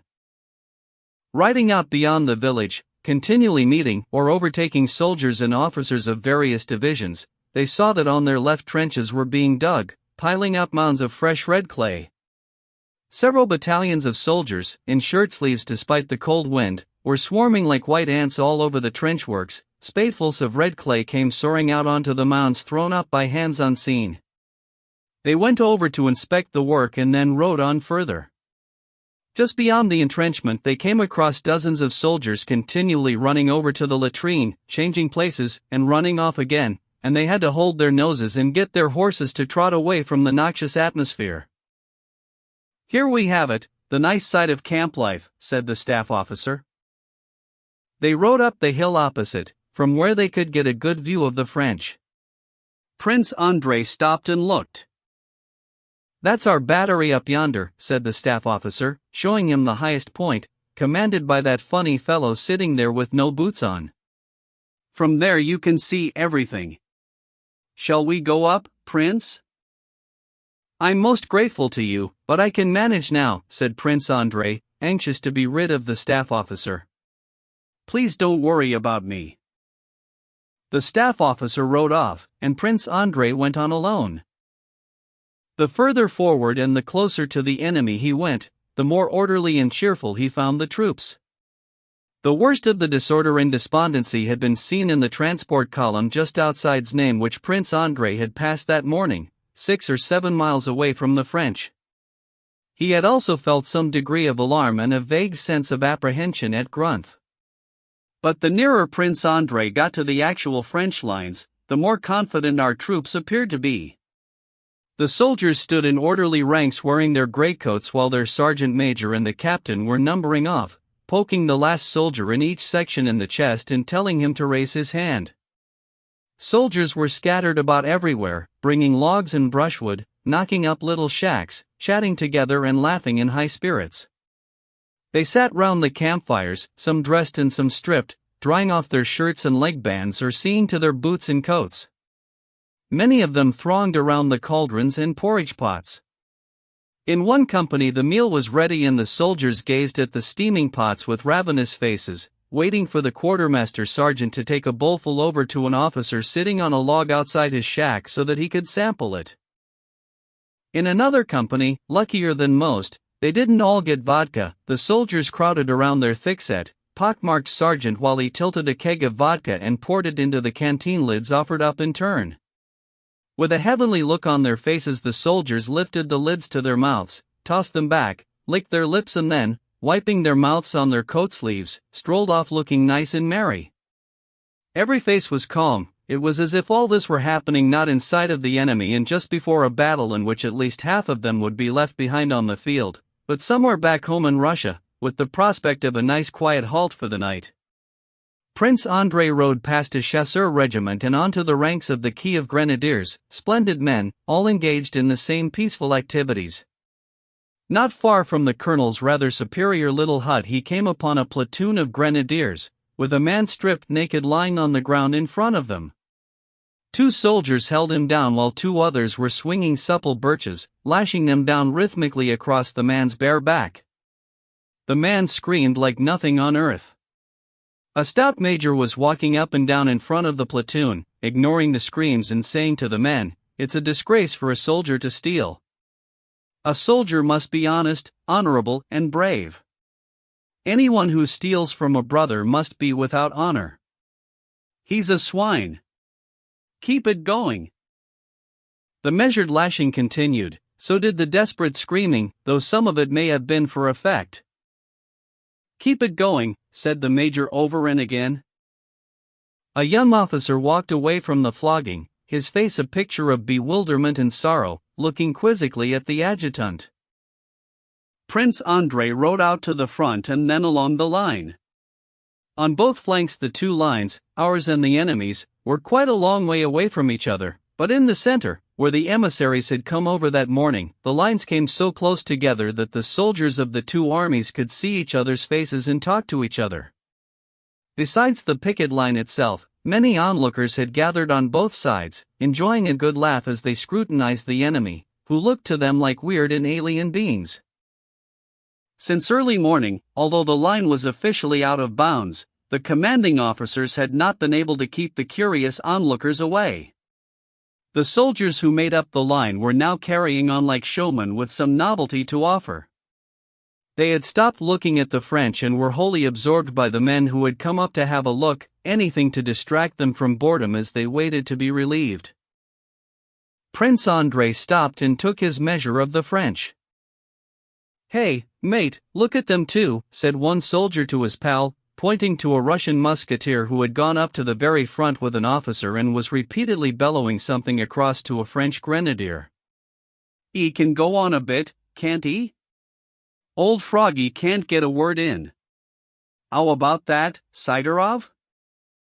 On, let's listen." "Dead right, he knows his stuff," replied Sidorov, who fancied himself as a bit of a French expert. The soldier they were pointing to and laughing at was Dólokhov. Prince Andrei recognized him and listened to what he was saying. Dólokhov had come over with his captain from the left flank, where his regiment was stationed. "Go on, ask him again," the captain urged, straining forward in an attempt to catch every word, even though he didn't understand them. "Please keep it going. What's he trying to say?" Dólokhov didn't answer the captain, having been drawn into a fierce argument with the French grenadier. They were talking, inevitably, about the campaign. The Frenchman had got the Austrians and the Russians mixed up, and he was claiming that the Russians had surrendered and had been on the run all the way from Ulm. Dólokhov was telling him that the Russians had never surrendered. No, they had beaten the French. "Our orders are to drive you out of here, and that's what we're going to do," said Dólokhov. "Make sure you don't get captured, you and your Cossacks," said the French grenadier to a roar of laughter from everyone watching and listening on the French side. "Remember Suvorov? He made you dance and we'll have you dancing again," said Dólokhov. "What's he on about?" asked a Frenchman. "Ancient history," said another, guessing that it had something to do with previous wars. "Our emperor will give you a dose of Savara, same as he did with all the others." "Bonaparte," Dólokhov began, only to be interrupted by the Frenchman. "Don't you say Bonaparte. He is the emperor. His name is sacred," came the angry shout. "Damn and sod your emperor." And Dólokhov cursed like a soldier in his vilest Russian, before shouldering his gun and walking away. "Come on, Ivan Lukitch," he said to his captain, "let's go." "Bit of good froggy French there," said the soldiers down the line. "Come on, Sidorov, your turn." Sidorov winked at them, turned to face the French and began to gabble strange words as fast as he could. Karimala tafa safi motor kaska. He rattled out, trying to embellish his message with the most expressive intonation he could manage. The Russian soldiers burst into a great roar of happy, hearty laughter, and the French line took it up so spontaneously that you would have thought the only thing to do now was to unload the guns, blow up the ammunition and get back home as soon as possible. But the muskets remained loaded, the marksmen's slits in buildings and earthworks stared out as ominously as ever, and the big guns still stood ready, ranged against each other. Chapter 16. After doubling around the whole front line from right flank to left, Prince Andrei rode uphill to the battery which the staff officer had described as offering a good view of the whole field. Here he dismounted and stood by the farthest cannon in a line of 4, prepared for firing. An artilleryman on sentry duty in front of the big guns looked ready to come to attention at the approach of an officer, but at a signal he resumed the steady, tedious pace of his patrol. Behind the cannon stood the front sections of their carriages, and behind them were the tethered horses and campfires of the artillerymen. To the left, not far from the farthest cannon, the sounds of officers' voices in lively conversation emerged from a little, new wattle hut. And indeed, the battery gave a splendid view of almost the whole spread of the Russian forces, and most of the enemy's too. Straight across from the battery, on the crest of the opposite hill he could see the village of Skongrebern, to the left and right of which there were 3 places where masses of French troops could be seen through the campfire smoke, though it was clear that most of them had been kept back in the village itself and over the hill. To the left of the village something resembling a battery lurked in the smoke, indistinct to the naked eye. Our right flank was deployed on a rather steep hillside dominating the French position. Our infantry had been placed there too, and the dragoons were visible behind them on the very top of the ridge. In the center stood Tushin's battery, from which Prince Andrei was now surveying the landscape. Here the ground below fell away very steeply before rising towards the stream that separated us from Skongrebern. On the left our troops stuck close to the woods, and smoke rose up from campfires where our infantry had been detailed to cut wood. The French line was wider than ours, and it would obviously be an easy task for the French to outflank us on both sides. To our rear there was a precipitous ravine, down which retreat with artillery and cavalry would be difficult. Prince Andrei leant one elbow on the cannon, took out a notebook and sketched a plan of the disposition of the troops. In 2 places he jotted down some penciled notes, meaning to bring them up with bag ration. His first proposal would be to concentrate all the artillery in the center, and the second would involve pulling the cavalry back and sending them to the other side of the ravine. Prince Andrei was used to standing near the commander-in-chief, watching the movements of masses of men in large-scale maneuvers, and he had long been a student of military history, so now it was inevitable that he would take a generalized view of the impending operations. He always imagined things on a grand scale. If the enemy attacks us on the right flank, he told himself, for example, the Kiev Grenadiers and Podolsky Chasseurs will have to hold their positions until reserves from the center reach them. In this event the dragoons could counterattack and drive them back. In case of an attack on the center, though, we should deploy the central battery on this height, and use its cover to withdraw the left flank and effect a staged retreat as far as the ravine. This was his way of thinking. As he stood there in the battery next to the cannon, he was aware of officers' voices emanating from the hut, but, as often happens, he wasn't taking in a word of what they were saying. Then suddenly he heard someone speak with such feeling that he couldn't help listening. "No, my dear fellow," said a pleasant voice that struck him as vaguely familiar, "I'm telling you, if we could know what's going to happen after we're dead not one of us would be scared of dying." "There you have it, old man." A younger voice interrupted him to say, "Anyway, scared or not, it comes to us all." "But you're still scared." "You lot with your education," said a different, mature voice, cutting across the first 2. "You gunners think you know it all, because you can take everything with you. Never short of a drop to drink or a bite to eat." This brought a laugh from the owner of the mature voice, apparently an infantry officer. "But we're still scared," insisted the first voice, the one that Prince Andrei half recognized. "We're scared of the unknown, that's what it's all about. It's all right saying the soul goes up to heaven, we know for certain there isn't any heaven, there's only the atmosphere up there." Once again the mature voice interrupted. "Come on, Tushin, give us a drop of your homemade vodka." "Oh, it's that captain in the canteen with no boots on," thought Prince Andrei, delighted to recognize that pleasant voice now so full of philosophy. "Yes, have a swig," said Tushin, "but listen, the idea of a life to come." He never finished his sentence. At that moment a great whoosh came through the air.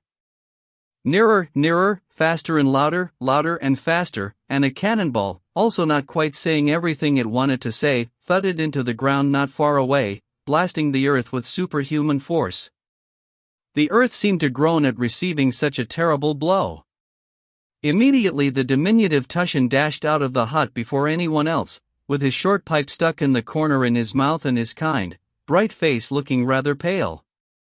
Then came the owner of the mature voice, a dashing infantry officer, who rushed off to get back to his company, buttoning up his jacket as he ran. Chapter 17.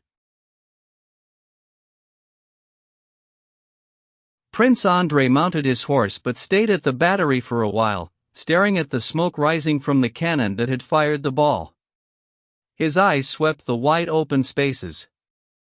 What registered with him was that the previously solid masses of the French were beginning to move, and there really was a battery on the left-hand side, the smoke above it having not yet cleared. 2 French horsemen, probably adjutants, were galloping across the hill.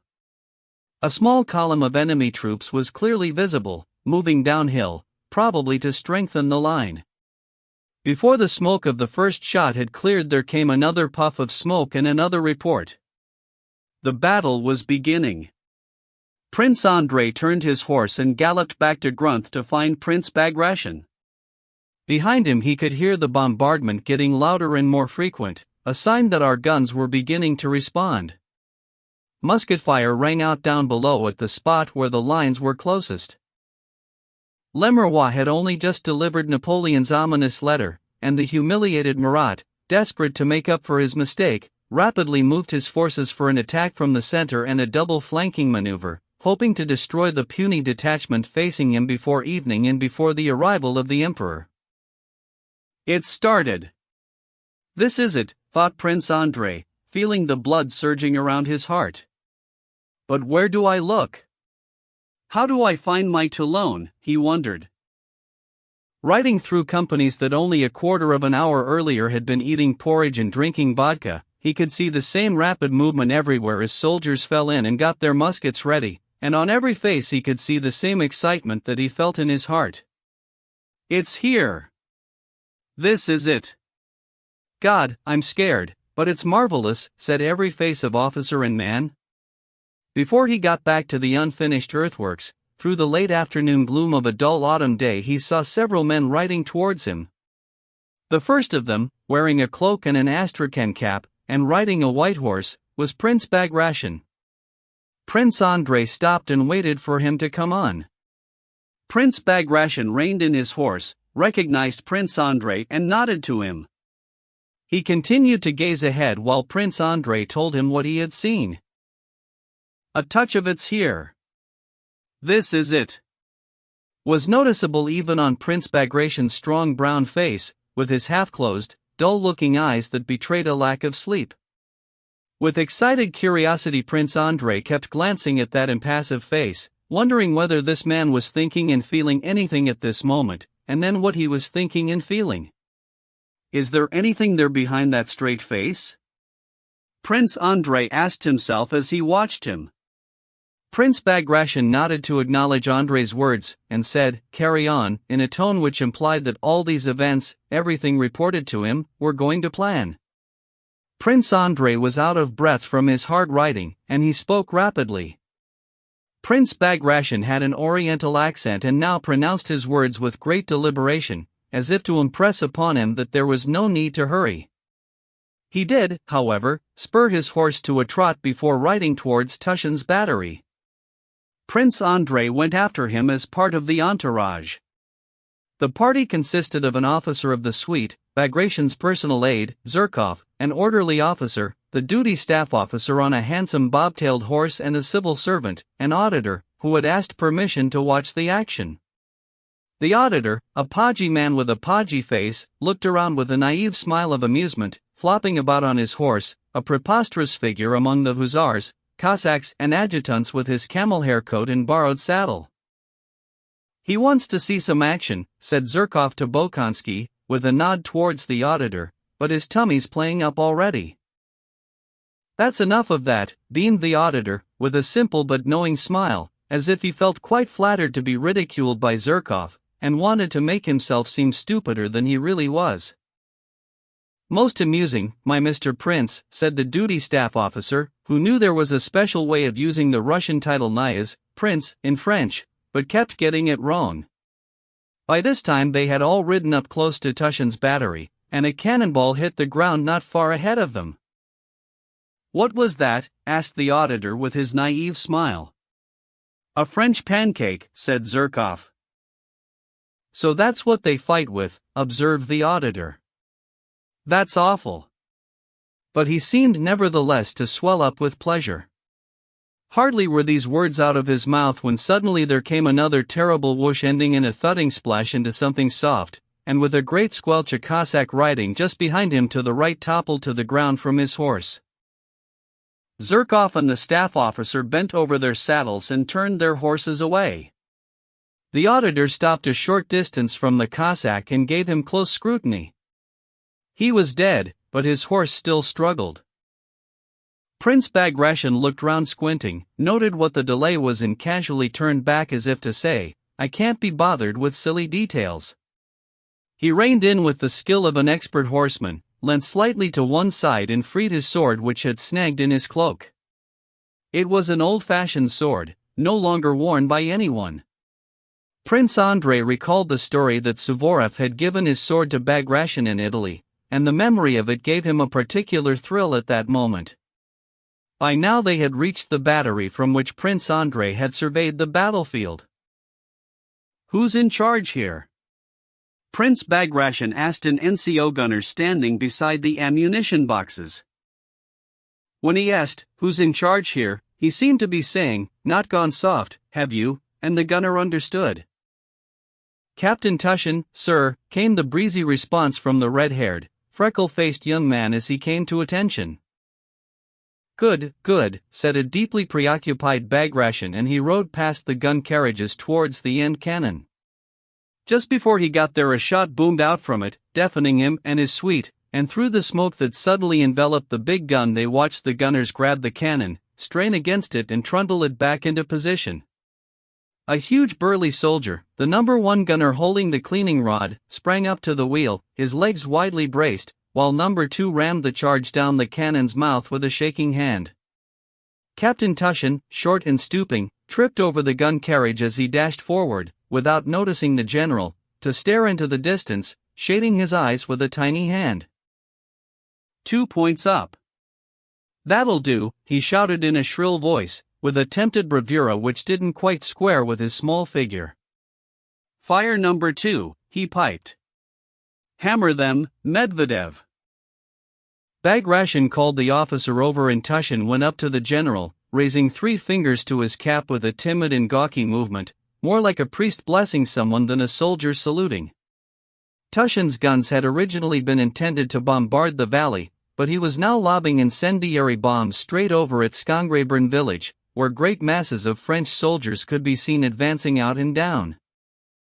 Tushin had not been told what to fire at or what charges to use, so after consulting his sergeant, Zakharchenko, a man he greatly respected, he had decided it would be a good thing to set the village on fire.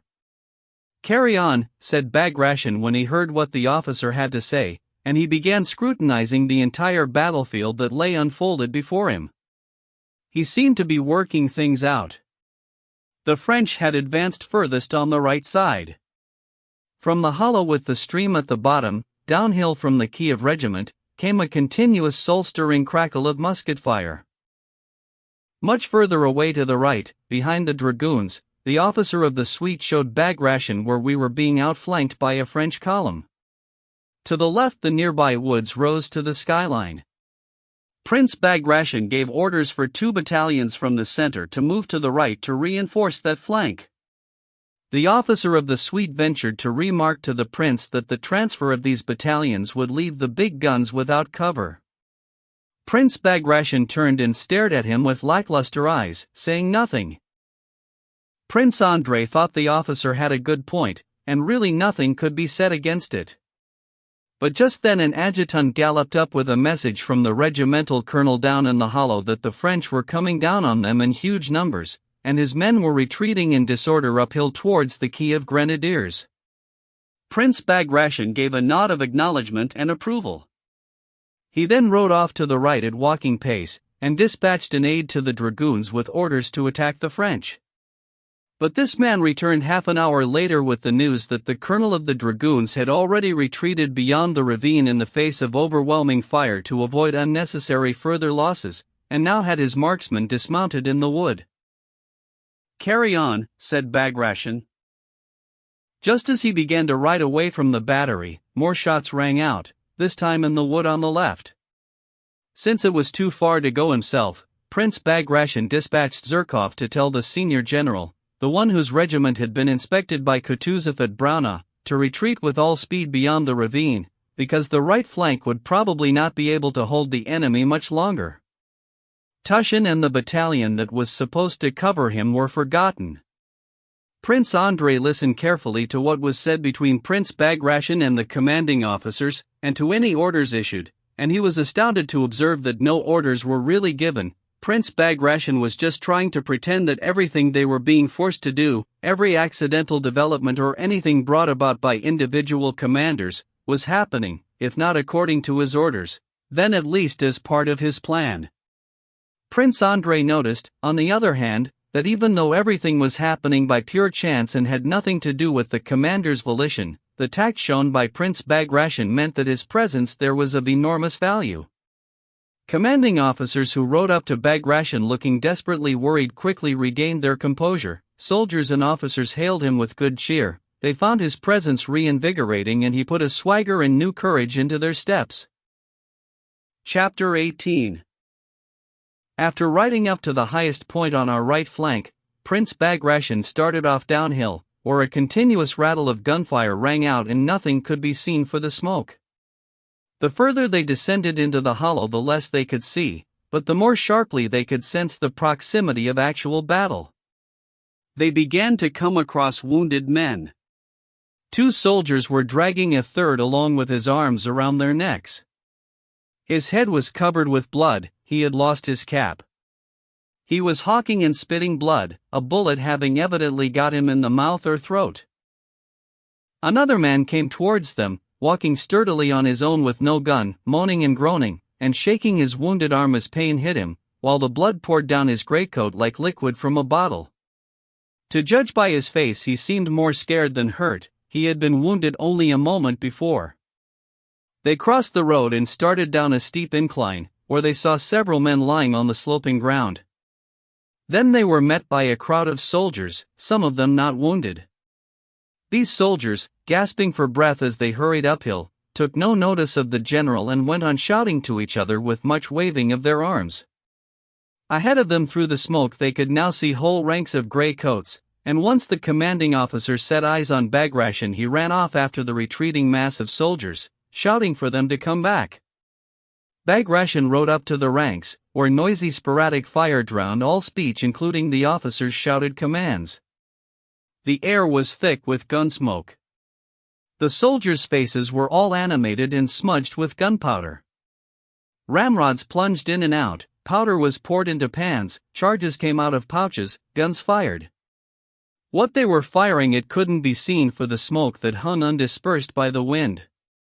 Much of the time the air was full of sweet sounds, the whine and whistle of bullets. "What's all this?" wondered Prince Andrei, as they rode up to the crowd of soldiers. "It can't be the front line, they're all bunched up together. It can't be an assault group, nobody's moving. And they're certainly not forming a square."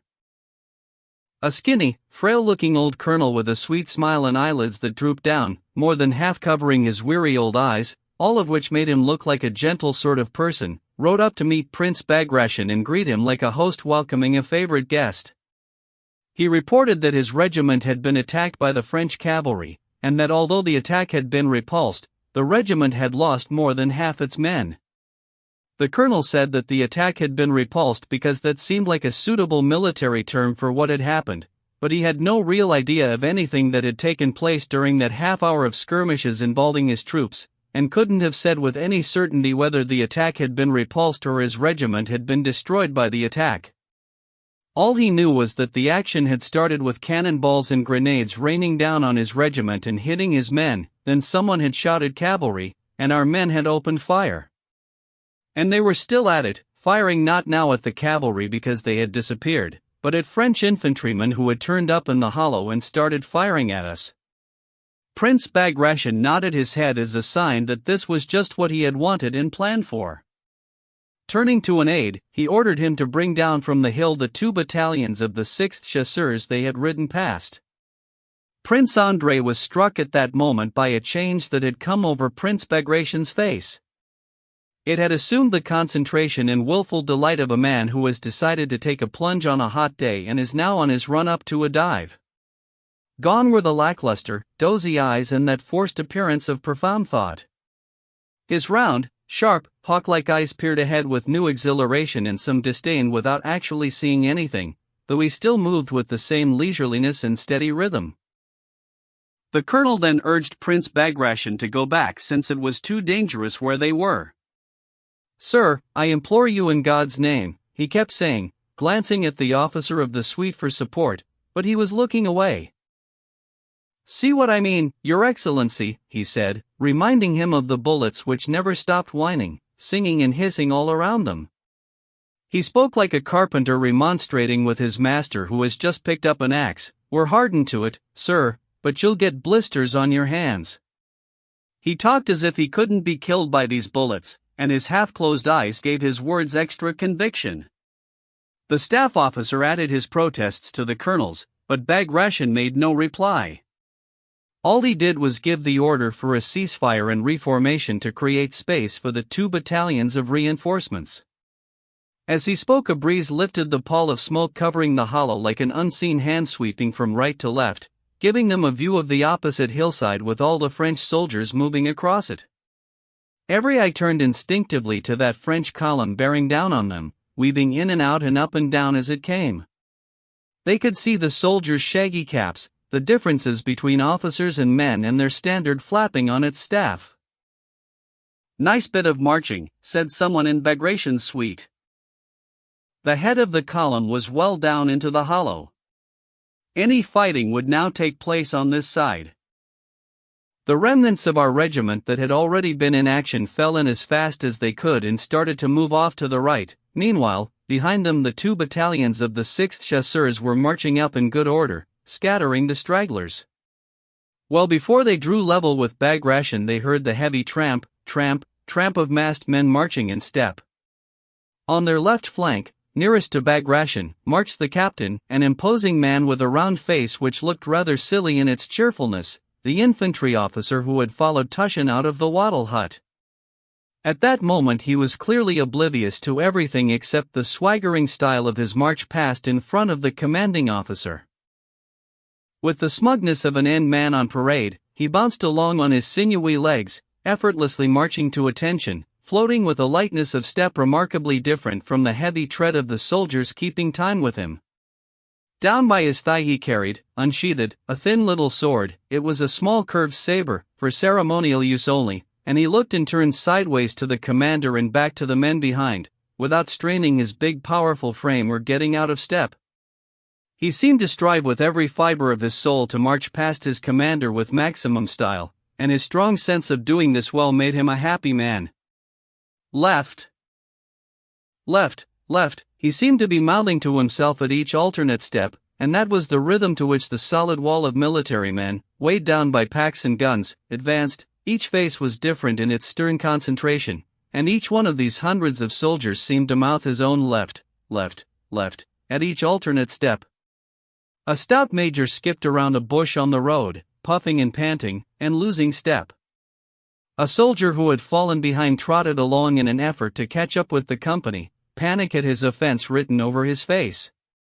And then a cannonball whooshed over the heads of Prince Bagration and his suite. They could feel its pressure through the air, and, exactly in step with the left, left, left, it crashed into the column. "Close ranks," the captain sang out in a chirpy voice well suited to his swaggering step. The soldiers circled around something at the spot where the ball had landed, and an old cavalryman NCO, who had fallen behind near the dead bodies, now caught up with his line, fell into step with the march and strode on, glaring angrily about him. "Left, left, left," seemed to echo through the ominous silence and the tedious tramp, tramp, tramp of synchronized feet. "Well done, men," said Prince Bagration. "Thank you, sir, sir, sir," echoed down the ranks. One surly-looking soldier marching on the left stared straight at Bagration as he shouted, as if to say, "We don't need you to tell us." Another looked rigidly ahead as he marched past, opened his mouth wide and bawled out, as if he daren't risk any lapse of concentration. Then they were brought to a halt and allowed to take off their packs. Bagration rode around the ranks of men that had marched past and then dismounted. He gave the reins to a Cossack, took off his cloak and handed that over too, stretched his legs and set his cap straight. And there, suddenly, was the French column, officers in front, coming into sight as they climbed the hill. "God be with us," cried Bagration in a clear, strong voice. He turned for a moment to the front line, and then marched forward over the rough terrain, swinging his arms a little and lumbering along awkwardly like a man more used to riding. Prince Andrei felt himself drawn forward by an irresistible force, and he had a sensation of supreme happiness. The French were getting nearer, and now Prince Andrei, walking beside Bagration, could clearly make out their bandoliers and red epaulets, even their faces. He had a clear view of one bandy-legged old French officer wearing gaiters, who had to grab hold of bushes because climbing uphill was so hard for him. Prince Bagration gave no further orders, he just marched on silently ahead of the ranks. Suddenly the crack of a shot came from the French side, then another, and a third. Smoke rose and gunfire rang out down the ragged ranks of the enemy. Some of our men fell, one of them the round-faced officer who had been putting so much effort and pleasure into his marching. But when the very first shot rang out, Bagration had looked round and roared, "Hurrah!" A great sustained hurrah, went echoing down our lines, and our men raced past Prince Bagration and overtook one another, hurtling chaotically downhill in one inspired and jubilant mob to get at the scattering Frenchmen. Chapter 19. The attack of the 6th Chasseurs secured the retreat of our right flank. In the center, Tushen's forgotten battery had succeeded in setting fire to Schongraben and was thus delaying the advance of the French. They were so busy putting out fires fanned by the breeze that the Russians had plenty of time to retreat. The retreat of the center across the ravine was carried out at speed amid the din, although the different units managed to keep themselves apart. But the Azovsky and Podolsky infantry and the Pavlograd hussars on the left were simultaneously attacked and outflanked by the pick of the French troops under Lens and torn apart. Bagration dispatched Zherkov to the general in command there with orders for an immediate retreat. Zherkov responded smartly, still saluting. He spurred his horse and galloped off. But the moment he was out of Bagration's sight, his courage failed him. He panicked uncontrollably and could not bring himself to ride into the danger area. Approaching the left flank troops, instead of riding straight ahead into the gunfire, he veered off to look for the general and his officers in places where they couldn't possibly be. So the order was not passed on. The left flank was commanded by the senior general of Dólokhov's regiment, the one that Kutuzov had inspected before Braunau.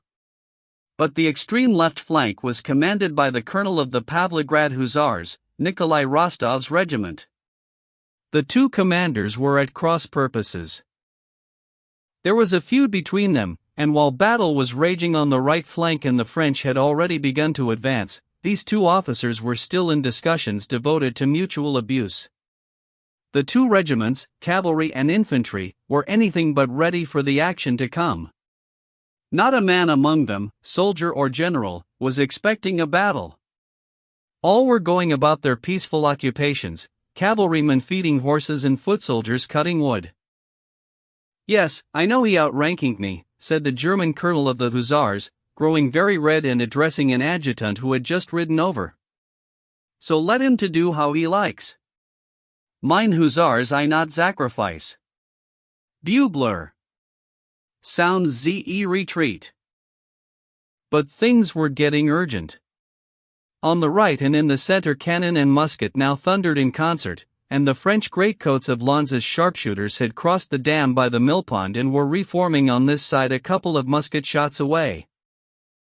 The infantry general walked over to his horse, quivering as always, mounted, sat up very straight and tall, and rode off to see the Pavlograd colonel. The two commanders met with polite bows and secret venom in their hearts. "Now look here, colonel," said the general, "I cannot leave half my men in the wood. I beg you." "I beg you," he repeated. "Get into position, and prepare to attack." "And I am begging you not meddling in other people's business," answered the colonel, roused to fury. "If you vos cavalry officer." "I am not a cavalry officer, colonel, but I am a Russian general, and if you are unaware."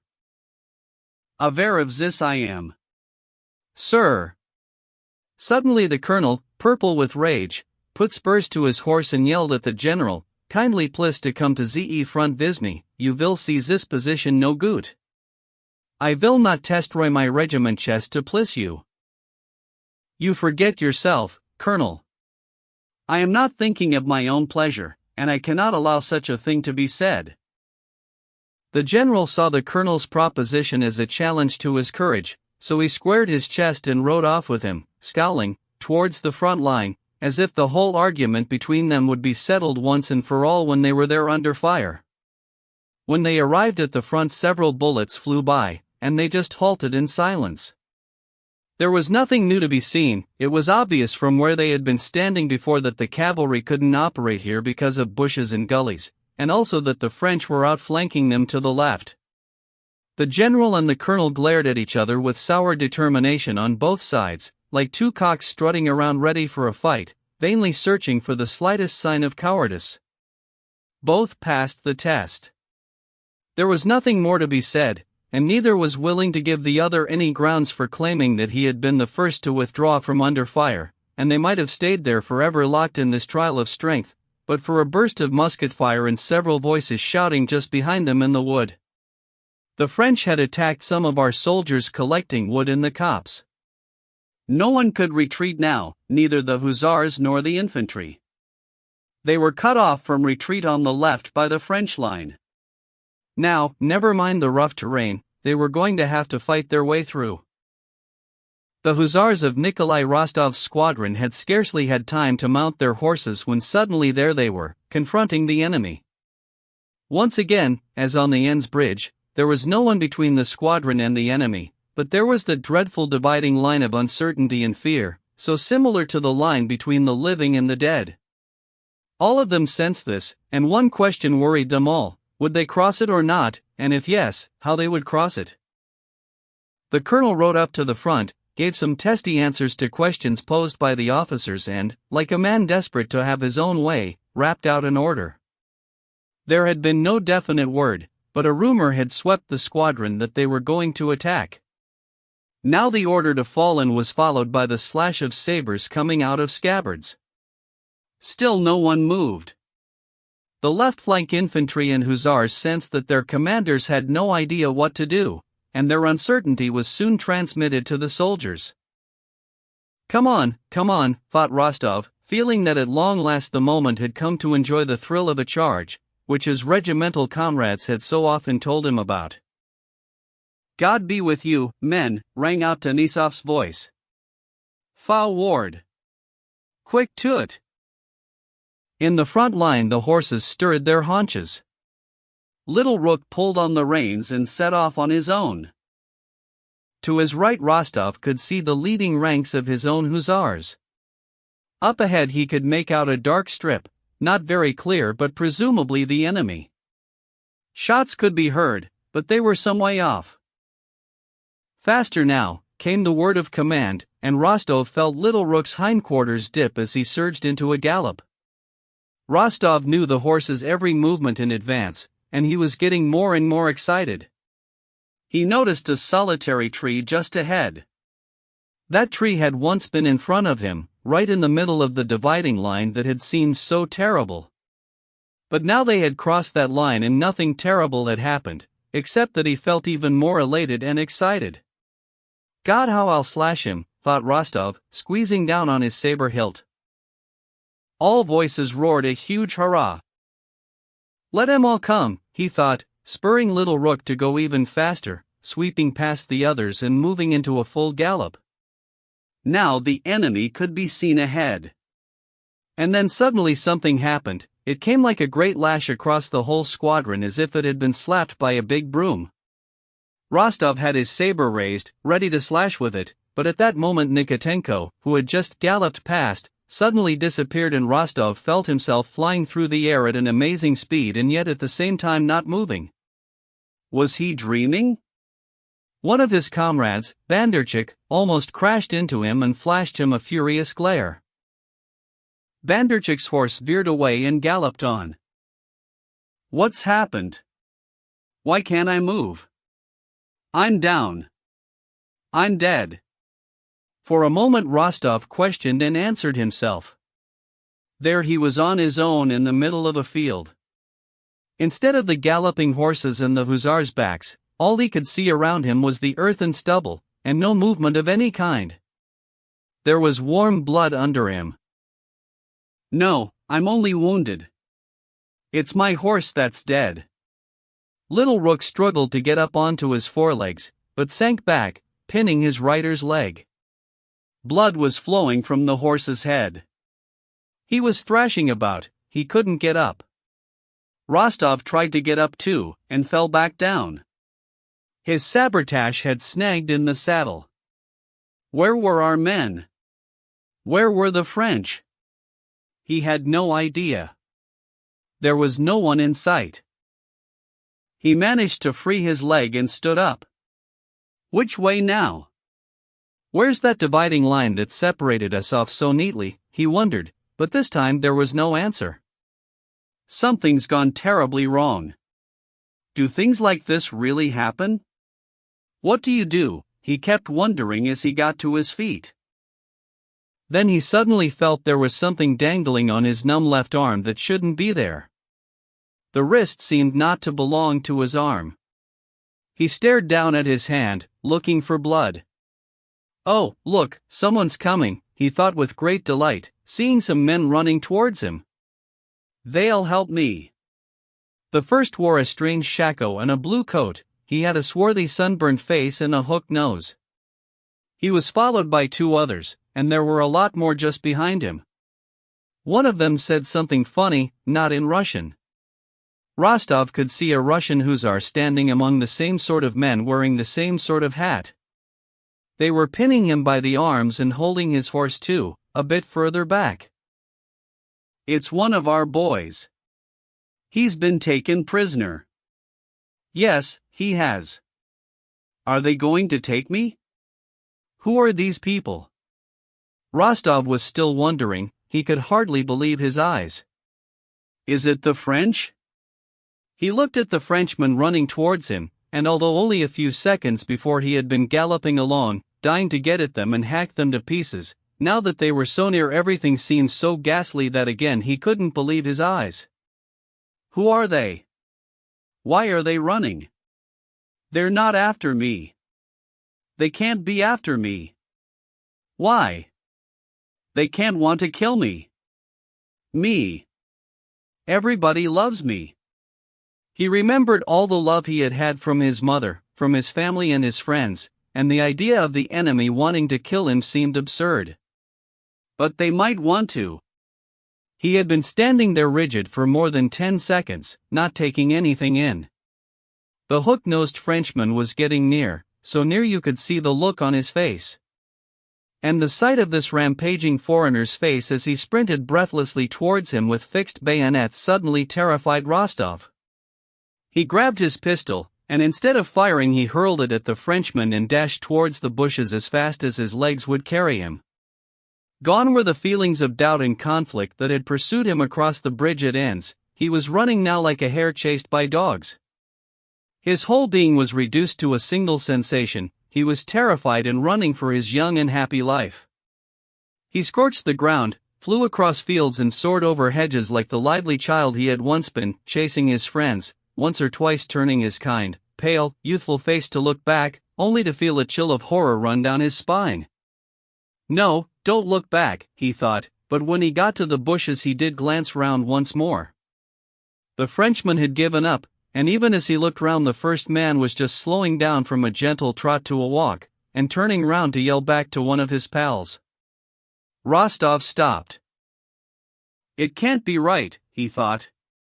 They can't have been going to kill me. Meanwhile his left arm felt heavy, as if a great weight had been hung on it. He could run no further. The Frenchman stopped too and aimed at him. Rostov squeezed his eyes shut and ducked. One bullet sang past his head, then another. He gathered what strength he had left, took his left hand in his right and ran into the bushes. There in the bushes were the Russian marksmen. Chapter 20.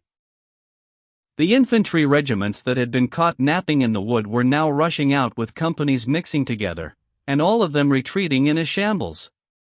It only took one panicky soldier to call out, "We're cut off," meaningless words perhaps but terrifying on any battlefield, for them to affect the entire mass of men. Surrounded. Cut off. We've had it, they shouted as they ran.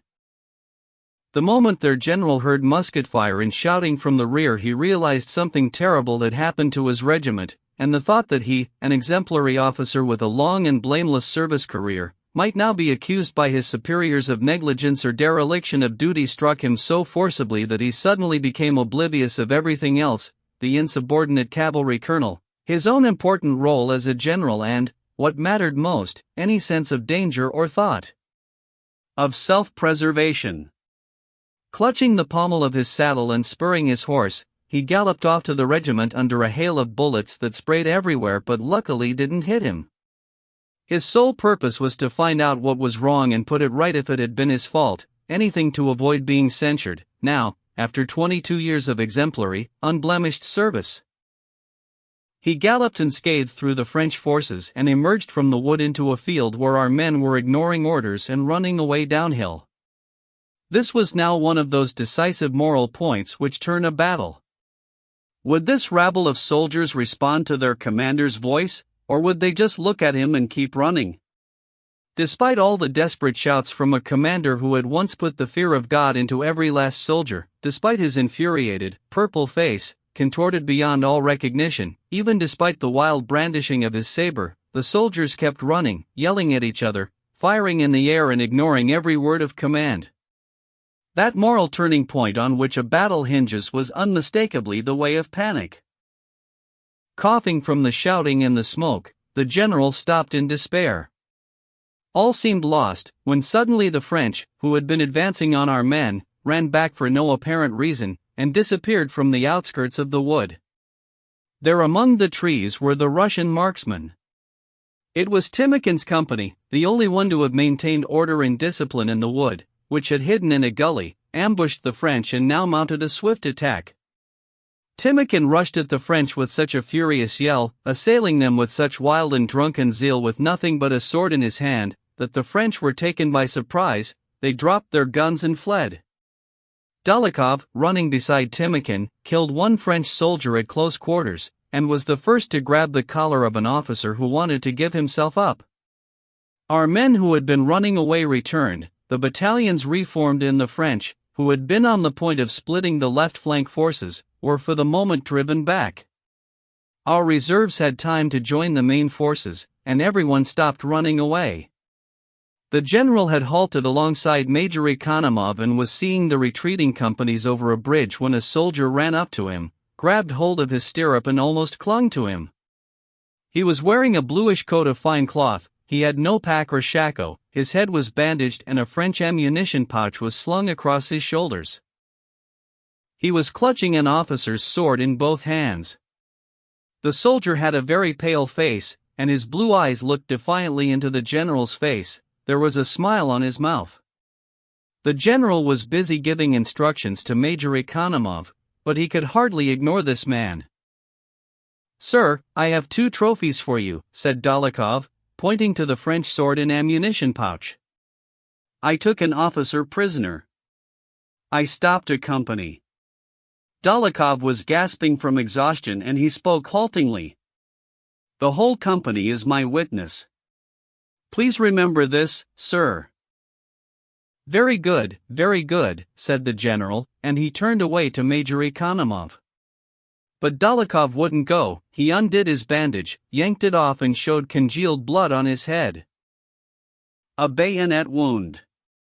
I stayed there at the front. Please remember this, Your Excellency." Tushin's battery had been forgotten, and it was only at the very end of the action that Prince Bagration, hearing the bombardment still coming from the center, sent the duty staff officer and then Prince Andrei to order the battery to retreat with all speed.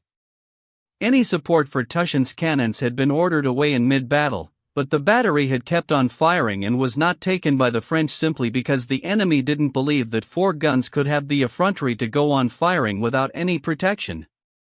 Quite the reverse, from the sustained action of this battery the French came to believe that the main Russian forces were concentrated here in the center, and mounted 2 attacks on that point. Both times they were driven back by grapeshot from the 4 cannons standing in solitude at the top of the hill. It was not long after Prince Bagration's departure that Tushin had succeeded in setting fire to Skongravern. "That's got 'em moving.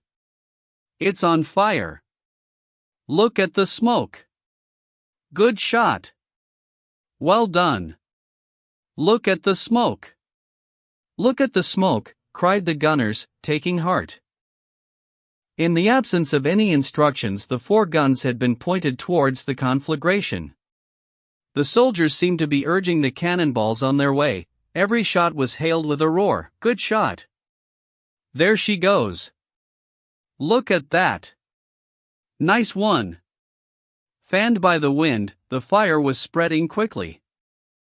French columns that had marched out of the village came straight back, but evidently in revenge for this nasty turn of events, the enemy positioned 10 guns outside the village to the right, and began firing back at Tushin. In their childlike glee at setting fire to the village, and the excitement of their lucky firing on the French, our gunners failed to spot this battery until 2 cannonballs and then 4 more fell among their guns, one killing 2 horses and another blowing a wagon driver's leg off. Their blood was up, though, and their energies, far from flagging, simply found another outlet. The horses were replaced by others from a standby gun carriage. The wounded were carried away and their 4 guns were ranged against a 10-strong enemy battery. One of Tushin's fellow officers had been killed at the outset, and after an hour's firing 17 of the battery's 40 gunners were out of action, but the rest were as bright and eager as ever. Twice they had seen the French encroach on them from below, twice they had sprayed them with grapeshot. The diminutive Tushin with his clumsy little gestures kept asking his orderly to refill my pipe for this one, as he put it, and he was forever running about scattering sparks all over and peering across at the French from under his tiny little hand.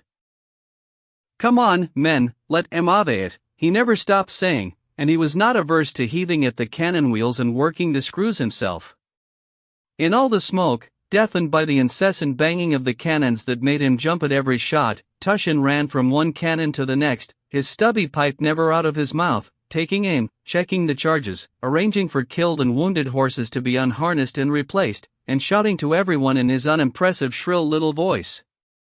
His face became more and more animated, although when someone got killed or wounded he would frown, turn away from him and shout angrily at the men who were always dilatory in picking up a wounded soldier or a dead body. Every one of the soldiers, for the most part handsome, strapping boys, head and shoulders taller than their officer and twice as broad in the chest, inevitable in the artillery, looked at their commanding officer as do children in trouble, and whatever expression they found on his face was invariably reflected on their own. With all the fearful clamor and banging, and the need to concentrate and keep busy, Tushin never felt the slightest nasty touch of fear, and the idea that he might be killed or badly wounded never entered his head. Quite the reverse, he felt more and more buoyant.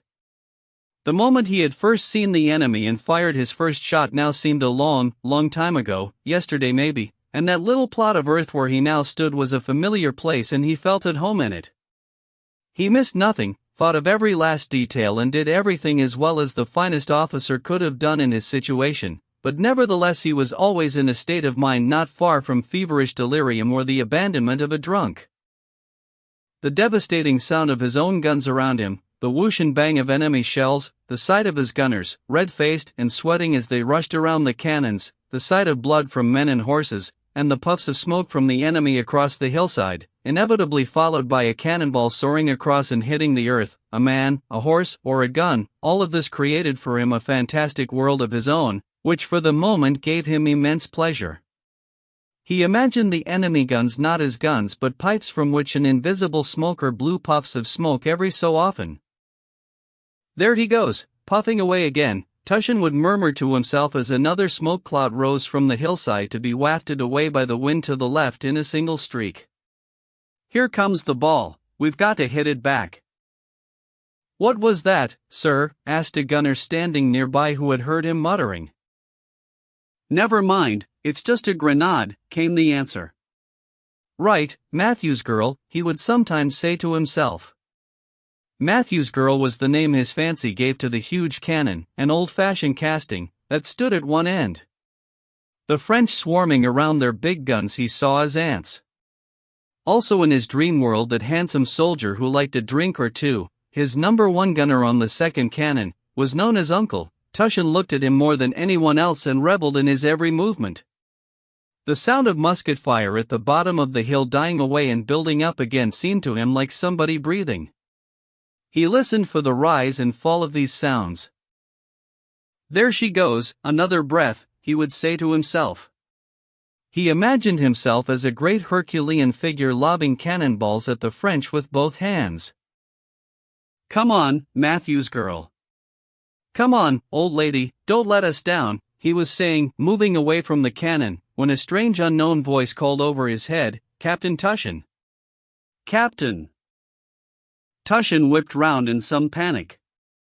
There stood the same staff officer who had sent him out of the tent at Grunth. Getting his breath back, he shouted to him, "What's all this? You must be mad. Twice ordered to retreat, and here you are. Why are they getting at me?" Tushin wondered, looking in alarm at his superior officer. "I can't," he began, raising two fingers to his cap.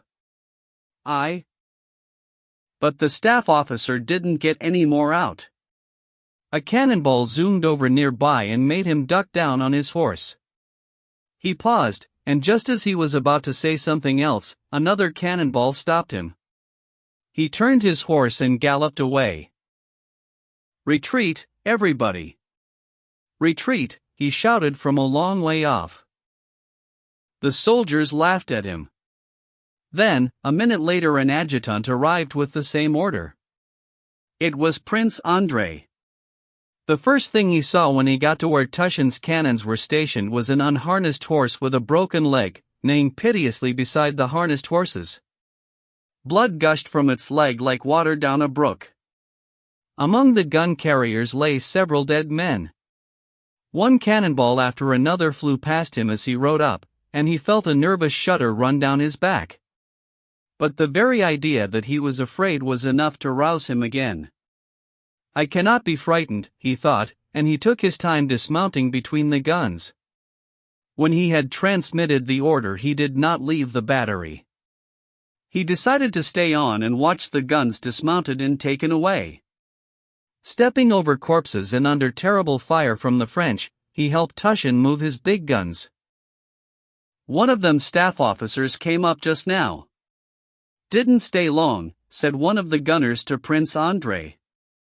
"Not like you, sir." Prince Andrei and Tushin didn't talk. They were both so busy that they hardly seemed to be aware of each other. When they had got the two surviving guns onto their carriages and were moving off downhill, a smashed cannon and a howitzer were left behind. Prince Andrei went up to Tushin. "Well, goodbye for now," said Prince Andrei, holding out his hand to Tushin. "Goodbye, my dear fellow," said Tushin, "you're a good soul." "Goodbye, my dear fellow," he said through tears which had filled his eyes for no apparent reason. Chapter 21. The wind had dropped and black clouds lowered above the battlefield, melting on the horizon into the pother of gunsmoke. Two fires blazed more and more brightly in the gathering darkness. The cannonade was dying down, but there was a build-up of musket fire from behind and to the right. As soon as Tushin had maneuvered his big guns out of firing range, trundling around some wounded men and running over others, he began to descend into the ravine and was met by some senior officers, including the staff officer and Zherkov, who had been sent to Tushin's battery twice and never went there. They were all trying to outshout each other in the issuing of orders, telling people how to proceed and where to go, and showering Captain Tushin with blame and criticism. Tushin came on behind riding his gunner's nag. he had lost all control of his emotions and said nothing to them, afraid to open his mouth because every word brought him inexplicably to the brink of tears. Orders had been given to abandon the wounded, but many of them dragged themselves after the troops and begged for a lift on the gun carriages. The dashing infantry officer who had rushed out of Tushin's little wattle hut just before the battle had been hoisted, shot through the stomach, up onto the carriage of Matthew's girl. At the bottom of the hill a pale hussar cadet came up to Tushin, holding one arm in his other hand, begging for a lift. "Captain, for God's sake. I've hurt my arm," he said timidly. "For God's sake. I can't walk. For God's sake." This was clearly not the first time the cadet had asked for a lift, and everyone else had refused. He asked in a pitifully diffident voice, "Please tell them to let me get on, for God's sake." "Let him get on, let him on," said Tushin. "You, uncle, spread that coat out." He turned to his favorite soldier. "Hey, where's that wounded officer gone? We had to chuck him off." "He was dead," someone answered. "Well, give him a hand up. Sit yourself down, my dear fellow. There you are. Get that coat under him, Antonov." The cadet was Rostov. He was still holding one arm with the other hand. He was pale, his jaw was trembling and he was shivering feverishly. They hoisted him up onto Matthew's girl, from where they had just removed the dead officer. There was blood on the coat that was laid under him, and Rostov's breeches and arm were smeared with it. "So, you're wounded, old fellow?" asked Tushin, going across to the gun carriage on which Rostov was sitting. "No, it's only a sprain." "What's all this blood on the side plate?" asked Tushin. "It was that officer, sir. He stained it," answered a gunner, wiping the blood off with his coat sleeve as if to apologize for the dirty state of the cannon. With much effort and some assistance from the infantry, they hauled the cannon uphill and stopped when they got to the village of Guntersdorf. By now it was so dark you couldn't see the soldiers' uniforms 10 paces away, and the firing was beginning to die down. All of a sudden shouts rang out not far away to the right, followed by some shooting. Gunshots flashed through the darkness. It was a last attack by the French, and an immediate response came from our men who had taken refuge in the village houses. They rushed out from the village, but Tushin's big guns couldn't move. The gunners, Tushin and the cadet looked at each other in silence, wondering what might happen to them. But then the firing on both sides began to subside, and some soldiers streamed out of a side street, talking excitedly to one another.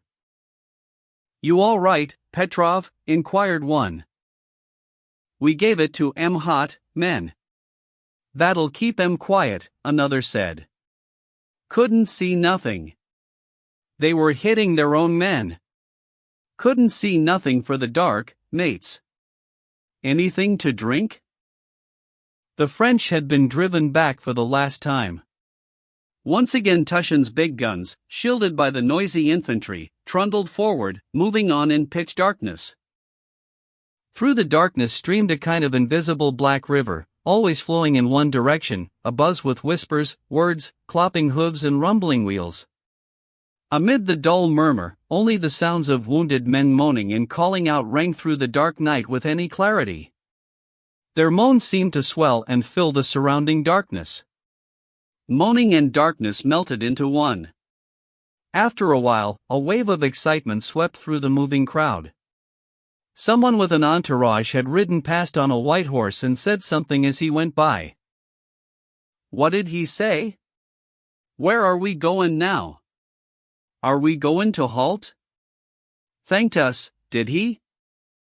Eager voices called out on all sides, and the whole surging mass began to squeeze together. The men at the front must have stopped, and a rumor swept back that the order had been given to halt. Everybody came to a stop on the muddy road, just where they were. Fires were lit and there was a lot more talking. Captain Tushin gave some instructions to his battery, then sent some soldiers to find a dressing station or a doctor for the cadet, and finally sat down by a fire lit by his soldiers at the roadside. Rostov struggled to the fire. His whole body was trembling feverishly from the pain, the cold, and the damp.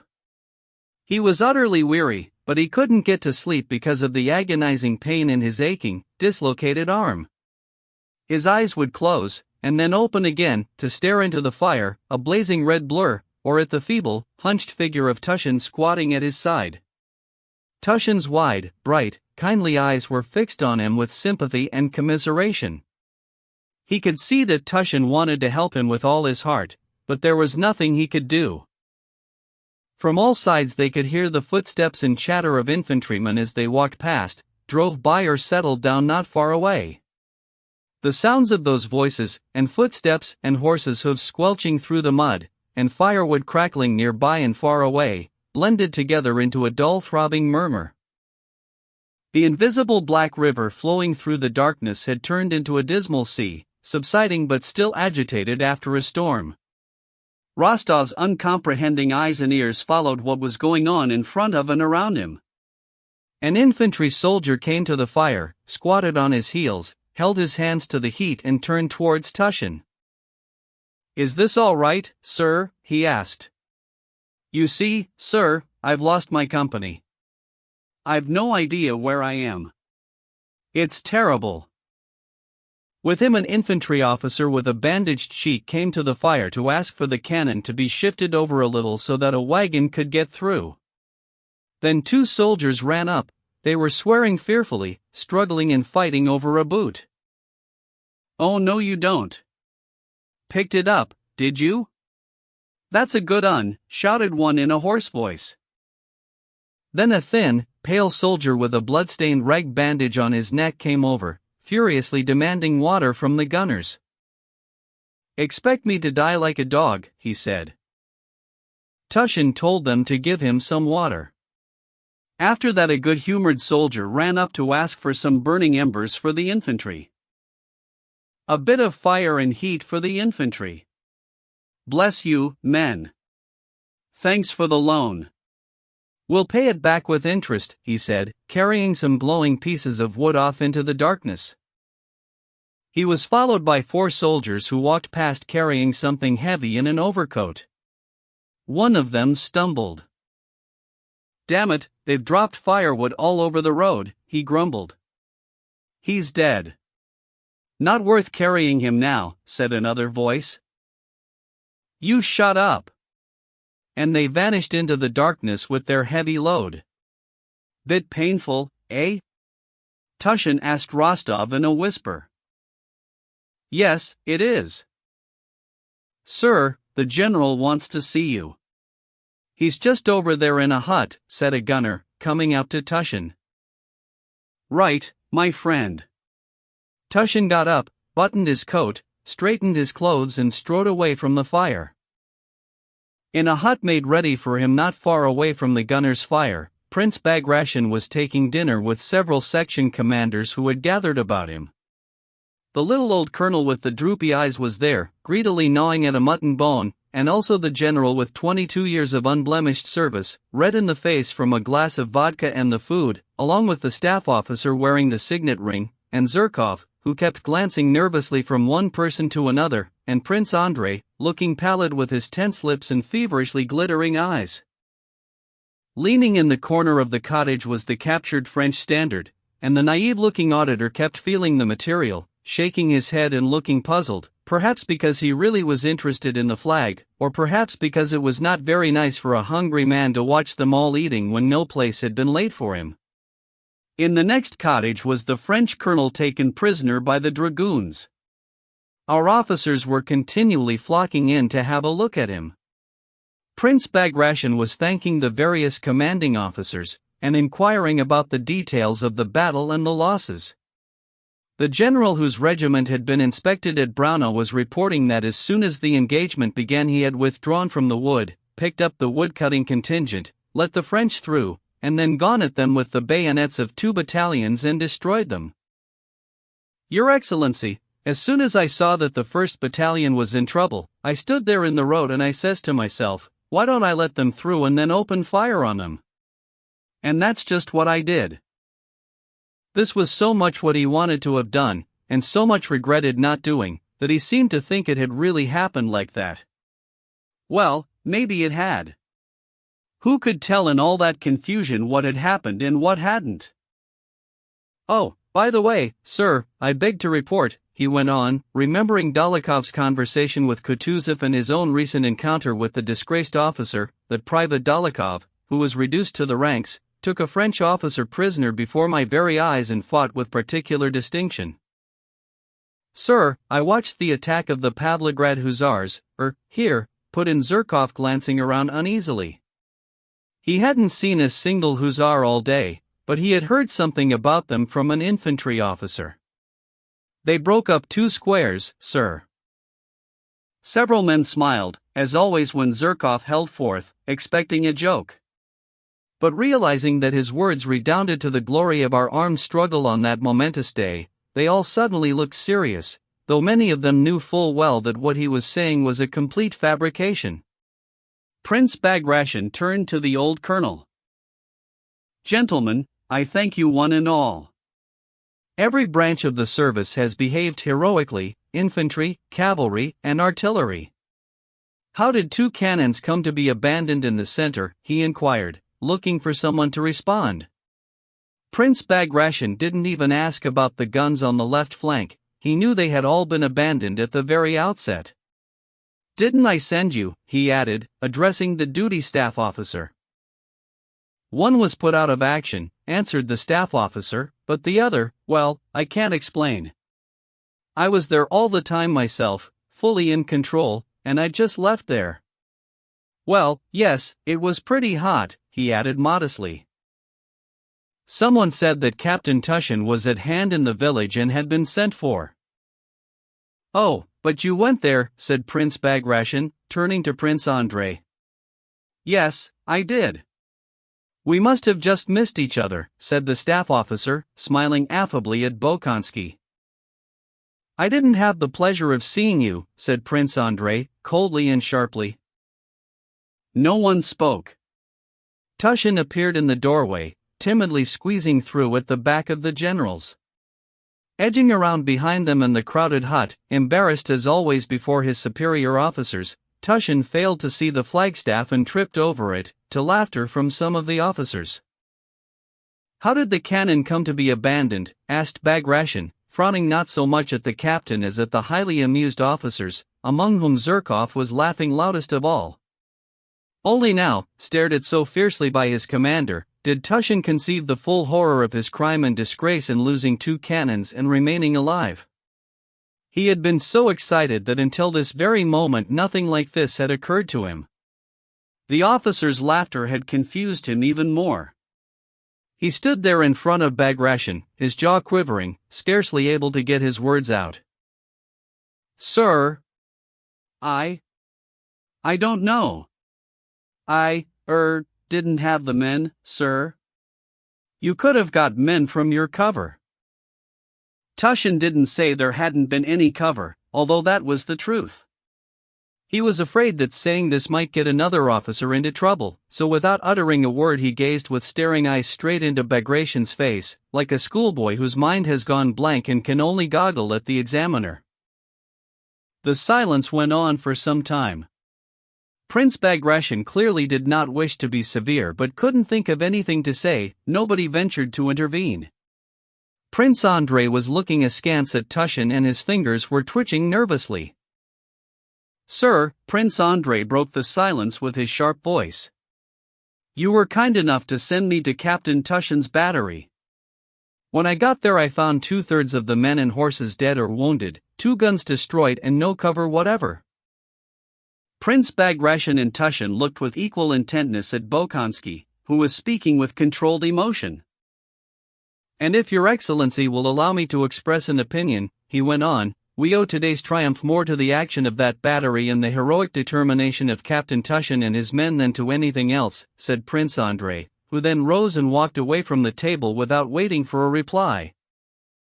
Prince Bagration glanced at Tushin and, evidently reluctant to express any disbelief in Bolkonsky's rather impudent comment, yet not quite disposed to believe it entirely, he dismissed Tushin with a nod. Prince Andrei followed him out. My dear fellow, thank you. Got me out of a mess, Tushin said to him. Prince Andrei looked at Tushin and walked off without a word. He was feeling bitterly disappointed. It was all so strange, so unlike what he had been looking forward to. Who are these people? Why are they here? What do they want? When will it all end, thought Rostov, staring at the shadowy figures dancing before his eyes. The pain in his arm was more and more agonizing. He was heavy with sleep, crimson circles danced before his eyes, and impressions of these voices and these faces together with a feeling of loneliness all merged into a single sensation of pain. There they were, these soldiers, wounded or not wounded, there they were pressing him and crushing him, twisting the sinews and searing the flesh in his damaged arm and shoulder. To get rid of them he closed his eyes. He dozed off for a moment, but in that brief span of oblivion he dreamed of things without number. He dreamed of his mother and her large, white hand, Sonia with her slender shoulders, Natasha's eyes and laughter, Denisov with his voice and his mustache, Telianin and all that business with Telianin and Bogdanik. All that business blurred into one soldier with a harsh voice, and together these things, all that business and the one soldier were crushing, pulling, and twisting his arm so agonizingly, relentlessly, on and on in the same direction. He was trying to get away from them, but they wouldn't let go of his shoulder, not for anything, not for a second. He would have been free from pain, everything would have been all right if only they would stop twisting it, but there was no getting rid of them. He opened his eyes and looked up. Night's black canopy hovered only a couple of feet above the firelight, through which snowflakes were fluttering down. Tushin had not returned, no doctor had come. He was all alone, except for one soldier sitting naked on the other side of the fire, warming his skinny, yellow body. Nobody's bothered about me, thought Rostov. There's nobody to help me, nobody to feel sorry for me. And to think I was at home only the other day, all strong, and happy, and with people who loved me, he sighed, and the sigh turned into an unintended groan. Still hurting? Asked the soldier, shaking his shirt out over the fire, and without waiting for an answer he wheezed on, There's a fair number bought it today, it's a bad business. Rostov couldn't hear what he was saying. He gazed into the snowflakes swirling above the fire and thought of Russian winters at home, warm and bright, snug in his cozy fur coat, with a speeding sledge, rude health and his family with all their love and tenderness. And he wondered, why did I ever come here? Next day the French decided not to renew the attack, and the remnant of Bagration's detachment joined up with Kutuzov's army. Part 3. Chapter 1. Prince Vasily was not given to planning ahead. Still less would he think of doing any harm to other people in order to gain an advantage. He was a man of the world, pure and simple, someone who had found success in society and turned success into a habit. Various plans and considerations were always forming in his mind, according to circumstances and individual encounters, but he was never fully conscious of them, even though they were his main interest in life. At any time he had on the go not just one or two such plans and considerations but dozens of them, some just emerging in his mind, some coming to fruition, and others coming to nothing. He never said to himself, for instance, here is a man with power. I must gain his friendship and confidence, and use him to obtain a grant from some special fund, nor did he say, now that Pierre is a wealthy man, I must hoodwink him into marrying my daughter and lending me the 40,000 I need. But whenever he came across a man of power he knew instinctively whether this man might be of some use, and Prince Vasily would ingratiate himself and take the first opportunity, again instinctively and without any forethought, to flatter him, get on familiar terms with him and then tell him what he wanted.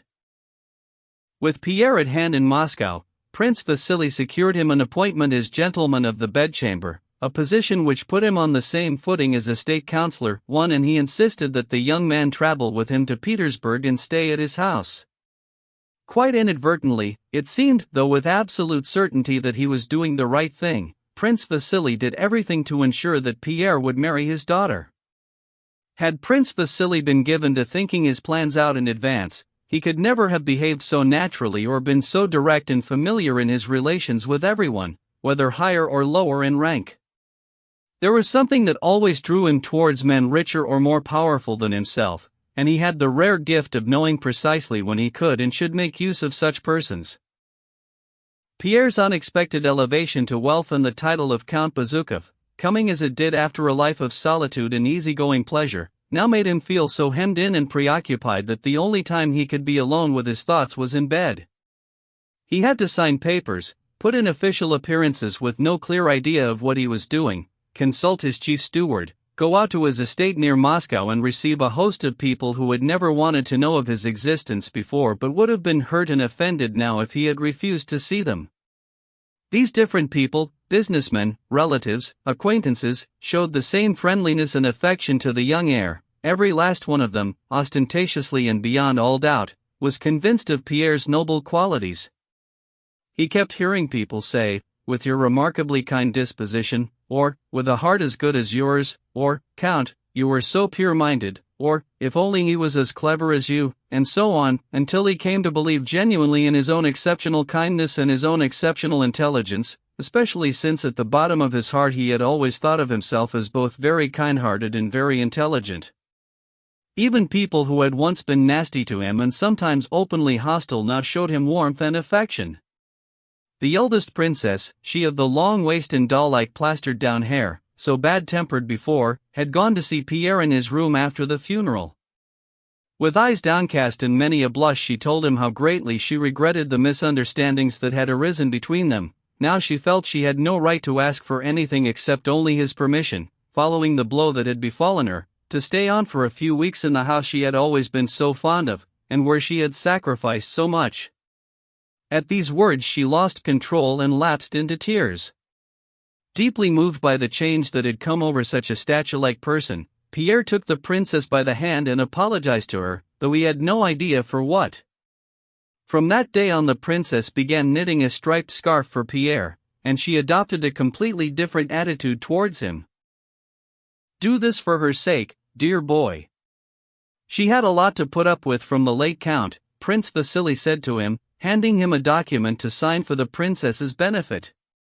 Prince Vasily had decided it might be worth throwing the poor princess a bone to chew on, a draft for 30,000, so that it wouldn't occur to her to open her mouth about Prince Vasily's part in the business of the inlaid portfolio.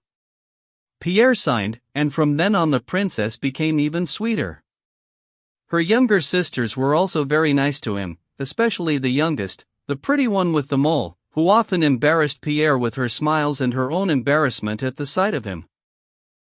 It seemed so natural to Pierre that he should be liked by one and all, and it would have seemed so unnatural if anyone had not liked him, that he couldn't help believing in the sincerity of everyone around him.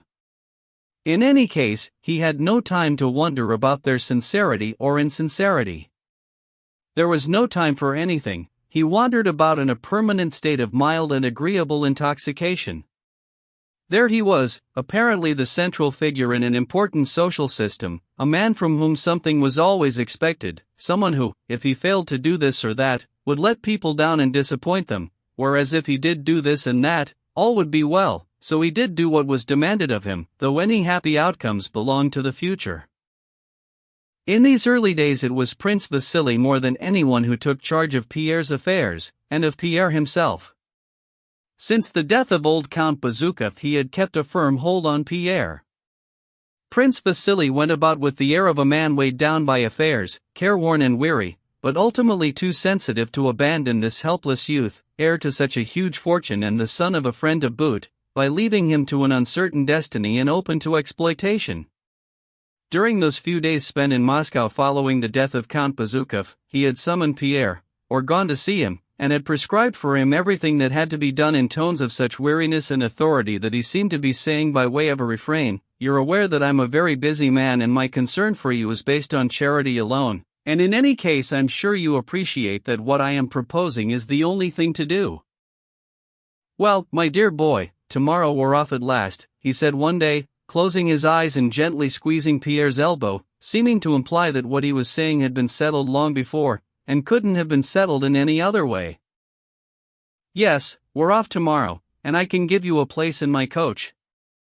I'm very glad. All our important business is settled here.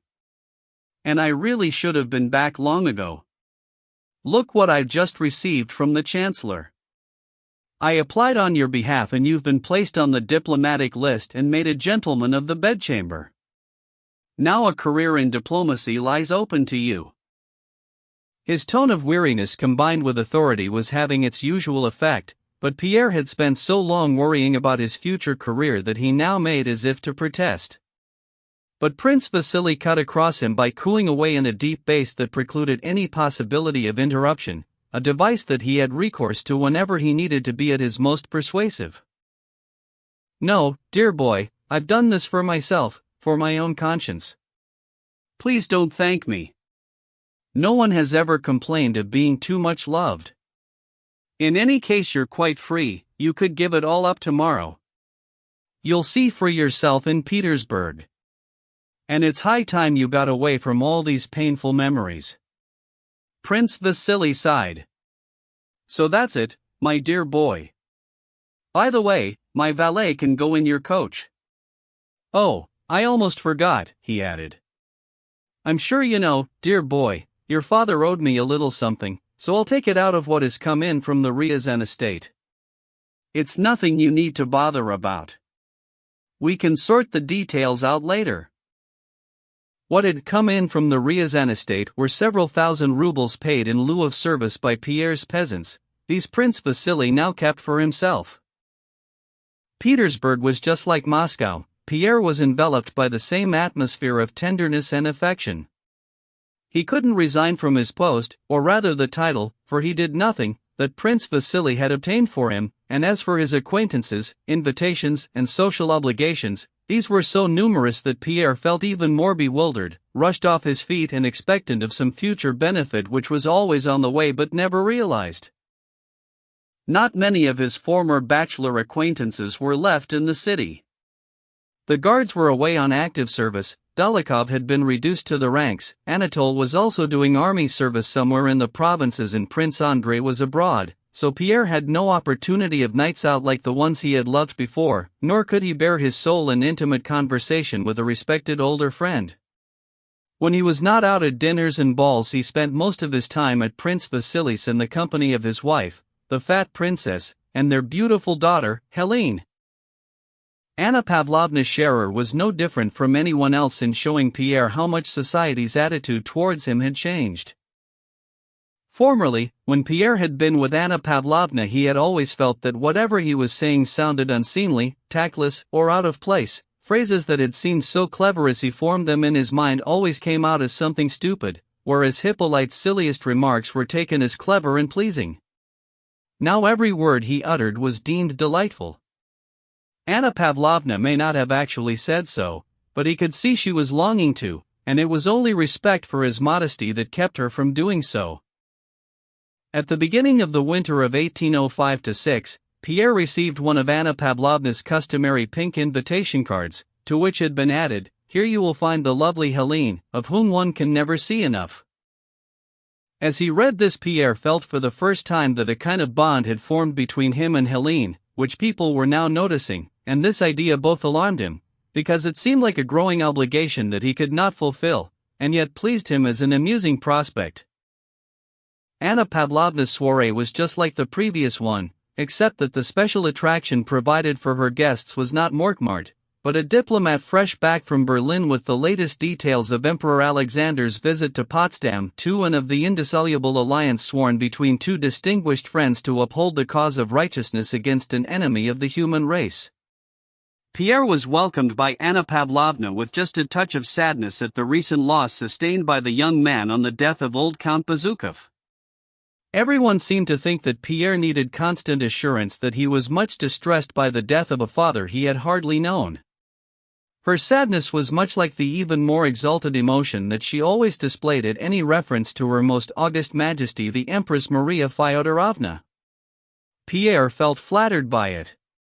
Anna Pavlovna had used all her old skill to set up different circles in her drawing room.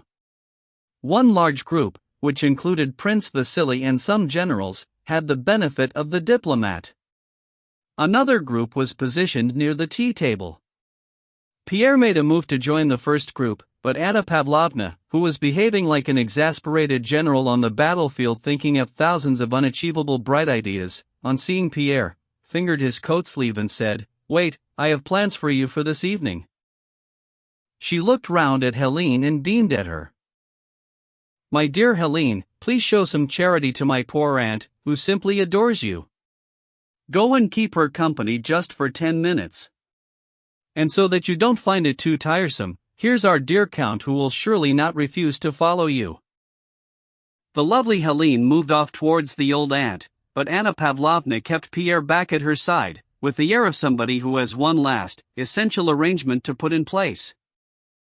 "She is gorgeous, isn't she?" she said to Pierre, nodding after the majestic beauty as she floated away from them.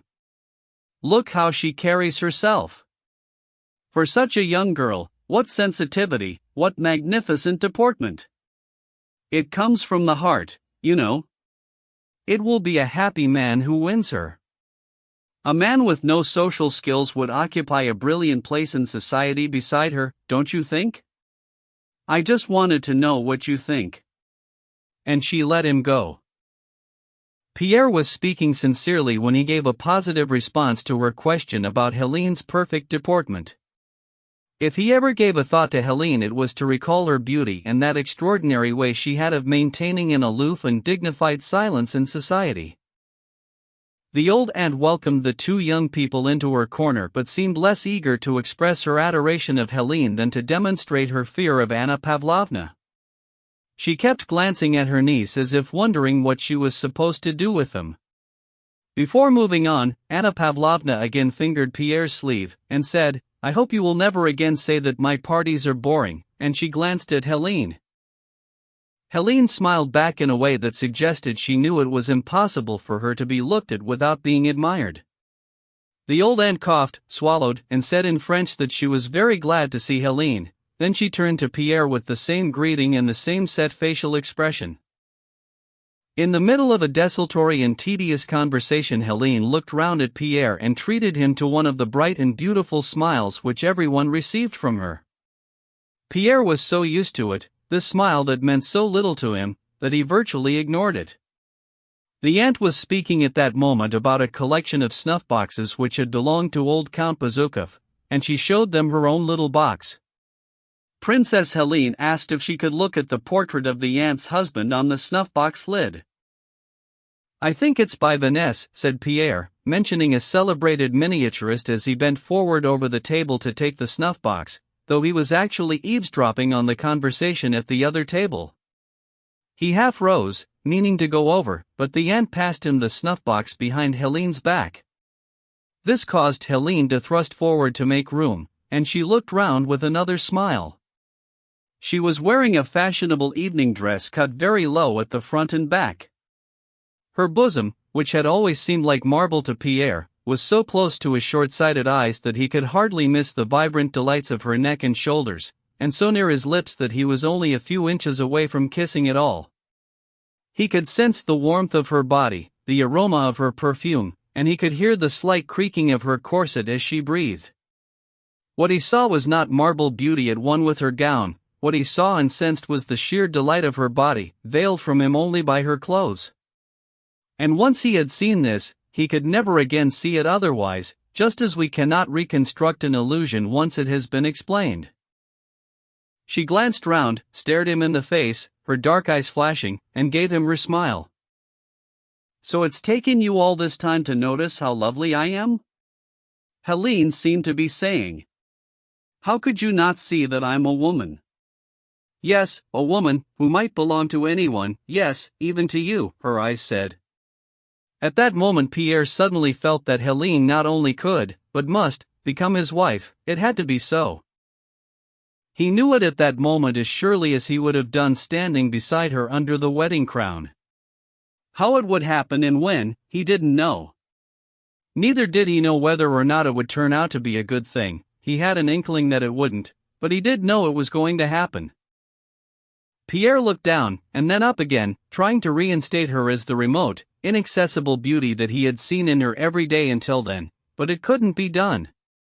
It couldn't be done any more than a man who has been staring through a fog at a patch of tall steppe grass thinking it was a tree could ever see a tree in it again once he has recognized it as a patch of grass. She was terribly close to him. Now she had him in her power. And now between him and her there were no barriers of any kind, other than those of his own volition. "Well, I'll leave you in your little corner," came Anna Pavlovna's voice. "I can see you like it here." And Pierre, coming round with a shock and wondering whether he'd done something badly wrong, blushed as he looked around. He seemed to think that everyone knew as well as he what had happened to him. Shortly afterwards, when he went over to the larger group, Anna Pavlovna said to him, "They say you're making improvements to your house in Petersburg." This was true. The architect had told him it had to be done, and Pierre, without knowing why, was having his immense house done up.